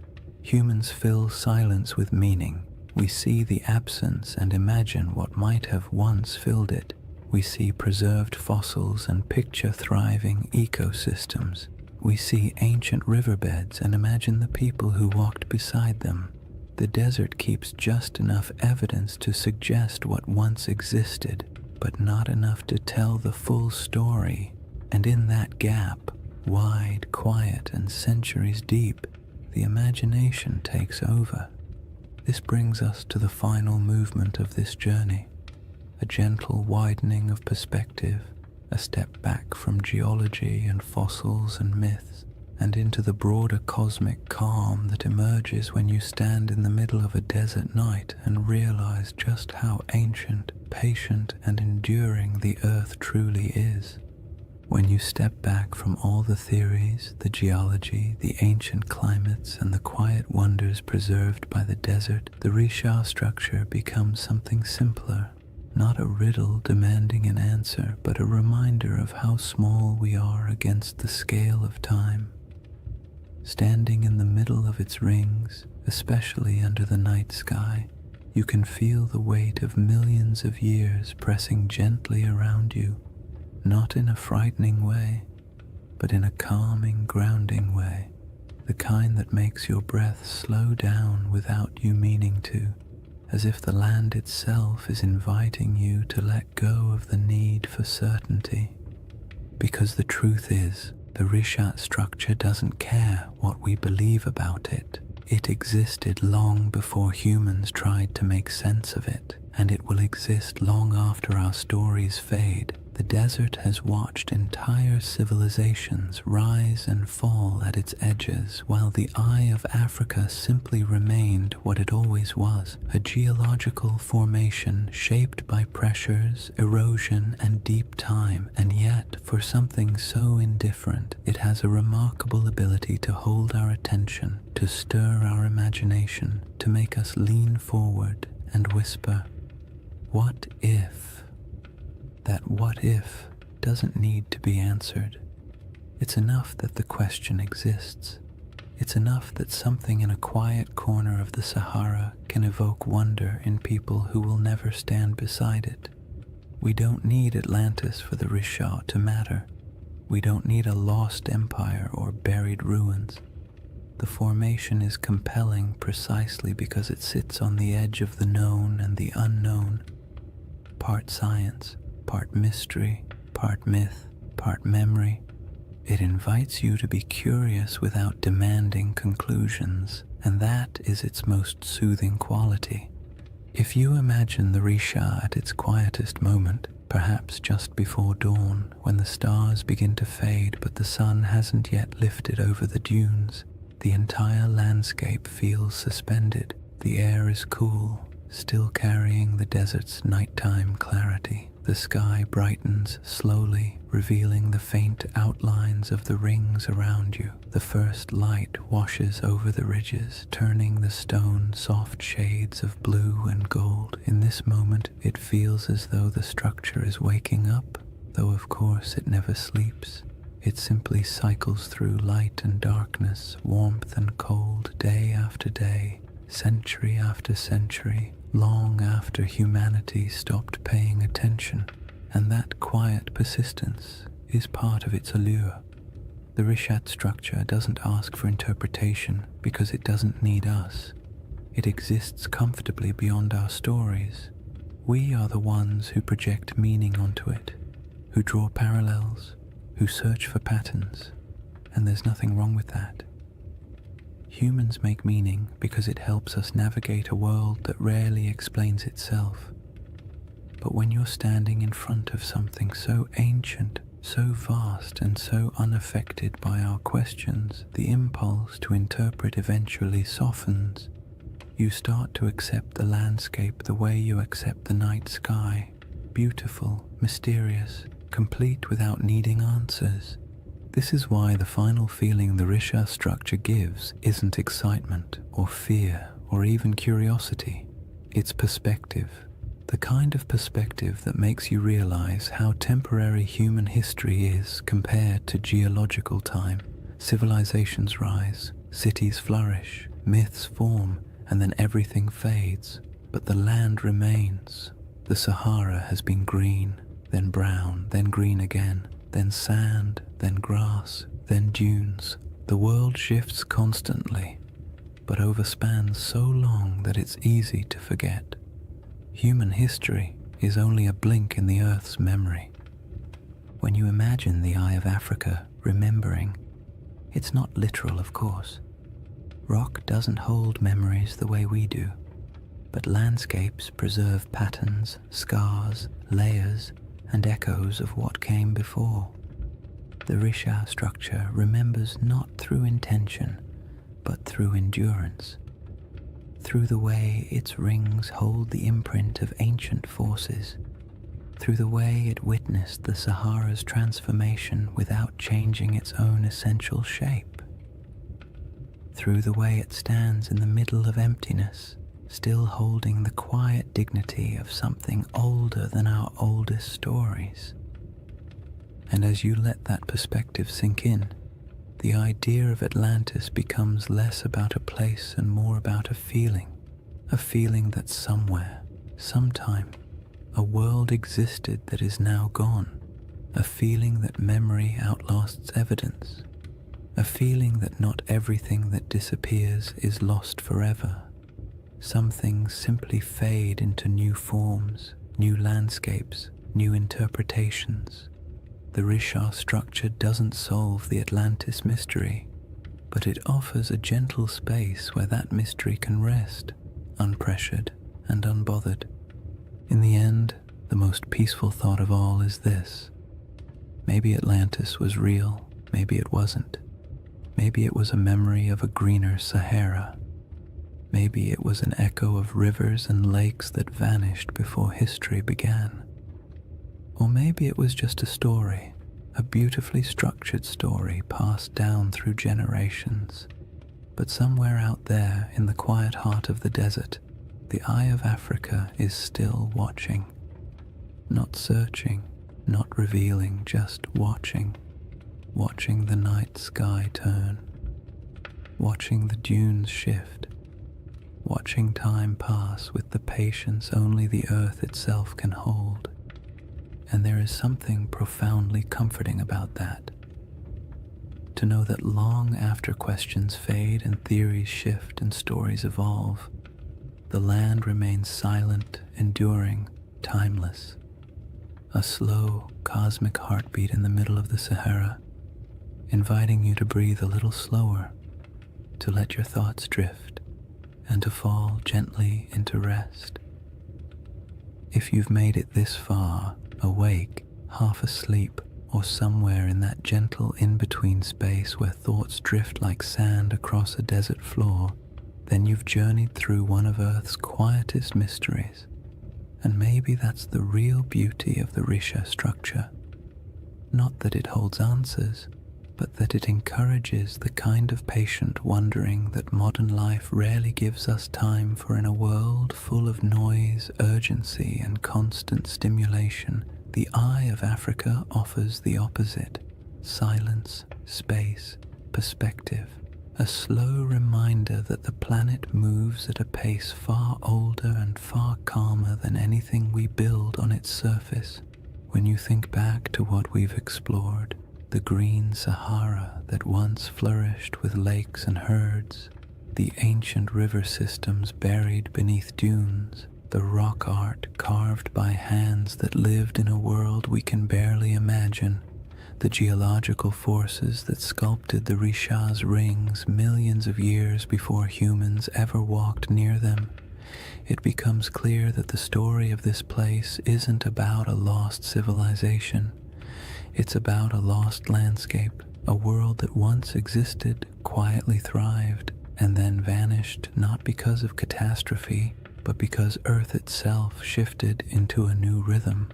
The Rishat structure is a witness to all of it, a memory in stone shaped not by human intention but by natural processes that unfold over spans of time far beyond our comprehension. And even though the Atlantis comparison has become part of its identity, The truth is, you don't need a legend to appreciate this formation. You don't need Plato or myths of rings and cities or theories about ancient mariners. You only need the simple awareness that our planet contains places so strange and so beautiful that they feel like stories even before we start telling them. The Richat structure is one of those places. Perfectly circular, timeless, a little unsettling, completely mesmerizing, the kind of formation that makes you pause and remember that the Earth was sculpting wonders long before anyone arrived to give them names. There's a quiet comfort in imagining the Eye of Africa as a presence rather than a puzzle, not a watcher in any mystical sense, but a symbol of endurance. It has seen the Sahara as a cradle of life, then as a wilderness, and now as a vast ocean of sand. It has seen climates shift, species migrate, and entire ecosystems vanish into memory. And through all of it, it stayed where it was, letting time carve every ridge, every basin, every curve. There's something almost meditative about that, the idea that some things don't chase meaning, they simply endure and allow us to come to them with whatever questions or stories we carry. As you settle into the final moments of this journey, imagine once more the Richat structure under the stars, the rings around you fading into shadow, the sky stretching overhead like an ancient tapestry, the air cool, the sand carrying the day's warmth, the wind quiet enough to feel like the earth is holding its breath. In that moment, all the theories, all the debates, all the speculation falls away. What remains is just the land, unconcerned, immense, older than memory, a reminder that our place in the world is temporary but also meaningful in its own small way. And maybe that's the real gift of places like this. They allow us to step outside ourselves, to drift gently into perspective, to remember that not everything needs to be solved. Some mysteries are meant to rest. Some landscapes are meant to simply be admired, and some stories, like the Sahara itself, are more soothing when left open, when allowed to breathe, when allowed to drift into the same soft silence that defines the desert at night. So as you drift towards sleep or into a deeper state of calm, let the Richat structure fade into that quiet space behind your thoughts. Let the rings dissolve into darkness, the stars soften overhead, and the desert wind carry away whatever tension you brought with you. The earth has been here a long time, and it will be here long after the worries of today have faded. You are small compared to the scale of geological time, but that smallness is not a burden. It's a comfort, a reminder that it's okay to rest. Thank you for spending this time exploring one of the planet's most beautiful and enigmatic features. If you enjoyed this journey and you'd like to drift through more forgotten landscapes and ancient mysteries crafted to help you unwind, consider liking the video and subscribing to the channel. It truly helps, and it means a lot. And before you fall asleep fully, let me know in the comments where you're watching from and what time it is for you. I love seeing the entire world gathered in one quiet, shared moment. For now, take one last breath. Let it go slowly, and let the desert night close around you. The Eye of Africa will keep its silent watch. You only need to rest.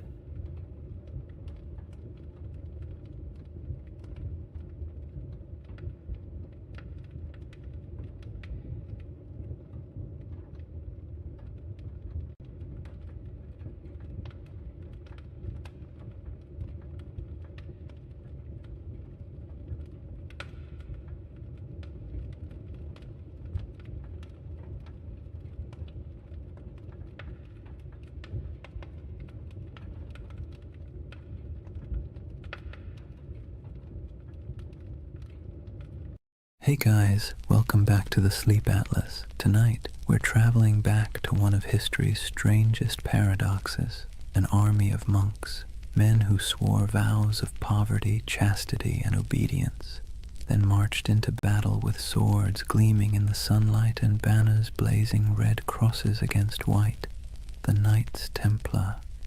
For the next 2 hours, you're not in the 21st century anymore. You're in the age of cathedrals and crusades, relics and rumors, faith and fear. And as always, if you enjoy these journeys through history that help you fall asleep, please subscribe for more nights like this one. It helps the channel, and it helps you find your way back when you need another story to drift away to. Now tell me in the comments, what's keeping you up tonight?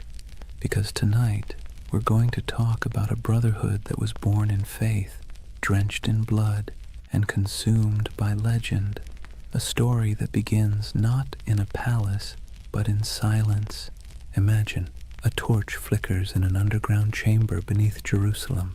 The year is 1119.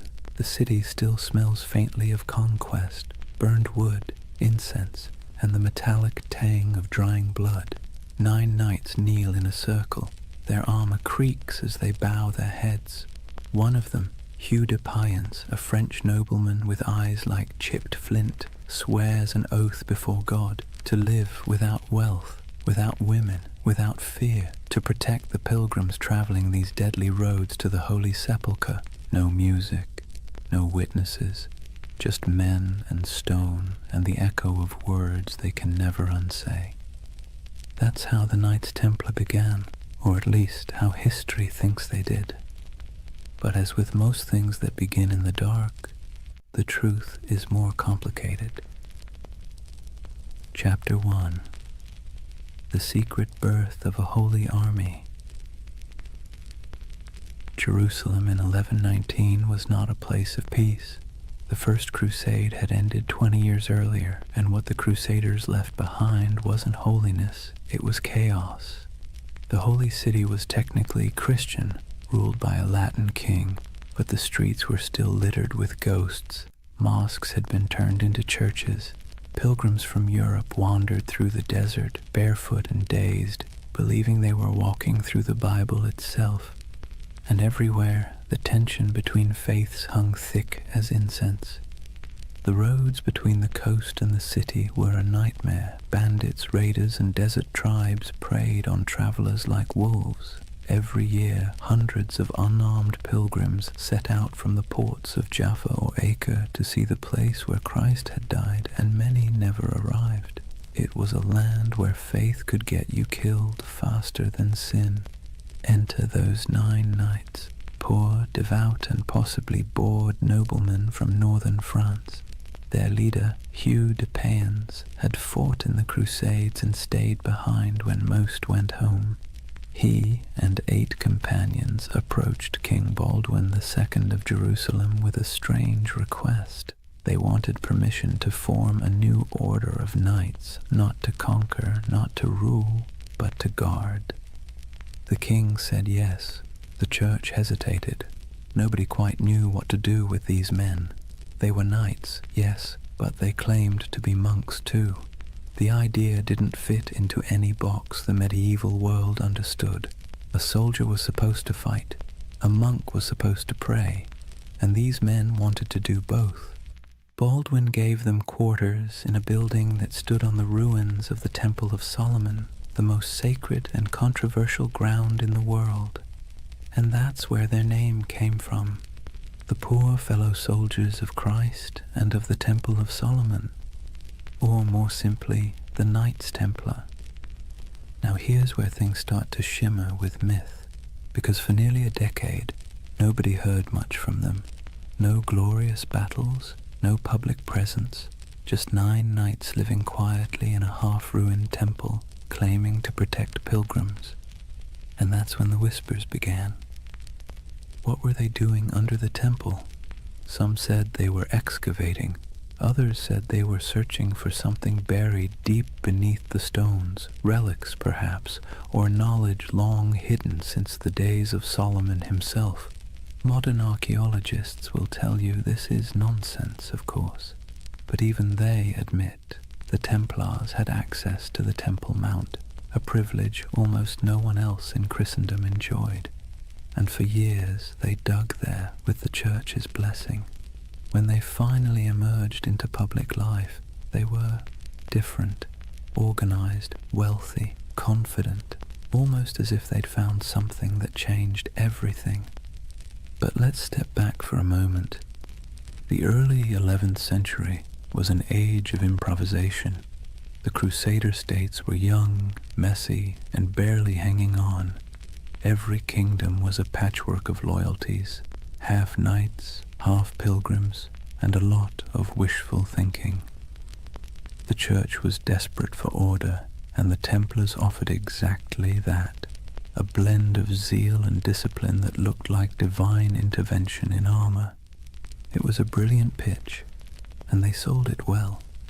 When Hugh de Payens travelled back to Europe in 1127 to seek official recognition, he met with kings, nobles, and eventually the Pope himself. The Church loved them, a holy army that required no payment, asked for no land, and swore absolute loyalty to God. It was a bureaucrat's dream. Pope Honorius II granted them official status, and a few years later, in 1139, another pope, Innocent II, took it even further.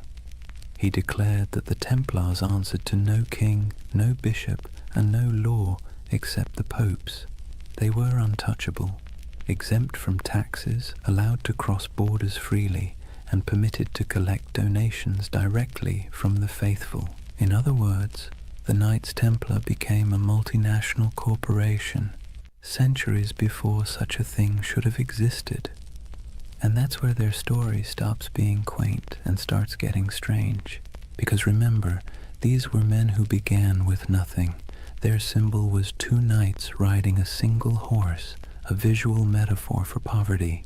Within a generation, that same order owned castles, fleets, and entire banking networks. They were the world's first financial institution that operated across borders. But we're getting ahead of ourselves. Right now, there's still just 9 men under the ruins of Solomon's temple, holding candles against the dark. Picture it. The smell of wax and oil smoke, the faint hum of wind through broken columns, the distant cries of muezzins echoing from the city below. The world is shifting. Faith, power, greed, all swirling together into something entirely new. Somewhere between prayer and politics, the Templars had found a formula that worked. A soldier's discipline, a monk's devotion, and a businessman's pragmatism, all wrapped in one dazzling symbol, a red cross on white. And as their power grew, so did the myth. People whispered that the knights never truly slept, that their prayers could call down miracles, that their swords glowed in battle like divine fire. In an age starved for heroes, the Templars became living icons. And for the Church, they were proof that holiness could conquer the world, or at least fund its expansion. Still, even in these early days, the seeds of their downfall were already being planted, because whenever power hides behind purity, suspicion follows. For now, though the world was enchanted by them, Europe sent them gold, recruits, and blessings. The Templars began to build fortresses across the Holy Land, stark geometric structures designed not for beauty but for survival. The first of these rose near Gaza, its walls thick and severe as if carved from a single thought, hold, and hold they did. Against heat, disease, and endless waves of enemies, the Templars endured. They were a strange hybrid, too pious for ordinary knights, too violent for ordinary monks, but somehow they worked. The desert turned them into something sharper, harder, less human, and the world rewarded them for it. By the end of the 12th century, the Templars were no longer a curiosity. They were a force of nature. Their red cross fluttered on every major battlefield from Antioch to Acre.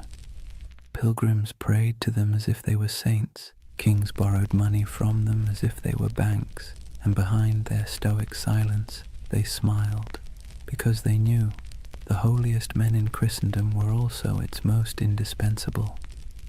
The Holy Land. It sounds peaceful, doesn't it? Golden deserts, olive groves, sun-bleached ruins, the kind of place you might imagine angels hovering over in serene silence. But in the early 12th century, it was anything but serene. Jerusalem had been liberated by Christian crusaders only a few decades earlier, and let's be clear, liberation in medieval terms usually meant blood up to the ankles. The First Crusade had ended with the massacre of nearly every inhabitant of the city, Muslim, Jew, and even some Christians unlucky enough to be standing in the wrong doorway. The survivors who staggered out of those gates left behind a city that was holy, yes, but also haunted. Now, imagine you're one of the pilgrims arriving from Europe after that carnage. You've sold your land, kissed your family goodbye, and endured months on a leaky ship that smelled of salt, vomit, and desperation. You finally set foot on the sacred soil of Jerusalem, only to realize it's crawling with mercenaries, thieves, and rival priests arguing over who owns which holy relic. There were monks selling pieces of the true cross for pocket change, relic peddlers waving around bones that supposedly belonged to every apostle, and beggars who could quote scripture better than bishops. It was chaotic, commercial, and weirdly alive. The Holy Land was supposed to be a place of purity, but it was also a marketplace of faith, and this was the world the Templars were born into. To protect pilgrims, they needed roads. To patrol the roads, they needed horses. To feed the horses, they needed money. And to get money, they needed support from Europe, which meant they needed branding. And few groups in history have ever branded themselves better. The Knights of the Temple. It sounded like a riddle. A name that whispered of prophecy, secrecy, destiny. In an age addicted to relics and miracles, the idea of an army living on sacred ground was irresistible. Still, their mission was grimly practical. The routes from the ports to Jerusalem, Jaffa, Acre, Tyre, were treacherous. Travelers were robbed, murdered, or sold into slavery. The Templars became the bodyguards of faith itself, escorting caravans of believers through the desert, fighting off raiders who saw pilgrims as walking coin purses. Picture it, a long line of weary travelers trudging beneath a white-hot sun, sandals kicking up dust, and ahead of them a small band of armored men on horseback, faces hidden behind helms, silent except for the creak of leather and the dull thud of hooves. To see that Red Cross approaching must have felt like salvation made visible. But Jerusalem wasn't the only concern. Beyond the city walls, the Crusader states were fracturing. Christian lords squabbled like children over territory they barely controlled. The Kingdom of Jerusalem, the County of Tripoli, the Principality of Antioch, all were fragile, stitched together by ambition and distrust. The Muslim world, meanwhile, was far from united but infinitely more patient. Leaders like Zengi, Nur ad-Din, and later Saladin understood that the Crusaders were temporary. Empires built on zeal tend to burn bright and burn out. The Templars didn't know it yet, but they were living on borrowed time. For now, though, their world was still expanding. They built their first fortresses across the Holy Land, massive, angular structures that looked more like stone mathematics than architecture. No decoration, no vanity, just geometry and faith. These weren't castles meant to impress. They were meant to survive. Thick walls, narrow gates, cisterns for water, hidden staircases for escape. If you were a Templar stationed in one, your days were predictable. Prayer, patrol, repair, repeat. The heat was relentless. Armor became ovens. Horses collapsed from thirst. And yet, they endured. They believed every drop of sweat was a prayer, every scar a kind of devotion. The Templar life was monastic but also militarized. They rose before dawn, prayed, trained, rode, and ate simple meals in silence. Even at the table they sat in pairs, sharing food from a single bowl, just as they once shared horses when they were poor. That duality, poverty and power, humility and dominance, defined them. To outsiders it made the Templars look almost supernatural. They were disciplined in a world that thrived on chaos. They didn't drink, gamble, or chase women. They didn't hoard gold for themselves, but for the order. Compared to the average crusader knight, who often behaved like a drunk tourist with a sword, the Templars seemed godlike. But discipline has its price. Their strictness made them feared, but it also made them cold, and in a land that worshipped stories, coldness was suspicious. Rumors spread that they worshipped strange idols, that their prayers were not quite Christian, that beneath their white mantles they bore symbols not approved by Rome. None of it was true, yet, but you can see why people started to talk. The Templars were always apart. They answered to no king, no priest, and no local authority. They were an army within an army, a church within the church. And whenever men form a power that stands outside all others, paranoia soon follows. Still, in the 1130s and 1140s, those fears were whispers drowned out by praise. Pilgrims wrote home about the silent, white-cloaked knights who saved them from bandits. Kings sent donations, nobles offered land.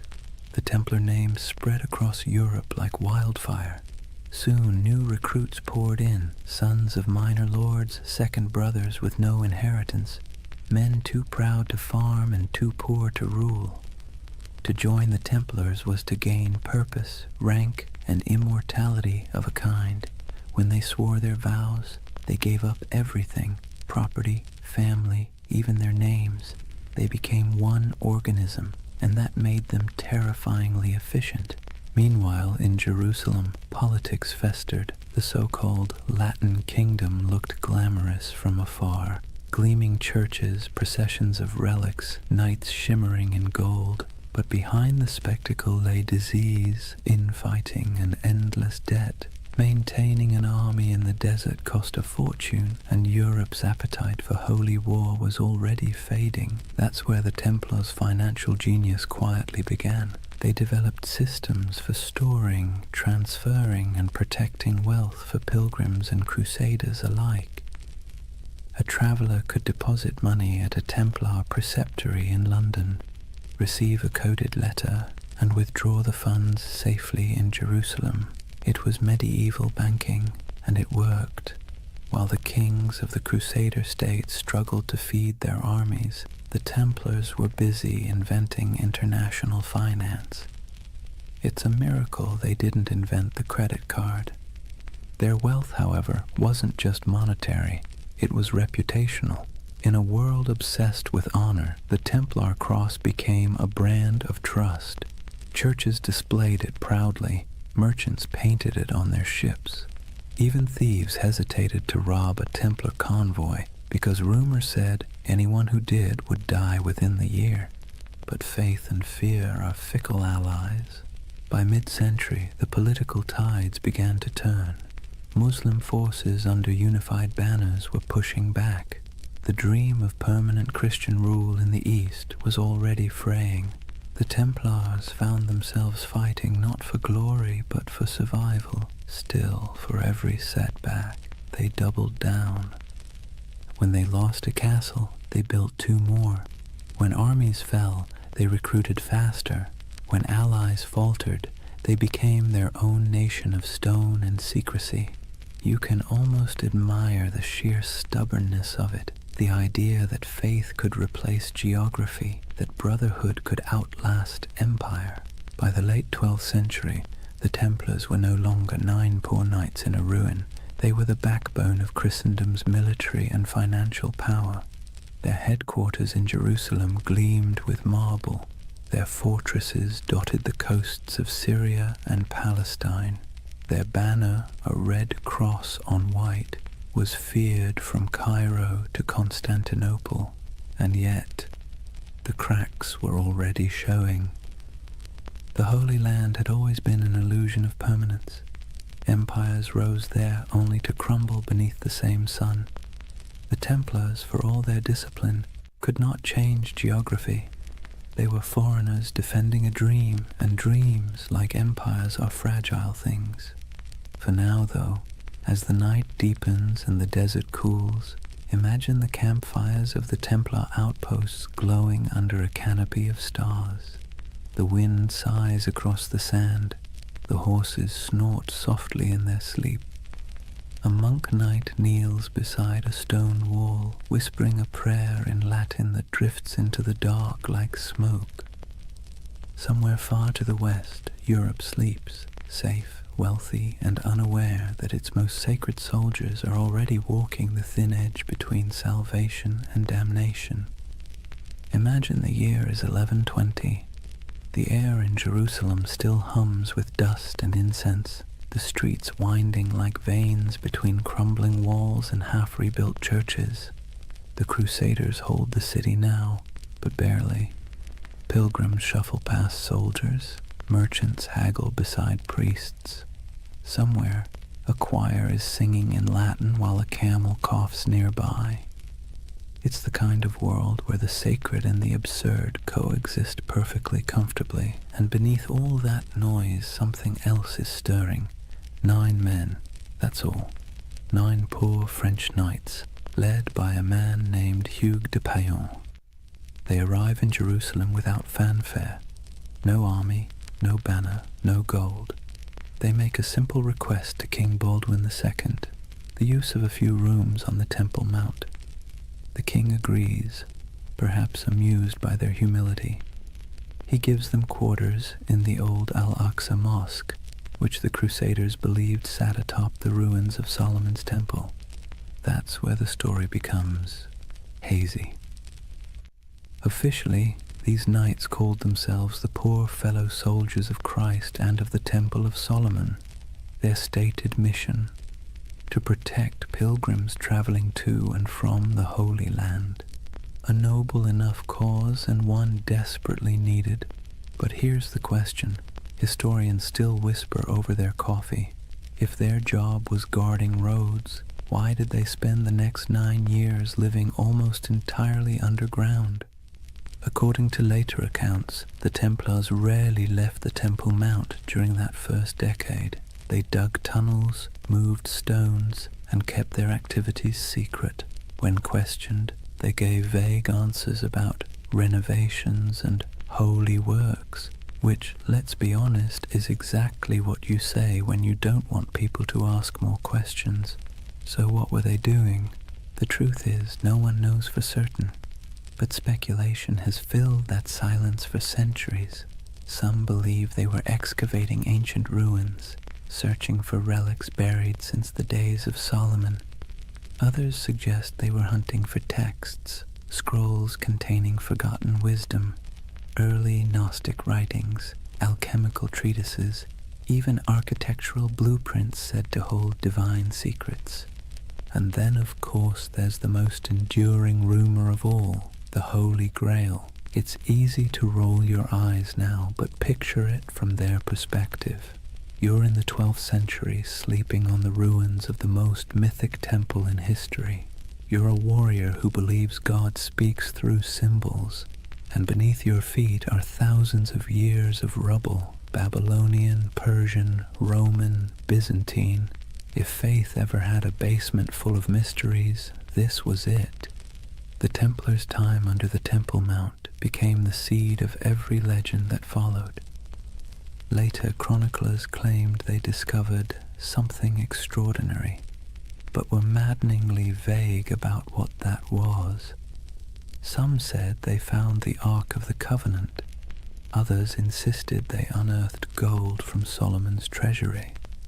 More imaginative souls suggested they uncovered proof of bloodlines, records linking Christ's family to European royalty. And then, of course, there were the occult theorists who decided the knights had learned sacred geometry, secret knowledge about the structure of the universe itself. Whatever the truth, one thing is certain. When the Templars finally emerged, they were not the same men who went in. They returned to Europe transformed, quietly powerful, almost unnervingly composed. Hugues de Payen traveled to France and sought an audience with Bernard of Clairvaux, one of the most influential churchmen of the age. Bernard was a Cistercian monk, a man so ascetic he considered sleep an indulgence and food a distraction. Yet he was also a brilliant strategist, the closest thing the medieval church had to a public relations genius. Hugues explained the mission, a brotherhood of knights bound by poverty, chastity, and obedience, dedicated to God but armed for war. Bernard immediately saw the potential. It was a paradox so perfect it had to be divine. Monks who killed, soldiers who prayed, holy poverty funded by the wealth of nations. In 1129, at the Council of Troyes, the Templars received official papal approval. They were no longer just a handful of wanderers. They were an order of the Church. Bernard even wrote a sermon for them, in praise of the new knighthood, describing the Templar as a man who fears neither demons nor men, because he bears Christ in his heart and steel in his hand. It was marketing genius. Overnight, the Templars went from mysterious diggers under a ruin to God's chosen army. Donations poured in, nobles offered land, peasants offered sons. The Templar banner, white for purity, red for martyrdom, became one of the most recognized symbols in Christendom. But still, the whispers persisted. Even as they rose, people kept asking, what did they find beneath that temple? Why did they never speak of those 9 silent years? The truth, if there is one, is probably less cinematic and more bureaucratic. Archaeology as we know it didn't exist. Digging beneath ancient ruins wasn't about science. It was about faith and superstition. Maybe they really did find something sacred. Maybe they found nothing but stones. But it almost didn't matter. The mystery itself was more powerful than any treasure, and the Templars knew how to use that. You see, medieval Europe adored relics because relics made the invisible visible. A saint's bone could turn a dusty chapel into a pilgrimage site. A scrap of cloth from Christ's robe could transform a forgotten village into a holy destination. The Templars, deliberately or not, became a living relic. They didn't need to show proof of miracles. Their very existence was the miracle. Their silence became their sanctity, their secrecy, their strength. And silence travels farther than any sermon.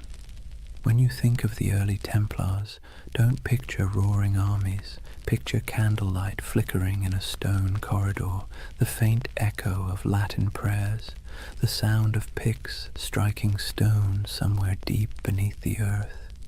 9 men convinced that God had chosen them for something they didn't fully understand, but could feel like a heartbeat in the dark. The idea of the hidden runs through everything they did afterward. Their architecture, simple, geometric, full of hidden passages. Their symbols, crosses, circles, dual riders on one horse. Even their banking system, which relied on coded letters and secret ledgers, carried that same shadowy precision. It's as if the memory of that underground decade never left them. They had been under the world, and when they emerged, they brought a little of the underworld with them. By the time they were formally recognized, the order already had chapters spreading across Europe. Preceptories in Paris, London, and Aragon became both fortresses and treasuries. Templar seals began to appear on documents everywhere, a sign that whatever business was being done, it was trustworthy, incorruptible, and conveniently untouchable by taxes. They were monks, they were soldiers, they were accountants, and they were untouchable. If it sounds like a setup for disaster, that's because it was. But for now, their ascent felt unstoppable. Jerusalem glowed in their imagination as both a holy city and a buried promise. Whatever they had found, or thought they had found, gave them a sense of destiny that radiated outward. They built fortresses across the Holy Land like a constellation, each one a star of faith, light against the desert. They moved with precision, their ranks swelling from 9 to hundreds. Their banners fluttered beside kings, yet their loyalty remained solely to the order and to God, or at least their version of him. And through it all, that mystery under the temple lingered, quiet and magnetic. Even centuries later, when the Templars were long gone, legends kept sprouting like weeds. Freemasons claimed descent from their architects. Alchemists said their secrets survived in hidden manuscripts. Occultists saw them as guardians of forbidden wisdom. Historians, somewhat exasperated, kept insisting they were just monks with good bookkeeping skills. But deep down, everyone wanted to believe there was something more, that somewhere beneath the dust of Jerusalem, a secret still slept. So perhaps it's fitting that the story of the Knights Templar begins not with battle, but with silence, not with conquest, but with curiosity. Because if history has taught us anything, it's that the most powerful empires are often built on unanswered questions. The Templars' first great victory wasn't on a battlefield, it was in the imagination, and that, more than gold or relics or papal favor, would carry them into legend. Picture Rome in the early 12th century, a city that smells of candle wax and incense, but also of politics. Papal banners hang limp in the sun. Monks shuffle through marble corridors whispering in Latin, and outside the streets reek of tanneries and ambition. The church by now was more than a faith. It was the nervous system of Europe, pulsing through every kingdom, dictating who ruled, who knelt, and who burned. Kings were crowned by its hands, empires justified by its blessings. And into this complicated organism walked Hugh de Payens and his strange little band of knights. They didn't look like much. They were poor, quiet, foreign. Their armor was worn, their mission vague. Yet they brought with them something the church found irresistible: usefulness. You see, the Holy Land was chaos. The Crusader kingdoms had been carved from blood and miracle, and now they were crumbling just as quickly. Pilgrims were still being robbed, caravans ambushed, relics stolen, and cities changed hands faster than anyone could update the maps. The church needed protectors, reliable ones, faithful ones, and the Templars, well, they were perfect. No wives, no children, no debts, no distractions, just pure obedience. The kind of men who'd ride into battle without pay, die without complaint, and most importantly, funnel everything they owned directly into the hands of the church. But they needed legitimacy first. The Pope's blessing wasn't just a stamp of approval, it was armor. It turned obscure men into an institution. So Hugh de Payens travelled to meet with the powerful Abbot Bernard of Clairvaux, a man both saintly and strategic. Bernard was the face of the Cistercian reform movement, which prized simplicity, purity, and obedience. He lived on bread, wore plain robes, and wrote letters that could humble kings. He was also, conveniently, the Pope's favorite monk. When Hughes explained the idea of warrior monks, men who prayed like monks but fought like crusaders, Bernard saw opportunity gleaming like gold leaf in a gospel. Think of it. Europe was overflowing with restless knights, violent men with nothing to do once the Crusades ended. They roamed the countryside, looting villages, feuding over puddles of land, and repenting on Sundays. The church couldn't stop them. But what if it could redirect them? The Templars were the perfect solution. Channel the chaos of knighthood into a holy purpose. Sanctify violence, wrap war in prayer. Bernard became their champion. He wrote, in praise of the new knighthood, a sermon that would become their manifesto. In it, he drew a sharp line between ordinary knights and these new holy warriors. The Knight of Christ, he wrote, fights the battles of the Lord without fear, for he bears Christ in his heart and steel in his hand. It was genius, simple, poetic, dangerous. With those words, the Templars became the Church's favorite paradox.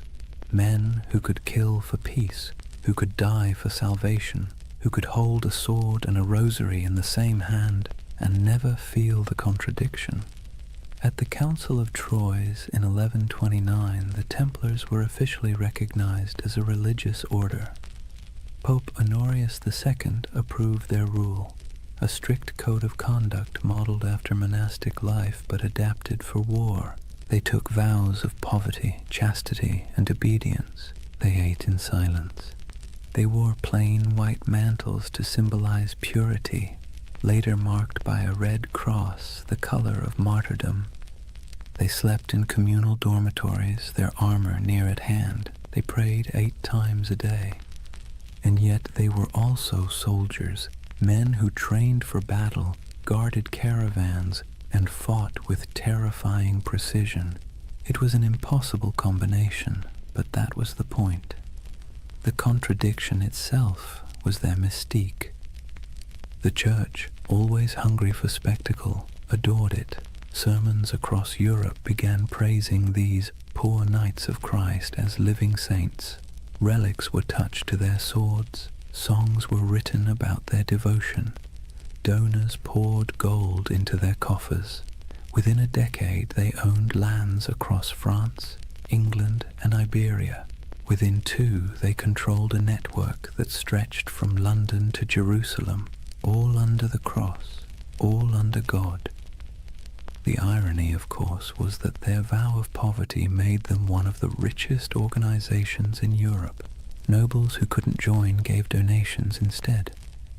Merchants stored money in Templar houses for safekeeping, the world's first reliable banking network. Pilgrims could deposit coins in Paris and withdraw them in Acre. It was faith-based finance, centuries before anyone invented the word finance, and all of it tax-free. The papal bulls that followed granted them extraordinary privileges. Templars answered only to the Pope himself. They could cross borders freely, build their own churches, even collect tithes. Kings couldn't touch them. Bishops couldn't question them. They were a country within a country, a kingdom without a king. And perhaps most importantly, they believed their mission was divine. Every Templar fortress was built like a sermon in stone, simple, geometric, symmetrical. Their architecture rejected ornamentation, favoring clean lines and silent strength. Every chapel pointed east toward Jerusalem. Every wall was both defense and devotion. They didn't just build structures, they consecrated the landscape. Travelers who saw them described the order as unnervingly calm. They marched without shouting. They fought without looting. They prayed without hesitation. To their enemies they were terrifying.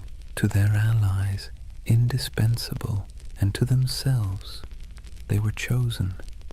You can almost hear it in the rhythm of their days, the steady tolling of bells, the scraping of armor on stone floors, the murmured prayers before dawn, each man believing he was part of something eternal.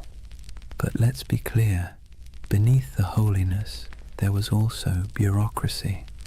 For every knight who swung a sword, a dozen servants and scribes managed logistics, accounts, and correspondence. Templar commanderies became administrative hubs full of ledgers, seals, and shipments. They dealt in contracts as often as crusades. Still, their image remained pure. To medieval Europe, the Knights Templar were walking proof that heaven and earth could coexist, that spiritual discipline could be forged into literal steel. But to the cynical eye, they were something even more interesting, the Church's experiment in privatized holiness. They were what happens when faith becomes an organization, efficient, obedient, and profitable. By the mid-12th century, the Templars had become indispensable. Crusader kings relied on them for defense. Merchants trusted them with their fortunes. Popes used them as envoys and bankers. If you wanted something done quickly, quietly, and absolutely, you called the Templars. But with power came something more dangerous than sin, perception. People began to notice that the order's members rarely answered questions. They had their own language, their own symbols, their own rites. Their headquarters, a vast round church in London modelled after the Holy Sepulchre in Jerusalem, seemed deliberately mysterious. And then there were the rumours, always the rumours. Some said they still possessed what they found under Solomon's temple. Others claimed they performed secret ceremonies, that they whispered oaths in the dark, that they had seen things no mortal should. And yet the Church did not question them, not yet. For now Rome was content. The Templars had become everything it could hope for, holy warriors, loyal bankers, global agents of faith. But you can sense the shift coming, can't you? The same way you feel a storm before it breaks. Because no institution, no matter how divine, can grow this fast, this powerful, without making enemies. Kings who owed them money began to resent them. Clergy jealous of their wealth began to whisper, and the pilgrims they once protected began to wonder if these poor knights might be serving something other than God. But that part of the story comes later. For now the order stands at its shining zenith, a creation of faith and fear, cloaked in purity but humming with power. The Vatican's blessing had turned them from a rumor into a reality, and that reality would reshape the medieval world in ways no one, not even the Pope, could have imagined. It's almost poetic, really. The Church had set out to sanctify war, and in the process it had created something far more potent, the first multinational corporation of the soul. And as history will show, nothing that powerful ever stays holy for long. Imagine the early morning light over Jerusalem, a pale gold haze drifting through the heat, settling softly over the domes and stones. The city still breathes the air of miracles and blood. Pilgrims shuffle along narrow streets, whispering prayers in every language. Merchants haggle in the shadow of sacred ruins, and the sound of distant bells drifts through the desert wind like a memory that refuses to fade. And somewhere among the hills, a line of riders moves slowly, white mantles gleaming, swords at their sides, red crosses stitched over their hearts. The Knights of the Temple. They ride in silence, always in silence. To the people watching they seem otherworldly, not nobles, not monks, something in between. They do not laugh or boast. They rarely remove their helmets in public, and when they pass through a market, the crowd parts as if by instinct. It's said that a Templar's gaze could freeze a man, not with fear, but with the strange gravity of conviction. In that moment, the myth was already being born. The story spread faster than their horses could ride. Word of a brotherhood who answered only to God, men who took no wives, owned no lands, and gave everything to their order, soldiers who prayed before battle and confessed after killing, knights who marched under the sign of the cross but lived by a code sharper than any blade. Europe adored them. The Church, of course, encouraged it. Myths are good for business, and the Templars were perfect propaganda. They embodied everything the papacy wanted the faithful to believe: purity, discipline, divine protection. Sermons compared them to angels with swords. Paintings showed them glowing in battle, untouched by arrows, faces calm in the chaos of holy war. But the truth was more human and, in a way, more beautiful. Most Templars were ordinary men drawn from a world that offered few choices, younger sons of minor nobles who'd inherited nothing, restless adventurers, repentant sinners, and zealots in search of purpose. They joined not because they were fearless, but because the world outside offered even less certainty. And for all its rules and austerity, the temple offered something rare: belonging. In a Europe fractured by war, famine, and class, the order was one of the few places where a man's worth wasn't defined entirely by birth. Inside the walls of a commandery, everyone wore the same cloak, ate the same bread, followed the same hours of prayer. Rich or poor, noble or peasant, all knelt together before dawn. It was unity by discipline, equality by surrender. And yet, the outside world saw only mystery. They were everywhere and nowhere, riding on crusades, manning castles, managing estates, escorting pilgrims. A traveler might encounter a Templar outpost in the forests of Burgundy, another in the sands of Antioch, another on a cold island in the North Sea, and each one would look exactly the same: white walls, red crosses, silence. They had become an idea that transcended geography. When they rode into battle, their presence was like a symbol made flesh. Chroniclers described them as unbreakable formations of white and red, banners flapping, hooves thundering, lances angled in perfect symmetry. They rode in pairs, one knight, one sergeant, their discipline tighter than any army before them, and they didn't retreat, ever. There's a story, probably exaggerated but worth repeating, that at the Battle of Montgisard in 1177, fewer than 100 Templars helped turn the tide against Saladin's massive army. Outnumbered 20-1, they charged headlong into the desert heat, cutting through enemy lines in a frenzy of faith and exhaustion.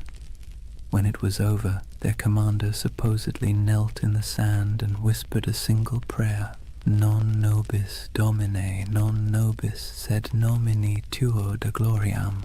Not unto us, O Lord, but to your name give glory. It's the kind of story medieval Europe lived for, and like all great stories, it spread, changed, and grew until the facts hardly mattered anymore. The Templars were no longer just men. They were a myth in motion. They became shorthand for courage, for purity, for divine purpose. And that, ironically, was the beginning of their undoing. Because the higher a legend rises, the further it has to fall. But for now, they stood at the edge of eternity. Their coffers swelled with donations. Their castles gleamed across Christendom like white stars on a dark sea. Their red cross was the most recognized symbol in Europe. Kings sought their loans.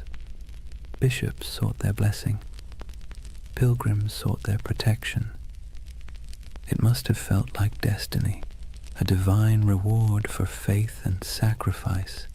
And yet, beneath the surface, something subtle was changing. The order that began with 9 men and a dream was turning into a machine. Their vows of poverty persisted, but their treasuries overflowed. Their humility was genuine, but their power was growing beyond measure. Their lands stretched across thousands of miles. Their archives held contracts and secrets that kings would have killed to read. And because they answered only to the Pope, no monarch, no bishop, no secular court could touch them. They were untouchable, the Church's holy weapon, sharpened to perfection. But history, like the sea, is always shifting. The Crusader states were beginning to crumble. The Muslim world had learned from its defeats and was uniting under stronger leaders. Supply lines were long, morale was short, and faith, that delicate fuel, was flickering. The dream of permanent Christian dominion in the East was dying, and the Templars, who had built their identity on that dream, suddenly found themselves defending something that no longer existed. It's easy, centuries later, to imagine them as fanatics or villains, but maybe they were just men trapped in momentum, unable to stop the wheel they had helped set in motion. By the time their banners fluttered over the last surviving Crusader fortresses, their legend had already outgrown them. In Europe they were saints, in the East they were demons, and in their own hearts, who knows, perhaps a little of both.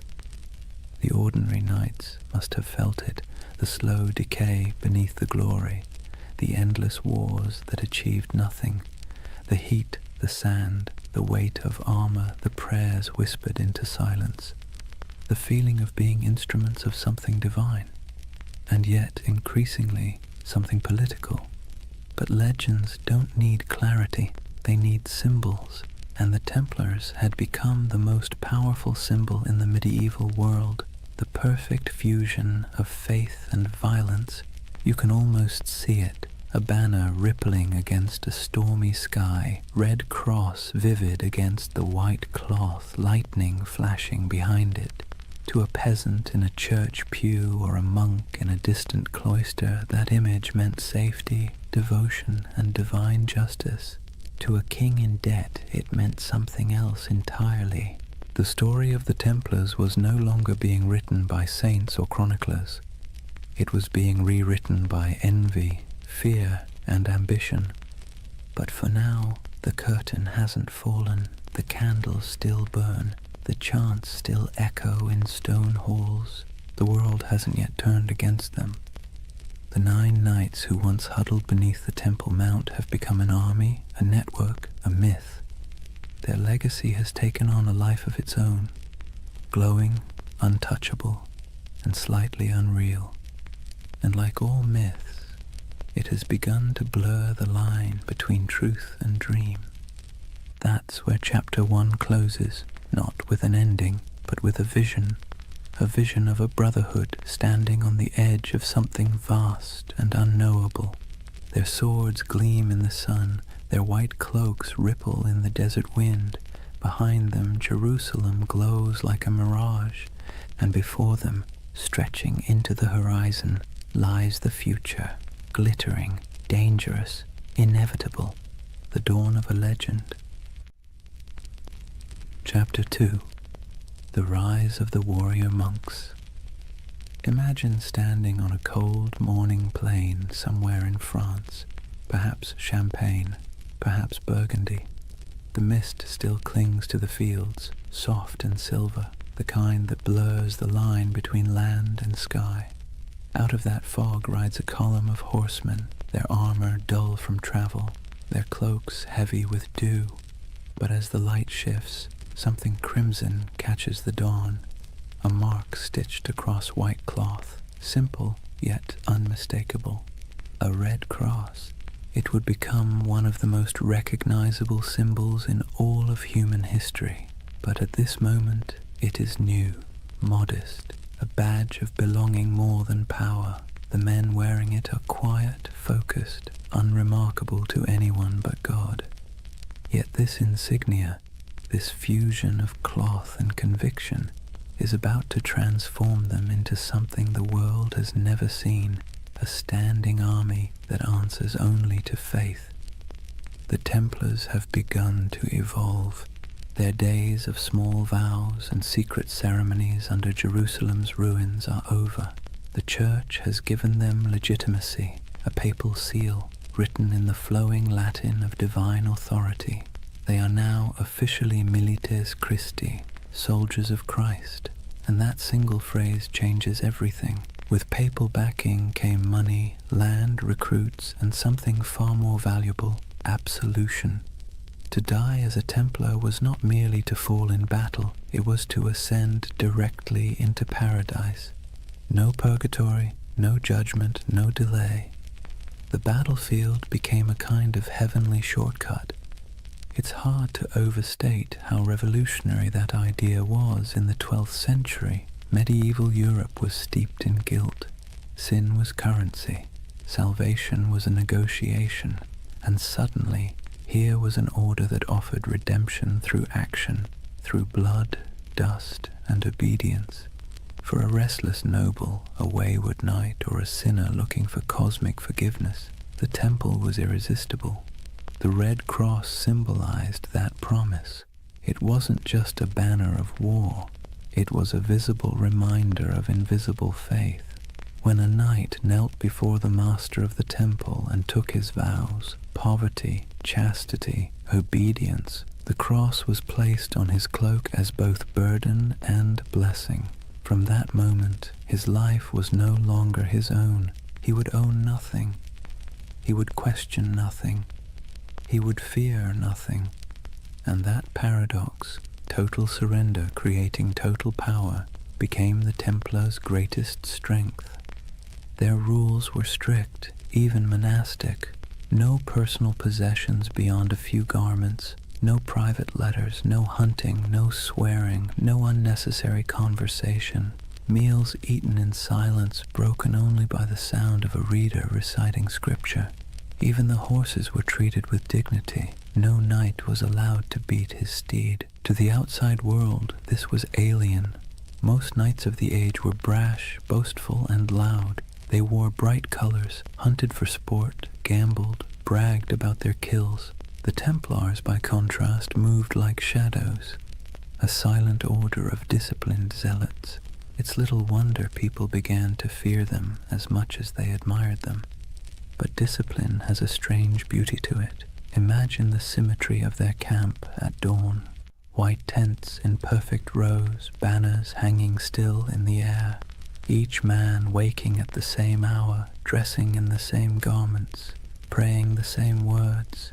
The clang of armor, the rasp of whetstones on steel, the steady rhythm of order in a world of chaos. They were becoming a living embodiment of the medieval dream, unity, faith, and control in a time when everything else seemed to crumble. And when they rode into battle, that unity was terrifying. Templars did not scatter, did not break rank, did not retreat unless ordered. Chroniclers described them as walls of iron, as storms given human form. Their charges were deliberate, almost ritualistic, a prayer in motion. They would advance in complete silence until contact, their lances lowering as one, hooves pounding like a heartbeat. And when the moment came, the cry broke like thunder, Non nobis Domine. Not for us, O Lord, but for you. Then chaos, then history. Every battle became a kind of mass, blood replacing incense, steel replacing song, and the world watched in awe. To the average medieval person, the Templars seemed immortal. When others fled, they stayed. When others hesitated, they rode forward. Stories spread of miraculous victories, of angels fighting beside them, of enemies struck blind by divine light. Whether any of it was true hardly mattered. Faith had become spectacle, but behind the spectacle was a machine. The Templars weren't just warriors. They were administrators, bankers, engineers. Their rule book, the Latin Rule, reads like both a spiritual guide and a military manual. Every moment of the day was accounted for, every piece of armor inspected, every coin recorded. Their efficiency was unmatched, and so was their wealth. By the mid-12th century, they controlled estates across Europe, vineyards in France, mills in England, castles in Spain, olive groves in Cyprus. Donations poured in from nobles seeking spiritual insurance. And because Templars were sworn to poverty, those donations didn't dissipate. They accumulated. They began lending money to kings, transporting treasure across borders, and safeguarding pilgrims' deposits. If you were traveling to the Holy Land, you could leave your fortune with the Templars in Paris and withdraw it in Jerusalem. In effect, they invented the medieval checking account. Faith and finance. It's a partnership as old as civilization. But to the Templars, it wasn't greed. It was logistics. Money was a tool for God's work. Armies need supplies, ships, food, fortresses. And if the order had to run the most efficient financial network in Christendom to maintain that mission, so be it. They became, paradoxically, both the humblest and richest men in Europe. Their castles were built like sermons, austere, geometric, designed for endurance, not comfort. No stained glass, no gold leaf, just stone, purpose, and symmetry. Inside, their halls echoed with the quiet rhythm of devotion, the scrape of boots, the murmur of prayers, the metallic whisper of chainmail. To walk into a Templar commandery was to step into another world, a world where faith was function and order was sacred. And yet, for all their restraint, there was grandeur in their simplicity. Their red cross became more than fabric. It became an idea. When people saw it, they saw authority, salvation, and something close to fear. The same emblem that comforted pilgrims terrified heretics. It's strange how power works. The more humble they appeared, the more unstoppable they became. In a way, that red cross marked the beginning of a new era, not just for the Templars, but for the medieval imagination itself. It was the age of symbols, when meaning outweighed truth. A knight's banner could terrify more effectively than his sword. A relic could justify a war. A prayer could bend kings, and no symbol was stronger than that cross. Bold, clean, impossible to ignore. It was faith simplified into geometry. When the sun hit it, it glowed like blood. Some chroniclers wrote that it frightened the enemy before the fighting even began. Others said it calmed the men who bore it. Maybe both were true. Maybe that's the real magic of symbols. They shape both sides of the story. Over the next century, that cross would ride on countless banners across the Holy Land. Through dust storms, over dunes, across shattered city gates, it would gleam under the desert sun and soak in the rain of 1,000 sieges. It would be seen by kings, slaves, monks, and merchants alike, and every time it appeared it carried the same quiet message: obedience, faith, inevitability. From 9 nights came hundreds, then thousands. From humble vows came armies, from silence came history, and still they prayed before battle, as they always had. Still they whispered the same words. Still they believed that death, if it came in service of God, was not an end, but a homecoming. It's easy, centuries later, to romanticize them, to picture gleaming armor, sacred banners, holy purpose. But beneath the poetry was exhaustion. They marched through deserts where the air shimmered like glass. They fought for cities that would fall again within a decade. They believed themselves instruments of divine will, yet the wars they waged often felt endless, abstract, and hollow. And that contradiction, devotion mixed with futility, is what makes their story so human. By the time the Red Cross became synonymous with power, its wearers had already begun to wonder what it meant. But for now, in this chapter of the story, there is still clarity, still unity, still purpose. The order of the temple stands at its peak, pure, confident, and unstoppable. 1,000 banners ripple in the wind. The sun gleams on polished armor, and the Red Cross burns like a brand upon the world. The world belongs for a moment to the Knights of the Temple, Imagine waking before dawn, not to an alarm or the gentle hum of a phone, but to a bell, deep, resonant, and unrelenting. The sound rolls through the dark halls of a stone dormitory, pulling a dozen men from sleep at once. There are no complaints, no yawns, no hesitation. This is a Templar commandery, and the day begins with obedience.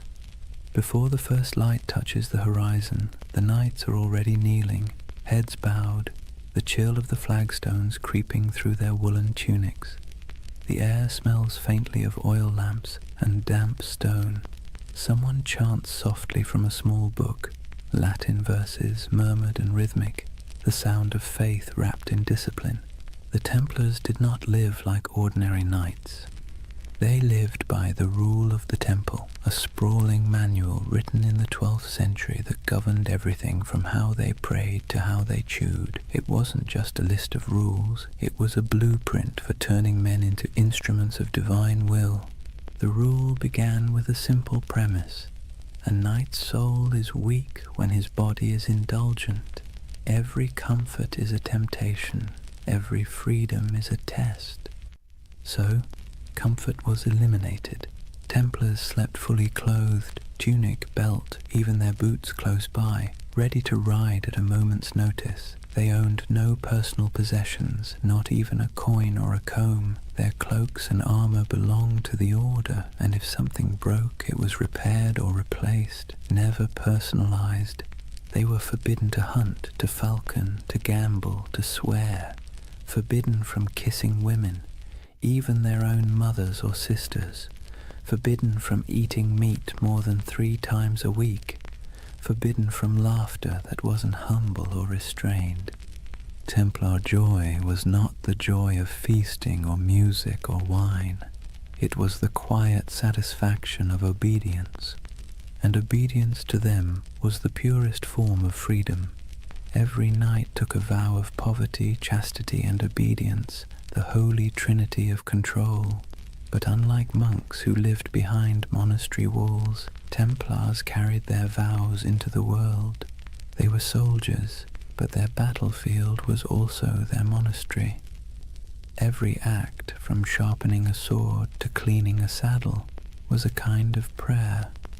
At dawn, they gathered in the chapel. The service was brief. They were not contemplatives, but men of action. Each prayer was followed by ritual silence. They listened for commands, received their orders, and dispersed without argument. Theirs was a faith built on motion, not meditation. After prayers came breakfast, bread, sometimes cheese, and a cup of watered wine. Meals were eaten in near silence. As they ate, one brother stood at a lectern and read aloud from scripture or from the rule itself, reminding everyone that even the act of eating was a sacred task. The sound of chewing, the scrape of spoons, the droning Latin, it all blended into a rhythm of humility. When they weren't fighting, they worked. Some tended horses, rubbing down the flanks of massive destriers, checking hooves, repairing tack. Others mended chainmail, inspected swords, or organized provisions for long campaigns. A Templar's world was practical, full of physical labor, repetition, and readiness. And yet, beneath all this discipline, there was a strange comfort. The rule removed choice, and with it, uncertainty. A Templar didn't have to wonder what his purpose was. It was written in the rule, enforced by his brothers, and sanctified by God. Every decision had already been made for him. In a world where chaos was normal, where famine, war, and plague struck without warning, that kind of certainty was a luxury few could afford. But of course, it came at a cost. There were moments when the silence must have felt oppressive, when the sameness of days blurred together into a single endless prayer. Imagine years of this life, the same bread, the same rules, the same faces under the same white cloaks, no family, no possessions, no indulgence beyond the thin comfort of faith. And yet, the Templars endured it. perhaps because the alternative, a world without order, without divine meaning, felt far worse. There's something haunting about their discipline. It wasn't born from cruelty, but from conviction. They believed that to serve God they had to strip away everything that made them individual. Ego, desire, even identity itself, all burned away, leaving only function. They became pieces in a sacred machine, and when the machine moved, it moved with terrifying precision. Templars trained relentlessly. Their battle formations were geometric, mathematical, rows of cavalry timed to strike in perfect waves. Each knight knew his place. If one fell, the next filled the gap instantly. Their charges were coordinated like choreography, their retreats executed like clockwork. Their enemies called them demons in white. They didn't scream or taunt or show mercy. They advanced silently until the moment of impact, when they cried out only one phrase: Non nobis Domine, non nobis sed nomini tuo de gloriam. Not to us, O Lord, but to your name be the glory. It was their mantra, their battle hymn, their surrender to something larger than themselves. And yet, despite all this spiritual rigor, the Templars weren't monks lost in abstraction. They were engineers, architects, accountants. They ran farms, managed estates, built fortresses, and oversaw trade routes. Their castles were marvels of design, squat, symmetrical, designed to deflect siege engines and channel attackers into kill zones. But even in architecture, their aesthetic was austere. No ornamentation, no murals, no stained glass, just stone, perfectly aligned, perfectly useful. Templar castles didn't preach beauty, they preached order. Their lives mirrored that architecture. Functional, fortified, minimal. To outsiders, it looked like joyless fanaticism. To the Templars, it was discipline incarnate. Every stone placed, every word spoken, every moment endured was an offering to God. And yet, as centuries passed, cracks began to form. Subtle at first, then spreading. Because discipline without question breeds power. And power, even sacred power, invites suspicion. The Templars' strict hierarchy made them efficient, but it also made them secretive. Their rituals were closed to outsiders. Their vows of silence protected not only their faith, but their operations. Kings and bishops began to whisper, what did these warrior monks do behind closed doors? Did their oaths hide something darker? The rule of the temple, written to sanctify obedience, began to look like a veil. And the more power the order gained, the more castles, the more treasure, the more influence, the more that veil began to draw attention. It's a pattern as old as history. Purity breeds envy, secrecy breeds rumor, and strength breeds fear. But that comes later. For now, imagine one of those long Templar days near its end, the sun dipping low behind battlements, armor hung to dry, the smell of horse sweat and oil in the air. The chapel bells toll again, soft and steady. The knights gather one final time, kneeling in rows, their white cloaks ghost-like in the flickering candlelight. They pray not for victory, not for wealth, not even for peace. They pray for endurance, for the strength to obey again tomorrow and the day after until the end of their lives. Outside, the wind carries the smell of dust and salt. Somewhere beyond the horizon, enemies are gathering, empires are shifting, and history is already writing its next betrayal. But inside the chapel there is only the rhythm of prayer, the faint creak of chainmail, the murmur of Latin words fading into the night. And above them, carved into the stone arch of the temple wall, the red cross catches the last trace of sunlight, still, unchanging, eternal. For now, Imagine the first thing that hits you isn't the sight, but the heat. The air itself feels alive, sharp with salt from the sea, heavy with dust from the desert, and tinged with the scent of oil, incense, and sweat. You've just stepped into the Holy Land sometime around the year 1140, and you're walking through a world where heaven and earth have been fighting for custody of the same patch of ground for generations. The Crusader kingdoms were born from blood and disbelief. After the First Crusade captured Jerusalem in 1099, waves of settlers, soldiers, and zealots streamed eastward, knights chasing absolution, merchants chasing profit, peasants chasing a miracle. What they found was a land older and more complicated than anything they'd been promised.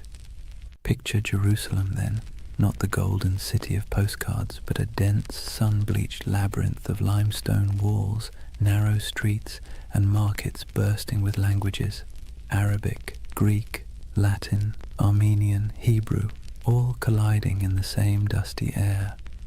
Bells rang from churches while the call to prayer echoed from minarets. Frankish knights and Muslim merchants haggled over silk. Pilgrims shuffled barefoot past relics too sacred to question. The Holy Land was less a battlefield than a mosaic, fragile, shimmering, and always on the verge of breaking. For the Templars, this was both home and battleground. They arrived as guardians of faith, but quickly became administrators of empire. They built massive fortresses to anchor the Crusader presence, stone giants rising from the desert like mirages made real. One of their most famous was Crac des Chevaliers, the castle of the knights. If you've ever stood on a cliff and felt the wind try to push you backward, you'll know the feeling of that place. Perched high above the Homs Gap in modern Syria, it was less a castle and more a declaration. Double walls, circular towers, arrow slits that could whisper death at 100 yards. The stones gleamed pale under the sun, and from its ramparts you could see for miles the mountains, the valleys, and the endless horizon of sand and sky. Inside, it was strangely orderly. Kitchens, chapels, barracks, even a bathhouse. You could live there for months without stepping outside, which was convenient, since stepping outside usually meant someone was trying to kill you. The Templars' castles weren't built to impress. They were built to endure. They were a theology of stone, faith expressed in geometry.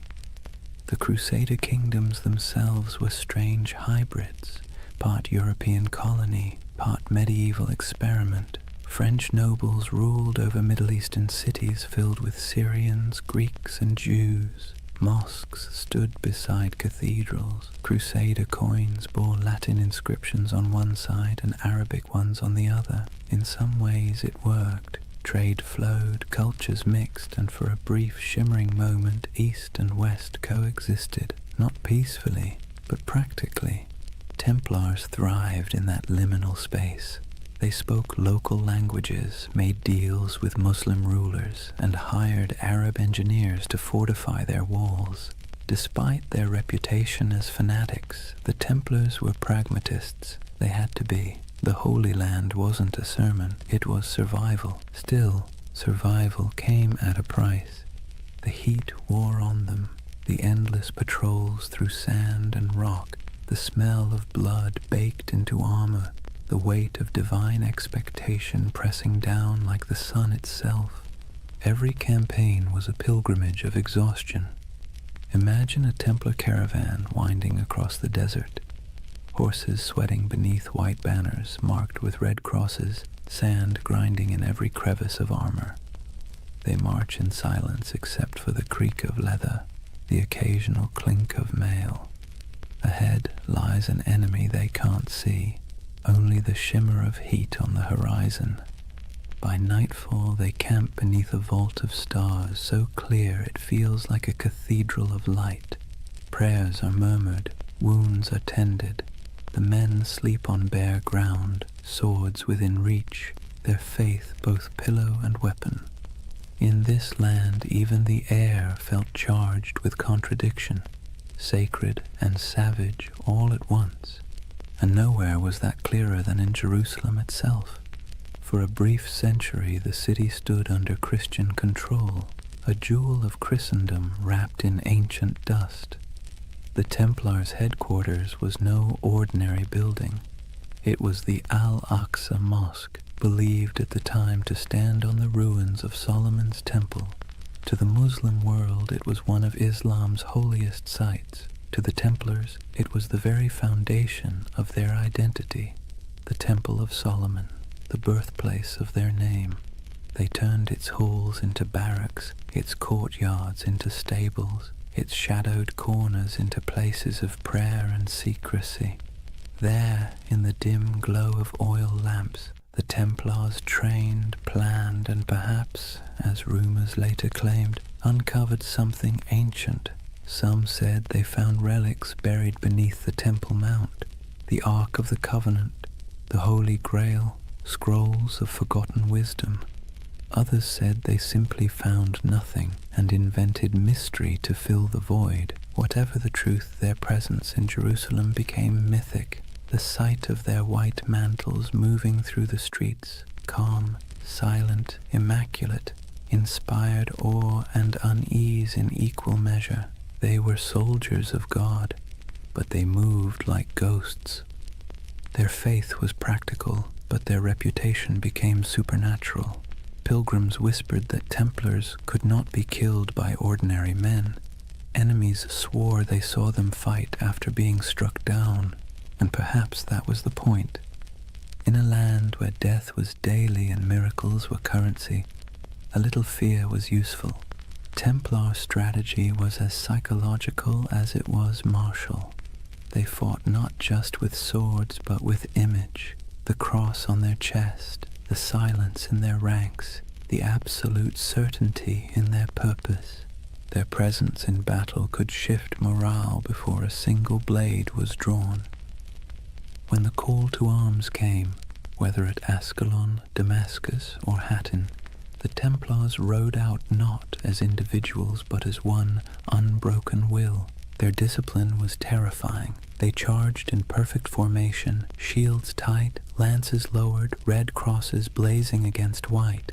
They were often the first to enter and the last to retreat. In moments when other armies broke, the Templars held, and when they died where they stood. But for all their valor, their victories were temporary. The Crusader kingdoms were built on sand, politically, literally, and theologically. They could conquer cities, but they could never conquer geography. The further they stretched their lines, the thinner their strength became. And while Templars built walls of stone, their enemies built alliances. Muslim leaders like Zengi, Nur ad-Din, and eventually the great Saladin began to unify what had once been divided. The dream of Christian dominion over the East began to falter as reality, relentless and strategic, pressed back. Still, for nearly 2 centuries, the Templars endured. They were the spine of the Crusader world, a constant presence, whether guarding pilgrims on dusty roads, escorting kings, or defending castles that seemed impossible to hold. And through it all they believed, or at least tried to, that their struggle was holy, that every drop of sweat, every wound, every brother lost was part of a cosmic design. But in quieter moments, as the wars dragged on and the Holy Land slipped further from their grasp, doubt must have crept in. What happens when a holy mission stops feeling holy? When obedience begins to feel like futility? When you've spent your life serving God with sword and blood, and still the world refuses to be saved? History doesn't record their private thoughts, but you can imagine the silence inside those massive stone fortresses, the kind of silence that comes after years of praying into a void. The Templars' castles still stand in ruins across the Middle East, in Syria, in Israel, in Turkey. their stones sun-bleached, their halls open to the wind. Stand in one, and you can almost hear the echoes, hooves on cobblestone, the whisper of chainmail, the low murmur of prayer. Those walls remember. They remember a time when faith and empire shared the same heartbeat, when men rode into battle convinced they were defending heaven itself. And maybe, in their own way, they were. Because for all its contradictions, the Crusader dream wasn't just about conquest, it was about belief, belief so strong it reshaped landscapes, rewrote maps, and built fortresses that still defy time. The Templars were both its architects and its prisoners, bound by duty, by faith, by the unbearable beauty of purpose. And even as the Crusader kingdoms began to crumble, they didn't loosen their grip, they just prayed harder, fought longer, and built higher, until the day came when the walls themselves began to crack. But that's a story for the next night. For now, picture that world one last time, the desert glowing gold under the last light of day, the red cross fluttering above a fortress wall, and somewhere inside, a group of knights kneeling in silence, their faces half-shadowed, their faith still unbroken. The wind moves through the stones like a sigh, the candles flicker, and the Holy Land sleeps, as it always has, torn between heaven and earth. Imagine standing in a candle-lit chamber somewhere in Paris in the early 1200s. The air smells of beeswax and damp stone. At a table sits a man in white robes marked with a red cross, quill poised above parchment. Before him, a merchant lays down a pouch heavy with coins, silver deniers, gold florins, copper dirhams from faraway ports. The knight nods, seals the parchment with wax, and hands the merchant a folded document stamped with the sigil of the temple. "Show this in Jerusalem," he says, "and you'll receive the same sum." The merchant bows, the pouch stays, the man leaves. And just like that, without a single coin crossing a sea, the Knights Templar have just performed one of the earliest forms of international banking. You see, the Templars weren't just warriors, they were administrators, financiers and logisticians of staggering sophistication. While kings still measured their treasuries in piles of glittering metal, the Templars had already learned that information, records, signatures, trust was worth more than gold. Their network stretched from the windswept shores of England to the sun-scorched walls of Jerusalem, a chain of commanderies that functioned as safe houses, training centers, warehouses, and financial hubs all at once. Each of these commanderies was like a small universe, self-sufficient and meticulously organized. They had their own chapels, fields, mills, and workshops. Some raised horses, others produced wool, wine, or grain. Every coin earned was logged, weighed, and sent up the chain, an unbroken current flowing toward the heart of the order, and through this system the Templars quietly became one of the richest organizations in the medieval world. The irony, of course, is that they began with vows of poverty, but vows are tricky things. The Templars themselves owned nothing. The order owned everything, and that subtle distinction let them accumulate wealth without technically breaking faith. Their financial system worked with an elegance that modern bankers would envy. A pilgrim traveling from London to Jerusalem could deposit money at a temple house in England and receive a coded letter of credit. Along the route, through Paris, Marseille, Acre, and finally to the Holy City, Templar commanderies would honor the note, deduct expenses, and mark it in ledgers kept under strict guard. The traveler never had to risk carrying his fortune across pirate-infested seas or bandit-strewn roads. In a way, the Templars invented something that feels astonishingly modern, a secure international trust network, and unlike kings or nobles, they were trusted by everyone. Christian, Jew, Muslim, it didn't matter. The Red Cross was as good as a vault door. The Templar ledger became a passport through chaos. Picture the roads of Europe in the 13th century, narrow tracks winding through forests and mountains, lined with monasteries, taverns, and thieves.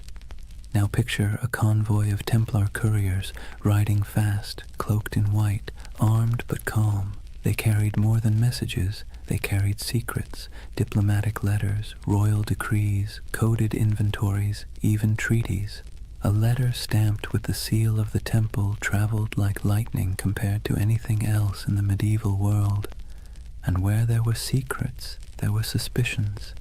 People whispered that the Templars had mastered cryptography, that their ledgers contained hidden symbols, that their archives were guarded by curses. In truth, it was discipline, not magic, that kept their system running. But to the medieval mind, efficiency itself felt supernatural. Each regional commandery reported to a central master, who in turn answered to the Grand Master in Jerusalem and later Paris. The chain of communication was ironclad, the discipline absolute. Orders passed down with the precision of a monastic liturgy. Every brother knew his rank, his duty, and the exact limits of his authority. Templar correspondence reveals a world that hummed like a machine. Cargoes of wheat, shipments of crossbow bolts, barrels of wine, all recorded, all accounted for.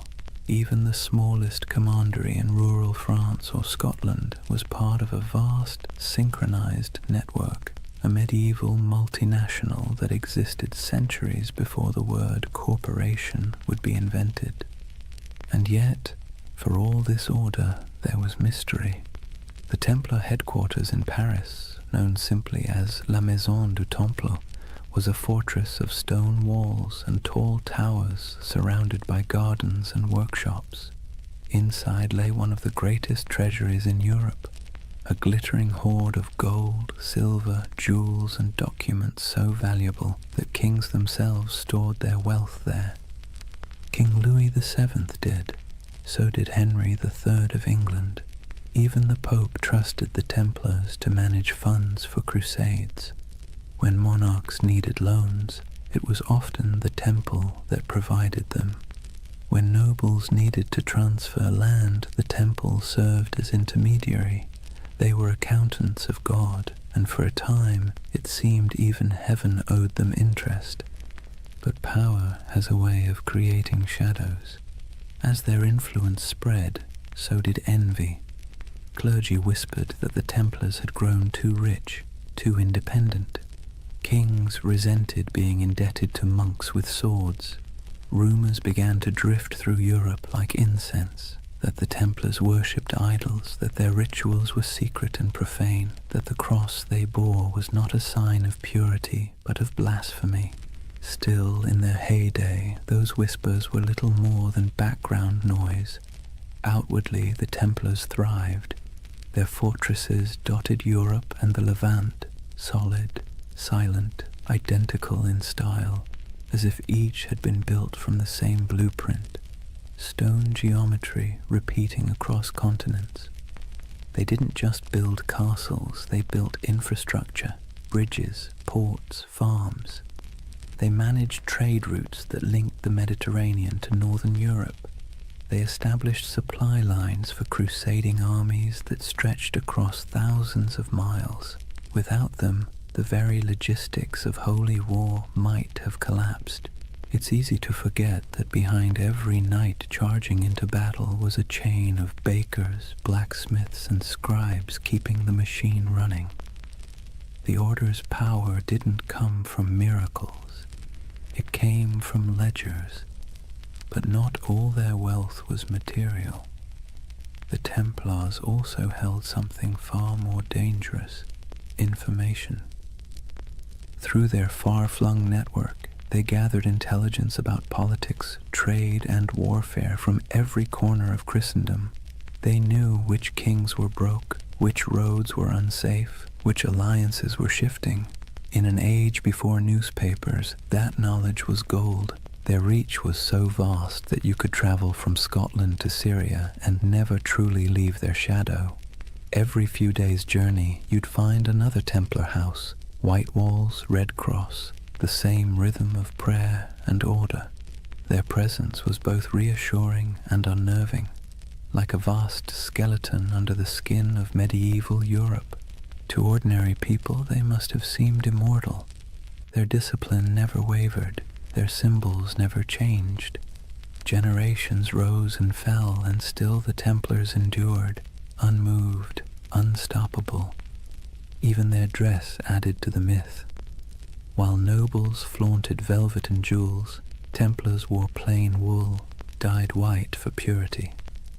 Their only ornament was the red cross, a reminder of both sacrifice and authority.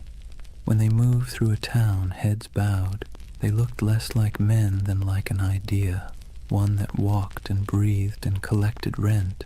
And it wasn't only men. Though the order itself was male, its network included women, nuns, widows, and lay sisters who worked in the commanderies, managing estates, caring for pilgrims, brewing ale, and keeping the wheels turning. History rarely mentions them, but without them, the temple's empire of faith would have faltered. By the mid-13th century, the Templars had reached their zenith. Their ships carried goods across the Mediterranean. Their estates covered vast tracts of Europe. Their influence seeped into every court, every treasury, every crusade, and yet, like all empires, they had already sown the seeds of their own decline. The Holy Land, their reason for existing, was slipping away. Muslim forces were reclaiming city after city. The Crusader states were shrinking, and with them the spiritual justification for the temple's existence. But the Templars adapted.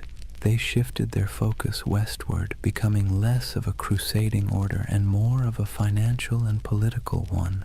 Their castles became banks, their swords gathered dust, their prayers became ledgers, and with each ledger, their power grew. But so did resentment. Imagine being a king and realizing that the most efficient, trustworthy, and wealthy organization in your realm doesn't answer to you. It answers to no one but God, and maybe the Pope. That unease was the first tremor before the fall. But for now, in the candlelit rooms of the 1200s, the world still looked stable.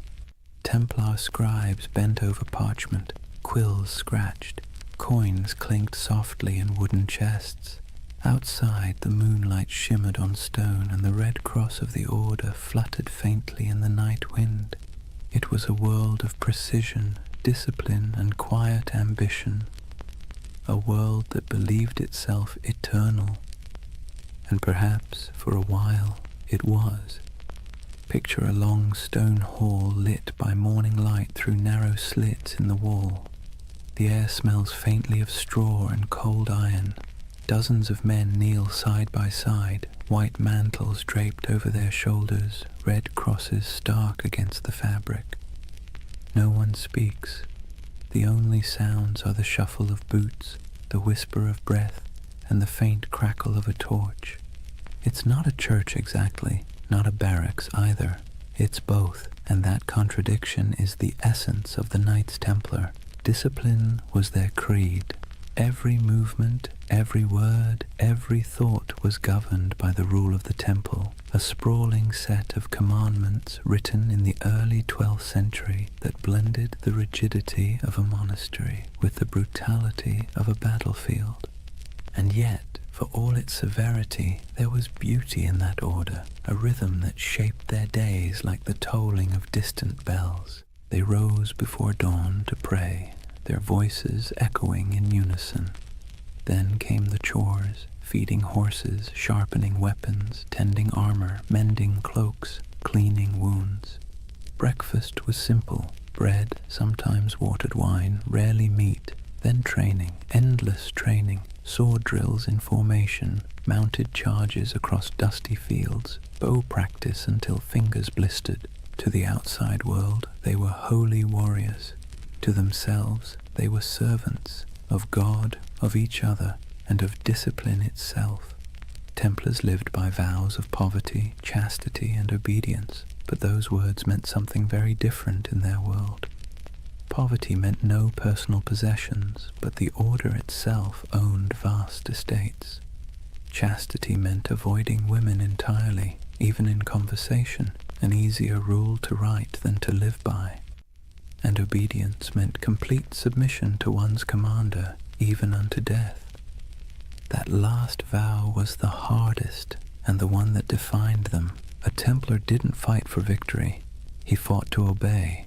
If ordered to hold a line, he held it. If ordered to die, he died. There was no hesitation, no bargaining, no emotion.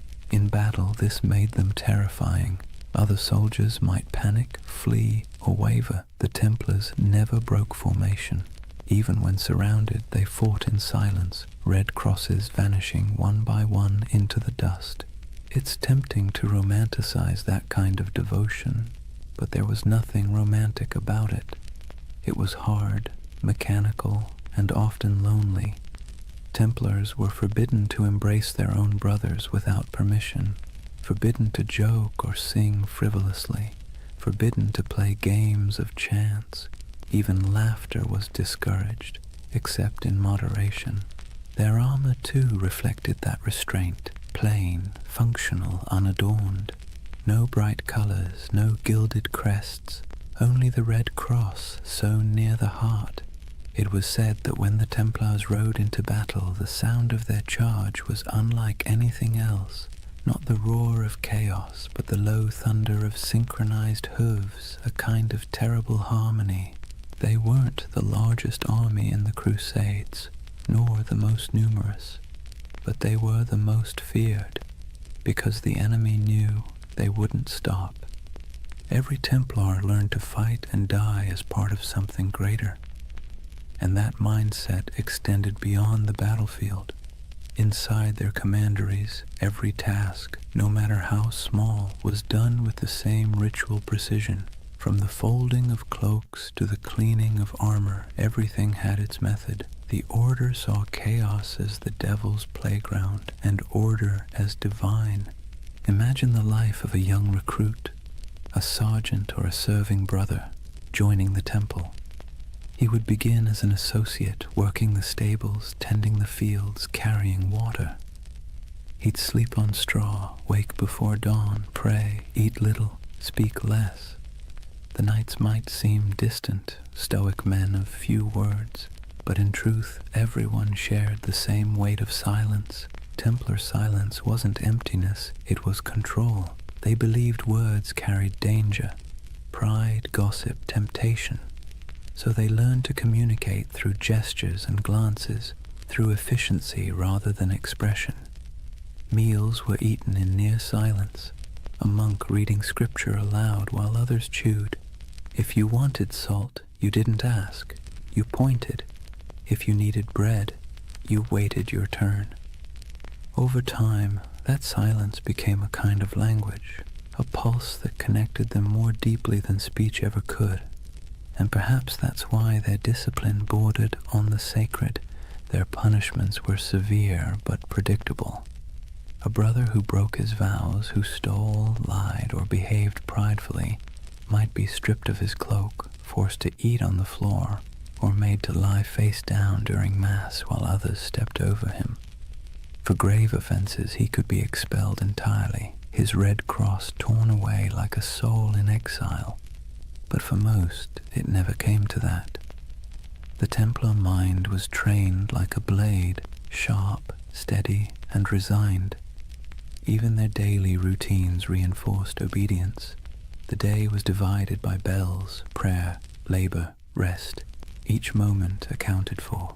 They prayed before battle, after battle, before eating, before sleeping. Every act was sanctified, every breath a form of worship. And yet, for all their austerity, there was a quiet humanity beneath it, The rule allowed small comforts, wine on holy days, the company of brothers during feasts, laughter when earned. They kept dogs and falcons. They played music sometimes, though always solemnly. Their lives weren't joyless, just measured. To outsiders, that restraint looked inhuman. To insiders, it was peace. Because here's the thing, medieval life was unpredictable, dangerous, and filthy. Plague, famine, war, it was all chaos. The Templars built a life where everything made sense, a world of routine, duty, and clear purpose. That order was their sanctuary. And yet, there's a strange irony in that. For all their vows of humility, the Templars radiated pride, not arrogance exactly, but a certainty that they were different, chosen. While other knights fought for lords, women, or glory, the Templars fought for eternity. Their enemy wasn't just flesh and blood, it was sin itself. That certainty gave them strength, but it also made them untouchable. When they marched through cities, people stepped aside. Their white mantles glowed in the sun. Children watched them pass in awe. Priests blessed them. Merchants envied them. Kings tolerated them. And slowly, without realizing it, they became what they were sworn to resist, powerful, privileged, and proud. Their discipline, once spiritual armor, became something colder, a mask. By the late 13th century, the Templar ideal had begun to crack. The Holy Land was lost, the Crusades had soured, and yet the Order still trained, still prayed, still obeyed, as if nothing had changed. It's almost haunting, that image. An army without a war, marching in perfect silence toward a future that no longer needed them. They kept their rituals alive even as their purpose faded. The morning prayers, the vows, the cold meals, the endless drills, like monks in armor performing the same liturgy long after the congregation had gone home. If you had visited a Templar stronghold, then, say, Tomar in Portugal, or the great fortress of Crac des Chevaliers, you'd have seen perfection on the surface, polished discipline, unbroken ranks, but beneath it, something else was stirring, uncertainty. What happens to an order built for holy war when holiness itself goes out of fashion? The Templars didn't have an answer. They just kept obeying. And maybe that's the tragedy. They were so trained to follow command that when the commands themselves became corrupt, when kings and popes turned against them, they couldn't adapt. Their discipline, once their shield, would soon become their downfall. But that's later. For now, in the twilight of their golden age, they still looked unshakable. Picture them one last time, a column of knights riding through the gates of Acre, the last stronghold of Christendom in the east. Sunlight glints on their helmets. The sea wind carries the smell of salt and steel. Their banner ripples, a red cross against white. They move as one body, one will, one faith. And somewhere in the back of the formation, a young knight whispers a prayer he has said 1,000 times before. He doesn't know that in a few short decades, his order will be ashes and rumor. But in this moment, he is calm, because obedience is peace. And for the Knights Templar, peace, however fleeting, was always worth dying for. Chapter 3. Secrets, Shadows, and Heresy. Imagine the stillness beneath Jerusalem. The air is cool, dry, and old, older than the Crusaders who came here with dreams of salvation and plunder.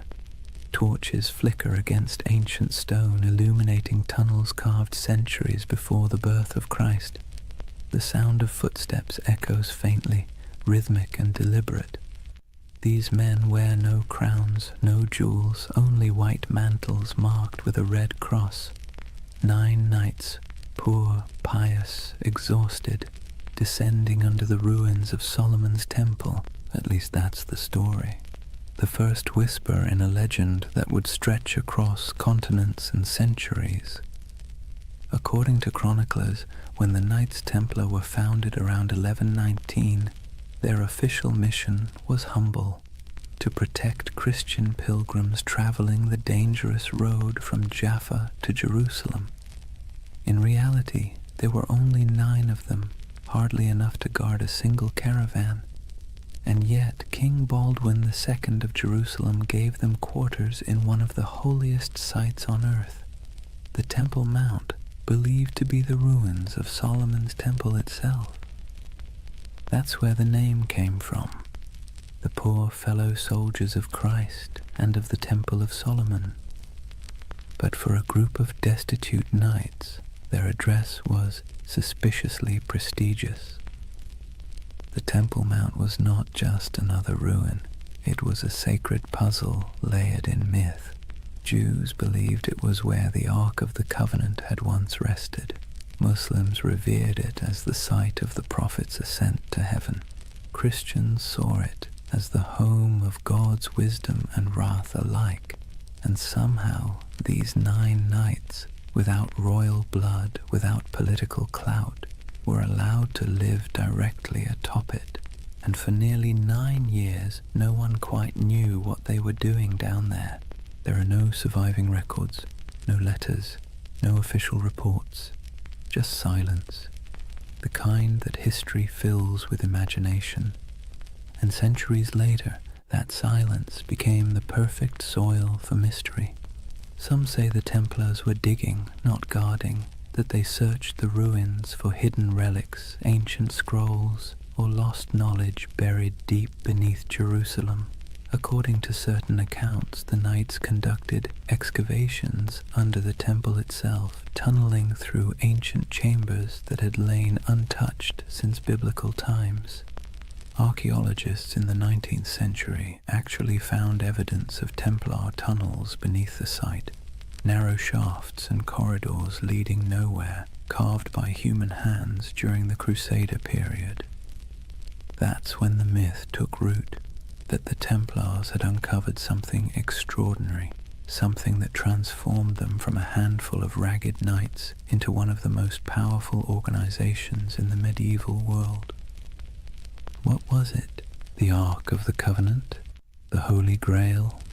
Secret knowledge from King Solomon himself? Or perhaps something less tangible? A myth so potent it didn't need to exist to be believed. It's easy to see why the story stuck. The Templars' rise defied logic. They appeared out of nowhere, impoverished, under-equipped and obscure. Then, almost overnight, they became legends. Their fame spread through Europe like wildfire. Popes blessed them. Kings donated land. The church gave them privileges no other order had ever held. They could collect tithes, build fortresses, even run their own banks. Within decades, they were richer and more influential than most monarchies. How does that happen unless you've found something powerful? Of course, the historian in us can explain it rationally. Europe was full of eager donors. The Crusades were romanticized as a holy cause. The Church wanted soldiers who could fight without being corrupted by greed, and the Templars fit that image perfectly. Their vows of poverty made them trustworthy. Their discipline made them effective. Their myth was self-reinforcing, but reason rarely wins the imagination. And so the legend persisted that beneath the stones of the Temple Mount, they discovered secrets the Church itself feared, hidden teachings, forbidden wisdom, proof that faith was not as simple as it seemed. You can almost hear the whispers, a flicker of torchlight in the dark, the scrape of metal against stone, the muttered Latin of a prayer or a spell. It's nonsense, of course, probably, but beautiful nonsense. That's the curious power of the Templar myth. It lives in the gap between faith and doubt, between the seen and the unseen, Take the idea of the Grail, for instance. In medieval Europe, the word didn't mean a chalice at first. It meant a vessel of divine mystery, something that contained the essence of truth. The connection between the Templars and the Grail only appeared centuries later, in 12th and 13th century romances, when poets like Chrétien de Troyes began weaving stories of knights, purity, and hidden relics. Those tales weren't history. They were dreams, but dreams with staying power. To the medieval mind, it made perfect sense that the holiest warriors would be the keepers of the holiest object. And to the modern mind, still restless in the dark, it makes perfect sense that an empire's rise must hide a secret. Maybe that's why the Templars continue to haunt us, because we can't resist the idea that someone, somewhere, found the truth and kept it to themselves. But beneath the mystique, there's something more mundane and more fascinating. The real secret of the Templars wasn't gold or relics, it was organization.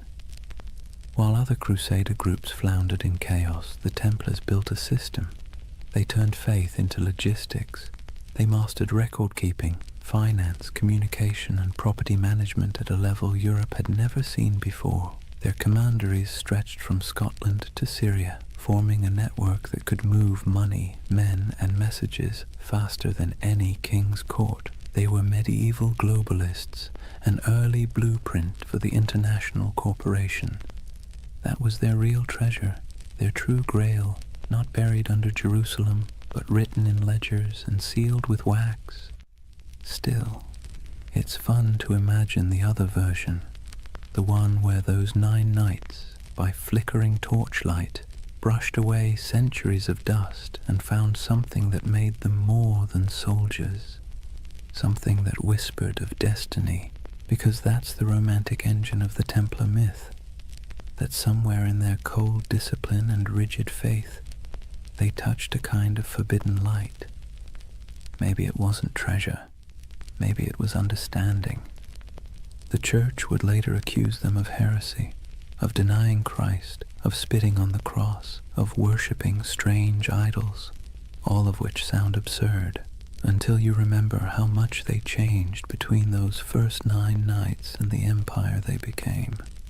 Power always transforms faith, sometimes subtly, sometimes completely, and perhaps in those long tunnels beneath the temple, the transformation began. There's a moment halfway between legend and history when we can almost see it.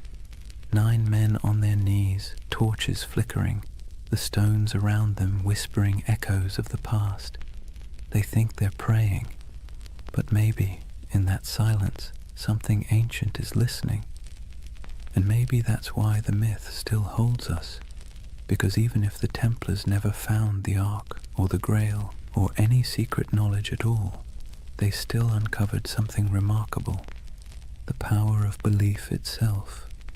They discovered how mystery can move empires. Imagine a candle-lit chapel deep in the hills of France. The walls are rough stone, the air thick with incense and dust. In the dim light, the symbol of the Red Cross flickers faintly across banners and shields stacked neatly against the wall. A handful of knights kneel in silence before an altar, not before the crucifix, but before something older, stranger, covered in a cloth of deep red. No one speaks, only the low chant of prayer, rhythmic and hypnotic, filling the space like the hum of bees in a summer field. This is the image that has haunted storytellers for centuries. The idea that the Knights Templar possessed secret knowledge, perhaps even a relic of impossible power. And like all the best myths, it's never quite clear whether we want it to be true or whether we enjoy believing it's hidden.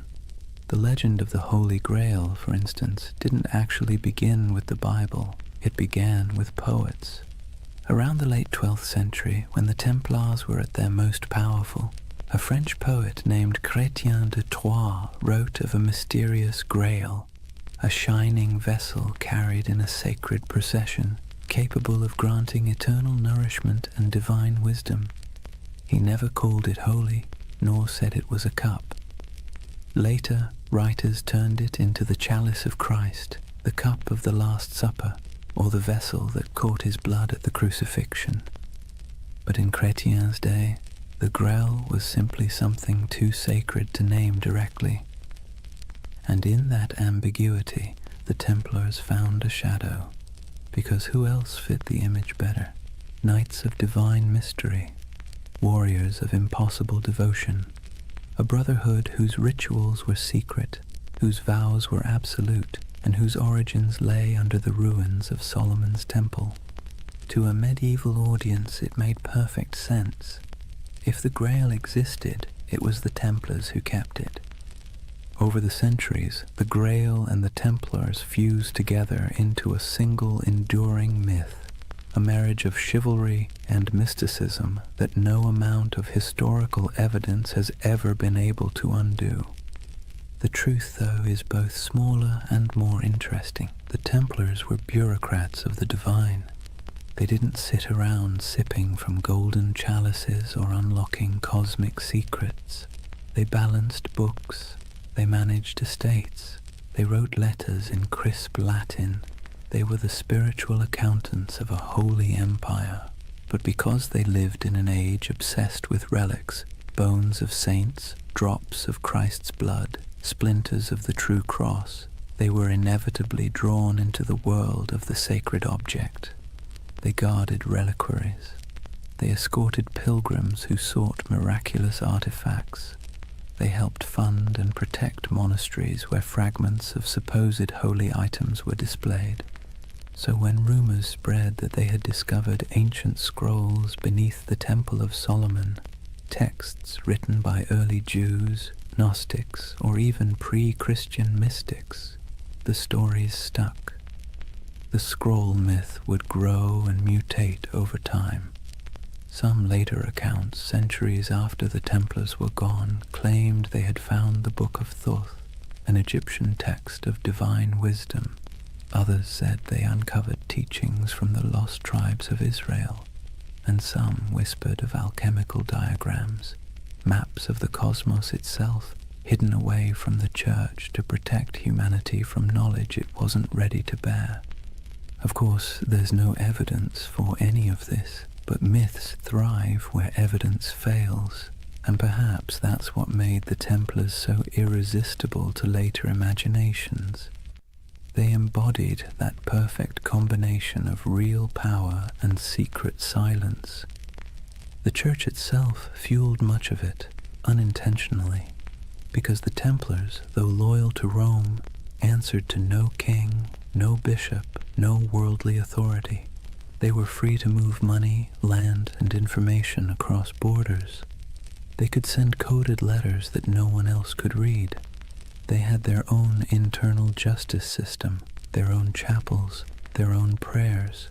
In other words, they looked a lot like the very thing the Church feared most, a second church. And that's when suspicion began to bloom.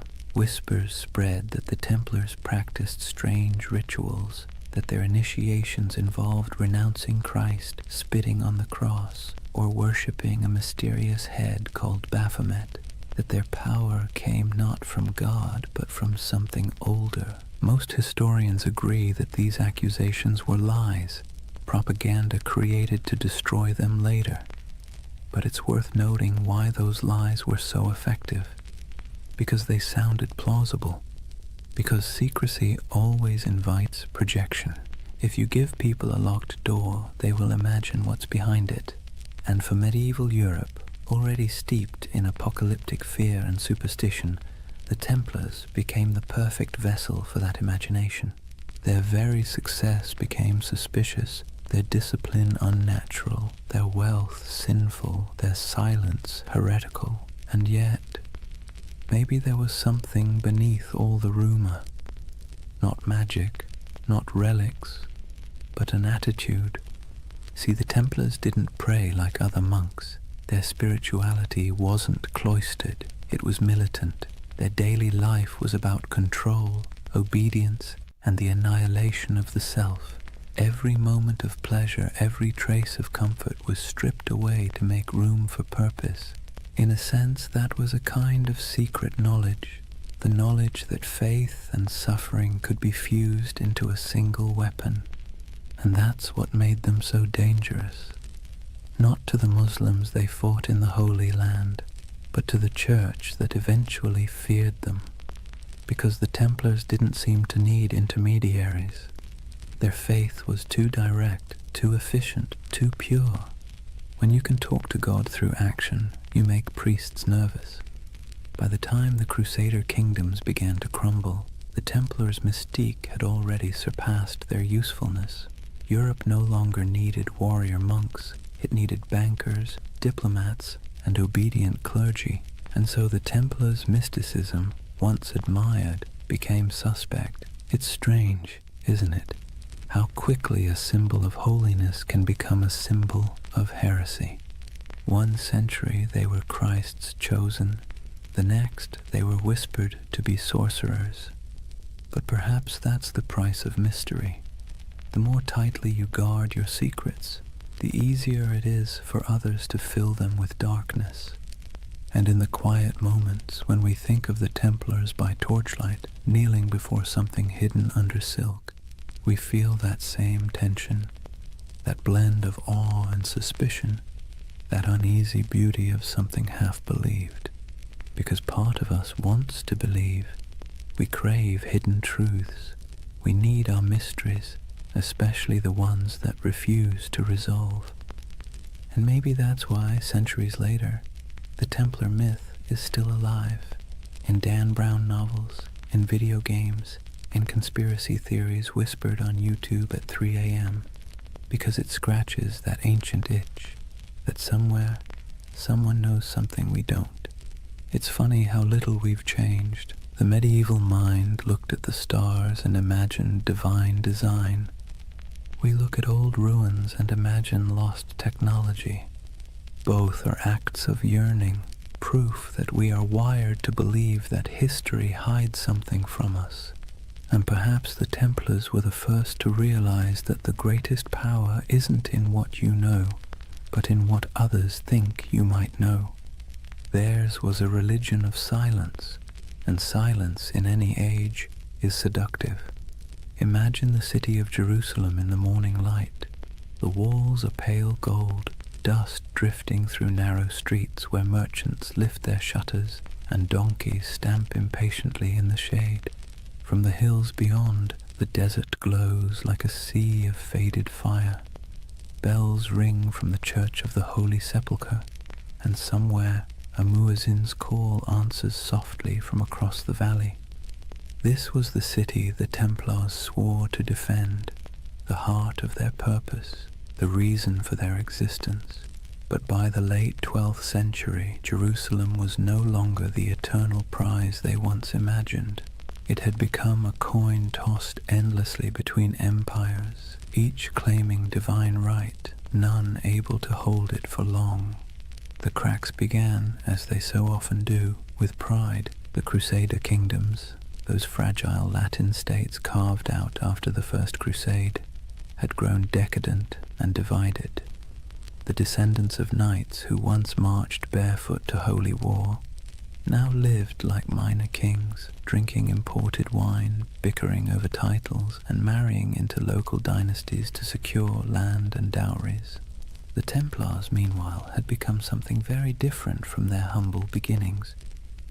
They were no longer 9 men kneeling in the dust. They were a multinational corporation of the Middle Ages, thousands strong, with property stretching from Scotland to Syria. They operated fleets, fortresses, and treasuries.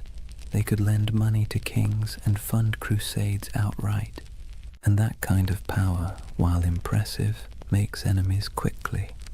By the mid-11th century, the balance of the Holy Land had shifted. Muslim forces, long divided, were now uniting under a single banner, led by a man who seemed born for the role, Salah ad-Din Yusuf ibn Ayyub, known in the West as Saladin. If the Crusaders were a tangle of arrogance and infighting, Saladin was the opposite, disciplined, patient and devout. His armies were not the wild hordes described in European rumor. They were organized, loyal, and most importantly, fighting for home. The Templars met them on countless fields, Hattin, Ascalon, Arsuf, and though they fought with ferocious resolve, they were outmatched by unity and strategy. The Battle of Hattin in 1187 was the breaking point. It began with a cruel trick of the sun. Saladin's army lured the Crusaders away from their water supplies, dragging them across the dry Galilean plains under a blazing July sky. By the time the Templars reached the horns of Hattin, they were half mad with thirst, their chainmail burning against their skin, their banners wilting in the heat. The Muslim forces surrounded them. Archers darkened the sky with arrows, smoke from burning grass choked the air, and when the fighting finally stopped, almost the entire Crusader army was dead or captured. The True Cross, a relic carried into battle like a talisman, was seized by Saladin's men. It was never seen again.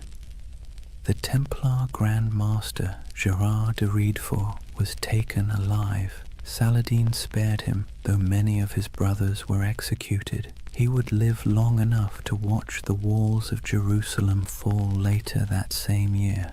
When word reached Europe that the Holy City was gone, it was as if the world itself had cracked open.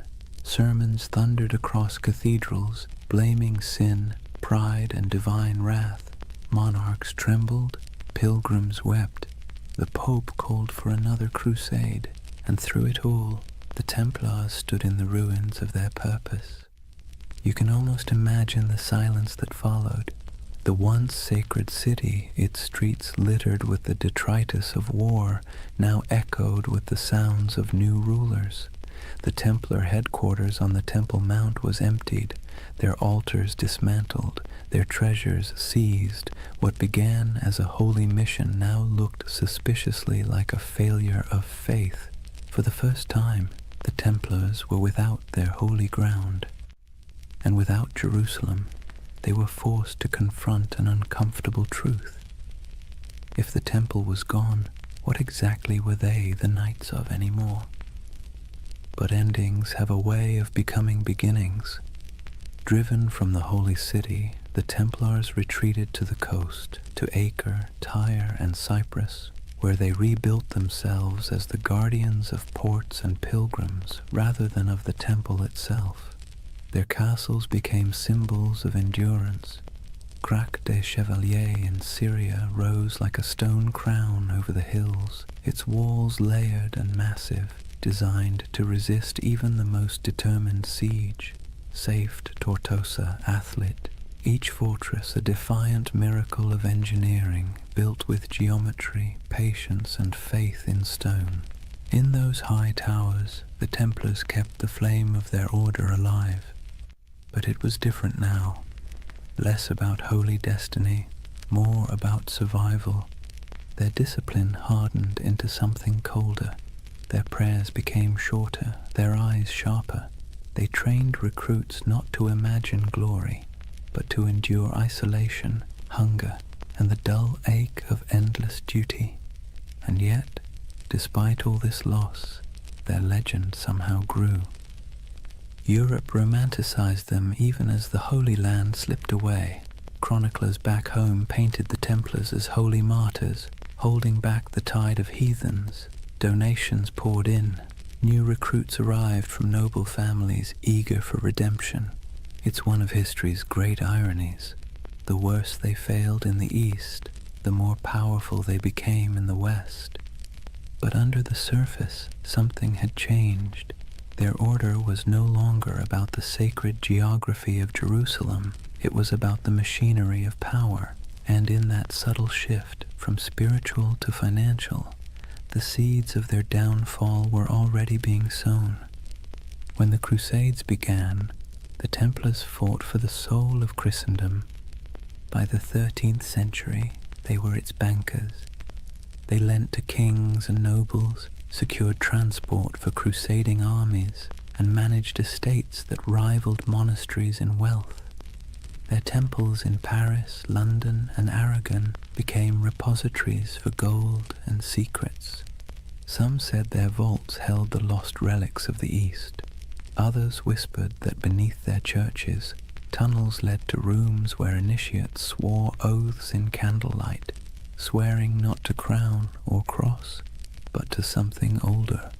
In truth, those basements probably held nothing more exotic than ledgers and coin chests, but perception, as always, was more dangerous than reality. To kings in debt, the Templars' wealth was an insult. To the Church, their independence was heresy. And so, while the Templars rebuilt their fortresses and continued their crusading vows, the world around them quietly changed. New powers rose, old faiths fractured. Europe began to turn inward, to trade, to politics, to profit. The dream of Jerusalem faded like smoke on the horizon.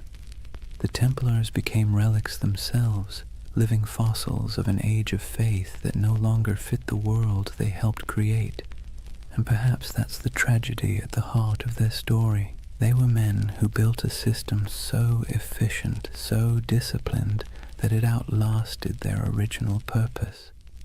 Their creed was supposed to die with Jerusalem, but it didn't. It calcified. It spread through Europe's veins into its banks, its armies, its bureaucracies. Even as they prayed for salvation, they were laying the groundwork for capitalism, for modern finance, for the idea that faith could be managed like currency.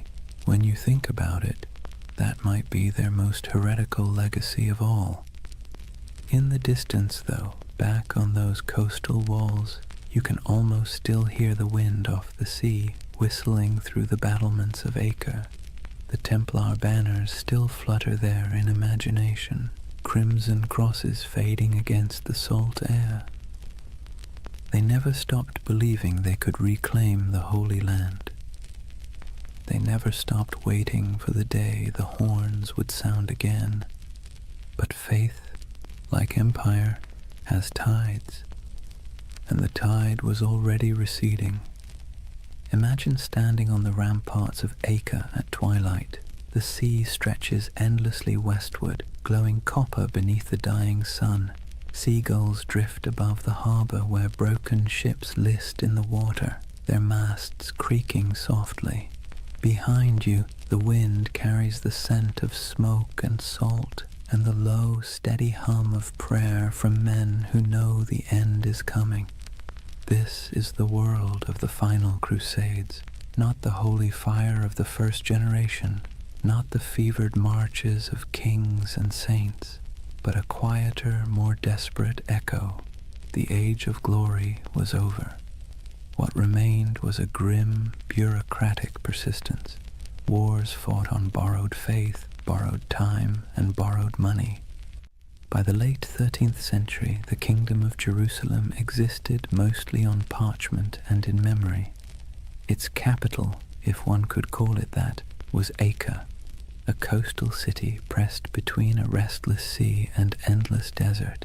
It was crowded, rich, and tense, a city of pilgrims, traders, and soldiers living shoulder to shoulder in uneasy tolerance.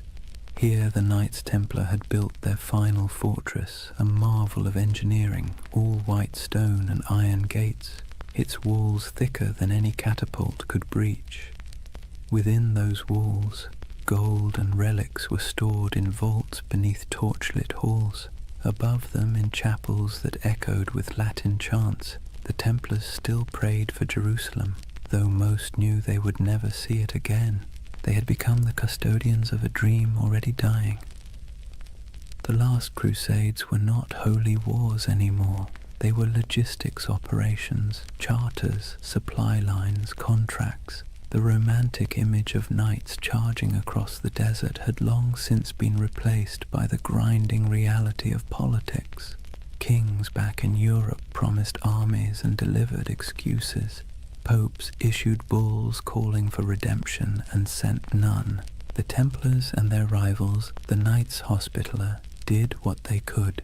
They fortified the remaining coastal strongholds, trained recruits from France and England, and negotiated uneasy truces with Muslim rulers, who now viewed them less as enemies and more as relics of a fading age. For nearly a century, the Templars held their line. A few miles of coast, a handful of towers, and the weight of an entire lost empire on their shoulders. Then, in 1291, the inevitable came. A vast Mamluk army, disciplined, relentless, and armed with the confidence of history, swept across the plains toward Acre. Their banners blackened the horizon. Their engines rolled like thunder. Inside the city, panic spread like wildfire. Citizens fled to the harbor, merchants burned their ledgers, priests carried relics to the ships, whispering prayers that no one believed would work. The Templars, as always, took their positions. From the battlements, they could see the Mamluk campfires stretching endlessly into the desert night. The siege began with drums, then fire, then days of unbroken assault. It was not the glorious last stand of legend. It was chaos. Stones crashed into the towers, arrows rained like iron hail, walls cracked and bled dust. The Templars fought with methodical silence, their discipline unbroken even as everything around them burned. Eyewitnesses would later write that when the outer wall finally collapsed, the sound was like a mountain giving way. Within days, Acre was gone. The Templar fortress fell piece by piece, and those who survived fled to their ships, carrying little more than their order's banner and the bitter taste of failure. When the city burned behind them, so did the last true Crusader stronghold in the Holy Land. It was over.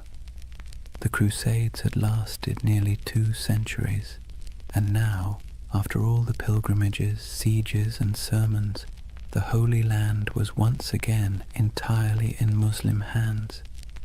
For the Templars, the loss was more than strategic, it was existential. They returned to Europe as an army without a battlefield, an order without a purpose. Their castles in the east were gone, their mission obsolete, but they were still wealthy, still disciplined, and still bound by vows that made them useful or dangerous, depending on who was watching. They settled mostly on the island of Cyprus, rebuilding their headquarters there. From its harbors, they continued to dream of returning to the Holy Land, though it was clear to everyone that the age of crusades had passed. But faith is a stubborn thing. The Templars still believed that their duty was not complete. They trained, prayed, and planned as if the next crusade was always just one papal decree away, and Europe for a while humored them. Popes still called them the sword of the church. Kings still borrowed their money. Peasants still whispered prayers for them. But under the surface, the world was changing. Trade was replacing war. Cities were replacing castles. Banks were replacing swords. And the Templars, with their vast holdings and network of treasuries, found themselves at the uncomfortable center of this transition. They had invented the closest thing to modern finance, a system where a pilgrim could deposit gold in Paris and withdraw it in Acre using coded letters of credit. It was genius, practical, and efficient, and in hindsight, catastrophic. Because when the wars ended and the debts came due, kings looked at the Templars' wealth and saw temptation, not salvation. Especially one king in particular, Philip IV of France. Philip was a man both pious and paranoid. He owed the Templars enormous sums of money, loans for his wars, his court, his vanity. But he also saw their independence as an affront. They answered not to him, but to the Pope. Their fortresses in France were like miniature states, their archives sealed and secret, and the more Philip learned about them, the more their silence unnerved him. Rumors spread of strange initiation rites, of heretical symbols, of men kissing the cross in reverse. Nonsense, most likely, but for a monarch looking to erase his debts and consolidate power, nonsense can be weaponized. In the years after Acre, Philip began to scheme. He courted the Pope, then bullied him. He planted spies among the Templars. He listened to gossip and invented the rest. The Templars, perhaps naively, continued to operate as they always had, holding mass, training knights, managing estates. They trusted in their reputation, in their service, in their holy mission. They never realized that while they were guarding against heathens abroad, the real danger had been quietly gathering at home. In the fall of 1307, France was restless. Taxes were high, the treasury was strained, and the king's legitimacy was fragile. Philip needed an enemy. And what better villain than a secretive, wealthy brotherhood whose glory had long since faded into rumor? The Templars were about to learn a lesson the Romans once taught long ago, that power without narrative is just a target. Their story had begun with oaths whispered beneath the Temple of Solomon. It was about to end in the flicker of torches and the hiss of sealed orders. History, like the sea, has its own rhythm, rising, falling, devouring. The Templars, once masters of both faith and war, had finally drifted too far from shore. Their banners would not fall on the battlefield, but in the courts of kings. Their last enemy would not wield a sword, but a quill. The Crusades had ended, but the Inquisition was just beginning. Imagine Paris in the early morning of October 13th, 1307. The air is cold, the mist heavy. Bells toll softly from the towers of Notre Dame, their echo rolling over the Seine. Most Parisians are still asleep, unaware that within the hour history itself is about to shift. Across the city, a quiet army stirs. Royal messengers slip through fog-damp alleys, carrying sealed orders bearing the king's personal wax seal. Soldiers, sworn to secrecy, assemble at street corners and bridges. They don't yet know who they're hunting, only that the order comes directly from Philip IV, and that disobedience would mean ruin. When the sun finally breaks the horizon, the trap is sprung. Every Templar house in France, every fortress, every commandery, every quiet estate hidden among vineyards and fields is surrounded. Gates splinter, iron boots echo down stone halls. The knights of the temple, warriors who once faced Saracen armies in the blazing deserts of Palestine, are dragged from their beds half-dressed, bewildered, accused of crimes so grotesque they can barely comprehend them. Blasphemy, idolatry, heresy. The list reads like something pulled from a fever dream, but this was no dream. It was politics, dressed in the robes of faith. Let's be clear, Philip IV was not a fool. He was something more dangerous, clever, desperate, and convinced of his divine right to do whatever was necessary to hold his kingdom together. He had bled France dry with wars against England, then with his campaigns to tax the clergy. When the church resisted, he struck back, exiling the Pope from Rome, installing his own candidate, and essentially turning the papacy into a branch office of the French crown. That Pope was Clement V, a man whose spine was as soft as the velvet cushions he sat on. Officially, he ruled from Rome. In practice, he lived under the shadow of Philip's will, a papal puppet relocated to Avignon. And so, when the King of France whispered that the Templars were dangerous, heretics, maybe even satanic, Clement listened. But the real accusation wasn't spiritual, it was financial. The Templars held vast wealth, not in piles of coins, but in something far more threatening: records, ledgers, IOUs. They were Europe's most sophisticated bankers, managing royal treasuries, facilitating trade, and holding deposits from nobles who trusted their vaults more than their own castles. That included Philip himself, who now owed them so much that, if they called in their debts, France might collapse. And so, with one order, Philip did what every indebted man has dreamed of doing since time began. He erased the balance sheet. The raids were coordinated with surgical precision. Templars across France were seized simultaneously, their archives confiscated, their leaders imprisoned. Jacques de Molay, the Grand Master, was arrested in Paris, along with his top commanders.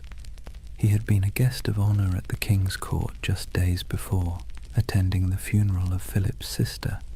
Now his hospitality was rewarded with chains.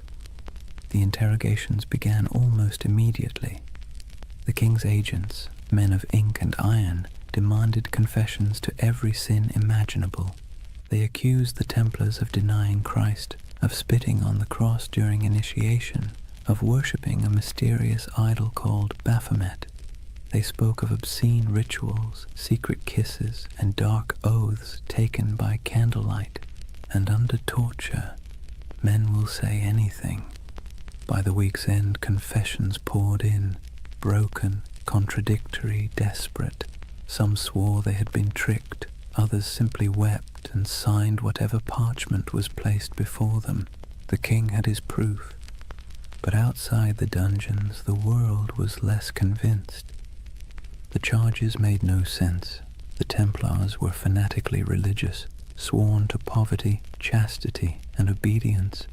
Their prayers structured their lives so tightly that even eating and sleeping were acts of devotion. To accuse them of heresy felt like accusing monks of witchcraft. But logic was irrelevant. The spectacle was the point. Philip had turned the trial into theatre. He invited clergy, nobles, and the public to hear the confessions. He displayed the trembling knights as examples of corruption and divine justice. He presented himself as the defender of Christendom, cleansing it of hidden rot. And for a public weary of taxes, famine, and failed wars, it worked. People love a villain, especially one that used to be untouchable.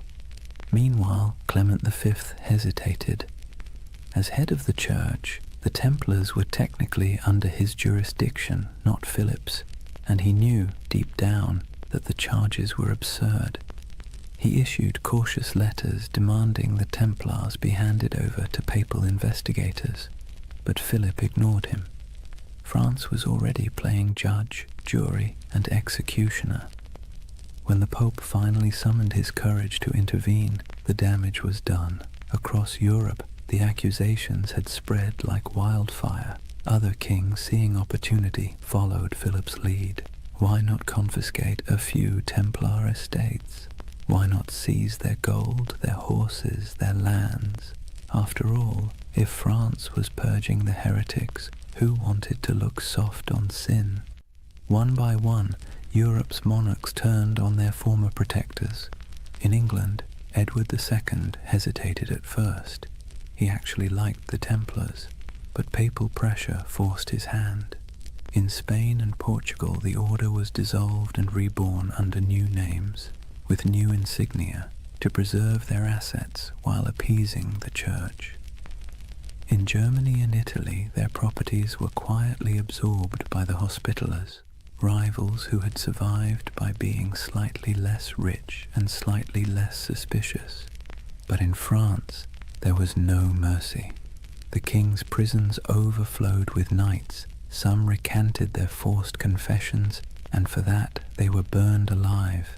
Others were kept in darkness for years, their order formally disbanded by papal decree in 1312. As the walls closed in, Jacques de Molay remained calm. His life, by then, had been one long act of faith. He had fought in Outremer, negotiated with kings, and seen the fall of Acre. He knew what it was to lose everything. But this betrayal, this twisting of faith into a weapon, was something colder. He endured years of imprisonment, interrogation, and humiliation before being brought once more into public view. On March 18th, 1314, the king staged one final spectacle. Molay and 3 senior Templars were led onto a platform erected on the Ile de la Cité, a small island in the Seine, directly across from the royal palace. The crowd gathered in silence, expecting confessions and repentance. But instead the old man, gaunt, weary, his hair turned white in prison, stood tall and spoke words that would echo for centuries. He retracted every confession, declared the order innocent, condemned the lies, the cruelty, the injustice. The crowd gasped. The executioners hesitated. Even Philip's officials seemed unsure what to do, but the king, unmoved, ordered the fires lit immediately, and as the flames climbed, witnesses said Jacques de Molay did not scream. He stood, unmoving, until the smoke swallowed him. According to legend, with his final breath, he called down a curse, summoning the Pope and the King to meet him before God within a year. It sounds like myth, but here's the strange part. Both men did die within 12 months. Philip collapsed suddenly during a hunting trip. Clement succumbed to illness not long after. Their bodies, it was said, refused to rest peacefully. One burned, one desecrated by lightning. History, for once, indulged in poetic justice, and so ended the Knights Templar, at least on paper. Their castles were seized, their treasure vanished, their order dissolved, but their legend, that refused to die. Whispers began immediately, of ships slipping away from La Rochelle under cover of night, carrying gold, relics, and sacred texts, of surviving knights who fled north to Scotland or vanished into the Alps, of secret brotherhoods, the Freemasons, the Rosicrucians, who claimed descent from the last guardians of the temple. It's hard to tell where history ends and myth begins. Maybe they're the same thing now, a story too powerful to stay buried. The fires of Paris went out, the ashes scattered. But in the imagination of every generation since, the Templars never stopped riding.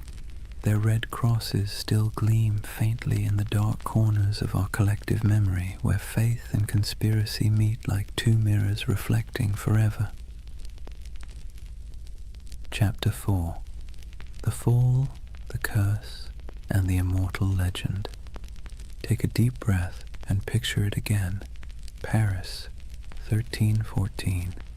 The sun setting behind the grey spires, the river glinting like a blade, the crowd dispersing after the execution, their murmurs fading into the wind.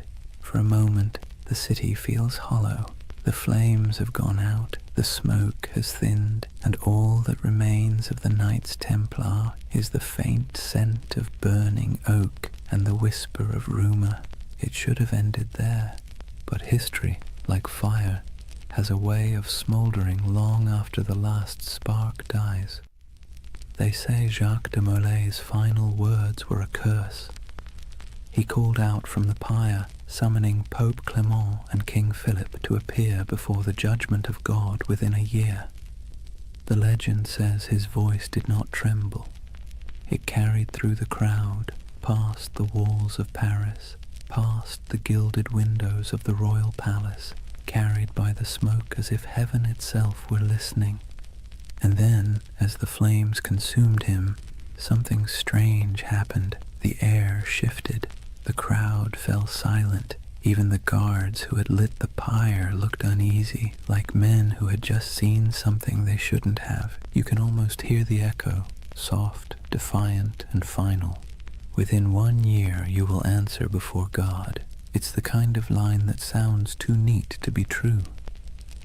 And yet, history, either by coincidence or poetic design, obliged. Within a month, the Pope fell ill. Clement V's body gave out after years of stress, guilt, and compromise. His corpse was placed in a monastery awaiting burial, But as if on cue, the monastery caught fire.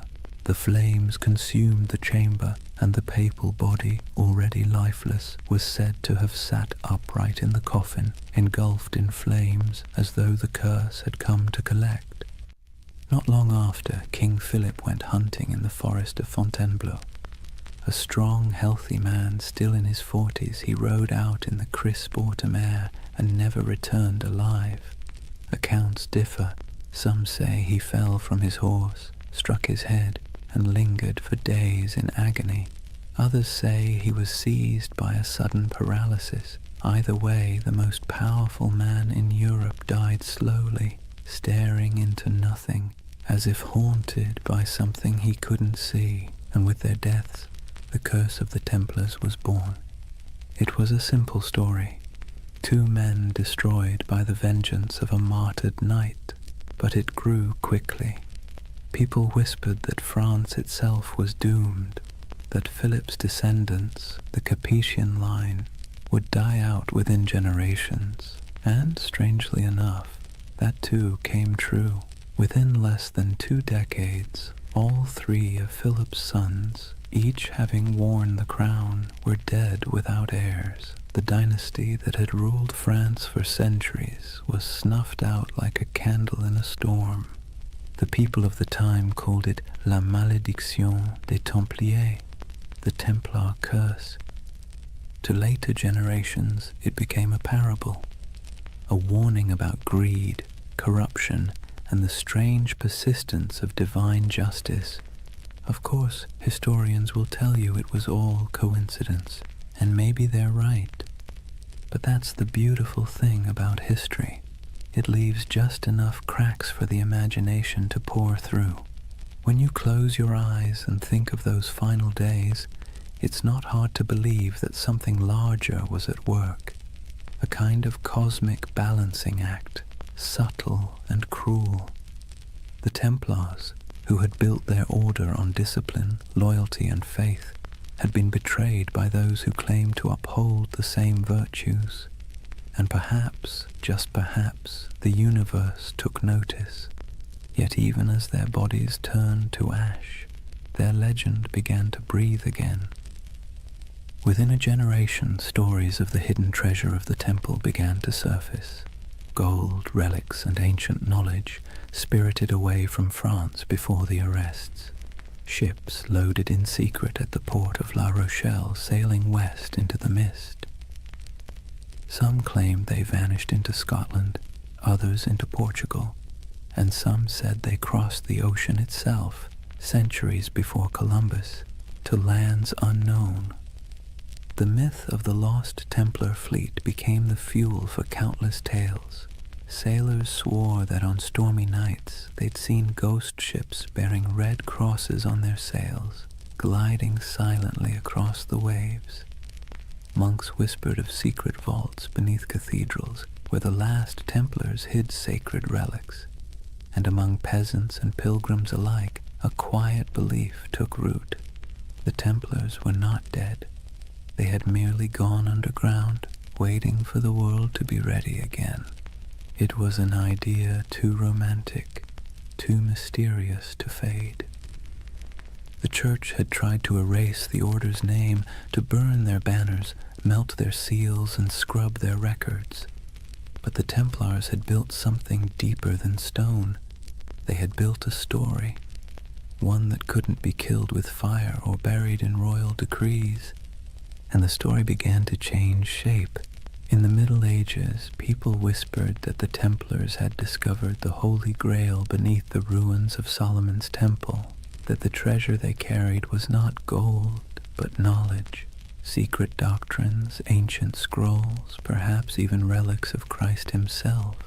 These weren't just bedtime stories, they were expressions of longing for a lost wisdom, a purer faith, a world where the sacred and the powerful were one and the same.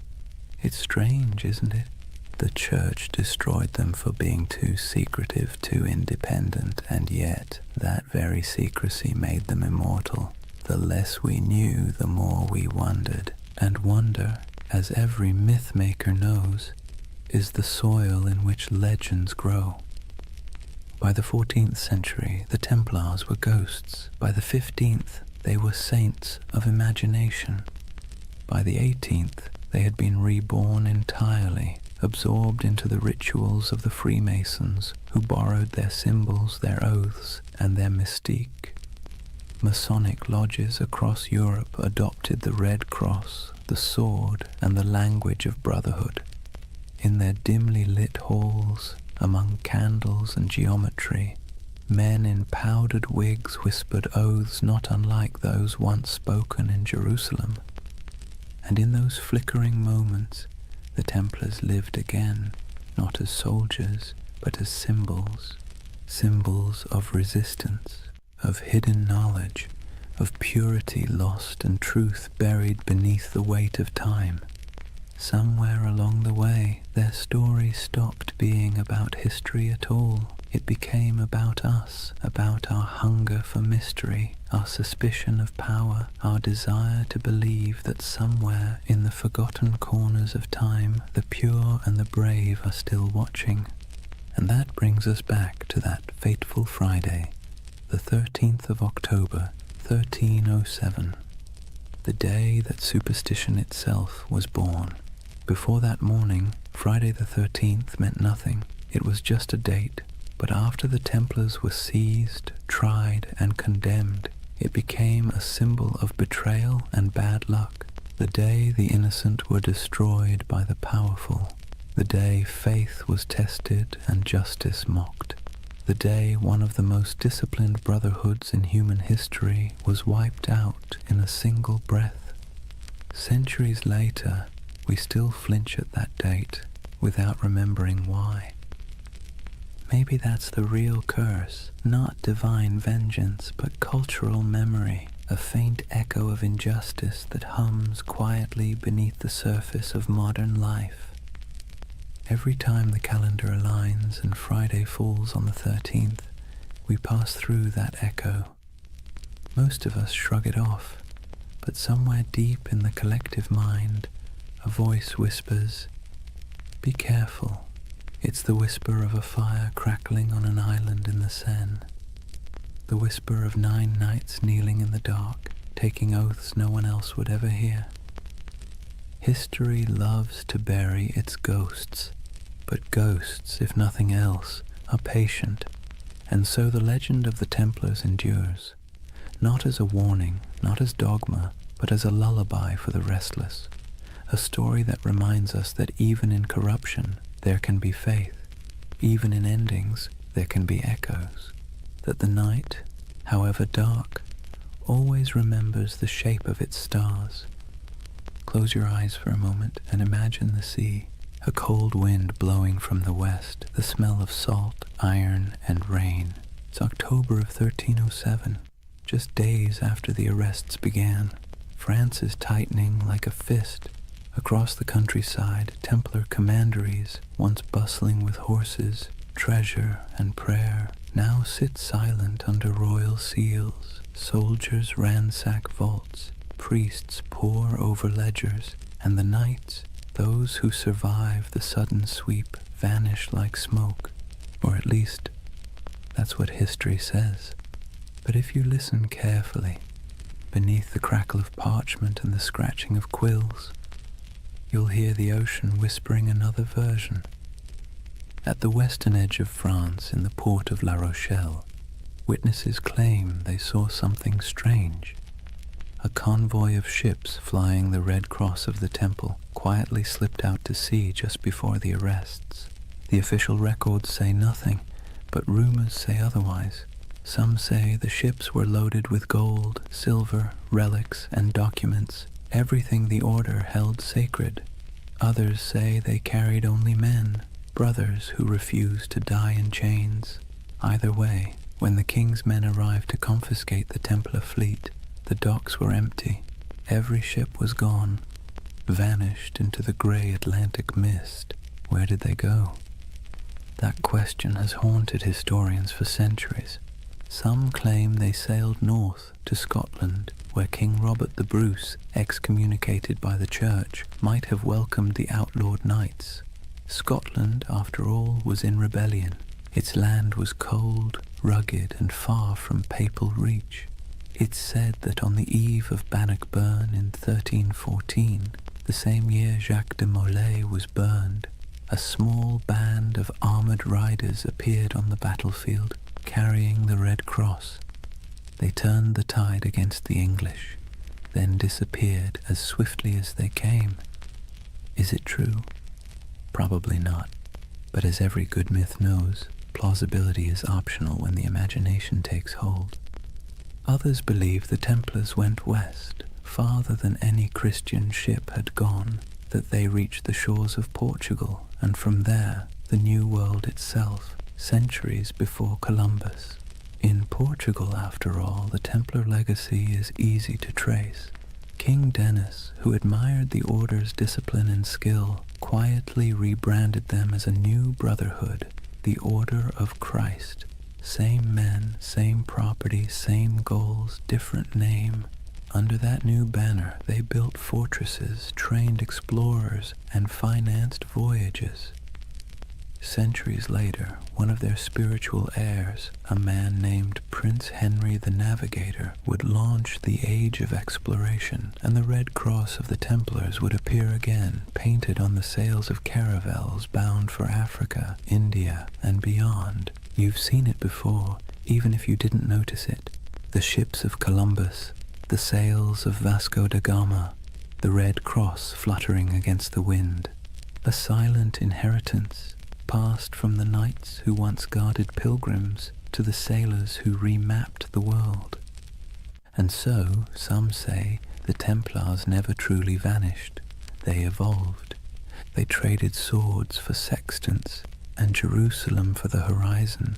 But there's another theory, quieter, stranger, almost tender in its melancholy, that many of the surviving Templars simply went home. Imagine them. Men in their 40s or 50s, scarred from years of crusade, watching everything they believed in collapse. Some fled across borders, shaving their beards, burning their mantles, blending back into ordinary life. A few became monks in other orders. A few became mercenaries fighting in wars for causes that meant less to them than the discipline itself. And some perhaps wandered until they disappeared entirely. It's easy to picture one, an old knight on a country road in Burgundy, walking beside a thin horse, whispering the prayers he'd once spoken in Latin under vaulted stone. The world had moved on, but his habits hadn't. He still woke before dawn. He still ate in silence. He still believed that somewhere, somehow, the temple would rise again. History doesn't record their names, but you can almost feel their absence, like a missing note in a song. Meanwhile, in the cities, the myth began to grow. People whispered that the knights had gone underground, forming secret brotherhoods that passed their wisdom down through generations. Some pointed to the Freemasons, whose ceremonies echoed Templar oaths of loyalty and secrecy. Others to the Rosicrucians, the mystics of the Renaissance who claimed to guard ancient knowledge. And later still, to shadowy organizations whispered about in smoky taverns, societies of men who spoke in symbols, who wore rings marked with crosses, and who always seemed to know more than they should. Whether any of it was true didn't matter. What mattered was that the idea felt true, because deep down, humanity hates endings. We don't like to believe that things simply stop, that great movements vanish overnight. We'd rather imagine that somewhere, beneath the surface, the story continues. And maybe it does. In Scotland, legends grew of hidden lodges beneath cathedrals, where descendants of the Templars met by candlelight. In Spain and Portugal, old families claimed to possess relics from the temple, swords, seals, and parchments that no historian could trace. And in France, the ghost stories began. Peasants said that on stormy nights they saw riders in white cloaks galloping through the woods near old commanderies, their torches flickering like stars. No hoofbeats, no voices, just the wind, the rain, and the sound of metal brushing against metal. The church called it superstition, but the peasants knew better. They said it was the Templars, still keeping watch. Centuries later, during the French Revolution, when mobs looted churches and burned archives, strange things were found. Stone carvings of Templar crosses hidden behind altars, letters sealed with wax bearing the order's symbol, and cryptic diagrams suggesting that not everything had been destroyed. Even Napoleon, the great skeptic, was rumored to have been fascinated by them. When he invaded Egypt in 1798, he brought with him not just soldiers, but scholars, engineers, and, oddly enough, men obsessed with the Templar myth. They saw the pyramids, the ruins of ancient Alexandria, and believed they were walking in the same footsteps as those mysterious knights who had once dug beneath Solomon's temple. It was as if every century rediscovered the Templars anew, each generation projecting its own dreams onto their ghost. For the Renaissance, they were seekers of hidden wisdom. For the Enlightenment, martyrs of superstition. For the modern age, symbols of rebellion against authority. And through it all, their image never changed. White cloaks, red crosses, silent resolve. The perfect blend of purity and menace. That's the strange paradox of the Knights Templar. They began as humble monks sworn to poverty and ended as eternal figures of power. They were meant to defend faith but became symbols of doubt. They were destroyed for secrecy, and yet secrecy is what keeps them alive. When you trace their story from the ruins of Jerusalem to the myths of modernity, you realize that the Templars have become less a chapter of history and more a kind of mirror. Every age sees itself in them. Every conspiracy, every spiritual revival, every lost cause finds its reflection in their legend. Even today, their name is everywhere. Video games, novels, films, coffee brands, even insurance companies. The irony would probably amuse them. Men who once vowed to own nothing now sell everything. But perhaps that's fitting. The Templars were never just about religion or war. They were about the human need to believe in something that endures. And maybe that's why we can't stop imagining where they went. Not because we need the facts, but because we need the comfort of knowing that ideals, courage, loyalty, sacrifice don't just die with men. They drift, they adapt, they survive. So when you think of those ships sailing out of La Rochelle into the fog, try not to see them as fugitives. See them as dreamers, as the embodiment of a simple, quiet truth.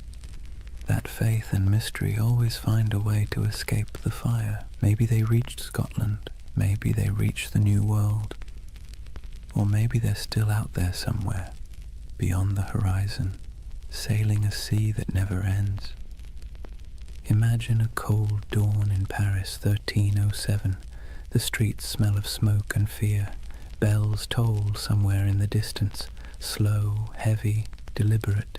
The king's guards march through the mist, their armor clattering like a death knell. Inside the stone halls of the royal fortress, a handful of exhausted men kneel before a tribunal.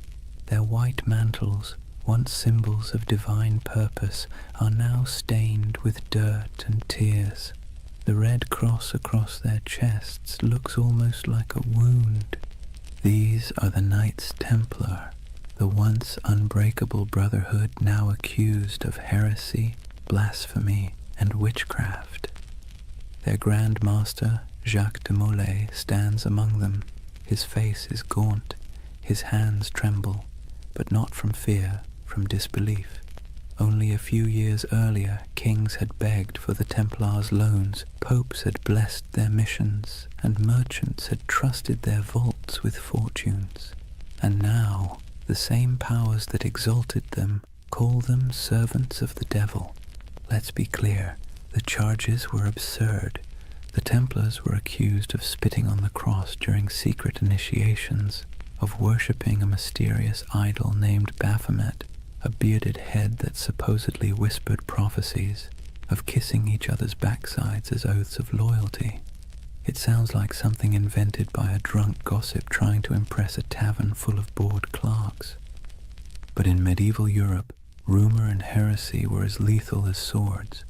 Under torture, men confessed to anything.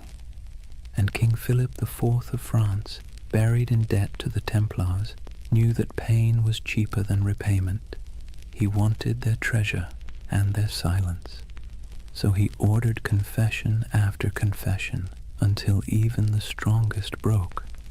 It's strange to imagine these were men trained to endure battle, to ride through sieges, to fight without sleep.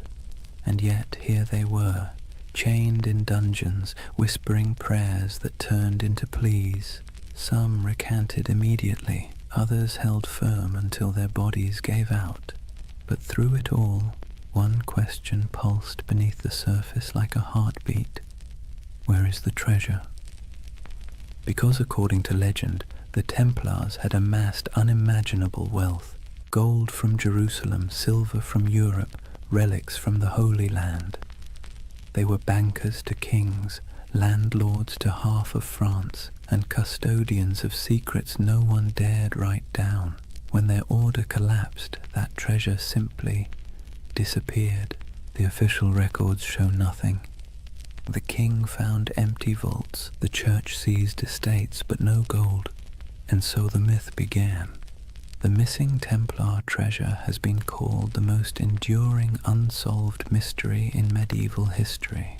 Over the centuries it's been found 1,000 times, in hidden tunnels under Paris, buried beneath Rosslyn Chapel in Scotland, locked inside the catacombs of Malta, even frozen beneath Nova Scotia's Oak Island, where fortune hunters have been digging for 200 years and still haven't hit bottom. Each theory begins the same way, with the night of October 13th, 1307, when those ships at La Rochelle sailed off into the mist. And each theory ends the same way, with an empty map and more questions. But maybe the treasure wasn't gold at all. Maybe what they protected wasn't wealth, but knowledge. There's a quiet rumor, older than the Freemasons, older than most conspiracy theories, that the Templars discovered something beneath the ruins of Solomon's Temple during their early years in Jerusalem. What it was, no one agrees on. Some say it was the Holy Grail, not a cup, but a secret bloodline. Others claim it was the Ark of the Covenant, still humming with divine energy. And a few whisper that it was something far less biblical, ancient texts from before recorded history, knowledge so profound it could rewrite theology itself. Whatever it was, the rumor insists that the Templars hid it, not in one place, but in many. Fragments scattered like seeds across Europe, buried under chapels, sealed in crypts, or disguised as relics. You can almost imagine it. Stone corridors lit by flickering torches, brothers moving in silence, passing relics wrapped in linen. No words spoken, no records written, only vows that what was found in the Holy Land must never be lost again. It's beautiful, isn't it?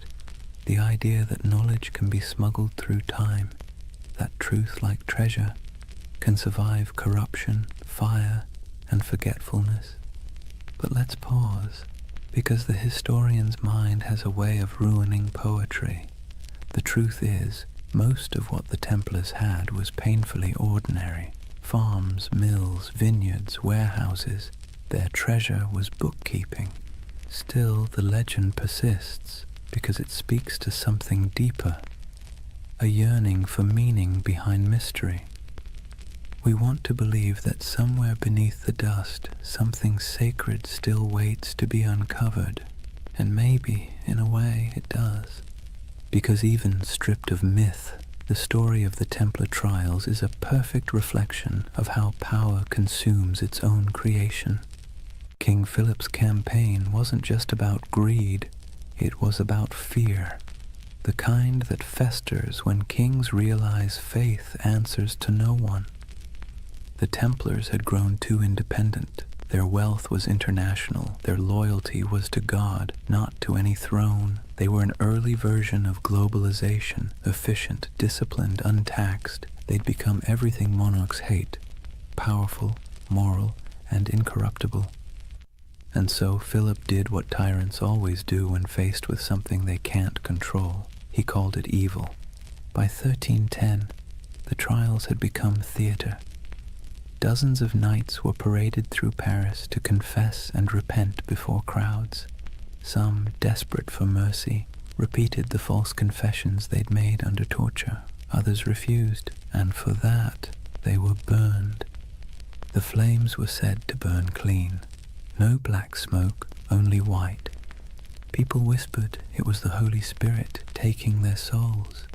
Others said it was the wind carrying away the last truth the church dared not hear. But one man's death would outlive them all: Jacques de Molay, the Grand Master. In 1314, after 7 years of imprisonment, he was led to a small island on the Seine. The executioner tied him to the stake as the king's men watched. When asked for a final confession, de Molay refused. He looked at the crowd and spoke instead to the heavens. He declared that both the king and the pope, Philip and Clement, would soon answer before God for what they had done. It was less a curse than a statement of cosmic bookkeeping, but it landed like a thunderclap. Within a year, both men were dead, and so legend turned to prophecy. The curse of Jacques de Molay was born. In taverns, people whispered that the Templars had struck back from beyond the grave, that the king's line was doomed, and when Philip's dynasty collapsed within a few generations, the myth grew stronger. History remembers it as coincidence, but myth doesn't care for coincidence. It prefers poetry, and in that poetry, the Templars became immortal. Their treasure, whatever it was, became eternal. Their curse became their revenge. You can see echoes of it everywhere, in novels about secret codes and grail quests, in stories of lost bloodlines and hidden orders, in the fascination that still surrounds their name. Because deep down, the story of the Templars isn't just about power or faith. It's about loss. The loss of certainty, of purity, of something once believed to be incorruptible. And perhaps that's why it still hums beneath our collective imagination, because when we stare into history long enough, we start to see ourselves. The way faith becomes ambition, ambition becomes greed, and greed becomes legend. So maybe the real Templar treasure isn't buried in stone or sealed in vaults. Maybe it's the myth itself, the part of human nature that refuses to stop believing, even when reason tells it to. The belief that something holy might still be hidden under all this noise and dust, that even in ruin there's a secret worth protecting, and somewhere, under moonlight or memory, a ship still drifts through fog, carrying not gold, but the weight of a promise, the promise that no truth ever really disappears. It just waits to be rediscovered. Picture this, the flames dying down on that island in the Seine, the crowd dispersing into the night, their faces glowing with the reflected orange of what they'd just witnessed. And above it all, the black smoke curling toward the spires of Paris, drifting into legend. Jacques de Molay was dead, but his curse, if you believe in such things, had already taken root. The chroniclers of the time, even the cautious ones, couldn't ignore what happened next. Within months, Pope Clement V was dead of illness. Within a year, King Philip IV was thrown from his horse and died suddenly. No heirs, no fortune, no redemption. It was as if the fire had leapt from de Molay's pyre into the royal bloodline itself. Whispered superstition turned to conviction. The Templars had called down divine justice. And that's where history ends and myth truly begins, because after that day the Knights Templar ceased to exist in the record. Their castles were seized, their lands divided, their members absorbed into other orders or driven into hiding. But their name, their symbol, only grew stronger. You can destroy a building, you can hang a man, but you can't kill an idea that has already become a myth. Let's be honest, the world loves a good mystery wrapped in moral ambiguity. The Templars were the perfect storm, part saint, part sinner, disciplined yet secretive, blessed yet cursed. And so, century after century, their shadow kept resurfacing in new disguises. In medieval Germany, people whispered that the Templars had gone underground, literally tunneling beneath mountains to guard their hidden treasure. In Scotland, they were said to have joined Robert the Bruce at the Battle of Bannockburn, their white mantles glowing like ghosts as they charged across the misty fields. In Portugal, they supposedly rebranded as the Order of Christ, quietly sailing under new banners as Europe's age of exploration began. Everywhere they vanished, stories bloomed like ivy over old stone. By the Renaissance, artists painted them into allegories. By the Enlightenment, philosophers invoked them as symbols of reason suppressed by superstition. By the 18th century, they'd re-emerged again, this time whispered to be the ancestors of the Freemasons, the supposed keepers of ancient wisdom and architects of secret societies that shaped revolutions and empires alike. No proof, of course, but when has lack of proof ever stopped a good story? And then came the 19th century, a perfect breeding ground for myth. Romantics were obsessed with lost causes, fallen knights, and tragic purity. The Templars became literary gold. Poets wrote of their courage, novelists embroidered their rituals, and painters gave them halos of melancholy light. They became a mirror for every generation's anxieties. The pure few against the corrupt many, the dream of spiritual order in a chaotic world. And that's the secret ingredient to their immortality. Each age reshapes them to fit its own fears and fantasies. For the Victorians, they were noble martyrs. For the mystics, guardians of sacred geometry and alchemical truth. For the modern internet, they're either ancient aliens or early bankers. The spectrum runs from the sublime to the ridiculous, and somehow the Knights Templar fit perfectly into both. But why? Why them and not some other crusading order lost to time? Maybe it's because they sit right on the fault line between faith and doubt. They were monks with swords, believers who killed, poor men who became rich, holy men who served kings. Their contradictions make them endlessly recyclable, adaptable to whatever mystery you want them to represent. And let's be clear, people love contradictions. They feel human, they feel possible. The Templars are not gods or demons. They're a reflection of how ambition twists faith, how purity curdles into power, and how power always inevitably invites its own destruction. It's almost poetic that they were accused of worshipping a severed head, because in a way, that's what their legend became, a body without a leader, kept alive by imagination, headless but somehow still breathing. Let's drift for a moment to one of those places still whispered about, Rosslyn Chapel, Scotland. Built in the 1400s, long after the Templars' supposed end, it's a riot of stone carvings, angels, vines, strange geometric knots, and figures that seem oddly ancient.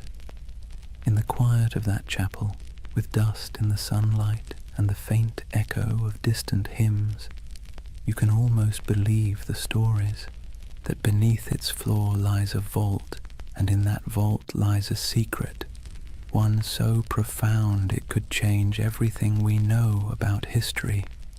But then again, maybe it's just a crypt, maybe it's just stone and shadow, and maybe that's the point, that the real magic of the Templars isn't what they left behind, but what we keep searching for. Even their curse, that famous curse of de Molay, wasn't a curse at all until later writers made it one. It was a final speech, a cry for divine justice, but humans can't resist dramatizing justice into vengeance. We want the universe to mean something, to balance the scales, so we turn dying words into cosmic verdicts, and over time, that became the mythology we know today. Friday the 13th, the day of the arrests, turned into a symbol of bad luck. Their crosses became icons of mystery. Their disappearance became proof of survival. It's all absurd, and yet strangely comforting, because buried within the fantasy is a wish that truth survives corruption, that goodness hides rather than dies, that somewhere there's still a secret order of noble souls keeping the flame alive in a world that's long gone dark. And who knows, maybe that's true, not in the literal sense, but in the sense that stories are secret orders. Each retelling keeps the memory alive. Each listener becomes an initiate, one more person who knows that once there were men who tried to turn faith into action and paid the price. So when you hear their name, the Knights Templar, maybe don't imagine treasure or curses or cryptic symbols. Imagine something quieter, a group of men kneeling under torchlight, making promises they could never keep but tried to anyway. Imagine their breath clouding in the cold air, their armor cold against their skin, their hearts probably as uncertain as yours or mine. And perhaps in that uncertainty lies their true immortality, because we don't remember them as saints or villains. We remember them as the dream that somewhere in the chaos of history, people once believed they could create something pure, something incorruptible, something worth dying for. And though their towers have fallen and their banners turned to dust, the idea still flickers in stone carvings, in folk tales, in the glow of every conspiracy theory forum at 3 a.m. The Templars endure not because they were flawless, but because they were human. And humans have always dreamed of perfection, even as we fall short of it. So when you finally close your eyes tonight, imagine the world they left behind. Imagine the quiet after the fire, the soft sound of waves against forgotten shores. Somewhere a candle burns low, somewhere an oath is whispered again, and somewhere in the deep rhythm of history, the order still rides, not in armor, but in memory, because the truth is, nothing truly holy ever dies. It simply changes shape and waits to be remembered. So now we reach the end, or rather, the echo. The story of the Knights Templar doesn't really end. It simply fades like candlelight in a long corridor, stretching further and further into shadow. If you've stayed with me through this entire journey, through crusades and curses, through deserts and dungeons, take a moment to notice the quiet. The world they built and the world they lost are both long gone, but the silence they left behind still hums with meaning. Imagine it, Europe asleep under frost, old cathedrals creaking with age, the moonlight brushing against statues of long-forgotten knights. In that stillness, you can almost hear them, the faint clink of armor, the whisper of prayer, the soft murmur of devotion and doubt braided together. because that's what the Templars really were. Not gods, not monsters, just men standing at the fragile intersection between the sacred and the human. They tried to build heaven with earthly tools, swords, stone, oaths, and hope. And like everyone who's ever reached too high, they fell. But falling doesn't mean failure. It just means the dream became too heavy for the age that held it. History loves to paint the Templars as symbols of greed, of purity, of secrets, of sin. But perhaps they were simply mirrors, reflecting what every civilization fears most. That no matter how powerful we become, or how righteous we think we are, time will eventually unmake us, fold us back into silence. And yet, the beauty is that silence isn't nothing. It's the space where memory lives, it's where myths breathe, and it's where you, right now, can find peace. As you drift, think of how strange it is that the same stones that witnessed their vows now lie beneath traffic, beneath cities, beneath centuries of dust. But if you look closely, the pattern is still there, in church floor tiles, in the geometry of modern skylines, in the lingering idea that faith, when coupled with discipline, can move empires. Every age finds its Templars, not in armor, but in conviction, not guarding pilgrims, but guarding truth, or art, or compassion, or whatever fragile thing seems worth defending in their time. Maybe you've been one of them without realizing it, someone trying to build something pure in a world that doesn't always reward purity. So tonight, as the story fades, let the noise of history recede behind you. The clash of swords, the whispers of betrayal, the long sermons and louder silences. Let them dissolve into the steady rhythm of your breath, because this is what remains when the myths fall quiet. A reminder that even the grandest empires, the greatest orders, and the most secret brotherhoods eventually return to stillness. And in that stillness, something eternal stirs, not banners, not blood, but the simple, persistent urge to remember that once humans dreamed of divine perfection, that they believed in sacred duty, that they tried, however imperfectly, to bridge the distance between heaven and earth. And maybe that's enough. If you close your eyes now, you might see them one last time, riding slowly into the horizon, the sun setting behind them, their white mantles glowing faintly in the fading light. No words, no music, just the sound of hooves in the sand, steady as a heartbeat. And then, quiet, the kind of quiet that carries centuries. So let the world of the Templars drift away. The wars, the treasures, the secrets, what's left is only peace, soft, steady, endless peace. Thank you for joining this journey through time, for wandering through cathedrals, deserts, and dreams. If you enjoyed this story and want to hear more journeys through history to help you sleep, please subscribe. And before you drift off completely, tell me what's keeping you up tonight. Maybe next time we'll dream through that too.